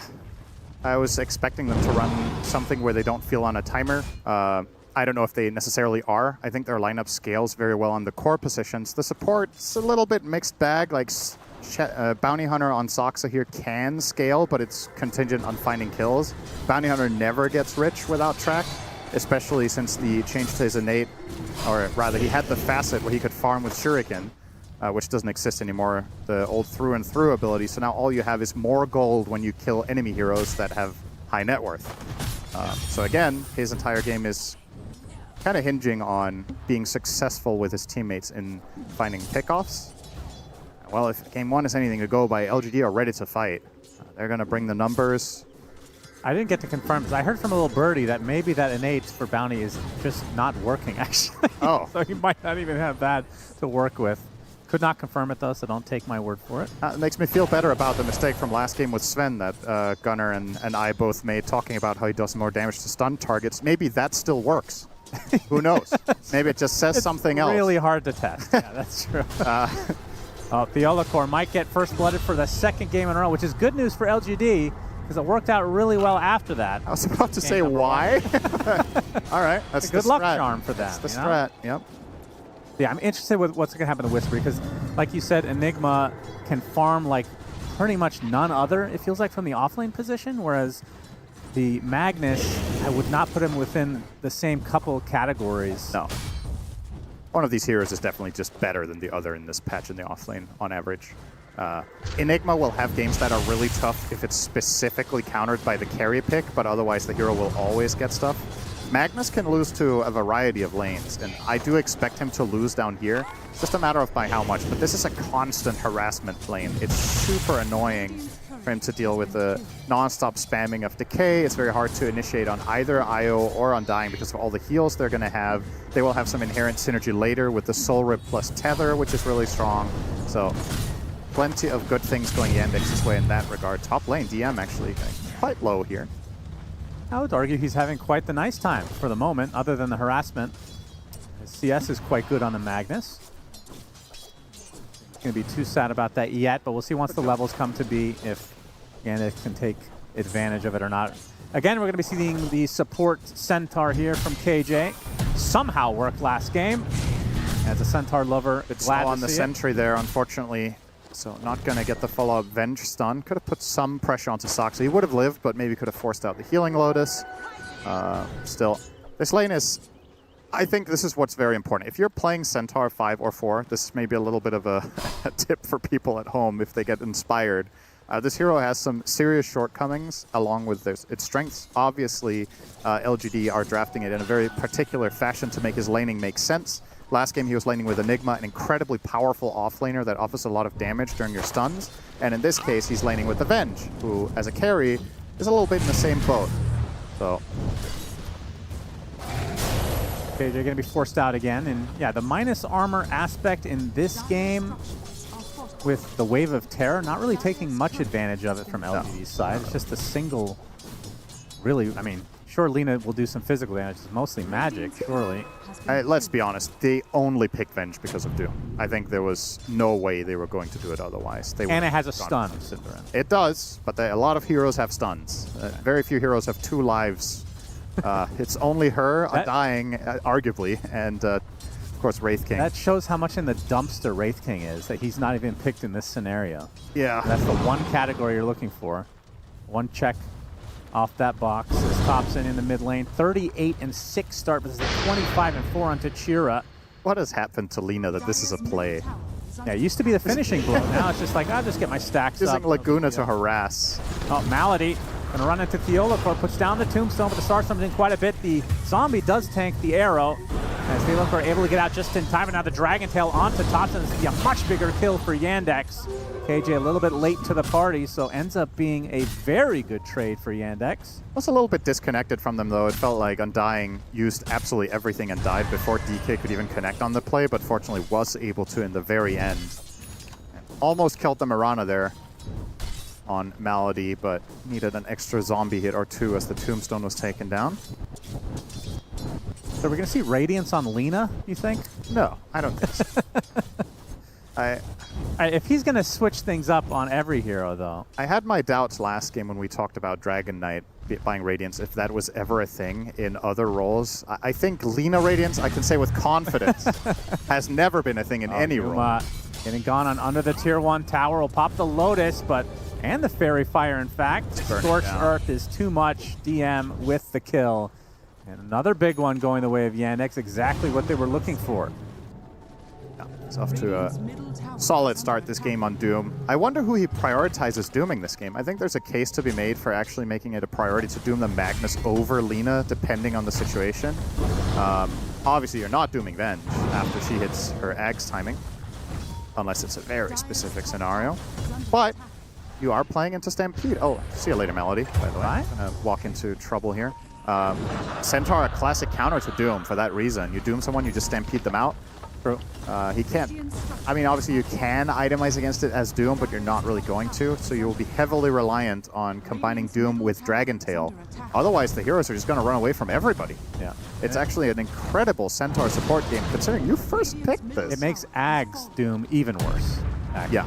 Yes. Arrow set up by the hoof stomp from and KJ. It makes Heart Centaur even better. Thompson doesn't even need to use a stun. I'm not even sure if he has it leveled yet, as the Tombstone's going to get taken out easily from LGD. They get the tier 1 tower and a kill to boot. Yeah, has not leveled LSA quite yet. I mean, when do you pop a value level in this? Probably next, I think. I mean, we have seen Linus go 404. I'm personally not ever really a fan of that. Strictly for the laning phase, there's an argument to be made that you don't need LSA and you just use the additional point in Fiery Soul to farm more and easier. And oh boy, Watson finds himself in trouble. Nice stun coming out from Whisper and company. They got many more where that came from. No denial, as Yuma will claim his kill. In fact, his second kill of the game on the Vengeful Spirit carry. They're probably getting the tower here too. And I have to say, we haven't talked about the lineups in that much detail. I think this support duo from the side of Yandex, I personally don't like it. It's double melee, it's both low damage heroes, and it's both heavily reliant on snowballing, which if you fail to do well in the early game of this game, what purpose do Bounty and Undying have as a duo? Like, sometimes you're going to have a bad game where Bounty Hunter's scouting becomes really valuable, and then you can play around that. You can maybe farm an additional amount on your heroes because Bounty is dying and giving vision, but Undying doesn't benefit from that playstyle. He just wants to fight, right? So the one thing they have in common is they love to take fights, so you get trackball and use Tomb, but that's kind of it. Here we go. They're going to try it. Nice formality. The swap out on his teammate to be able to get out. Looks like that'll be successful for the Vengeful Spirit. It's a bit KJ might work, though. Out, attempting to go through the gate. Do they have another stun where that came from? Not needed. Not quite. And XP finds something. Watson running Dom into Maelstrom on the IO, it looks like. Not Ags. Interesting. Okay. As a first choice. I believe most carry IOs we've seen went Dom Ags, right? I think so. At least the one we cast. I think we've only cast one so far. It hasn't been that many that we've had, but it's been pretty popular this tournament overall. At least some games. Thompson will be spotting out the Bounty Hunter and pretend he doesn't exist, doesn't give a crap about him. Yeah, I wanted to talk about the Bounty Hunter. It feels like this... Mask of Madness on Magnus, excuse me? Really? Okay. Okay, I like that. That's cool. Whisper wants to hit. And LGD, the way they play is so fun. I've always loved watching them, especially in these big tournaments. They show up with something you haven't seen, at least not in quite some time. This is effectively Whisper saying, I am going to get farmed just like last game when he went for, you know, the Octarine on Enigma instead of the BKB most people were expecting. Yeah. Now Mask of Madness before Blink, so he can do more damage in the RPs and during all the downtime farm a lot more. This is usually a carry build on this hero. They look are wasting so much time here. Arrow actually hits as well. Will they continue to pursue? Doesn't look like it. Soxa narrowly dodged the dust or he would have died. Now instead he's going to kill two couriers. All right. Gets swapped in. Bad. It will cost him his life. All right, likelihood outside the sentry now, though. He's fine. Now he will survive. All right. That's what you want to see from your Bounty Hunter. Dust, sentry, and two couriers lost there at no cost for Soxa. This hero sometimes just has these awkward games where nothing is happening and you just feel pointless. Yeah. But he's finding some impact here. I believe that was the specialist array for Venge, I right? think that was what was killed indeed. Is that the typical build for Venge? Yeah, it's pretty standard on carry Venge to go specialist array for sure. You want a farming item and it's better than Maelstrom on her. What about Battle Fury though? That's all I have to say to that. Too bad. I always look for melee-related items on her. And Yeah. it feels like it still doesn't happen. You get Empower this game. That is true. You have to settle for that. KJ getting chased. Will pop his Fairy Fire. Under the tier 2, Yuma in the area as well. First Doom of the game applied to the Centaur, and see the relocate from Watson. A lot of damage now as Yuma comes up with a nice RP, but not in time to save Yuma. And in fact, it might cost the Magnus his life as well. Double kill for Watson as Yandex looking in pretty good position now after a Game 1 Omega Stomp against them. Yeah. As a bounty hunter enjoyer, I can tell you that was a very important moment for Saksa. I think he was the biggest winner in all of that. He gets his level 6. They start putting some pressure on the map now. I'm not sure if he got any tracks off mid-fight after leveling up, but regardless, now his game is truly unlocked. He's going to go earn. I'm assuming he will get a Distiller with that. Scouting out. Tops. Oh. Doing a blade right on his narrowly got out of the sentry, Okay, but pick the Dragon Slave. Tranquils are good here. Very good. He didn't get attacked, so he's regenning through all of that burn damage. Very annoying now. Yep. It does feel like this hero is a hit or a miss big time. It is. It's super one-dimensional. For like an elimination game. Yeah, Some balls on them to pick It's it. bold. It is, but at the same time, it's also, I would say, one of Sox's best heroes in recent memory that don't run it that often, but generally very impressed with his ability to perform on this. Speaking of Distiller, now there's going to be one picked up for Mirana. Incredible item against Bounty Hunter, obviously. 8 seconds of true sight. You just need to see him at some point, or know where he is. Yeah, it feels bad as Can even place any it as Invis hero. Yeah, just place it in an area and Bounty Hunter can't get in there.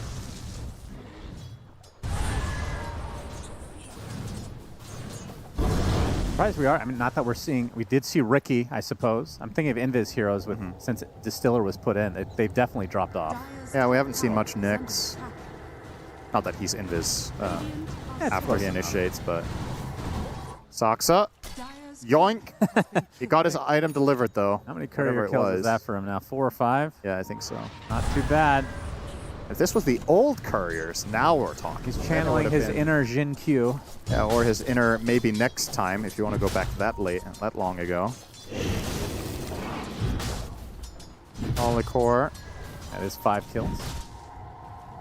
We'll get out of here. It's one of the things that Bounty Hunter does that can be super frustrating to play against when you're playing slow, which is what LGD so far are in this game with their heroes, is you don't know where the vision is. It's hard to take advantage of Moonlight Shadow when you could be under a ward at any given point when you use it. And they're spending so much time and energy on their supports playing cat and mouse with this damn little rat. They will finally get off Moonlight Shadow. It doesn't look like they're connecting on anything, though. Both sides were smoked. Yandex going to take the initiative. KJ going to be spotted.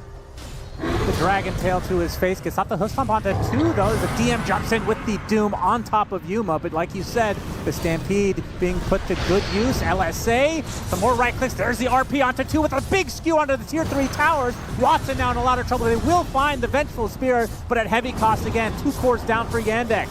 Chira Jr. now on the run, but the Starstone doing quite a bit with the Shockwave to finish the job. The Tombstone stacking up as Watson. Oh, Malady killed Thompson in the meantime getting killed off by the zombie man. Malady does fall in the end. This turns out to be a 4 for 4. What is happening in the enemy base for Yandex? Okay. Hey, that's honestly kind of a... I don't know who won that. It's a draw because of track.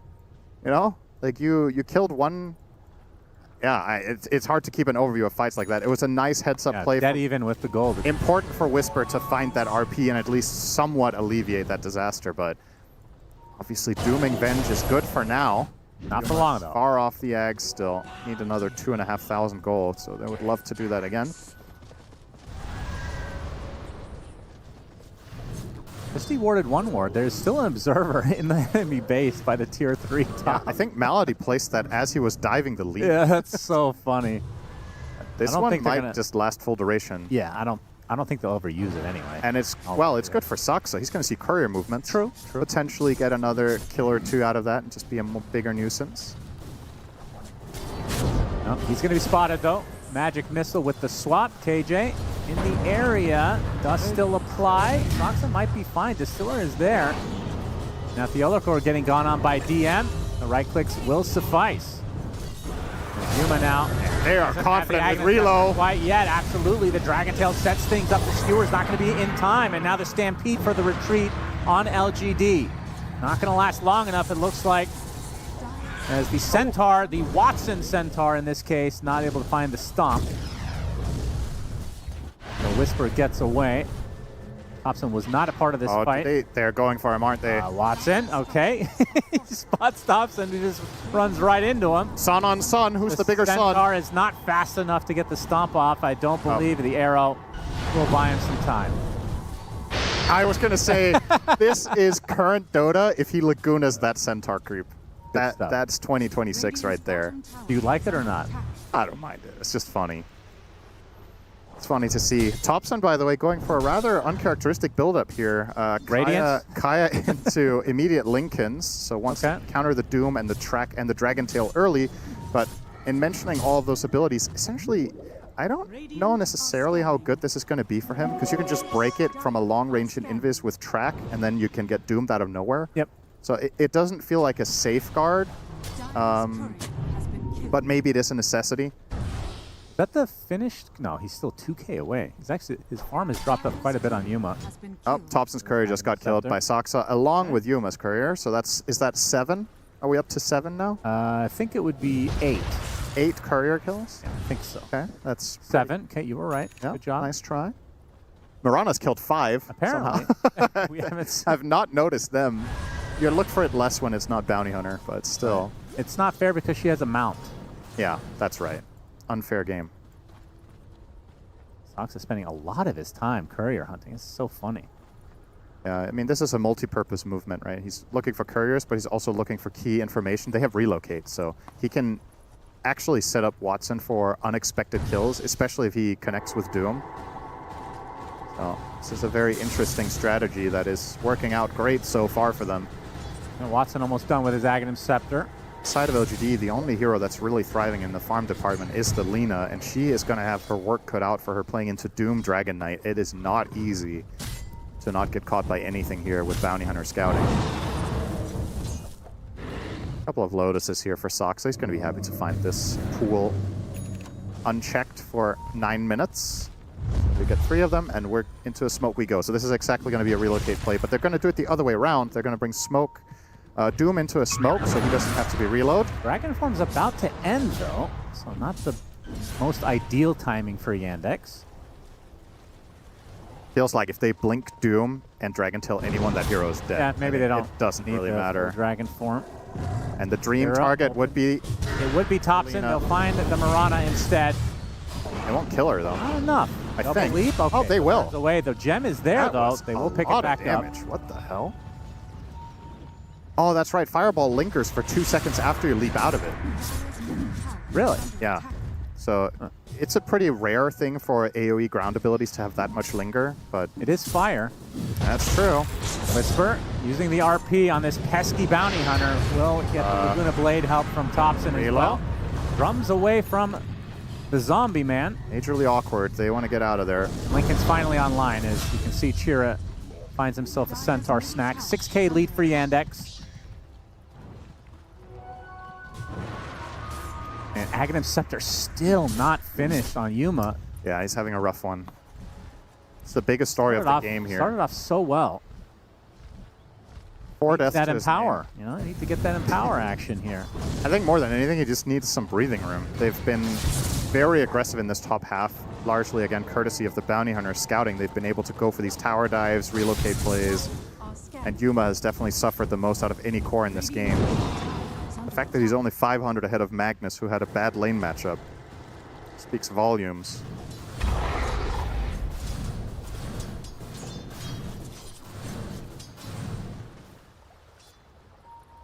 Tormentor is up. We'll see if Yandex want to take advantage of that. There it is. Aghanim Scepter.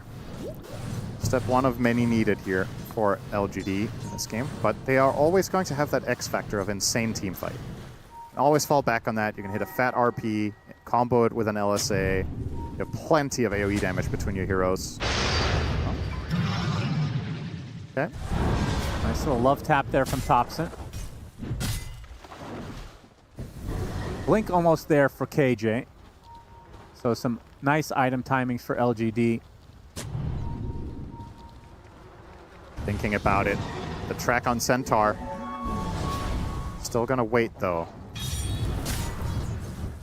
And every time there are 4 heroes together without the IO, they are 5. Benj might be the primary target here. Thompson about 1,200 away from his Aghanim Scepter, but Yuma goes to hit this wave. Blink for KJ. Once that track ends, they don't want to spoil the surprise. DM has his BKB. Did not go for a greedy build with a Radiance or anything of the sort on the Maybe Doom. some miscommunication. I've heard Dragon Knight is supposed to buy that. Maybe they didn't. I was mentioning Doom, but yeah. I know, but maybe he didn't go Radiance because he thought DK was going to be fully Thompsoning it up. They could have learned from game number 1. Well, I do definitely agree with not buying it on DK this game. I think it's the right choice. And I don't mind that neither of them went for it. I don't think it's that important. The tempo here is really the name of the game. If you play this game too greedily, you lose your supports in the process. It's been... That was my biggest concern for Yandex after the draft, was finding purpose for Malady and Soxa and mission accomplished. Like, this was really, really important that the early game went this way. Now that you've done that, plenty of options. Looking to be a shard soon for Malady to counter primarily RP, I think. Oh, we love bottom, just a farm. Okay. Very exciting. Yeah, always riveting. He has BKB now as well for Watson. Yep. Big timings now for Yandex, and I would expect a fight to break out here relatively shortly. 7K lead. It's not growing necessarily, though. See if they can expand this now with these BKBs coming online. Thompson is top net worth, though. Have to mention that. His Ags should be on the way now. And a Moonlight Shadow. It was spotted, though. Now the Ola core is tracked. Probably no way out of this one unless... No, there is a way Dragon out. Tail. Okay, never mind. I was looking elsewhere, didn't realize they already used Dragon Tail. Then there absolutely is a way out of that one. Okay, Whisper Initiation into the LSA, and Laguna. Malady is A-okay. He's going to get hooked up now by Watson. Applying some pressure to Yuma instead. The Stampede away, so LGD just not having the damage yet.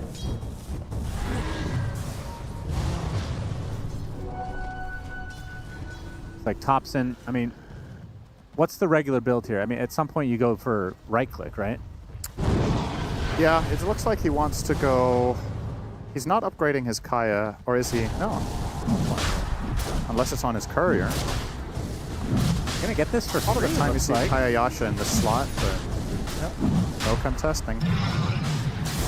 Oh, he changed his build just now. All right, so he is going Kaya Yasha. He had other items queued up a moment ago on the Lina. I believe he was looking for a Hurricane Pike, but going back for the standard. I mean, there's nothing special about this build except the early Lincolns currently. Otherwise, it's kind of cookie cutter. This is probably why it's not looking great for LGD. Thompson not being creative enough. Doesn't know how to play normally. Has to do his own thing. Let's see the E-Blade. That's pretty normal on Lina. I guess so. Relocate, Whisper in some trouble. We'll take a full Doom. Doom him, all right. All right. Goodbye. Packing. I don't know if that was necessary, but sending a message, I suppose. Another track kill for Soxa's bank account. It's a big game hunter in case that works. BGH, you say? He was top 3 net worth in the enemy team. Okay. Might be working after all, Cinderin. Well, I'm just hoping it does. Yeah, I would hope so. Actually see it. How big of a power spike is the Ags for Lina, would you say? It's game specific. I think in this game, actually not that big of a deal. I don't think the defensive aspect of it is going to help her that much to get the magic resistance. Obviously, 35% spell amp is no joke, and you can find angles flying over trees, etc. But again, Bounty Hunter is just a massive thorn in their side in that regard. It's LGD have very much struggled to find any moves on their terms. So maybe this could help them find unexpected angles. He's trying it right now, perhaps. No Flame Cloak, though. Yeah, they find the stun onto the Doom. Looks to be dead to rights, just stun locked completely. Now the Stampede away as the relocate comes in. Oh, that's a good Dragon Jr. Tail. Owning up, though. 2 supports killed just like that. Still at this stage of the game, I think LGD still take that, though. Doom for 2 supports, probably. Not that often you see the Dragon Tail AoE actually come into play like that, but stunned both targets. We're going to use this opportunity to push. Thompson does need to be a bit careful. They have so much healing. Dragon Knight's inherent regen, tether, soul rip. You better kill them in one go, or you're going to have to kill them twice over. And I guess probably good for Whisper that he ended up buying that Mask of Madness, because with how this game's been going, he would have been in the absolute dumpster without a farming item. True. At the very least, he's been able to get something, but not looking great overall. Still bottom net worth of the Malady going to break out this smoke on Centaur. I will say, going high ground against LGD sounds absolutely miserable. Arrow not going to hit. Dragon Tail there from reload. Junior as KJ is going to tumble. It's going to be a support trade, though. And the swap now to Chira Jr. into the skewer, and the right clicks will suffice. So that's a big kill coming out of the way of LGD. Oh, doomed nothing? Okay. Oh, Lincoln's? Yeah, Lincoln's was procced as Yuma going to continue to right click. He has his Aghanim Scepter, so his illusion comes out now. You get the swap? Get the swap in time out to DM. Onto the high ground he goes, outside of vision. Doesn't have the swap. Wait, does it not refresh? No, this was changed. Right? Oh, yeah, that's right. This was changed. That felt so good. Yeah, when it refreshed. That was a very big nerf. I want to say DM was not dooming the Lina, but that Thompson put the Lincolns on someone else as he was doing, but it was hard to see with how clustered up the heroes were. Watson trying to defend the honor of Soxa, and that's going to be enough for Thompson to have to hightail away. Still. Oh, swap. Oh, that's big. Watson. Okay, they can try to burn this Aegis. Looks like they'll do it, but a tombstone save at the last moment, and now the jump in from DM, able to get the Vengeful Spirit illusion. As Human will now revive normally. Close call. Goes to show how important the skewer is going to be. You have to get them away from Undying. 40 seconds on the Aegis. Figuring Malady might buy Blink to try to counteract that. Soxa. Oh no. Whisper. Steal, Soxa gets some help from Watson now. Whisper on the run with the Stampede help. Okay, he gets quite far away. A lot of movement between everything he got to use there. Indeed. In mid. Connecting back here with IO, but no follow-up on the Dragon Knight. Dire's bottom lane is under attack. Looks like Chira Jr. working on Ags. Very nice against Lina. Magic resistance really goes a long way against that hero, and getting the flying movement means you can match her during Flame Cloak. So it's going to be a real feels-good pickup here. Now, if you aren't too familiar with late-game Venge, this hero can actually become a hard carry nowadays. It used to be more of a tempo carry that kind of fell off, but late-game Venge can be insanely strong. Big part of it is level 20 talent, where you steal damage and armor from the targets that you hit. So if you hit some big hero that has a lot of base damage, it can be crazy against heroes like Tiny especially. We've seen it run against to just get like 80 or 90 damage for free, then you're playing with some sort of critical strike, and all of a sudden start hitting like a truck. This game, you don't have that beefy target in terms of damage, but you have Empower, so it's probably going to roughly even out. Yeah. But he has a long way to go. This is a poor Venge. He does. Whisper finds a connection. That's a deletion. Oh, in fact, and they find the RP onto the DK. Enough damage? Not quite. Actually, yes, he does fall. As Yuma is still alive and running. Watson with the BKB now coming with the relocate. Trying to get something out of this fight. The jump in from the Doom. Not able to get the Doom off, though. As Soxa's going to take a hoof stomp into the double edge. It's 3 dead for Yandex. As LGD somehow coming out on top here. That was super snappy from Whisper on the RP. What's Silence Doom? He jumped in and got silenced instant. Are you sure he got silenced? No. I didn't see him be silenced. I just saw him not casting spells, which, I mean, effectively, I guess... In a way. Brain silence. Yeah. I think he was just hesitating to doom anyone there. Okay. Starting to get paranoid about the Lincolns, maybe. Yeah, it makes you think twice with the Lincolns. He's going to buy Ags, to not have to worry about it anymore. Then Stampede becomes even more important. Yes, that is. Shard was taken by KJ from the Tormentor. which, I don't know, on a support, eh. Yeah, exactly. Kind of whatever. What do you want to see? He might be going Yules again. Do you think Ags? Ags looks better than it did last game, if he can get there. I think you could also argue for Wind Waker, maybe, if you're already going for the Yules. A great way of buying time against Dragon Tail, which is going to be the biggest offensive ability for Yandex later in the game, aside from Doom. Ooh. Well, that was still a crucial sequence for LGD. They pretty much cut the lead in half now. Yeah, we're starting to get to the point where it might be out of reach in a few minutes. Holding on strong now. Also, but again, the high ground thing, I just can't get like it's high tough. grounding. It's really, really tough for sure. You just got to get the pickoffs in order to create Get that one space. here. No way out of this one for old Fiola Core. We talked about Venge's carry potential. Worth considering Lina in that regard too. Thompson is transitioning into right click, and he's got Empower, and he's got Vengeance Aura. So it adds up. It does. And the swap save from Yuma. Not going to pursue the DK though. KJ survives as a result. Is that the Ags? I think it is for Doom. Yeah. All right. Pivotal moment here. Okay. Let's see how big this Stampede will be. He's playing with Congregations of the Deep as well, so he can guarantee, at least for a little bit, that they stay in place and maybe can set up for Chain Dragon Tail, which should be enough to kill them when they're in the side of that Doom. Oh, this is a big moment too. Amp damage on Lina. They're going to go for the smoke. Any find. Thompson hits for 550 right now. Not bad. With Empower, Vengeance Aura, and the Rune. Pretty good. Imagine with a critical strike. Looking to pop the smoke. DM in the tree line. This would be a nice kill for LGD. They find him via the Shockwave. They use the RP as well, but the Tombstone is going to save him for the time being. The right clicks are so much damage on the Mally. Finally, the AoE do comes off, though. Trying to focus onto the Magnus as Thompson just having his way with everyone with this damage rune. Able to get one kill. Now attempting to run away with the help of Yuma and company. They're going to jump in. KJ going to force out the BKB from Chira Jr. as Thompson.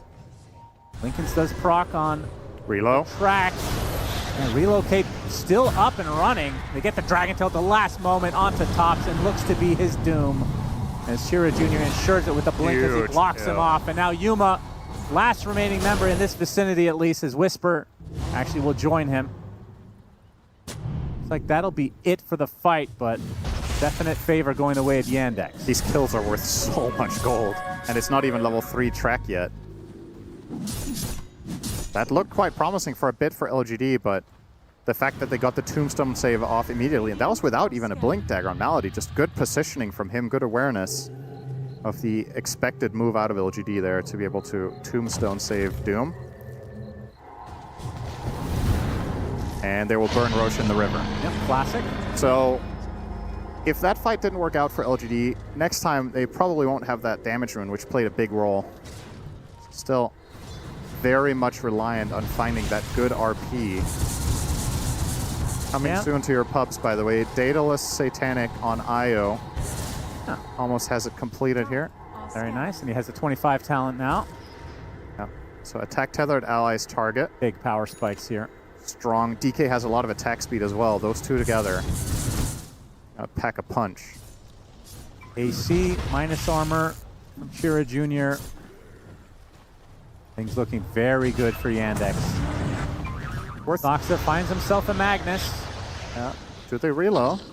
They do. They're waiting for it. Harpoon onto the trees with the BKB. Nice RP. Obviously not going to be too much follow-up, although Yuma has something to say about that.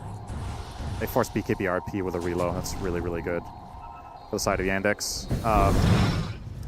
Worth keeping in mind about IO. Obviously, when you're close to max HP... Oh, never mind. No time to talk. Let's kill King Jungles in 2 seconds. So IO does more damage the higher HP it is. Which, when you have Satanic, you can reliably stay on very high health. Together with the 25 attack talent playing with DK, all this amping, it's just... If anybody gets caught for just a moment, they get burst so hard. Yeah, this is scary. The tower's gone. 14k lead, 3.5 minutes on the Aegis. They have Roche Banner as well. DK form still up. Said high ground is going to be hard. They're going to go for it now, though. No RP. That is true. Without RP, it's a little bit more difficult. There is the skewer, though, onto the DK, under the cover of the tier 4 towers. Shiro Jr. has to pop the BKB and try to run away. He's going to get swapped. Now the damage coming in from Watson is out of control, but it's going to cost him the Aegis. Does get the Vengeful Spear, but of course, be on second life. Have the illusion now, as Yuma can get the stun off. The Tombstone save. See if that's enough to break up this fight completely. The zombie's going to... Okay, they get off the skewer onto Malady, but now the AoE Doom comes out from DM as Whisper's just going to burn to the ground. Yuma, the illusion, looks to be falling as well, although able to trickle back to the base just barely. Without the DK form, their push not as strong here. Okay, I say that, he pops another one. Downtime on that is not too shabby. He does get the arrow hit on him. As Watson, this damage is insane. Another swap under the tier 4 towers. It's going to be enough damage. Still healing, though, from Watson. They get the illusion of Venge. KJ takes a tumble, and this should be a set. Yandex looking extremely good. They got the Dragon Tail onto Thompson. DM jumps in with the Infernal Blade. Down goes Thompson. 84 seconds of no Lina now. So Yandex can go for potential throne status here. Look at Io. My goodness, this damage Io with the Link with of the 25 laser. talent. Absurd. Both tier 4s down, and now the Ancient exposed. No mid laner for a full minute. 3 down for LGD without buyback. And this looks to be done and dusted for game number 2 in favor of Yandex. The fortification comes out at the last moment, but that is not going to be nearly enough to save them. And that means we're going to be going to a game number 3.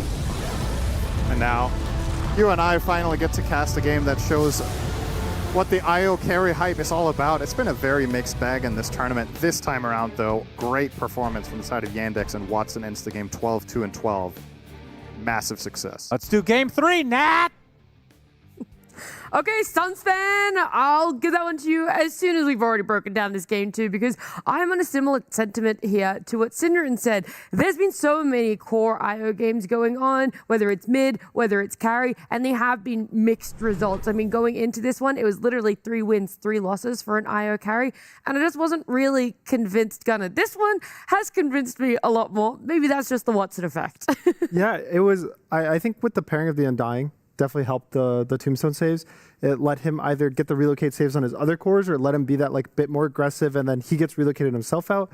So it looked pretty good with their draft, and the Doom, which we did have question marks about, still looked pretty good throughout the whole game. It did. I like that Doom has this factor, or X factor, where you see a lot of Lincolns coming out, and he does have something to counter those Lincoln Spheres where he picks up the Aghanim Scepter for himself. He was playing very aggressive. He was in their face early on, like we saw him dooming the Centaur early. It's like, you know what? Even though it's a position 5, I still want you not to use that Stampede, to not save yourself or save somebody else, and it worked out amazingly. I think coming into game 3, this Centaur, it looked very, very good in the first game. In the second game, it did feel a little bit of a lackluster, so I think LGD, they're gonna need to go with something different. Yeah, and I definitely think LGD kind of baited themselves with the Centaur support in the second game. In the first game, I feel there was a strong reason to put the Centaur in support with the Enigma pick. I think Enigma was able to get Centaur out of the lane and kind of enable it a little more. Venge isn't really a hero known for early game.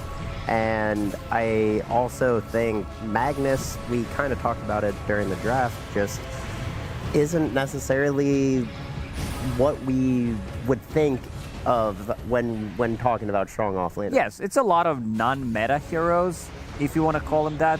Sure, Centaur is good, but this is position 5 Centaur. Magnus, we really haven't seen him as much. They played it in one game. It looked okay. It was a longer game, so of course Magnus is going to shine. And then Vengeful Spirit from the carry role. She's okay-ish, but the whole, like, squad didn't really feel as cohesive compared to the other side where you could feel what they were going for with this insane amount of heal on Dragon Knight, Watson with the IO, Undying getting the heal, getting the tombstone saves. It felt very good, even though on paper I feel like this type of a draft for LGD Gaming, it works really well. And also when you think about the high ground defense, you have Swap, you have Skewer, it still wasn't enough. Like even skewering them into tier 4 towers, they were still lacking the damage. When we're seeing these highlights and so many issues of what happened for LGD is they go for a pickoff. That is what their lineup is very good at. You can lock down a single target. You're hoping to take them out of the fight. But with Watson's IO, with the ability to be able to take this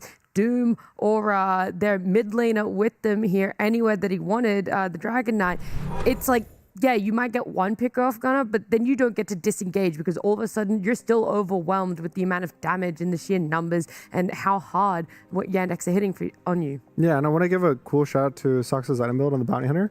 He has an IO, and he doesn't have that much setup because he's this Bounty Hunter, but he went for Blink Yules as 2 pretty early items, and there's a couple fights where they're trying to get these extra kills, and he's like able to track, blink in, and then Yules to set up for a relocate for the extra +1 kill.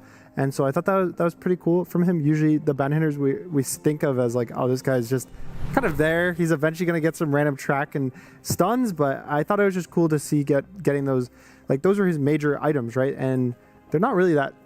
Yep. Even if you look at his inventory, even Distiller stands like you basically have the Distiller built in, but extra bit of a damage. They felt like they need to keep running at people. Extra bit of a heal, of course, synergizes nicely with the IO. And whenever you play against IO lineup, you need to have ways to kill people. If you don't kill them, they're going to heal up, they're going to relocate back, and it didn't feel like they did have enough. And I also had to double check Watson, like he didn't play IO. This was his like second game professional on IO before, like it says unknown versus unknown in 2021. But so basically his first big showing, and you would not think of Watson as an IO player. He plays different type of carry heroes, and in this one it felt like he played it for a really long time.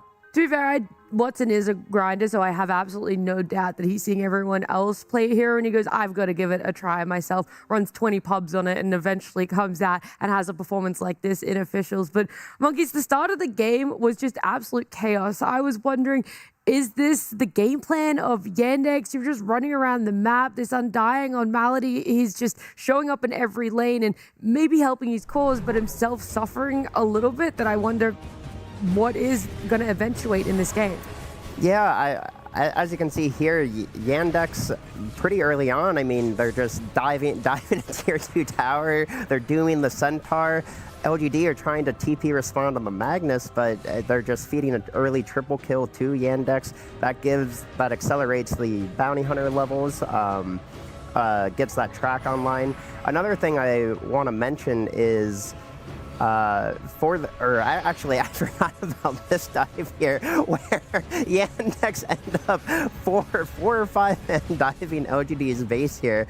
And Tier 2's still up, by the way. Tier 2's and the mid Tier 1. And in addition to this dive, while Malady is solo killing Thompson, they get 2 observer wards down into LGD's base while Tier 2s and a Tier 1 are still alive. Yeah, you don't see this often, and also this is you can see the synergy within the draft where Bounty starts running with the track. You have Doom coming in, providing extra bit of a vision, Dragon Tail stun, and then IO relocates with his creep, and they're ready to go. They're ready to chase them down, and this is what this lineup is built for, and they keep chasing. There was one more fight after this one, same spot. It's like they agreed, gentleman's agreement. We're going to be fighting here. Whoever wins these fights is going to be winning the game. And that's how it was in the end. Yeah, it wasn't far from the truth at all, Gunnar, because even though there were these silver linings or these moments where you could see what LGD's roster could bring out in terms of damage. This Lena, we've talked about her so many times already in this group stage, just how much she's able to do. At the end of the day, I just loved everything that came out from Yandex, and now I do sort of put them back in. Okay, this is the Yandex we're used to. Still not 100% of that Tier 1 event winning roster that has shown up throughout the year, but at least looking back in that reasonable form that we have seen. Yeah, they were the aggressors in this game. They were the ones that you would expect going into the tournament. They're the ones that are leading the pace. They're the ones forcing the fights, making the moves. Like that Tier 2 dive we saw top looks really aggressive, but they kind of know their limits with their heals. And then for LGD, I want to hope that this is a drafting issue in the second game. Kind of to what the point Monkeys was saying earlier. Yeah, they had a really good Centaur game in the first game, swapping into support. But here, it felt a little forced. And especially pairing it with the Magnus in the offlane, they don't have this like strong core that does a lot of damage paired with it. So if you pick it and you're getting this like Enigma offlane or a Bat Rider for Whisper or some like carry effectively from the offlane, yeah, I think you can do that. But just picking it for another offlaner, especially one that I believe is kind of weak in the Magnus, just didn't really look that good. Another thing I kind of want to bring a bit of attention to is Saksa on this bounty hunter. He's kind of just running behind these tier 2 towers consistently, going back and forth. And I think he ended up killing 8, maybe 9 couriers in the game, just completely choking out these item timings from LGD. And I think it really slowed down their game enough to enable Watson on this IO and, you know. Yeah, you could definitely feel the difference between two of the carries. Like you look at the net worth, there's definitely a massive difference because IO is a fast farmer. His first item did die that you mentioned. The bounty hunter did kill the courier. But also it was the specialist array. Did get killed on the courier. But also the fact that you are getting or creating gold out of nothing, out of thin air, extra bit of a gold from track, you are killing these couriers. Back in the days, like when you were playing these alchemist lineups, Doom with the Midases, stacking, these type of lineups always like snowballed, and I think Bounty Hunter as a hero definitely has a place in meta. Like he's very strong in the lane, he has 8-9 armor at these early levels, very difficult to trade against, and also the vision game, the vision aspect that this hero brings.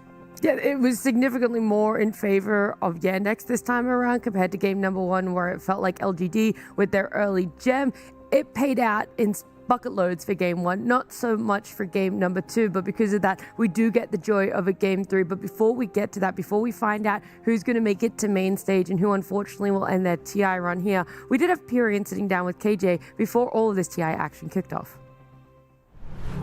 KJ, aka King Jungles, how are you doing today? Good to see you. I'm doing fine. So obviously there's a big story ahead of this TI for your team. Everybody was worried about, oh my God, what's going to happen? And now you've got Thompson standing in. Talk to me about that situation. How have you handled it? How are you coping as a team? How's it been? So I'm very happy that we managed to get a very good standing. Like no one doubts how good he is. And he's very experienced, and I think this can help us a lot. Like, wondering to see what he can help us with, like what he's been through, you know? Yeah. Like how he felt going there and playing the super hype games, super final games, things like this.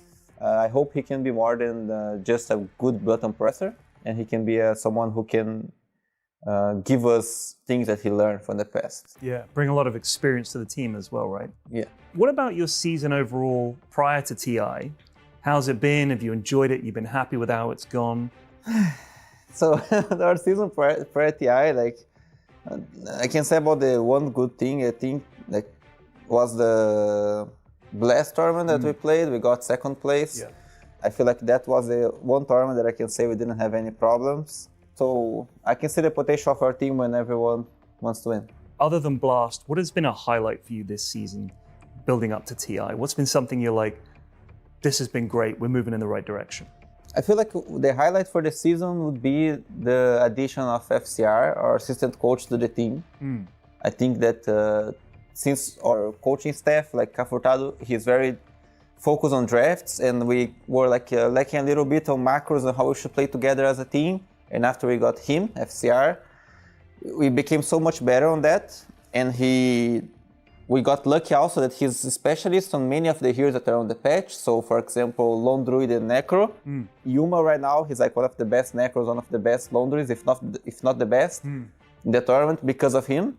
And we as a team, we learned so many things about macro. So I feel like this was our highest thing in the year. He joining in made us such a better team. You're saying FCR's come in, he's teaching you Necro, he's teaching you Lone Druid. What have you been doing as a team to focus mentally on this tournament, to sort of hone in and get ready for it? The biggest thing that like we were learning through this year was like when we saw the teams that were doing the best, they had like a very scripted way of playing, which we didn't really like. We were very mad dogs, you know, just doing some freestyle and eventually outplaying the enemy. But at some point it gets very hard to outplay very good players, and we're trying to mix both of them. And it's sometimes it feels good, sometimes it feels bad to go against our instincts. But I feel like that's the biggest thing we're working on, is like doing an effort as a team to be on the same page and work and do the right things together in the game. Every single TI that you've played, you've finished at a higher position the next year. So you've done better and better every time you've played. What are your hopes for this TI? Obviously, you're going to say that you'd like to win it. But what would you consider a successful TI? It just reminded me that once Puppy did an interview that he said like, I got 4th in this TI, then I got 3rd, then I got 2nd, so next one, and then like he didn't quite, I don't know, like something bad happened, so I don't want to go in that way. I don't want to say things like this. Of course I have hopes to go in deep, but right now my hopes is playing my best Dota, getting to the playoffs, and to answer the question, if I could break the SA record, it would make me happy. KJ, thank you so much for taking the time to talk to me. Best of luck in the tournament. We look forward to seeing how you guys do.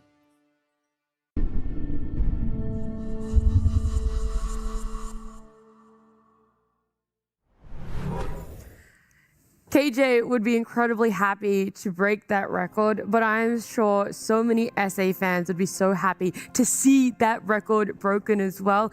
He's been one of those players that you love hearing from, whether it's before TI, whether it's the unfortunate exits that they've had from multiple tournaments before, but at the end of the day, everyone would love to see them come out there on the main stage, and they're so close, Gunnar. It's one game away now. This best of 3 tied up 1 apiece. It all comes down to a final game. You get yourself a good draft, you get yourself a good early game. This could very easily be an LGD win. You got yourself a good Meepo? A good Meepo? Is that what I'm hearing? It's unpicked so far. Yuma is probably one of the best Meepos in the world. There's also Watson. I do have to say Watson is also one of the carry Meepo players. So technically, right under Yuma though. Right under Yuma for me, definitely not biased. So I think that's potential. They could have picked in the last game. It was decent versus the Doom. It's good versus the Undying, but there does feel like there's a piece missing with that hero, which is probably the reason why we haven't seen it once. But maybe it's this. It's a good Meepo game. Like even though we don't see any picks. I was like, how do you know that, Lacoste? It's a good Meepo game. Yeah, this is what Yuma says apparently. This is what Gunnar said. Every game, it's a good Meepo game. He would every game. No way. He would say if you ban Troll Warlord, it's a good Meepo game. No other bans needed. Nothing where like you care Shaker, Wyvern, and it doesn't. It's still a good Meepo game. It's a good Meepo game here. When you're a specialist, you're a specialist. Yeah. You know what it thrives on. You know what it struggles against. And the good thing is the only person who's playing Troll is in this tournament is on his team. That's Thompson. I know we've spoken about him multiple times, but everyone on LGD being able to show up with their niche picks. And I would love to see that come out from Yuma. But at the end of the day, I do realize and understand the pressure that goes into this game number 3. It is literally for main stage or ending your kind TI of everything. Run. It is everything. It is everything when it comes to these players.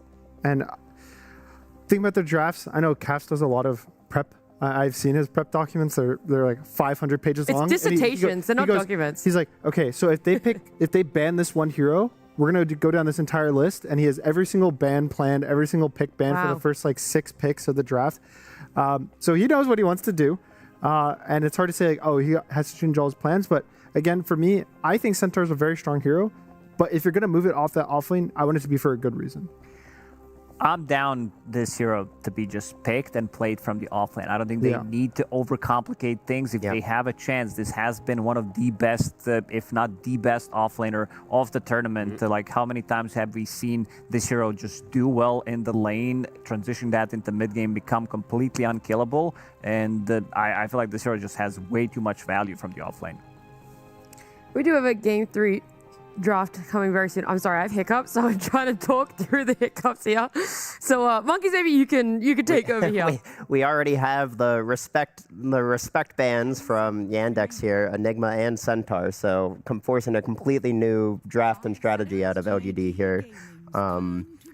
We also see the Treant and Nature's Prophet bans from LGD.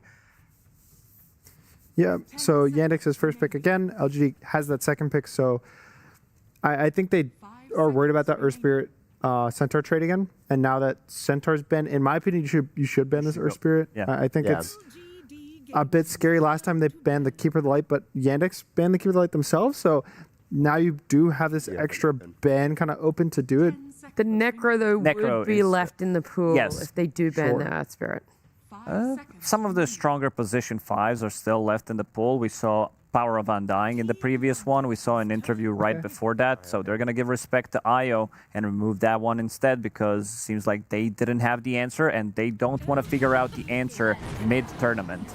Like on this potentially last game, they're just going to say, okay, it looked too good. It looked too strong. We didn't have the counter for it. We don't have the prep for it, so we're just going to ban it. While I haven't been the most impressed by Core IO, I do think in that game, we saw Yandex just diving tier 2s, tier 3s because of this IO reload, the infinite sustain from it, and the scaling from it as well. I think it's a good respect ban from LGD. Wow, okay. Did not expect this to be the way that we end our group stage. A Lina to Dragon Knight trade here in the opening phase. DK has won both games so far. It has. The hero of the series. Yeah. Sorry, you mispronounced tournament. Oh, tournament. Oh, sorry. It's starting to look good. Like, this is how meta evolves. Like, the other teams are going to start to pick up on it, see something that maybe they haven't seen prior to this. But Lina, Team Yandex, Watson, he has been the OG Lina player from the carry role when other people didn't want to touch it, when the hero didn't really feel strong. So they definitely have that flex open between mid and the safe lane. And seeing the Dragon Knight as well, there is a little bit of a flex to it, but seeing how it played out so far in the series, I feel like this hero is just going to be played from the mid. Yeah, I do have a bit of a question mark. Like, Earth Spirit's just getting ignored now. Sure, it did lose the first game, but I don't necessarily think it was an Earth Spirit issue. And we've seen this hero look so powerful throughout the tournament in a lot of these games, just single-handedly winning entire team fights or games by himself. And it's something I talked about, that it's good versus the Lina. Like, sure, the lane is kind of hard, and Dragon Knight does have that slightly better mid matchup. Slightly being actually can go even is getting crushed. But I do still believe in the Earth Spirit, just providing so much for your team. I feel like part of it might just be Thompson just prefers these Dragon Knights or other weird heroes. I don't know. Are you really saying Thompson does not prefer the Earth Spirit? I'm not saying he can't play it or anything Look, like that. As an avid Thompson watcher, this guy loves his Earth Spirit. He was picking it. He was one of the first that started doing the max silence, starting to get that nuke damage in. So he definitely does like the hero. And if it was up to kind of my interpretation of why they're valuing the Dragon Knight, I would have to assume they're trying to focus mostly on laning stage. Like, sure, you can draft this, we're going to have a really good mid game, or we're going to have a good late game. And they have had, in this tournament, really long games. One of the longest average games of the tournament teams. But maybe now they're like, hey, let's just win our lanes. Let's just have a good, solid first 10, 15 minutes. Let's not be this ultra late game team. Let's just actually close out the game somewhat early. I think that was the issue in the second game where they drafted the heroes who are not that strong early on. Magnus, he doesn't really have that much lane presence. It's more about him getting the farm. He also did go for Mask of Madness, trying to play for a slightly later timing. And you also had Vengeful Spirit. She needs a couple of items to, get the ball rolling compared to some other carriers who do get to join early on. So I want to see something that is more early game oriented. I don't want to be seeing, even though I'd like to see, some 60, 70-minute games, something crazy happening. But I also want to see LGD just try to simplify some of the drafts for themselves where they can actually play the game and not necessarily play from behind. And this is the type of a hero that's going to allow them to do so. LGD pivoting away from their five heroes, 5 stun idea they had in the first 2 games. But Undying obviously proving to be a menace in game number 2. So LGD also probably trying to deny pick this from Yandex. He can stun his allies with the shard. So it's a save, right? It's one of those things that if you want to go all in for stuns, a save is very, very it's fine swapping out a stun for a save because it does give you that. Is it done? No, I'm joking.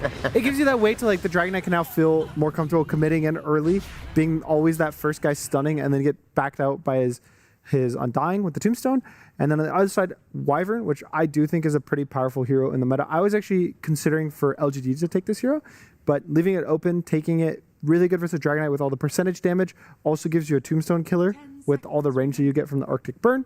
And I think it just pairs really well with the way that the teams are playing and fighting in these mid games. Like the soft resets of the Cold Embrace have looked really powerful. And then Bounty, I don't know, he just kind of owned last game. Yeah, it was good. The extra gold, we already talked about it. It just put Yandex in that position to be able to close the game out a little bit faster for themselves, which is on track because right now in the tournament, they are the team with the shortest game duration with all of their 16 matches put together, whereas LGD are the longest, just below Enigma Galaxy, but the longest in terms of game duration.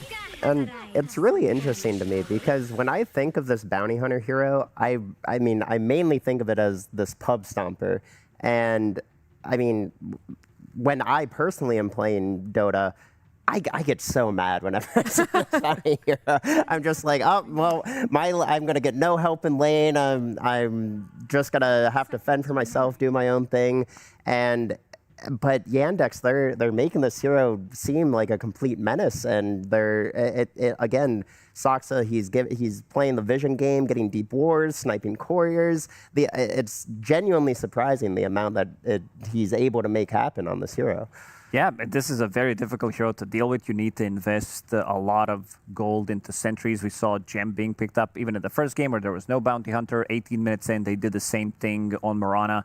18 minutes in the previous game, I think Centaur gave it to her, but you need to invest a lot of gold. And if you lose that gem, you are kind of cooked. This has been the hero against Necrophos from the off lane, from the mid lane, where you are getting levels more from the mid lane because you're getting more levels, of course. But once you use that Ghost Shroud, you can just get completely shredded. And Bounty Hunter really likes to play. They don't really have the best setup. They don't really have the hero that kind of goes in and sets things up.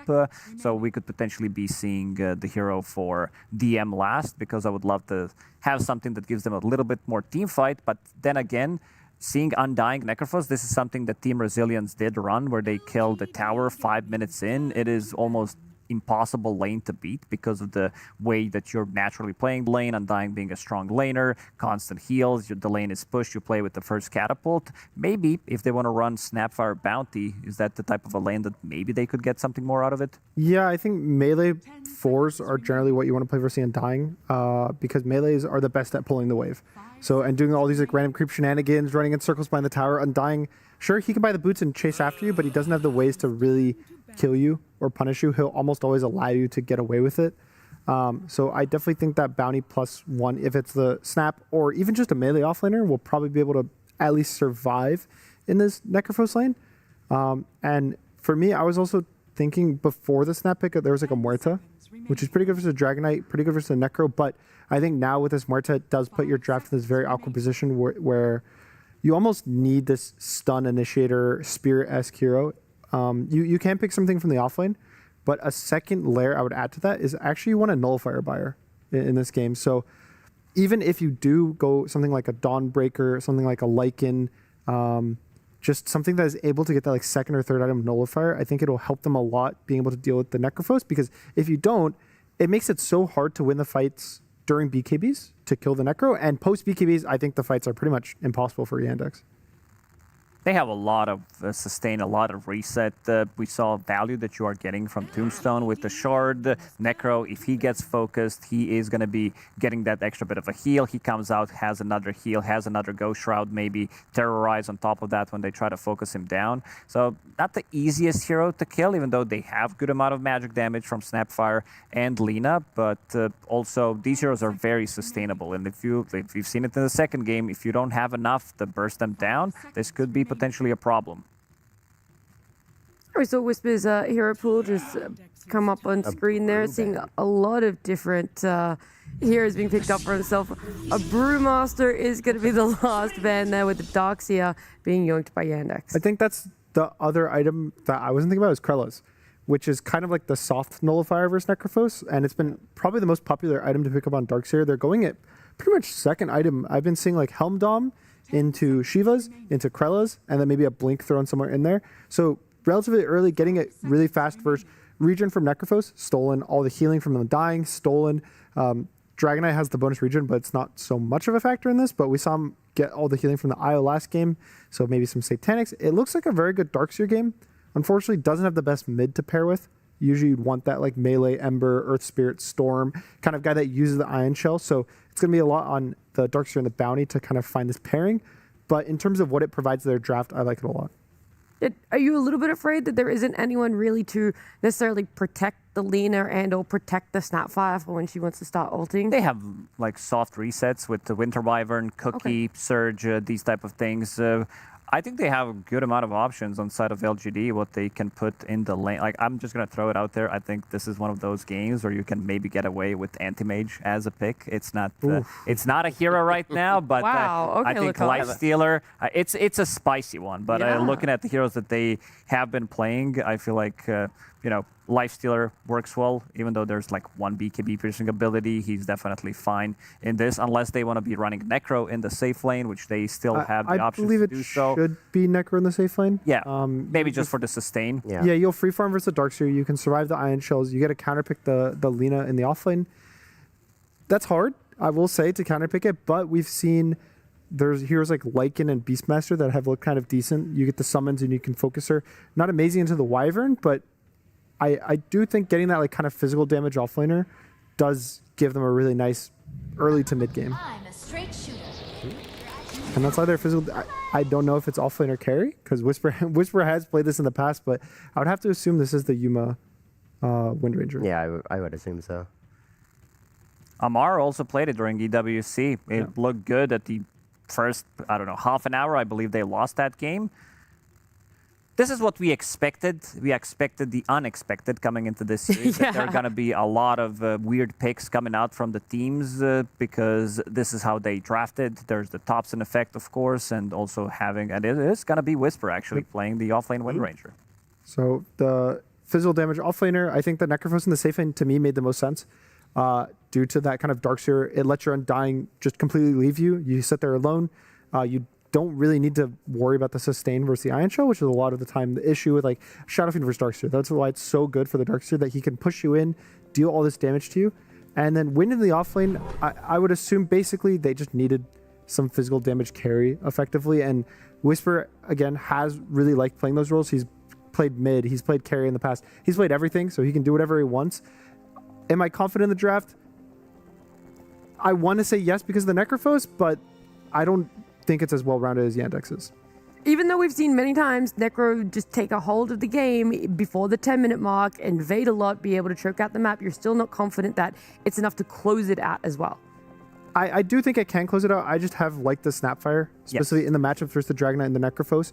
And we haven't seen it pick too much of the tournament, but they have so much overwhelming damage. I still have to have faith in them. Insane amount of combos that they can pull off. Not necessarily like stun combos, but you have Winter's Curse vacuum into Snapfire ulti, maybe some LSA that can follow it up. But I'm a big fan of Snapfire. I feel like this hero has not been utilized properly, and I think coming into the main stage, we're going to be seeing it more because even after all these nerfs, the hero still feels very powerful. Now, Monkeys, for you, is it still just as simple as many stuns as possible will win game 3 and therefore the series? After seeing Sox's bounty from the last game, I feel I would feel wrong not believing in him this game. I think the amount that he was able to accomplish in last game, just how much pressure he created on the map, how much vision he gave, it was just impressive. So I have to lean Yandex here. All right, if Yandex can continue that form for themselves in a game number 3, then the main stage will be theirs. But LGD will have something to say about that. Is it enough, though? We'll see with Synderen and Sunspan. Damn it, Nat. Why have you done this? LGD versus Yandex, game number 3. She never learns her lesson, I'll tell you what. Might need to clarify what she did wrong, in your opinion. She named you first, and it sounds worse, okay? It's not an egotistical thing. I don't know how many times I need to say it. Yep. All right? You do definitely come across very egotistical. And finding out that it isn't egotistical isn't really helping your case very much. It's not egotistical, I swear. Yes.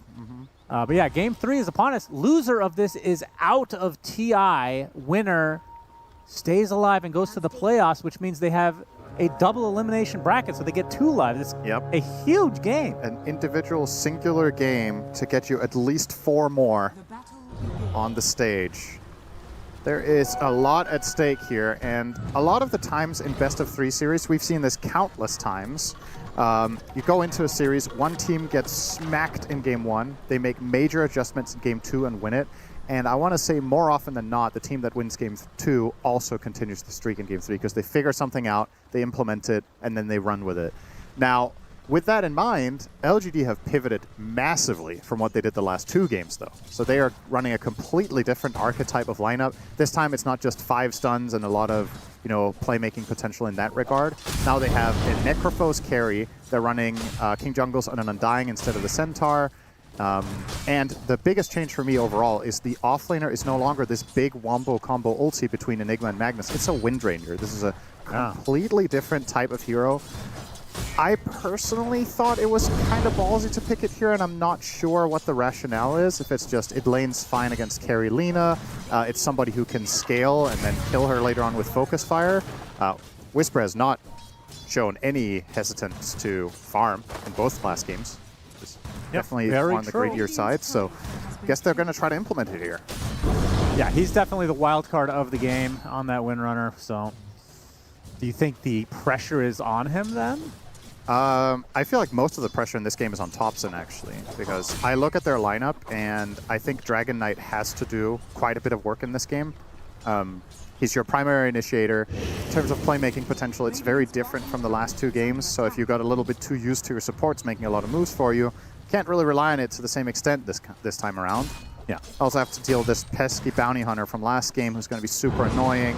Arguably you have worse heroes against bounty than last time, and he was still a big problem. Yeah. And he's playing with Darkseer, which is an even better pairing. So there's a lot of positives here for Yandex. The Darkseer I really liked. Like you talked about the Ion Shell for the bounty hunter in the laning stage. I mean, the problem is Soxa wasn't in the laning stage, though.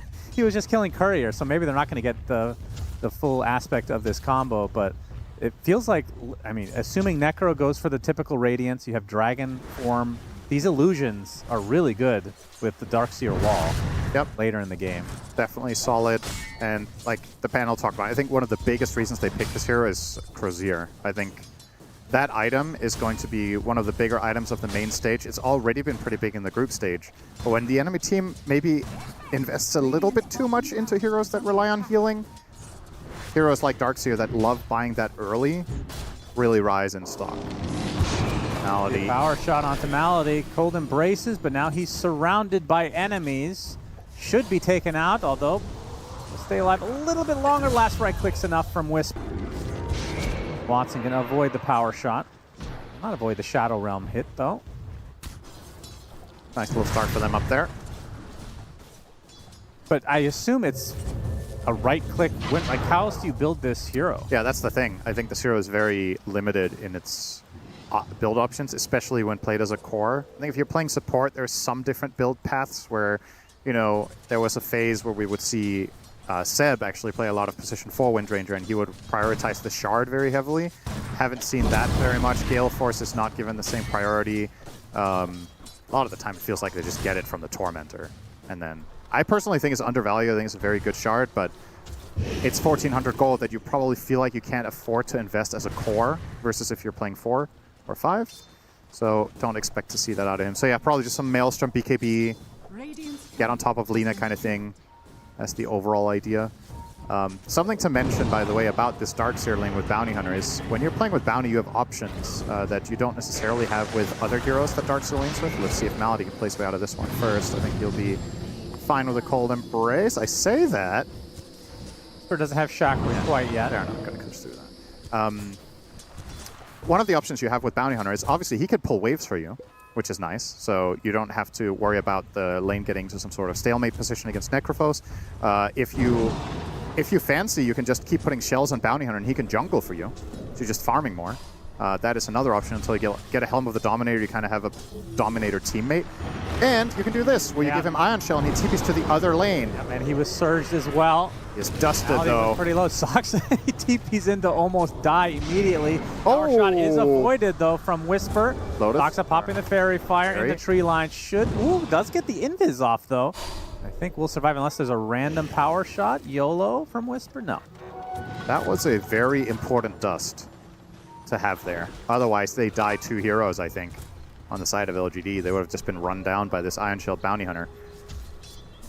It turns into a nothing burger in terms of kills, but I feel like the biggest winner in all of this is DM, who just gets to cut waves completely freely now with the support leaving.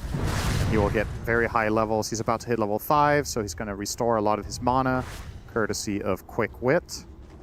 Wit, yeah. And you can see he's just double dipping here with pulling the wave into neutral camps for more efficient farming. Saksa will kill Thompson's Courier. That was a Wand recipe and Tangos, so some resources missing now for that mid lane. And we haven't talked about this too much. Snapfire against most heroes, you just win the lane. And DK is no different. He's winning it quite sizably too here. 34 and 10 against 27 and 3. Thompson losing his Courier, the 6-minute rune is very important. Yep, Theolacor makes his way over. And not sure they're going to want to fight for that top side. He's getting hit by the Scatter Blast, and the Kisses are there with the stun coming out from Saksa. And that is more than enough damage to bring Thompson down. The haste rune was snagged by Theolacor.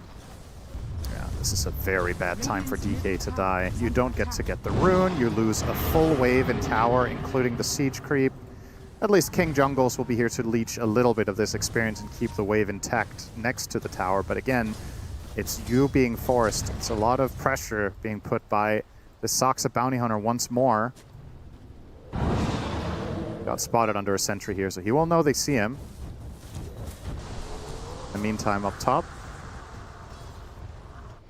This is still puzzling to me, this Windranger pick. I really need to see some justification for this later in the game where I'm like, oh, this is... Reaper Scythe comes out. Not enough to kill off Saksa initially, but they do get the trade in the end. Yeah, Lacoste was mentioning the Amar game, which I believe I cast, and I don't remember anything other than that he picked it. And they were losing, and then they won. And I don't remember... It's a good sample size for the hero being great. Yeah, of course. But it's obviously very unusual in the off lane. Yeah. We'll see how it works out. I love the hero, but I find it very limiting in the off lane role. Malady, big damage onto him. Yeah, will get off the Cold Embrace. He is going to die eventually here, but he'll make them work for it. Maybe he can die to the neutrals. Not going to try. Dodges the power shot. Oh, that was actually close. The Theolacor, pretty damn good attempt. Gets the hit, though. That was a different camp. Maybe he might have died to it if it was the big centaur that hit him. That was probably the worst small camp. satyr. Yeah. These little babies barely do anything. So, in good news for LGD, Yuma is having a completely free game. That is largely bound to happen when you're laning into Darkseer. This is a very good Necrophos lane matchup. You just farm the waves. You don't really care that they're shelled because you out-regen them, and then you can go and farm jungle camps afterwards. But looks like they might be on the warpath here a little bit. Saksa and Chira and the connection from the right-hand side on the Darkseer. And Yuma's actually, he has 20 sticks, but he's low on mana. Got a couple Lotuses as well. Out we go. Bramble only going to connect on one, so LGD will back away, it seems. And yeah, if they can get this fast Radiance on the Necro, that would be huge for LGD because none of the other cores are really doing a whole lot of anything at the moment. Yeah. Especially on Thompson's side, off to a very slow start. I mean, what kind of comeback potential does this hero have on its own right now? You can take stacks for sure. Yeah, well, kind of need level 12 before he can take stacks on DK. Docs are going to show himself on Theolacor. Bramble going to be avoided for the most part as Saksa continuing on, and DM will get the kill with the Ion Shell attached to the bounty. What kind of options do they have for Yandex against the Necro other than the Krella's Cruiser? Because I'm not seeing a Nullifier purchaser. I mean, no, you could just go Yules, I suppose. Probably Nullifier on Bounty Hunter, I guess. I mean, part of the luxury. Enough, yeah. This hero can buy literally anything. Because he is mostly just invisible and casting track. That's the 90% of your gameplay in the mid game. I think my question is, do you really need to counter Ghost Shroud when you have this insane amount of magic damage? Like, they have so much of it, including even the wall to help, that I feel like perhaps it's not that big of a problem to not be able to buy Nullifier. Usually it was the hard counter in the last year, but I I'm not all that worried about that Necrophos becoming an Yep, unstoppable. that's a fair point. I mean, they don't have the traditional right-click carry for Yandex, the physical Kez type. Don't get me wrong, Watson's going to right-click.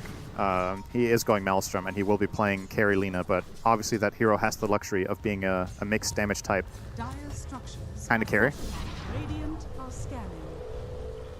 We're going to get hounded now by Soxa. Not quite level 6 yet. They see him on the sentry, so calls off this play for now. He's just getting farmed for DM. Oh, okay. Some good damage. Oh, Yeah, Shadow Realm would Shadow actually Realm. take him out. Not in range. Reach him. Cold Embrace to keep him safe for now. I'm getting some nice extra farm with that Ion Shell. Wyvern denying the Soxa. tower. It's taking a while, but he'll get there. Good job. Travels now. First big item for Snapfire. Standard. Generally see this picked up first, and then sometimes you see Dagger second. Just go straight in there. Going to TP to the bot lane with those boots of travel. Has the damage rune as well, as KJ will be the recipient of all this damage. It's off the soul rip, but won't survive too much longer. So Kira Jr. claims him for himself. Really nice item to play with Helm of the Dominator. Darkseer can just give her clean connections always away from creeps.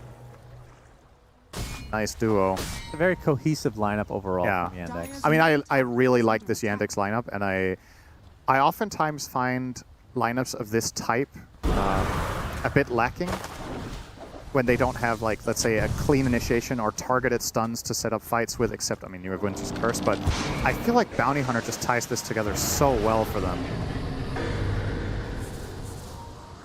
Radiant's courier has been We're going to attempt to chase a little Dark Willow, but we can see the Radiance now online. That's huge for Yuma. Yep. Still keep ramping up. Basically top net worth in the game.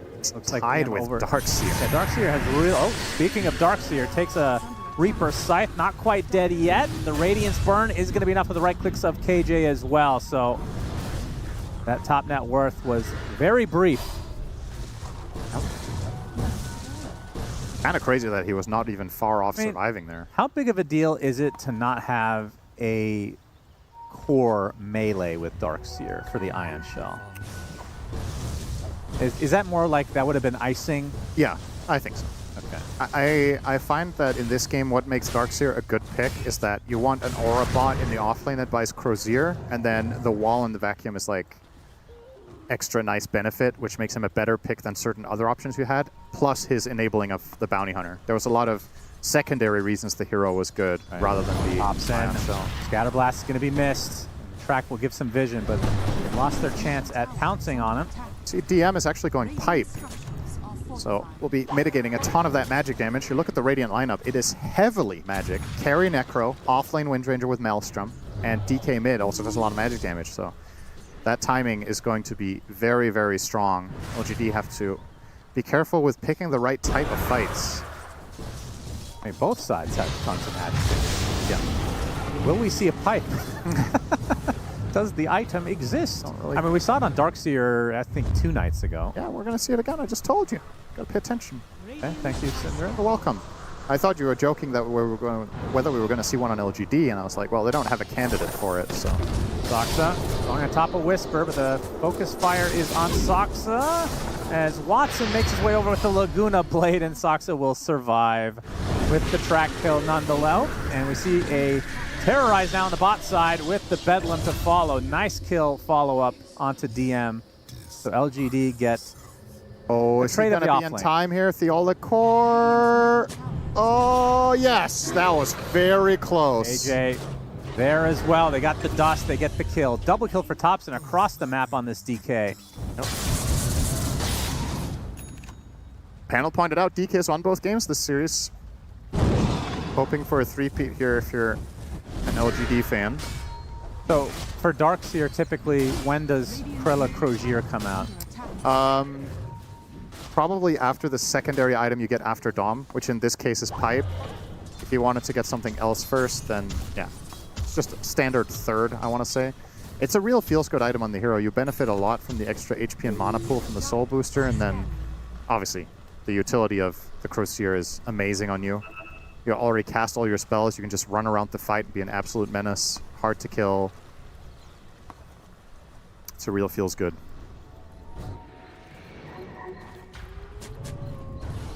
Kira has a shield rune.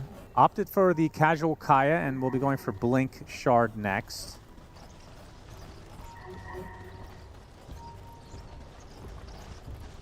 See how smoke turns out for LGD. Malady's gonna have to use the curse, but it's on a solo target for Whisper. Looks like he'll get cleaned up, but DM is there with the wall. And Whisper actually ends up being traded, and that's a track kill again for Yandex. SKJ taking some Mortimer globs to the face. Kira Jr. shows up. He kill off the tombstone casually. Terrorize completely missing. Actually hits one. It's only Soxa though. This is majorly awkward now for LGD. They're getting tracked and hounded now. Scatterblast now slowing up the Dark Willow. And Soxa doing a good job of maneuvering around those brambles as they get a nice Laguna Blade kill. So another track kill for Yandex, starting to really stack up here for Soxa and company. That was a GTFO moment, and well, it felt like they played as little as possible with only the Willow after. As mid lane, see Wyvern getting gone on as Thompson in his dragon form attempting to run away because reinforcements have arrived, but not able to catch up for Yandex. That would have been a nice moment to have a blink on Shira instead of the Kaya. That might have been a dead DK, but not enough chase potential just yet. He will buy it next, unless he takes the shard first. Always it feels like Snapfire generally, when played Magic style, ends up with the same items, but the order differs. Soxa finally getting rid of this rat bastard. He'll be back, though. He will. Now Whisper has the Maelstrom, of course, and not super far away from BKB. See how they want to align these items is Thompson. No Radiance this time, Cinderin. I wonder why that is. Yep. Would have liked to see 2 Radiances on their team. See that sometimes. We do. Not super often, though. Yeah, this was not the game for that. I think he recognizes that he has to play tempo. When you're picking Windranger off lane, your mid has to play selfless. Like, you can't all be greedy at the same time. Then your supports are just running in circles. Yep, so he'll be going BKB next as well. And then for the carry, Necrophos, Yuma also going BKB. So they're going triple BKB on the cores. And they're going to be aligning relatively around the same time, so that's going to be their power spike. And then what about Yandex? Well, Snap is about to get the dagger, so that's a big item. Lena's going Pike. And Darkseer. Pipe is done, I think. Pipe is completed, right? It's on the way on the courier? Yeah, so that is a huge item, especially if they were to find the fight before the BKB. I think their power level is just significantly higher than that of the Radiant. We'll see if they turn this into a smoke. Oh, look, it's Soxa. Dusted and alive. What the average amount of gold has to be spent to counter bounty in a game versus a typical game? Yeah, it's a big deal. Look at how poor the Radiant supports are. A lot of investment to try to keep the map under your control, and it's still he finds the openings. Yeah, Shira is there, gets the cookie, even the creep's helping out a bit. He gets walled on top of it. Not sure they needed it, although somebody was coming to his rescue, but LGD will back away and just cut their losses with Whisper being taken out. Minute and a half away from the Tormentor. I hope this inspires other teams, whether Yandex win or lose, to pick Bounty Hunter this tournament. It's a very unique hero to watch. Definitely a cool hero, especially if the innate works, which it might. It might actually work. I could be talking out of my ass here. Won't be the first time. Won't be the last. 2v2 BGH, Cinderin? You a fan? I don't know which game that's from. Starcraft. Oh. That was a game called Big Game Hunter? Yeah, it's a custom game. Huh. Well, not custom game, sorry. It's just custom lobby. It means you never have to relocate to another base because the minerals never ran out. Ah, I see. Malady caught off guard. The other there with the Terrorize into the Reaper's Scythe. Slice him up. And that is stack number uno for Yuma. Yep. Now down bottom, Whisper again. Yeah, he's tracked up. The cookie applied as well. Already at half HP. Going to try to turn this around with the Focus Strike. Doing quite a bit of damage, actually, to the mid laner. Is it enough? Chira Jr. might fall anyway. Absolutely. So good job coming out from Whisper despite dying. Sets up that kill. And they're going to kill off Soxa in addition. King Jungle's the boss running around at level 9 with a gem. Undying. He's had enough. Dragon Tail and LSA are going to trade stuns for Thompson and Watson. They also rhyme, apparently. He might actually kill him. Watson getting off another LSA with the right clicks. The Maelstrom just stacking up now as Thompson gets off the Dragon Tail. Has the blink available with the Necro nearby. It was a close call. Yeah, that was not far from.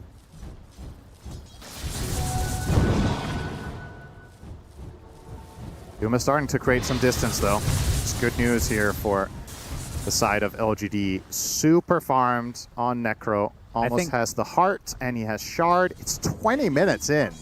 Yeah, he's huge. Enormous. But the other two cores, not so much. Not yet, at least. Whisper. Oh. It feels like Sox is just constantly on him. Yeah, Yule and then the Dom TP. Oh my god, so annoying. Watson joins the party. Goodbye, Whisper. Rough game. Yeah, that was 4 heroes sharing that track. That's a real feels-good kill.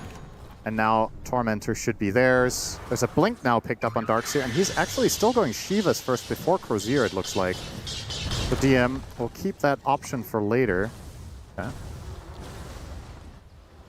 You have to deal with this Necro, though. Heart almost finished, actually. Yeah. And the Shard goes to Malady. So the Cold Embrace upgrade. Yeah, I think they would have rather had the Bounty Hunter one. That one is nasty on Lina. Yeah, true. But getting the stun out of the right click on a ranged hero seems pretty good. And it's also kind of like having pseudo Flame Cloak, which he's not going to buy as carry. Just the ability to jump out of nowhere is extremely valuable in a high burst hero. I mean, is it good I think enough that Soxa he's should gonna buy buy it. I think he should, actually. I mean, if he aligns it with the, is it the 15 talent, giving the damage reduction? Yeah, it's very good. He might buy Blink first, which is what he's queued up now. But I really do like the idea of buying it here. All right, there's the heart. What's it going to be next for Yuma? Is it just standard stuff with the Shivas next, or is it going to be a faster BKB, perhaps, given the nature of the enemy lineup? I mean, because he's carry, do you not go for like a Lotus type item, or is that more off lane? It can be both. Good against track, good against curse. No, kind of good against curse. Yeah. Maybe not as much value as I was thinking. I think maybe you would, I don't know if you even want Lincolns. It's just, it's a default item for a lot of heroes to buy against Lina, but it's more against the magic Lina than the carry one. So, I don't think Lotus is good enough here. He is going BKB. Kind of like it. I think for LGD's side, him farming this much is great, but you got to put it to use at some point. I feel like Necrophos is on a bit of a timer this game. If DK isn't farmed enough, and especially Windranger, this is a very quiet game from Whisper. He has been ruined by this bounty hunter. BKB now, though. Yep. Thompson has his own as well as Yuma. Going to take the initiation. He at half health. Reinforcements have arrived, though. LSA is going to hit. Watson going to apply some pressure. There's a curse, goes Thompson. On the other side, terrorized onto 2 heroes. Yuma trying to shrug off this damage coming out. It's a Reaper Scythe onto basically a full HP Watson, who will Hurricane Pike away. Going to get Power Shot, though, as the Ghost Trap slowing them to a crawl. Chira Jr. right on top of him as well. Can they finish off the Necro? Doesn't look like it, as Watson is taking a full focus fire now from Whisper, and Whisper, in basically a 1 versus 4, gets the kill himself. They get 2, in fact, for Yandex. Against Yandex, rather, as LGD trying to find a third in the form of Soxa. A little bit more difficult. The dust does hit, and they cancel the TP. Okay. The double Yules into the eventual kill onto Soxa.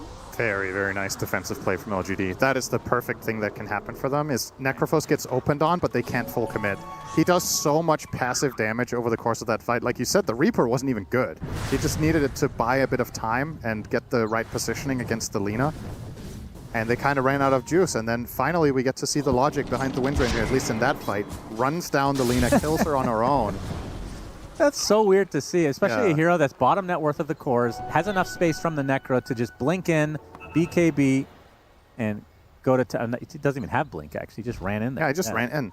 I wonder if Malady could have maybe got a Cold Embrace off. That could have been clutch there on the Lina, but I understand it's really difficult given that the rest of the LGD team were on the prowl, so maybe that was just a doomed to fail situation. Now for the first time in, I think, the whole game, LGD in the gold lead. Yeah. Yeah. Against the Bounty Hunter. That's a big swing, as you see there. Massive recovery on their part. Of all the games, Cinderin, that we wish to go 60 minutes, this is the one. Soxa caught off and killed off. Reaper sight, all right. Get some stacks, and there's the BKB for Yuma. He is enormous. Yeah, you gotta play this timing though. I feel like it's a bit. Your lineup can Rosh quite easily. You have Tombstone, Flesh Golem, Focus Fire.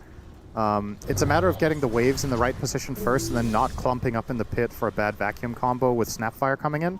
But Necrophos is so insanely strong that if he is the primary target for Yandex, I actually don't know if they have the single target damage yet to kill him. If there's any protection for him at all, Undying with the shard obviously is going to make matters even worse. So I would like to see them try to press the advantage a little bit here in one way or the other. Thompson close to his overwhelming blink on the Dragon Knight. About 1200 to go. They are scanning the pit here, so Yandex having blinks the same right read. into Whisper, so setting up the Shackle shot with the Focus Fire now. Gets off the vacuum on the Theolator, so he's stuck up there, but just simply TP out. Yeah, big kill onto DM now. Yandex had the read that LGD might be going Roche, so they scan it, and it actually flared red for a moment, and I think that's why DM thought they couldn't possibly be bottom. So a bit of a unfortunate scan hit on a hero randomly walking by the pit there. Not often the scan gets you killed. I mean, I don't know if he did it specifically because of that, but it definitely didn't help. We can go with your narrative. You can assume things. Yep. Into the pit, Thompson goes. Would be a nice pickup for LGD, who have taken the lead now in this pivotal game number 3. Winner stays at TI and goes to the playoffs. Loser out. And remember, LGD coming into this 3-2, and Yandex 2-3, which is, I mean, I want to say maybe the biggest surprise of the tournament. Is that incorrect? It's one of them, at least. I think for a lot of people, also a big surprise that Nick McGalaxy went 4-1. Oh, that's true. That was a huge one for me. Unexpected that they did that well, but obviously a very welcome surprise. Worth remembering, if you remember from TI last year, King Jungles with a very, very famous post-game interview or post-elimination interview that year, saying that they were going to be back, and got a lot of fans that day. Yeah, he just needed Thompson. A lot of people definitely cheering for King Jungles to get back on that stage in particular. And maybe some of them Thompson too. You never know. Maybe he has some fans out. Only a couple, yeah, I think. A few. But yeah, it was a very motivating speech. I think one of the best, maybe the best exit interview ever in Dota. 100%. Actually. No question. Yeah, very passionate. That guy he's got the vibes. That's one way to put it. Malady will be Reaper, maybe. No, not this time.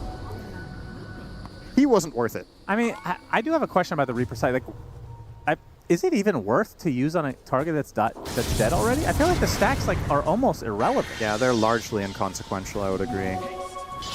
Not like the old days. No. Oh, another snack. Okay, Soxa. These deaths are starting to stack up. 3.5 minutes on the age. I should have mentioned they put it onto Whisper. I guess makes sense. DK is a transformation hero, and Necro is virtually unkillable right now. And I think the logic is that Whisper is just going to tunnel vision the Lina. Yeah. And just try to ruin the fight, and he can do it with a lot of confidence with the Aegis. Looking to take the top tier 2 tower together with Thompson. Yandex not really interested in this. They're letting them have it. This game has turned on its head. A big item alert, Thompson, or excuse me, Watson, the other son, has picked up the BKB of his own. So, and we're going to get one on Chira Jr. now as well. So this is a big timing for the Dire. Almost aligning it with a Shiva's Guard as well from Darkseer, so triple core upgrade. I do want to mention DM, so it's going to be a Shiva's, but no Krella's Crozier. You were promising me this item. He will buy it eventually. There is no way he plays this game without it. But do you think it's... I'm not saying it's too late to buy, but wouldn't it have been better early against a hero that... basically had one core for quite a while on LGD. I would have liked it over Shiva's first. I think buying these items is good, but I don't know if I agree with the order. But the big vacuum, it's hard to pass up. You can just get a value Chasm Stone if you really want to. I mean, it's 900 gold. It's relatively expensive, but plenty of heroes do that. Another tier 2 for LGD. As Yuma, is that going to be a bots 2 that he's picking up? Looks to be the case. Yeah, love that. Wow. Allows him to connect on DK's blink stuns, allows him to connect on shackle shots. Keep in mind the travels to faster connection. Yeah, it's like 1 second faster? I believe so, if I remember correctly. That's from 3 to 2, right? It's interesting because you don't typically see that until you have at least 6 slots. Yeah, there's a few heroes that I really like it on. Necro is one of them. So I'm a big fan of this build. Smoke from Yandex from the north. This is a crucial moment. They have all their 3 items now. Do they even want to go on Yuma is the question. They're going to have maybe they do. LSA with Laguna Blade. There's the cookie as well. He's dead. Hooked. My goodness. I bet they wish they gave him the Aegis after all. As Thompson pops a BKB, attempting to teleport out. Going to be close. He's out of there. Terrorize comes out as well as Whisper trying to get something out of this, but he is going to die with his Aegis and likely a second time on top of that. You think so? Likely. Very likely. Whisper trying to prove us wrong. Going to get blocked at every turn. LSA misses, making it as difficult as possible, but in the end, it is 3 dead for LGD. Yandex set their trap, and they execute. I would actually love to see a replay of that, of where King Jungles was, because if you're gonna leave Necrophos in front like this, the Undying Blink Tombstone, it has to be there. Like, this is a game-deciding moment, potentially. This was an LGD lineup that had been ahead for the last 5 minutes, just consistently getting better trades and gaining gold. Oh boy. And now you dropped it all on the ground. This is even worse if you get an extra. Hits set up by the Yules. Will get off the Dragon Tail, but he's going to get collapsed on by DM, and he is all alone. Means Tira Jr. gets another kill to his name, and that's a dominating streak ended for Thompson. Crap, they got a lot of gold for that. Yeah, this... I mean, that's the scary thing about playing against Bounty Hunter. These games swing hard. That was an 8K swing, that last fight until now. Changed the game drastically. Still close to a 50-50 according to Dota Plus. I mean, I still see the potential in the Radiant lineup, but that was a major setback. Again, I really like everything they did there. If they could have Tombstone saved Necro, that could have been so sick. Because you can see Yandex were dropping everything on him to start, and any reset there, Dragon Knight comes in, the fight gets chaotic, it's in your favor. But he never got the BKB off on Necro, so he didn't get to play. Get anything As a wise man once said, can't play if you're stunned. That's right, very Oh, well, wise not man. a wise man, but a man, I guess. Arguably. Oh, nice escape there from KJ. Immediate blink out. They will clean up the Tombstone, though. First crown onto Soxa. Vacuum from DM. Have their eyes set on this Dark Willow, but here comes Yuma. Reaper Scythe onto Soxa. Does almost no damage. My goodness. Piped. Soxa, very survival with his plan. I'm He's sure he has getting that out? 15 talent as well, and he has the shard in addition. So after all of that, LGD get absolutely nothing. Yeah, I mean, an invisible bounty hunter with that with that level 15 talent that is also cold embraced and piped is very hard to kill. That did less than 50 damage, I think. Yeah, that did absolutely nothing. Now, next upgrade for Watson, MKB unlocked. So that's going to make Whisper's life a lot harder. So if LGD, I know that you're saying they have this Tombstone. I understand that. If they had a Roche again, yeah, would they give Aegis to Necro this time? Or do you still think this is the correct play? I think they might, but I think the theoretically right idea is to give it to Windranger again. I really like that they did that, but certain things just have to happen in order for that to be correct. If you can't trust... At the same time, though, if you have the Aegis on, or you don't have it on Necro, and a fight like that breaks out again, we didn't see we didn't get to see a replay of how they kept Undying out. Like maybe he just got clipped by a bounty hunter in the back, right? Like then he can't save anyway. Soxa has blink Yules. He just needs to see Undying for a brief moment. He's just going to blink Yules him, invis himself, and be super tanky. So, yeah, with that in mind, perhaps it's just too difficult to get the right conditions where you can reliably save with KJ, and then you're going to have to put the Aegis on Necro. Soxa. Okay, Yeah. Yuma, round number 2. Do they have the stun lock again? They do. Just no Tombstone in wrong. sight. Another enormous kill for Yandex. KJ hedging his bets. He's covering everybody else. but the guy getting jumped. The other 4 heroes were in their own triangle. That is a very, very bad death. This might actually force a buyback here. 70 seconds. You don't have Aegis for high grounding, but Lina can hit from a very safe distance, can rely on getting invised by Bounty, on getting Cold Embraced, piped.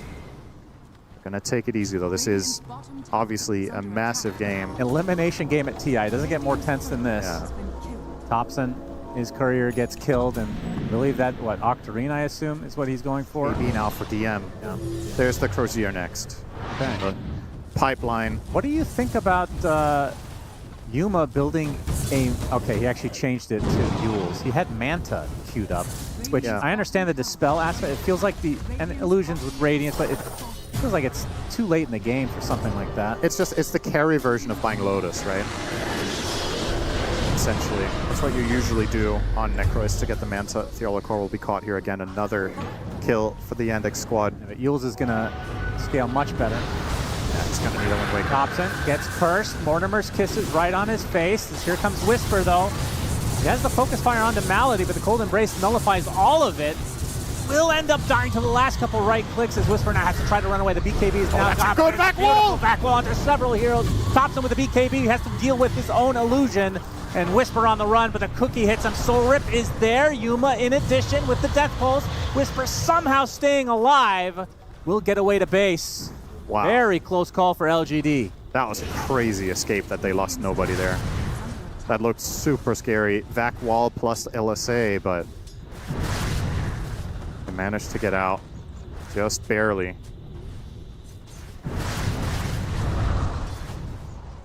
And you do see Whisper having that output now with that Daedalus. The Wyvern, once Cold Embrace was down, died in the blink of an eye. But it's still multiple problems you need to get through in the first place. Wyvern has Disc, there's Cold Embrace. So if Wyvern is the primary target, you have to wait. And if anybody else is, well, they're getting embraced. So, not easy.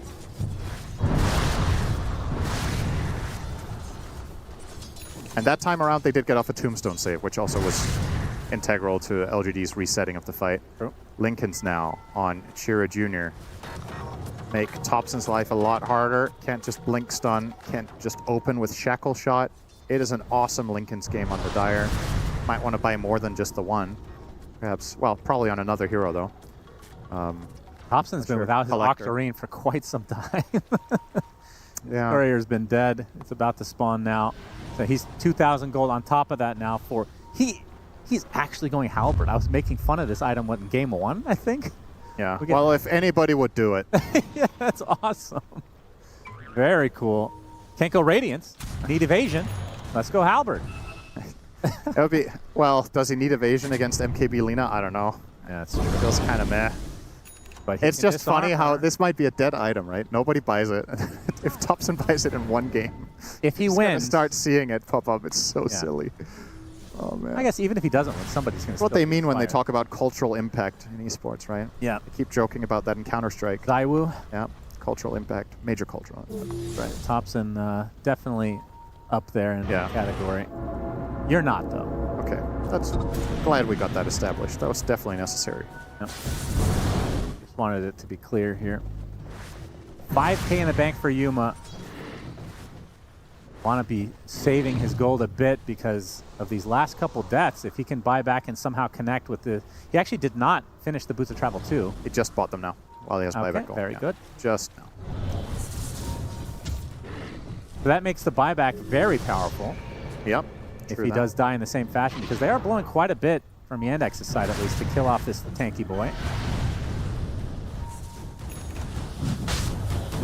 There it is. As Roche number 2 being attempted. Yandex in the pit. Are LGD aware? They seem to have some inkling that this is happening, but Watson will claim the Aegis. Oh, and they might even catch. Links in with the curse, but Thompson's with the counteraction. Gonna pop the Eon Disc onto Malady. It's a big back roll onto 3 heroes, but the Tombstone save comes out. Reaper Scythe again doing absolutely nothing with all this mitigation. The Wyvern finally drops. Whisper dies on the side of LGD, though, so it's a 1-for-1 in favor of Yandex thus far. Watson, though, on the run. Doesn't want to use the Aegis this early. I'm sorry, it was just amazing. Watson aggressively goes in. He gets halberded, and he's just kind of, wait, what? He's not used to playing. He popped Satanic, got instantly disarmed, and he's like, wait, what the There's a disarm in the game? Wait, what did they change with it that you cannot dispel it now? Strong dispels only, yeah. So BKB? Yeah. And not Manta, though. Correct. Right? Okay. And not Satanic, obviously. Yeah, I think he cast it afterwards anyway, but maybe just old memory from top. I mean, just timing anyway was fine. But it doesn't pierce, right? Like, if you use it after BKB, yeah, it doesn't pierce. I mean, once the BKBs get low enough, I mean, this is definitely going to have some good value. Yeah. No doubt about it. And cultural impact, lest we forget. How does this affect Thompson's legacy? Won't somebody think of Thompson? 3.5 minutes on the Aegis now for Watson. Not to be confused with Thompson. That was another fight with a great vacuum wall, but the immediate counterplay from Tombstone once again playing a big role. And as soon as the fights start getting scrappy and this Tombstone zombies start stacking up and Necrophos walks around the fight, it can get really dicey. So Yandex just got the hell out of there. It's going to help them a great deal when Darkseer hits 25. I actually think AoE Surge might be a big deal this game. Just to reset position away from multiple different issues. Gonna Yule Thompson here for fun, looks like, Soxon. Says you're playing for fun, I'm playing. Right. Whisper starting to pack a punch on the Windrunner. Where he goes from here. Feels like he is dying in these fights. He is going for Aghanim Scepter, so... Wait, is that... No, it's actually not an axe. What is he buying? Dragon's Breath? Oh? Hydra's Breath, I mean. Yeah. On I like that. How does that work with Focus Fire? I mean, it just applies it normally, I would think. There's nothing... Is it a full damage version, though? Is Yuma? Yuma's not going to hit Shira, gets to the high ground. I mean, the passive should be independent, I would think. It's a good question, actually. Like when you ask good questions. Sorry to make you look stupid as the analyst and all. DM? In my defense, how many people have seen Hydra's Breath Windranger recently? Probably a lot of turbo games. I guess so. I should know. I mean, it does get bought occasionally, but most of the time carry Windrangers get Pike, right? So, and you generally don't buy both. It does get purchased sometimes, though. So. But then again, I mean, you go back in time. There was a time when pros were buying Battle Fury and Windranger. So you'd be like, do the pros actually know? That's right. Or does it just feel good? You know? They're like, I do a lot of damage with this. And then somebody checks the files and it turns out a TI finals winning hero did less damage than it was supposed to. Or if you go back far enough, you get a 5 Battle Fury PA. Yeah, that's very far back. That was a good thing. No. Apparently, this is the first halberd at this event, says production. I'm not surprised. Doesn't surprise me in the slightest. I would have, if you asked me to guess, I would have said that. The fact that I brought this up in this series, too, is so fun. I don't think I've mentioned that item in 2 years. Yeah. Smoke from Yandex. They end up on the north side of the map for now, but not gonna... This is a fresh Crozier, by the way. This is a big reveal. Okay, Crozier time. Krella is about to have an impact on this game. 45 seconds for the Aegis. Wonder who Krella is. Yeah. Their Slacks can tell us. Tier 2 out. Gonna be the reveal this year, surely. Yeah. Krella. Everyone's favorite item, the Krella's Crozier that we see in, I feel like in pubs, low-level pubs, we never see it. Probably. It's a cool item, though. I think if we're going to see a new hero, it's got to be related to Hydra's Breath, because that's the cool item right there. It's a big old dragon. Okay. Speaking of dragons, Thompson initiation onto Soxa with the Terrorize just for Soxa, as Yuma's there as well. Soxa's still alive after all of this. The back wall on the Lotus heroes now. Okay. Finally, the Reaper side brings him out. But that's a lot expended for a bounty hunter. As Whisper will tank up the curse. And the Dark Willow will be the trade for now. DM is not done, though. He runs in BKB form and then runs away using his shard to try to slow them up, but not enough. Killed the Willow and got level 25. This is a huge, huge talent, of course. Additional 6 Mortimer's Kisses launched now. Massive damage increase. I can't get over how tanky Soxa is. Yeah. I mean, he had a great healing Lotus too. He just was stun locked. That 15 talent is so crazy good. It makes it really good.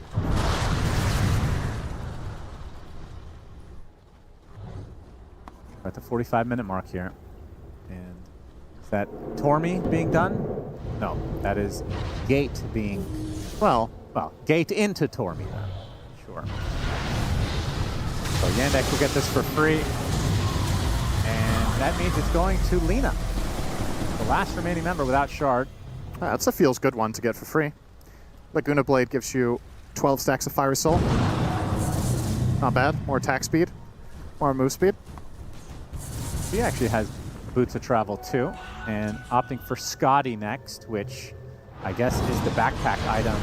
Or the Boots of Travel, I guess? Swap? Or the BK... Yeah. You swap out the Boots of Travel after you TP. Running out of slots, though. Requires some micro. Radiant's courier has been killed. Thompson, level 25 now as well. Goes for the Worm's Wrath bonuses. Yeah. Talent. The other one seems kind of underwhelming. This is a big item. Wind Waker on Bounty Hunter.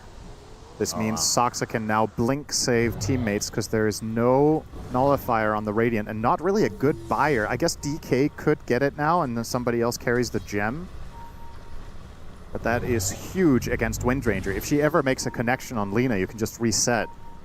And then you have Cold Embrace. There is a lot of challenges that LGD have to find a way to overcome here. Feels like it all has to start with, ideally, it feels weird to say, almost ideally them being initiated on. I think, ironically, could be the best thing. If they get jumped on a tanky hero, they get a tombstone save off and the fight develops from there. Feels very difficult for them to go first. Wyvern now. Speaking of nullifier, not a common purchase. Wow. On a Malady. Wow. So they will get the nullifier against Necro, but why didn't I think of Wyvern? Yeah, why didn't we think of that? A lot of firsts here. This hero doesn't come up close very often, but you're gonna have to if you want to use this. He's got Blink for that, I guess. Yeah. Wow. First item it's bought on the hero this event, maybe this year. Perhaps. Maybe ever. No, I'll say no. I think I've seen Core Wyvern in pro play actually by nullifier before, but it is very unusual on 5. Orchid on Thompson, so will be a Bloodthorn eventually. Yep. Okay. Go along with that Halberd. Look at this inventory. Like, what is this? This is guess the hero material. This is so random. It's like he closes his eyes. All right, take this, take that. I think it's very important. It's very important to stress that the reason this build makes sense to me is that it's a Windranger offlane. I think if offlaner isn't playing carry style, I don't think you can get away with this.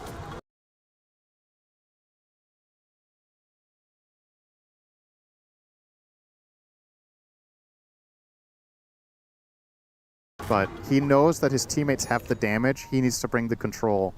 So all of his itemization is just in that line of thinking. Pressure now for Chira. Okay. Is insanely strong. Jump in onto DM. Bit of an awkward situation. Into the Orchid, but you can see Thompson using the Halberd to full effect onto the Lina. Will try to BKB TP. Is the damage there? Terrorize gives him a little bit of space. He TPs out successfully.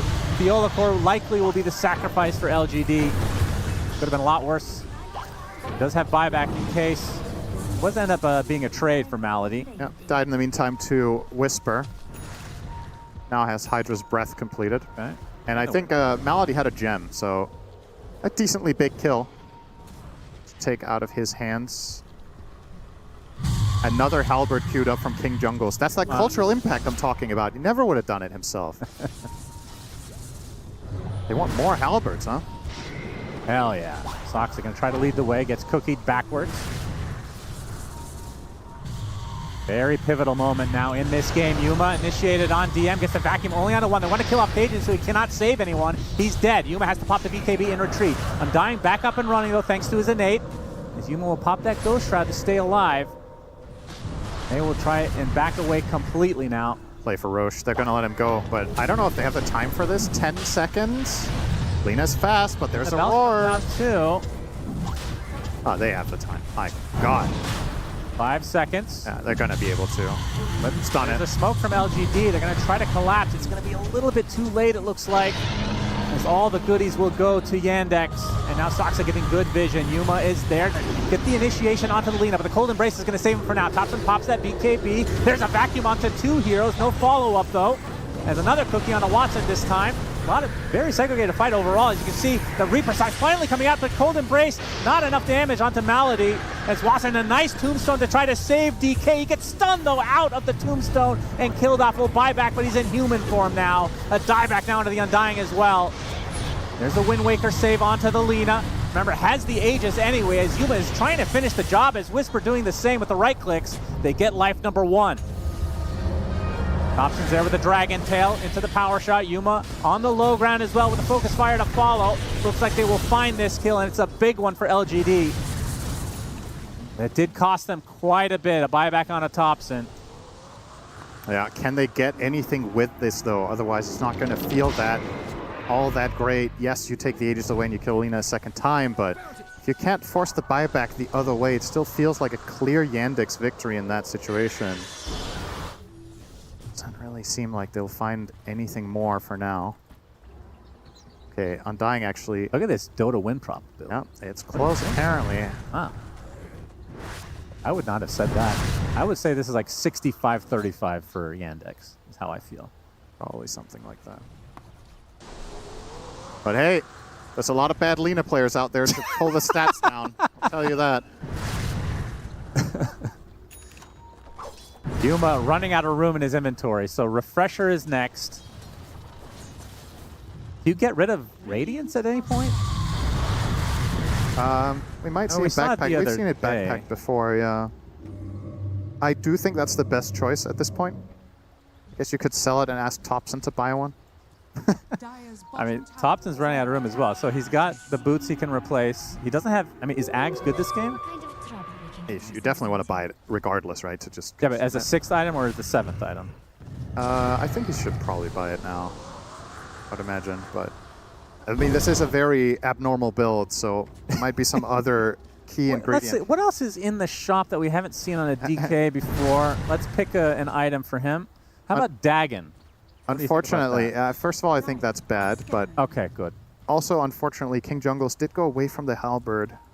Went for a BKB, and now he's going low to... Or Lincoln's plus Ghost Scepter is the plan. Okay.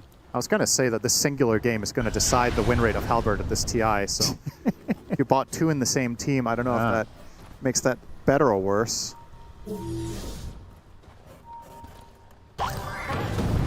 Gotta say, though, this is a very close game, and still anyone's to claim. No barracks being taken yet. Barely any damage on a tier 3 tower, so 53 minutes in. We're being rewarded with an excellent game number 3. Very happy about that. Rewarded for what?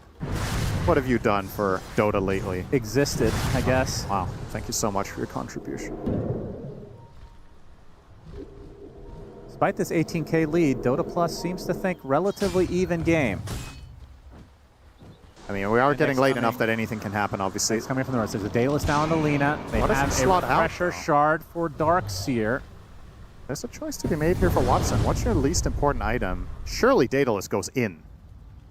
Otherwise, you wouldn't have bought it. Is he only going to slot it in after using BKB, or... Feels like it's more important than the Mjolnir, no? I guess Mjolnir's better for farming. Good question. Okay, slotted in over the travels for now. Smoke down. Oh, there's a damage rune as well. Top side. Denied. Importantly. That would have been by big. Theoliker. Not much more room to grow for this Lina either. We're going to try to tank this apparent gank. There's a Divine Rapier now for Chira. They spot the Necrophos. Do they have the damage? Wind Waker, there's the BKB as Yuma exits.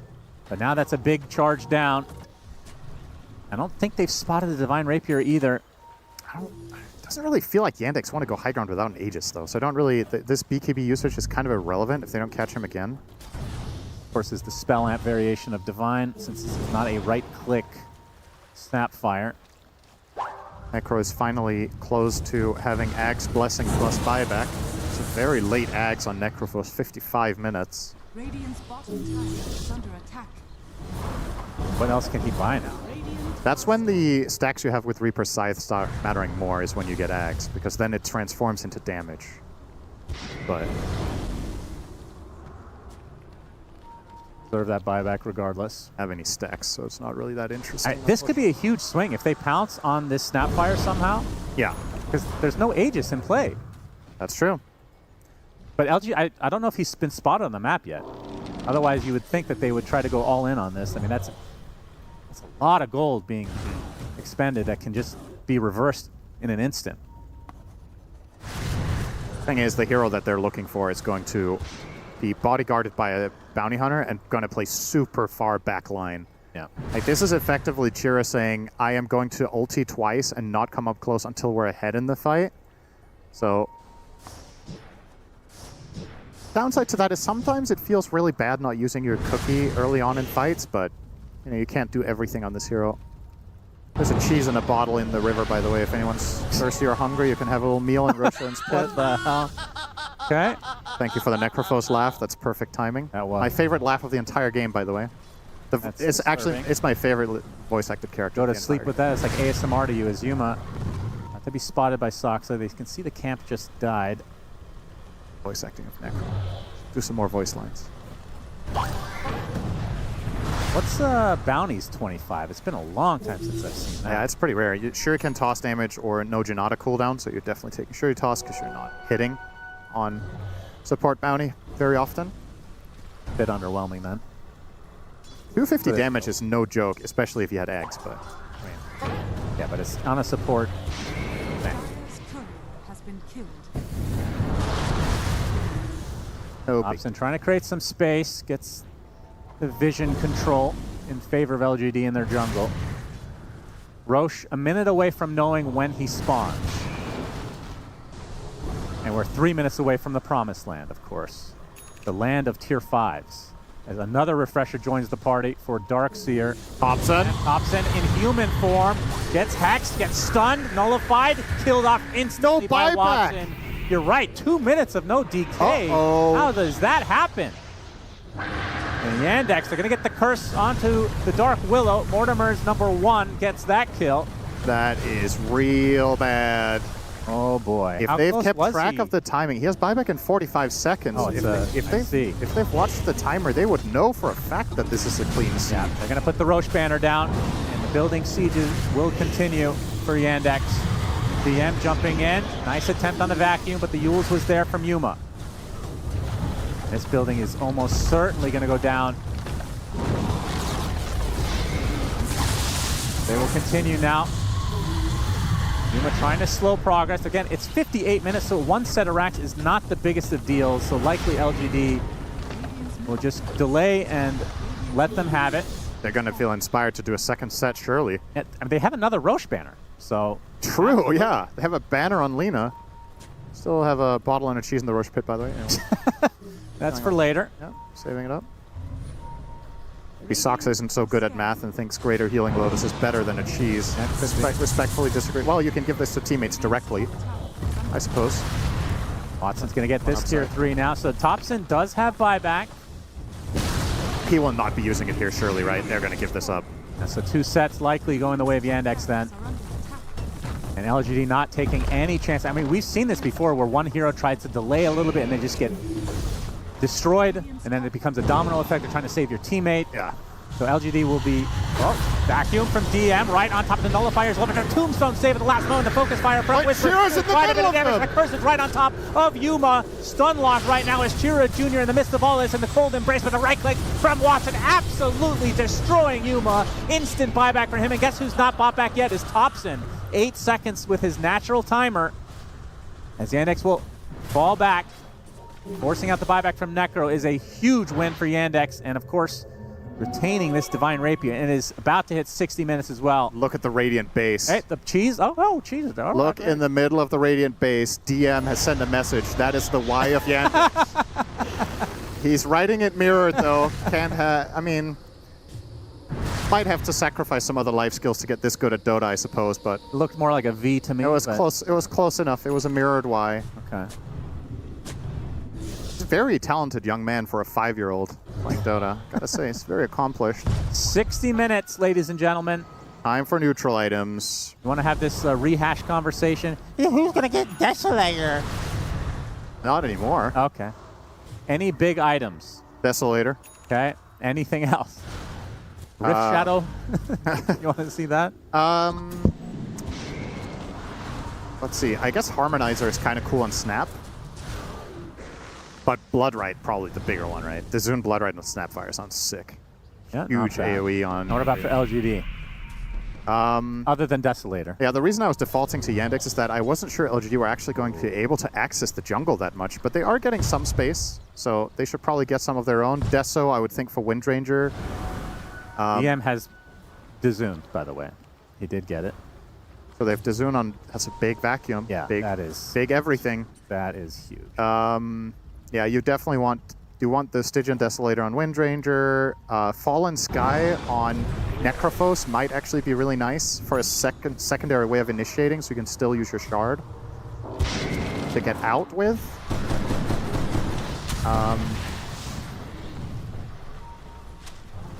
I mean, we're at a point where Divine Regalia is obviously interesting. So they have, on the side of Yandex, they have 2 Dazune Bloodrides right now on the Desolator, and then 2 yet to be claimed. So Dazune on Topson. Topson Dazune, interesting. Yeah. It's a big fireball. Look at that. He was testing it. He put one down to see. Yeah, he can't go in sandbox mode like on his stream, so we'll have to do it live here at TI. This is where in the past Eternal Envy would pause the game and go to demo mode. God, that is so weird. Why did tournament organize? Where were they fine with that? That's a different time. But we're supposed to have less brain damage back then. Yeah, so we sent him to the stock market instead. Yeah. Couple Books of the Dead for Yandex, 1 for LGD. People still picking this up very consistently, despite its nerfs. It doesn't do much to buildings anymore. Yeah, but good for vision. Yeah. Decent at pushing lanes. Yeah, that is a big fireball. Gotta say, it must feel amazing to get fleet-footed on Wyvern, though. So much movement speed. Doesn't need his boots anymore, so he has a slot. Roche attempts. Cannot give this up for free, surely, for LGD. They might not be close enough to contest, though. It's gone. Yeah. Looks like all the goodies going the way of Yandex. Well, are they going to pick them up, though? Well, that's true. Roche spills it out of his bowels, and now most of it claimed, all of it claimed. They've learned their lesson. 34K lead for Yandex, 2 sets of barracks in their favor. Now the Aegis. Double cheese for Saksa, okay. What happens if you make a double cheese into a block? You lose one of the cheeses. Have to test that out sometime. That's a very niche question. Topson showing himself in human form. The instant jump, he pops into his dragon from his Hex. He's got the Laguna Blade. On the 4 heroes with the Mortimers just destroying everybody. Whisper able to avoid the cookie and the death. Oh, that's 3 dead overall for LGD with a buyback now onto the DK, but Topson does not have his dragon form any longer. That was a disgusting combination. X marks the spot from DM. Learned a new letter in the middle. Close to the river. Oh my god, that was gross. I mean, the vacuum is so... It's very hard to avoid now with the AoE increase. That's got to be one of the best, if not the best, thing to get an AoE increase on. Ah, it's crazy. It's absolutely crazy. So Yandex in very good position. There are buybacks still there for LGD. They still have to withstand an Aegis and a Divine.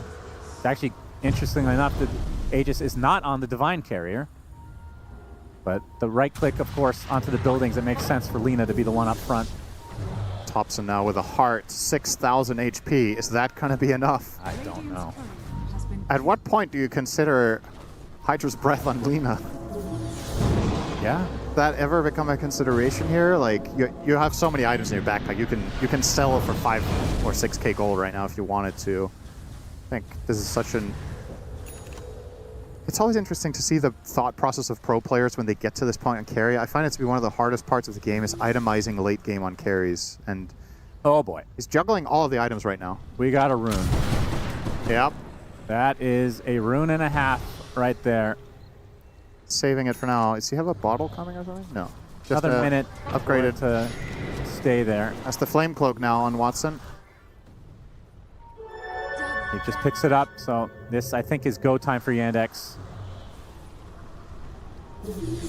The last stand now for LGD. Last stand here at TI as well. If Yandex can prevail, they will go to the playoff stage. Yeah, LGD would have loved to get back to the main event after last year and everything. But this fight is borderline impossible. Talk about mounting advantages. Divine Rapier, Aegis, Cheese ×2, 50k gold, and a seemingly perfect set of neutral items between Deso, 2 Dazun Blood Rights. Yeah, but LGD has Thompson, Cinder, and have you considered that? I have considered that. He has a halberd. Okay, well, maybe not true form Thompson as the Roche banner placed. And now the siege from Watt. You can see how long the range is with each respective Roche being taken. They have to go very deep to kill that thing. They have 3 siege units as well, so this building is dead. Thompson can't do much to avoid it. DM comes in with a vacuum. We'll get Dragon Tail on his exit, as Soxa actually was killed off by Whisper, apparently. On the other side, very interesting.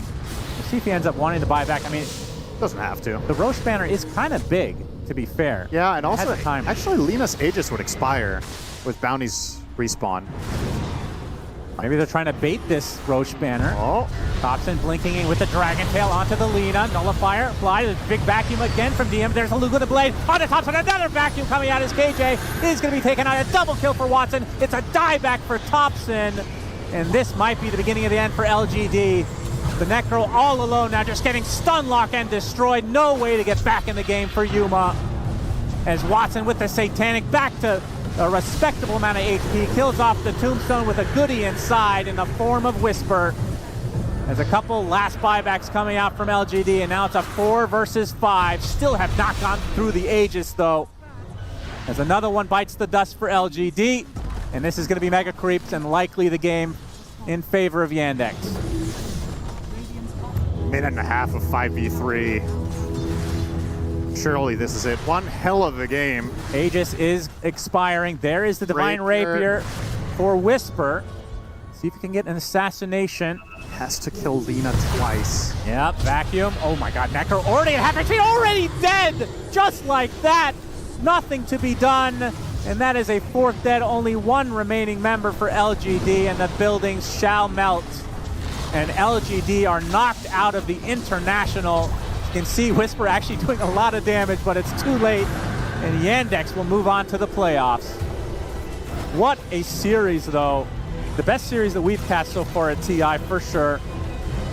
Unfortunate that LGD cannot move on because they are such an entertaining team, but at the very least, Yandex, a breath of relief here, Cinder, because they came in as not the underdogs, even though they came in 2 and 3. Talk about records as well. First halberd, and I think the biggest win of the tournament, 80k gold lead at the end of that for Yandex. Crazy.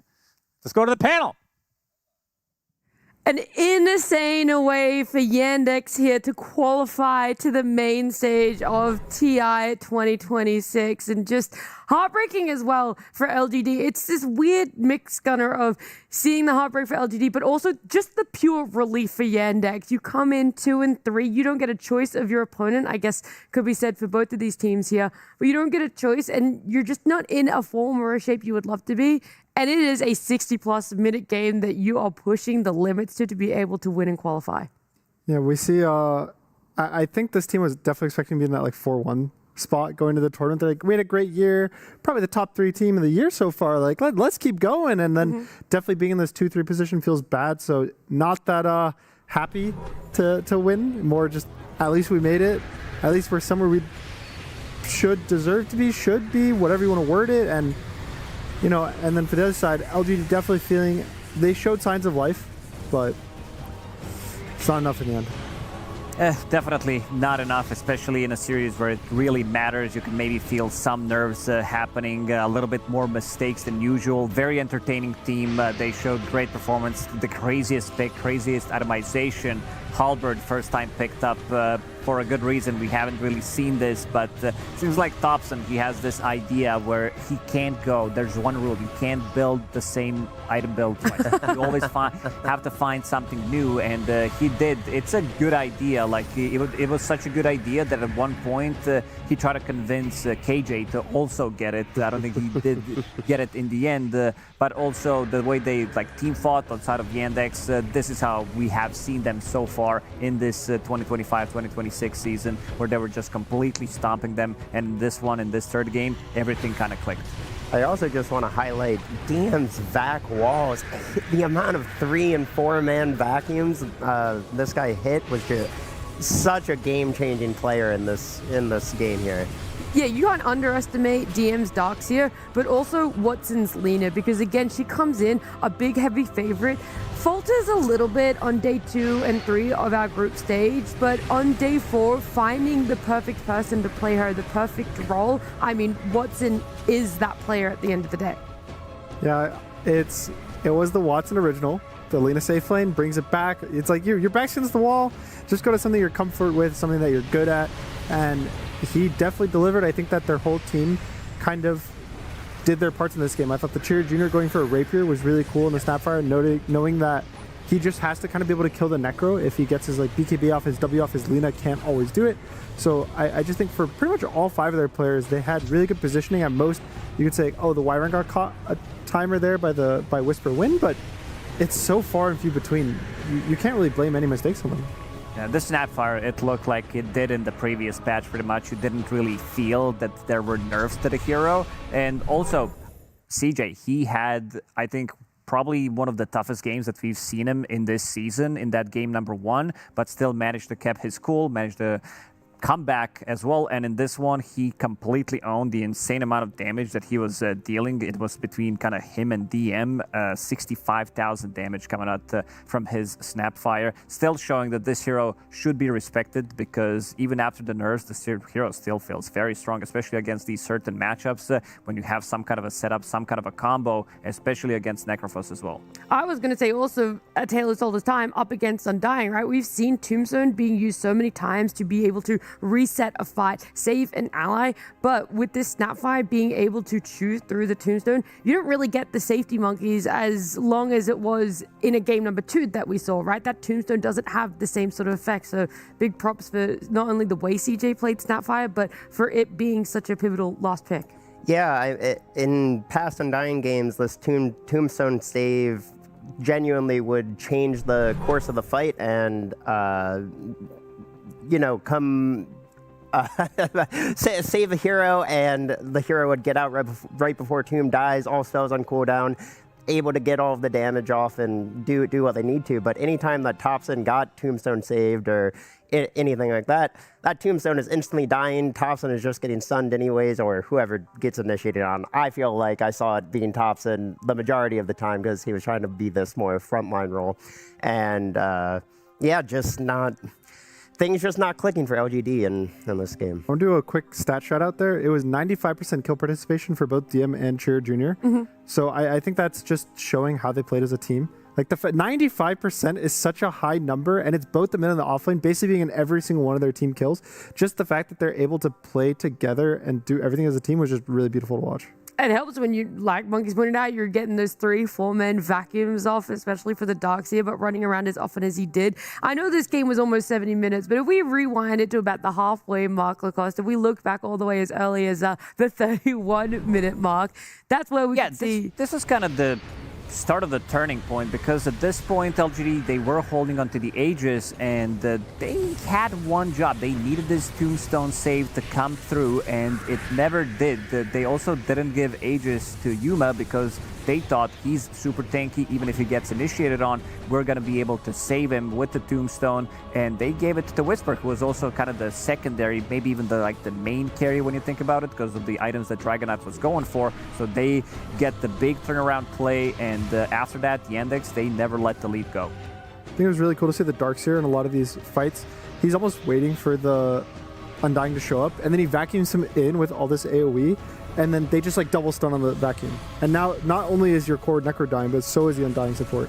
This Thompson death was so rough because we see him just escape monkeys in that 31-minute fight, and not even a minute later, he's getting caught out again. I mean, what you pointed out, sometimes he was just getting jumped on. This goes back to the socks of Bounty Hunter. I mean, we saw that team fight go poorly for LGD there. Thompson did manage to do the Nightfall, BKB TP out, and then Thompson tries to get back out onto the map, kind of fix lanes while his team respawns, but Soxa on this Bounty Hunter, yet again, being a menace, finds Thompson without the BKB, yules him, gets basically a full team wipe by the end of the entire sequence, and I do think Soxa on this Bounty Hunter, the amount of vision, I think there was one point at around 15, maybe 20 minutes, somewhere around there, I don't remember the exact minute mark, where LGD knew Soxa was kind of behind enemy lines, behind their tier 2 tower mid, and there were 2 couriers sitting under this tier 2 tower, and they're just like, we're not sending them back, we're not giving you the courier kills. And while Soxa didn't get as many courier kills this game, it's still just something always in the back of your mind, just going, don't give them a gold, don't give them the satisfaction of the courier kills, don't, you're constantly repeating this to yourself. So I think it's just it's almost a distraction when you're playing against this hero, because you have this nagging feeling in your head of just, oh, what's the Bounty Hunter somebody's doing? watching Where is he? you. What? Yeah. Exactly. If I'm out there farming, I know that Sux is hanging around somewhere. I might get the Thompson treatment, but it was a phenomenal showing from Yandex. We're going to wind even further back, though. Look at some more of that earlier aspect of the game. Most notably, though, it's going to be Pudge taking us through it.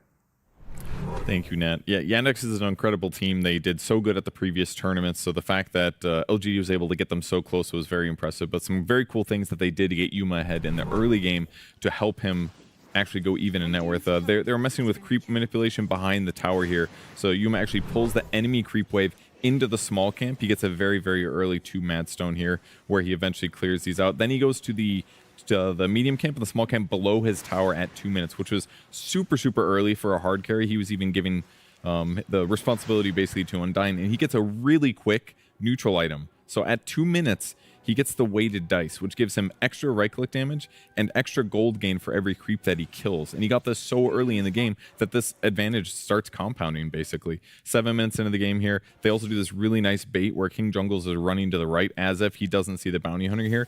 But in reality, he does. Yuma walks forward with the ulti. Unfortunately, he gets stunned by Shiro Jr., so he doesn't get to Death Pulse in time to get the extra gold. But he does get that kill. And then it's basically just like clearing stacks 8 minutes in. He's very good at doing this on Necrophos. Most carries can't clear stacks this efficiently this early because it gets extra gold, and he actually gets extra mana every time he kills these. So stacks upon stacks is basically his goal. They even go for this DM kill here. He's a little on mana, so he doesn't get to do Death Pulse as much as he'd like, but he does end up clearing up DM. And he just finishes Radiance, by the way, 12 minutes into the game. Super, super early. And then they just kept getting stacks and stacks. And this is the only reason that he was able to stay ahead on net worth compared to Lina, because they did such a good job with the weighted dice and with clearing stacks. And he showed up to every team fight after this, which kept them semi-competitive with Yandex, which was very impressive to see, but ultimately not enough to keep them in the game against these super, super hard carries in ultra late game Dota. Thank you, Verge. I appreciate you pointing out what was done so well for LGD, even though we won't be seeing them. Hopefully your mic's still on, because I have one more question to ask you before you leave, because I know you have been keeping an eye closely on fantasy and predictions. Now that all of our group stages have wrapped up, how have your predictions gone? Do you think you're the #1 in the talent group for correct predictions? Probably not. I did pretty well, though. How many did you get? I got at least 7, I think. Okay. My fantasy was a little disappointing, but Well, I'll give you the props on the predictions then, Perch. Thank you so much for joining us, helping us throughout the group stage as well, having a lot of fun breaking down what the teams did right and wrong there. And it is insane to think that this Necro was farming up such a storm. We've also seen Necros play a different way, Gunnar, where they're a little bit more active. Do you think that that could have altered the course a bit if LGD went that way? I mean, there's a lot of what ifs, but I think just comparing those two different play styles of a Necro. I think it was just a team as a whole, not having the Spirit Hero, the fast mobility. The Dragon, it's a bit slower than that. You need to buy the Blink. So, and having the Wind offlane. I just think there's a lot of factors in this game that were not necessarily in their control. Well, it is unfortunate for LGD that we won't be seeing them at the main event there, especially after what was such a phenomenal group stage for them. However, on the inverse, Yandex making it there for themselves, qualifying, and what a breath of relief they must be feeling right now. But let's hear more from our players because I know Nomad has one standing by with him right now. Thank you, Nat. Yeah, I'm here with DM. I mean, DM, firstly, how are you feeling right now? Is it relief? Is it like, excitement? What's going through your head? I'm just a little bit tired. Games took a lot of energy, I would say. So yeah, just tired. But I mean, obviously some relief it is because we're passing into the playoffs. So it's good. For sure. I mean, this last game was absolutely crazy. What was it like going 60 plus minutes, on Darkseer, Desert Bloodrite, just vacuuming the whole screen? How was that? I mean, we felt confident in our scaling. I think our heroes were stronger the later game goes. So yeah, I felt kind of chill already late game on. It would be low possibility to throw this kind of the game. Did you feel the same kind of confidence in game number 2 as well? What was game number? I mean, yeah, to be honest, game number 2 was also chill. We're playing Doom and Dio lineup. I feel like it's quite a good longer game goes, obviously. Yeah, the IO was devastating for sure. But game number 1, things went a little bit differently. LGD did take it. What do you think about their performance, specifically Whisper, the opposing offlaner on his Enigma? I think enemy team played quite good.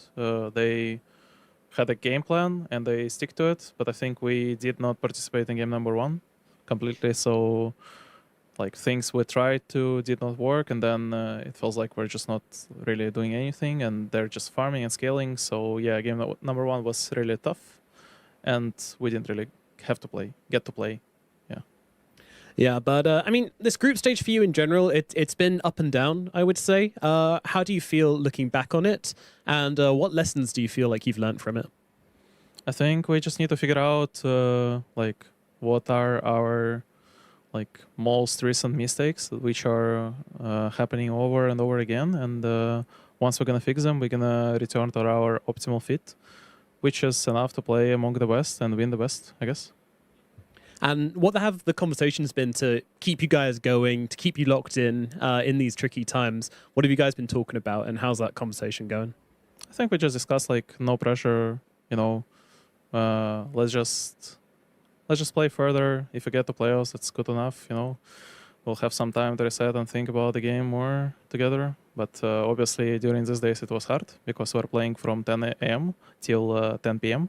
and you still need some time to sleep, obviously, since you're a human being, not a robot. So yeah, it was a bit devastating time in terms of our energy. I think we didn't have any energy to just breathe a little bit and get some rest for our mind, for our body, for everything.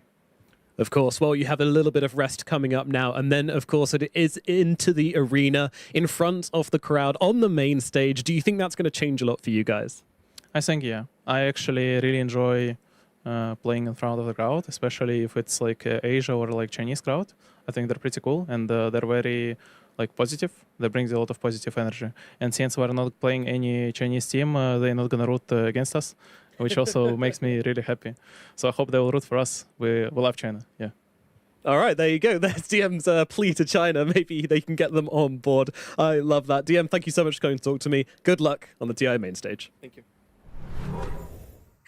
It's so sweet that DM, he's like, please, guys, cheer for us. I mean, I do see him as one of those players that thrives so much on being in front of a crowd. He's always enjoyed it every time I've seen him walk out on stages, and it's going to be a pleasure when we do get to see him walk out again on a TI main stage in just a couple of days. But that is all of our group stage wrapped up.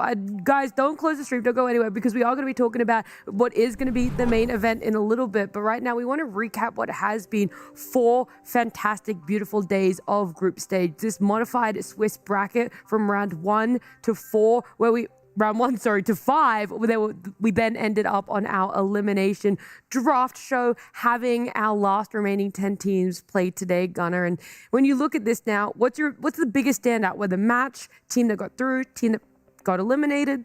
The easy one's Nigma. Yeah. Okay. 4-1. Yeah. The low-hanging fruit I see you went for? Most people would expect them to honestly not even make the groups. I think, sure, they topped the groups, but... Not even make the groups. Well, like, make it out of groups. Okay. Sorry.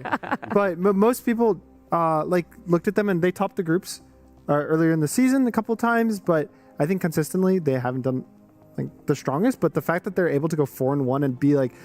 They took the day off today. They don't have to show up to these elimination games. They got to just vibe, watch at home, maybe play some scrims versus the other 2 teams that are still in the tournament, if they're lucky enough.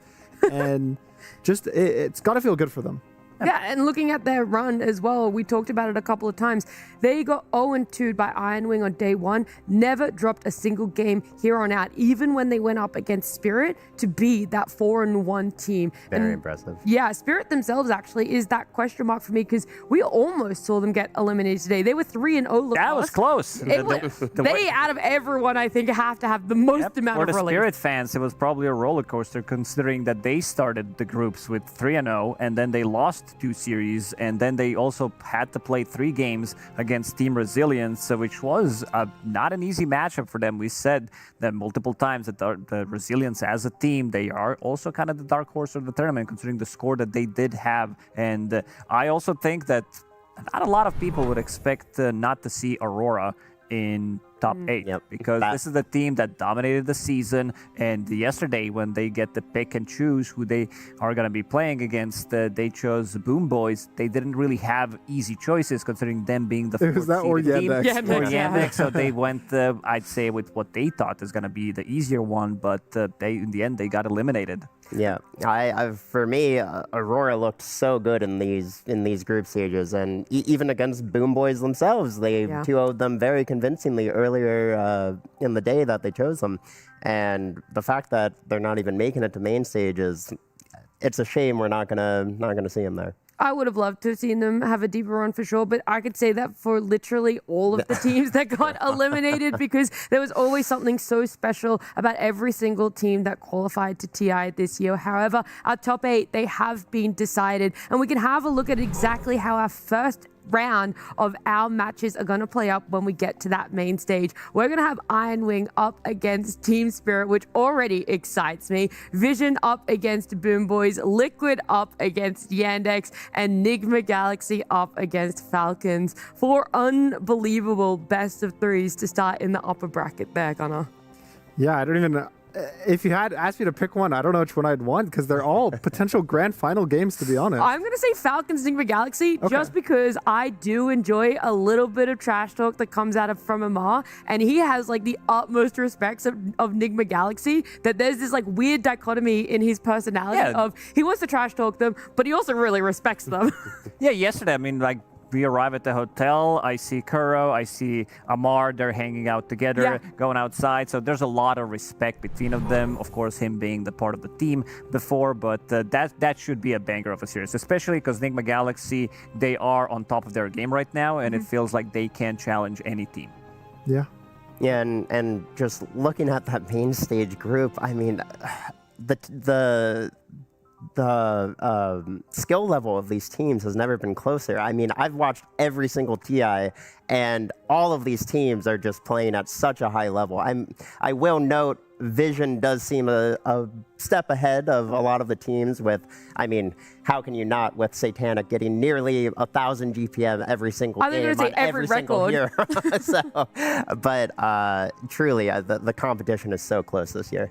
Yeah, there's a lot of records being broken, a lot of individuals wanting to prove themselves, but that's our main stage bracket. You guys are probably wondering, though, when exactly are these best of threes happening? It's going to be all unfolding on Thursday. That is Thursday the 20th. Our opening ceremony will be at 10 a.m. CST. You guys don't want to miss it, with the first game happening just about that time, and it is going to be playing out in the order Iron Wing and Team Spirit starting us off. Vision, Boom Boys, Liquid, Yandex, Nigma Galaxy, and Falcons to follow. All a rolling schedule, so time approximates. We're not exactly sure how exactly it could play because knowing Team Spirit, they're gonna want to push it to a game number 3. They're gonna want to have some 60-minute barn burners up against Iron Wing. I mean, Iron Wing's also not had the quickest games this tournament. That's They've had true. The, extremely long. I think even their Nigma series, it was a 2-0, but they had some very long games there. So, you know, is this like a 1 a.m., 2 a.m. TI? Those are always the best for me. That's when the second series will start, you mean? Yeah. Obviously. I always love the extremely long games, especially with the crowd. You get the casters, they got to hype everyone up. They get the sounds in there. That's the magic of TI for me. It really is. And we're rounding out our final day and my final day with you guys. So I want to ask how you're feeling at the end of group stage. Any final thoughts, as well as what you're looking towards when we do finally get into that main stage in a couple days on Thursday?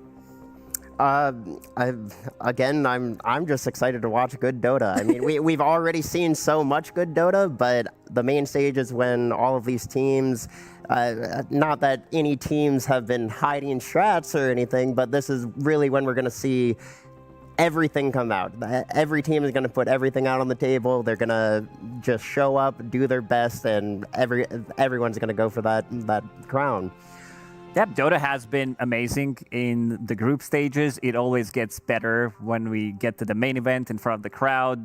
This is what Dota is supposed to be about, you know, the community, us cherishing the game and playing in front of the crowd inside of the arena. And this is what we do the best. So really looking forward to see what it's going to look like. Yeah, I'm just excited. With all the teams being so similar, I want Vision to have a struggle to the finals if they make it there. Be tested. Yeah, I want them to, it's like, if they're going to make it to the finals, I want it to be through like a lower bracket where they drop there, maybe like in the second round of uppers, they drop a weird match to Team Liquid, Team Yandex, or Nigma. And I just want to just see them not have a perfect run. You know, I like when TIs are a bit of a struggle for the winning team. It's almost giving that little bit of an underdog taste to it, despite maybe the team always being one step ahead. But gentlemen, it's been an absolute pleasure to get to have you guys through the group stage here. But we are closing out our day number 4 of TI 15 group stage. We will be returning for the main event on Thursday, the 20th. Like I said, 10 a.m. is the absolute latest you guys want to be tuning in for all of our games, where we're going to have our top 8 fight it off to see who continues in the upper bracket or the lower bracket. Thank you guys so much, and we'll see you on Thursday.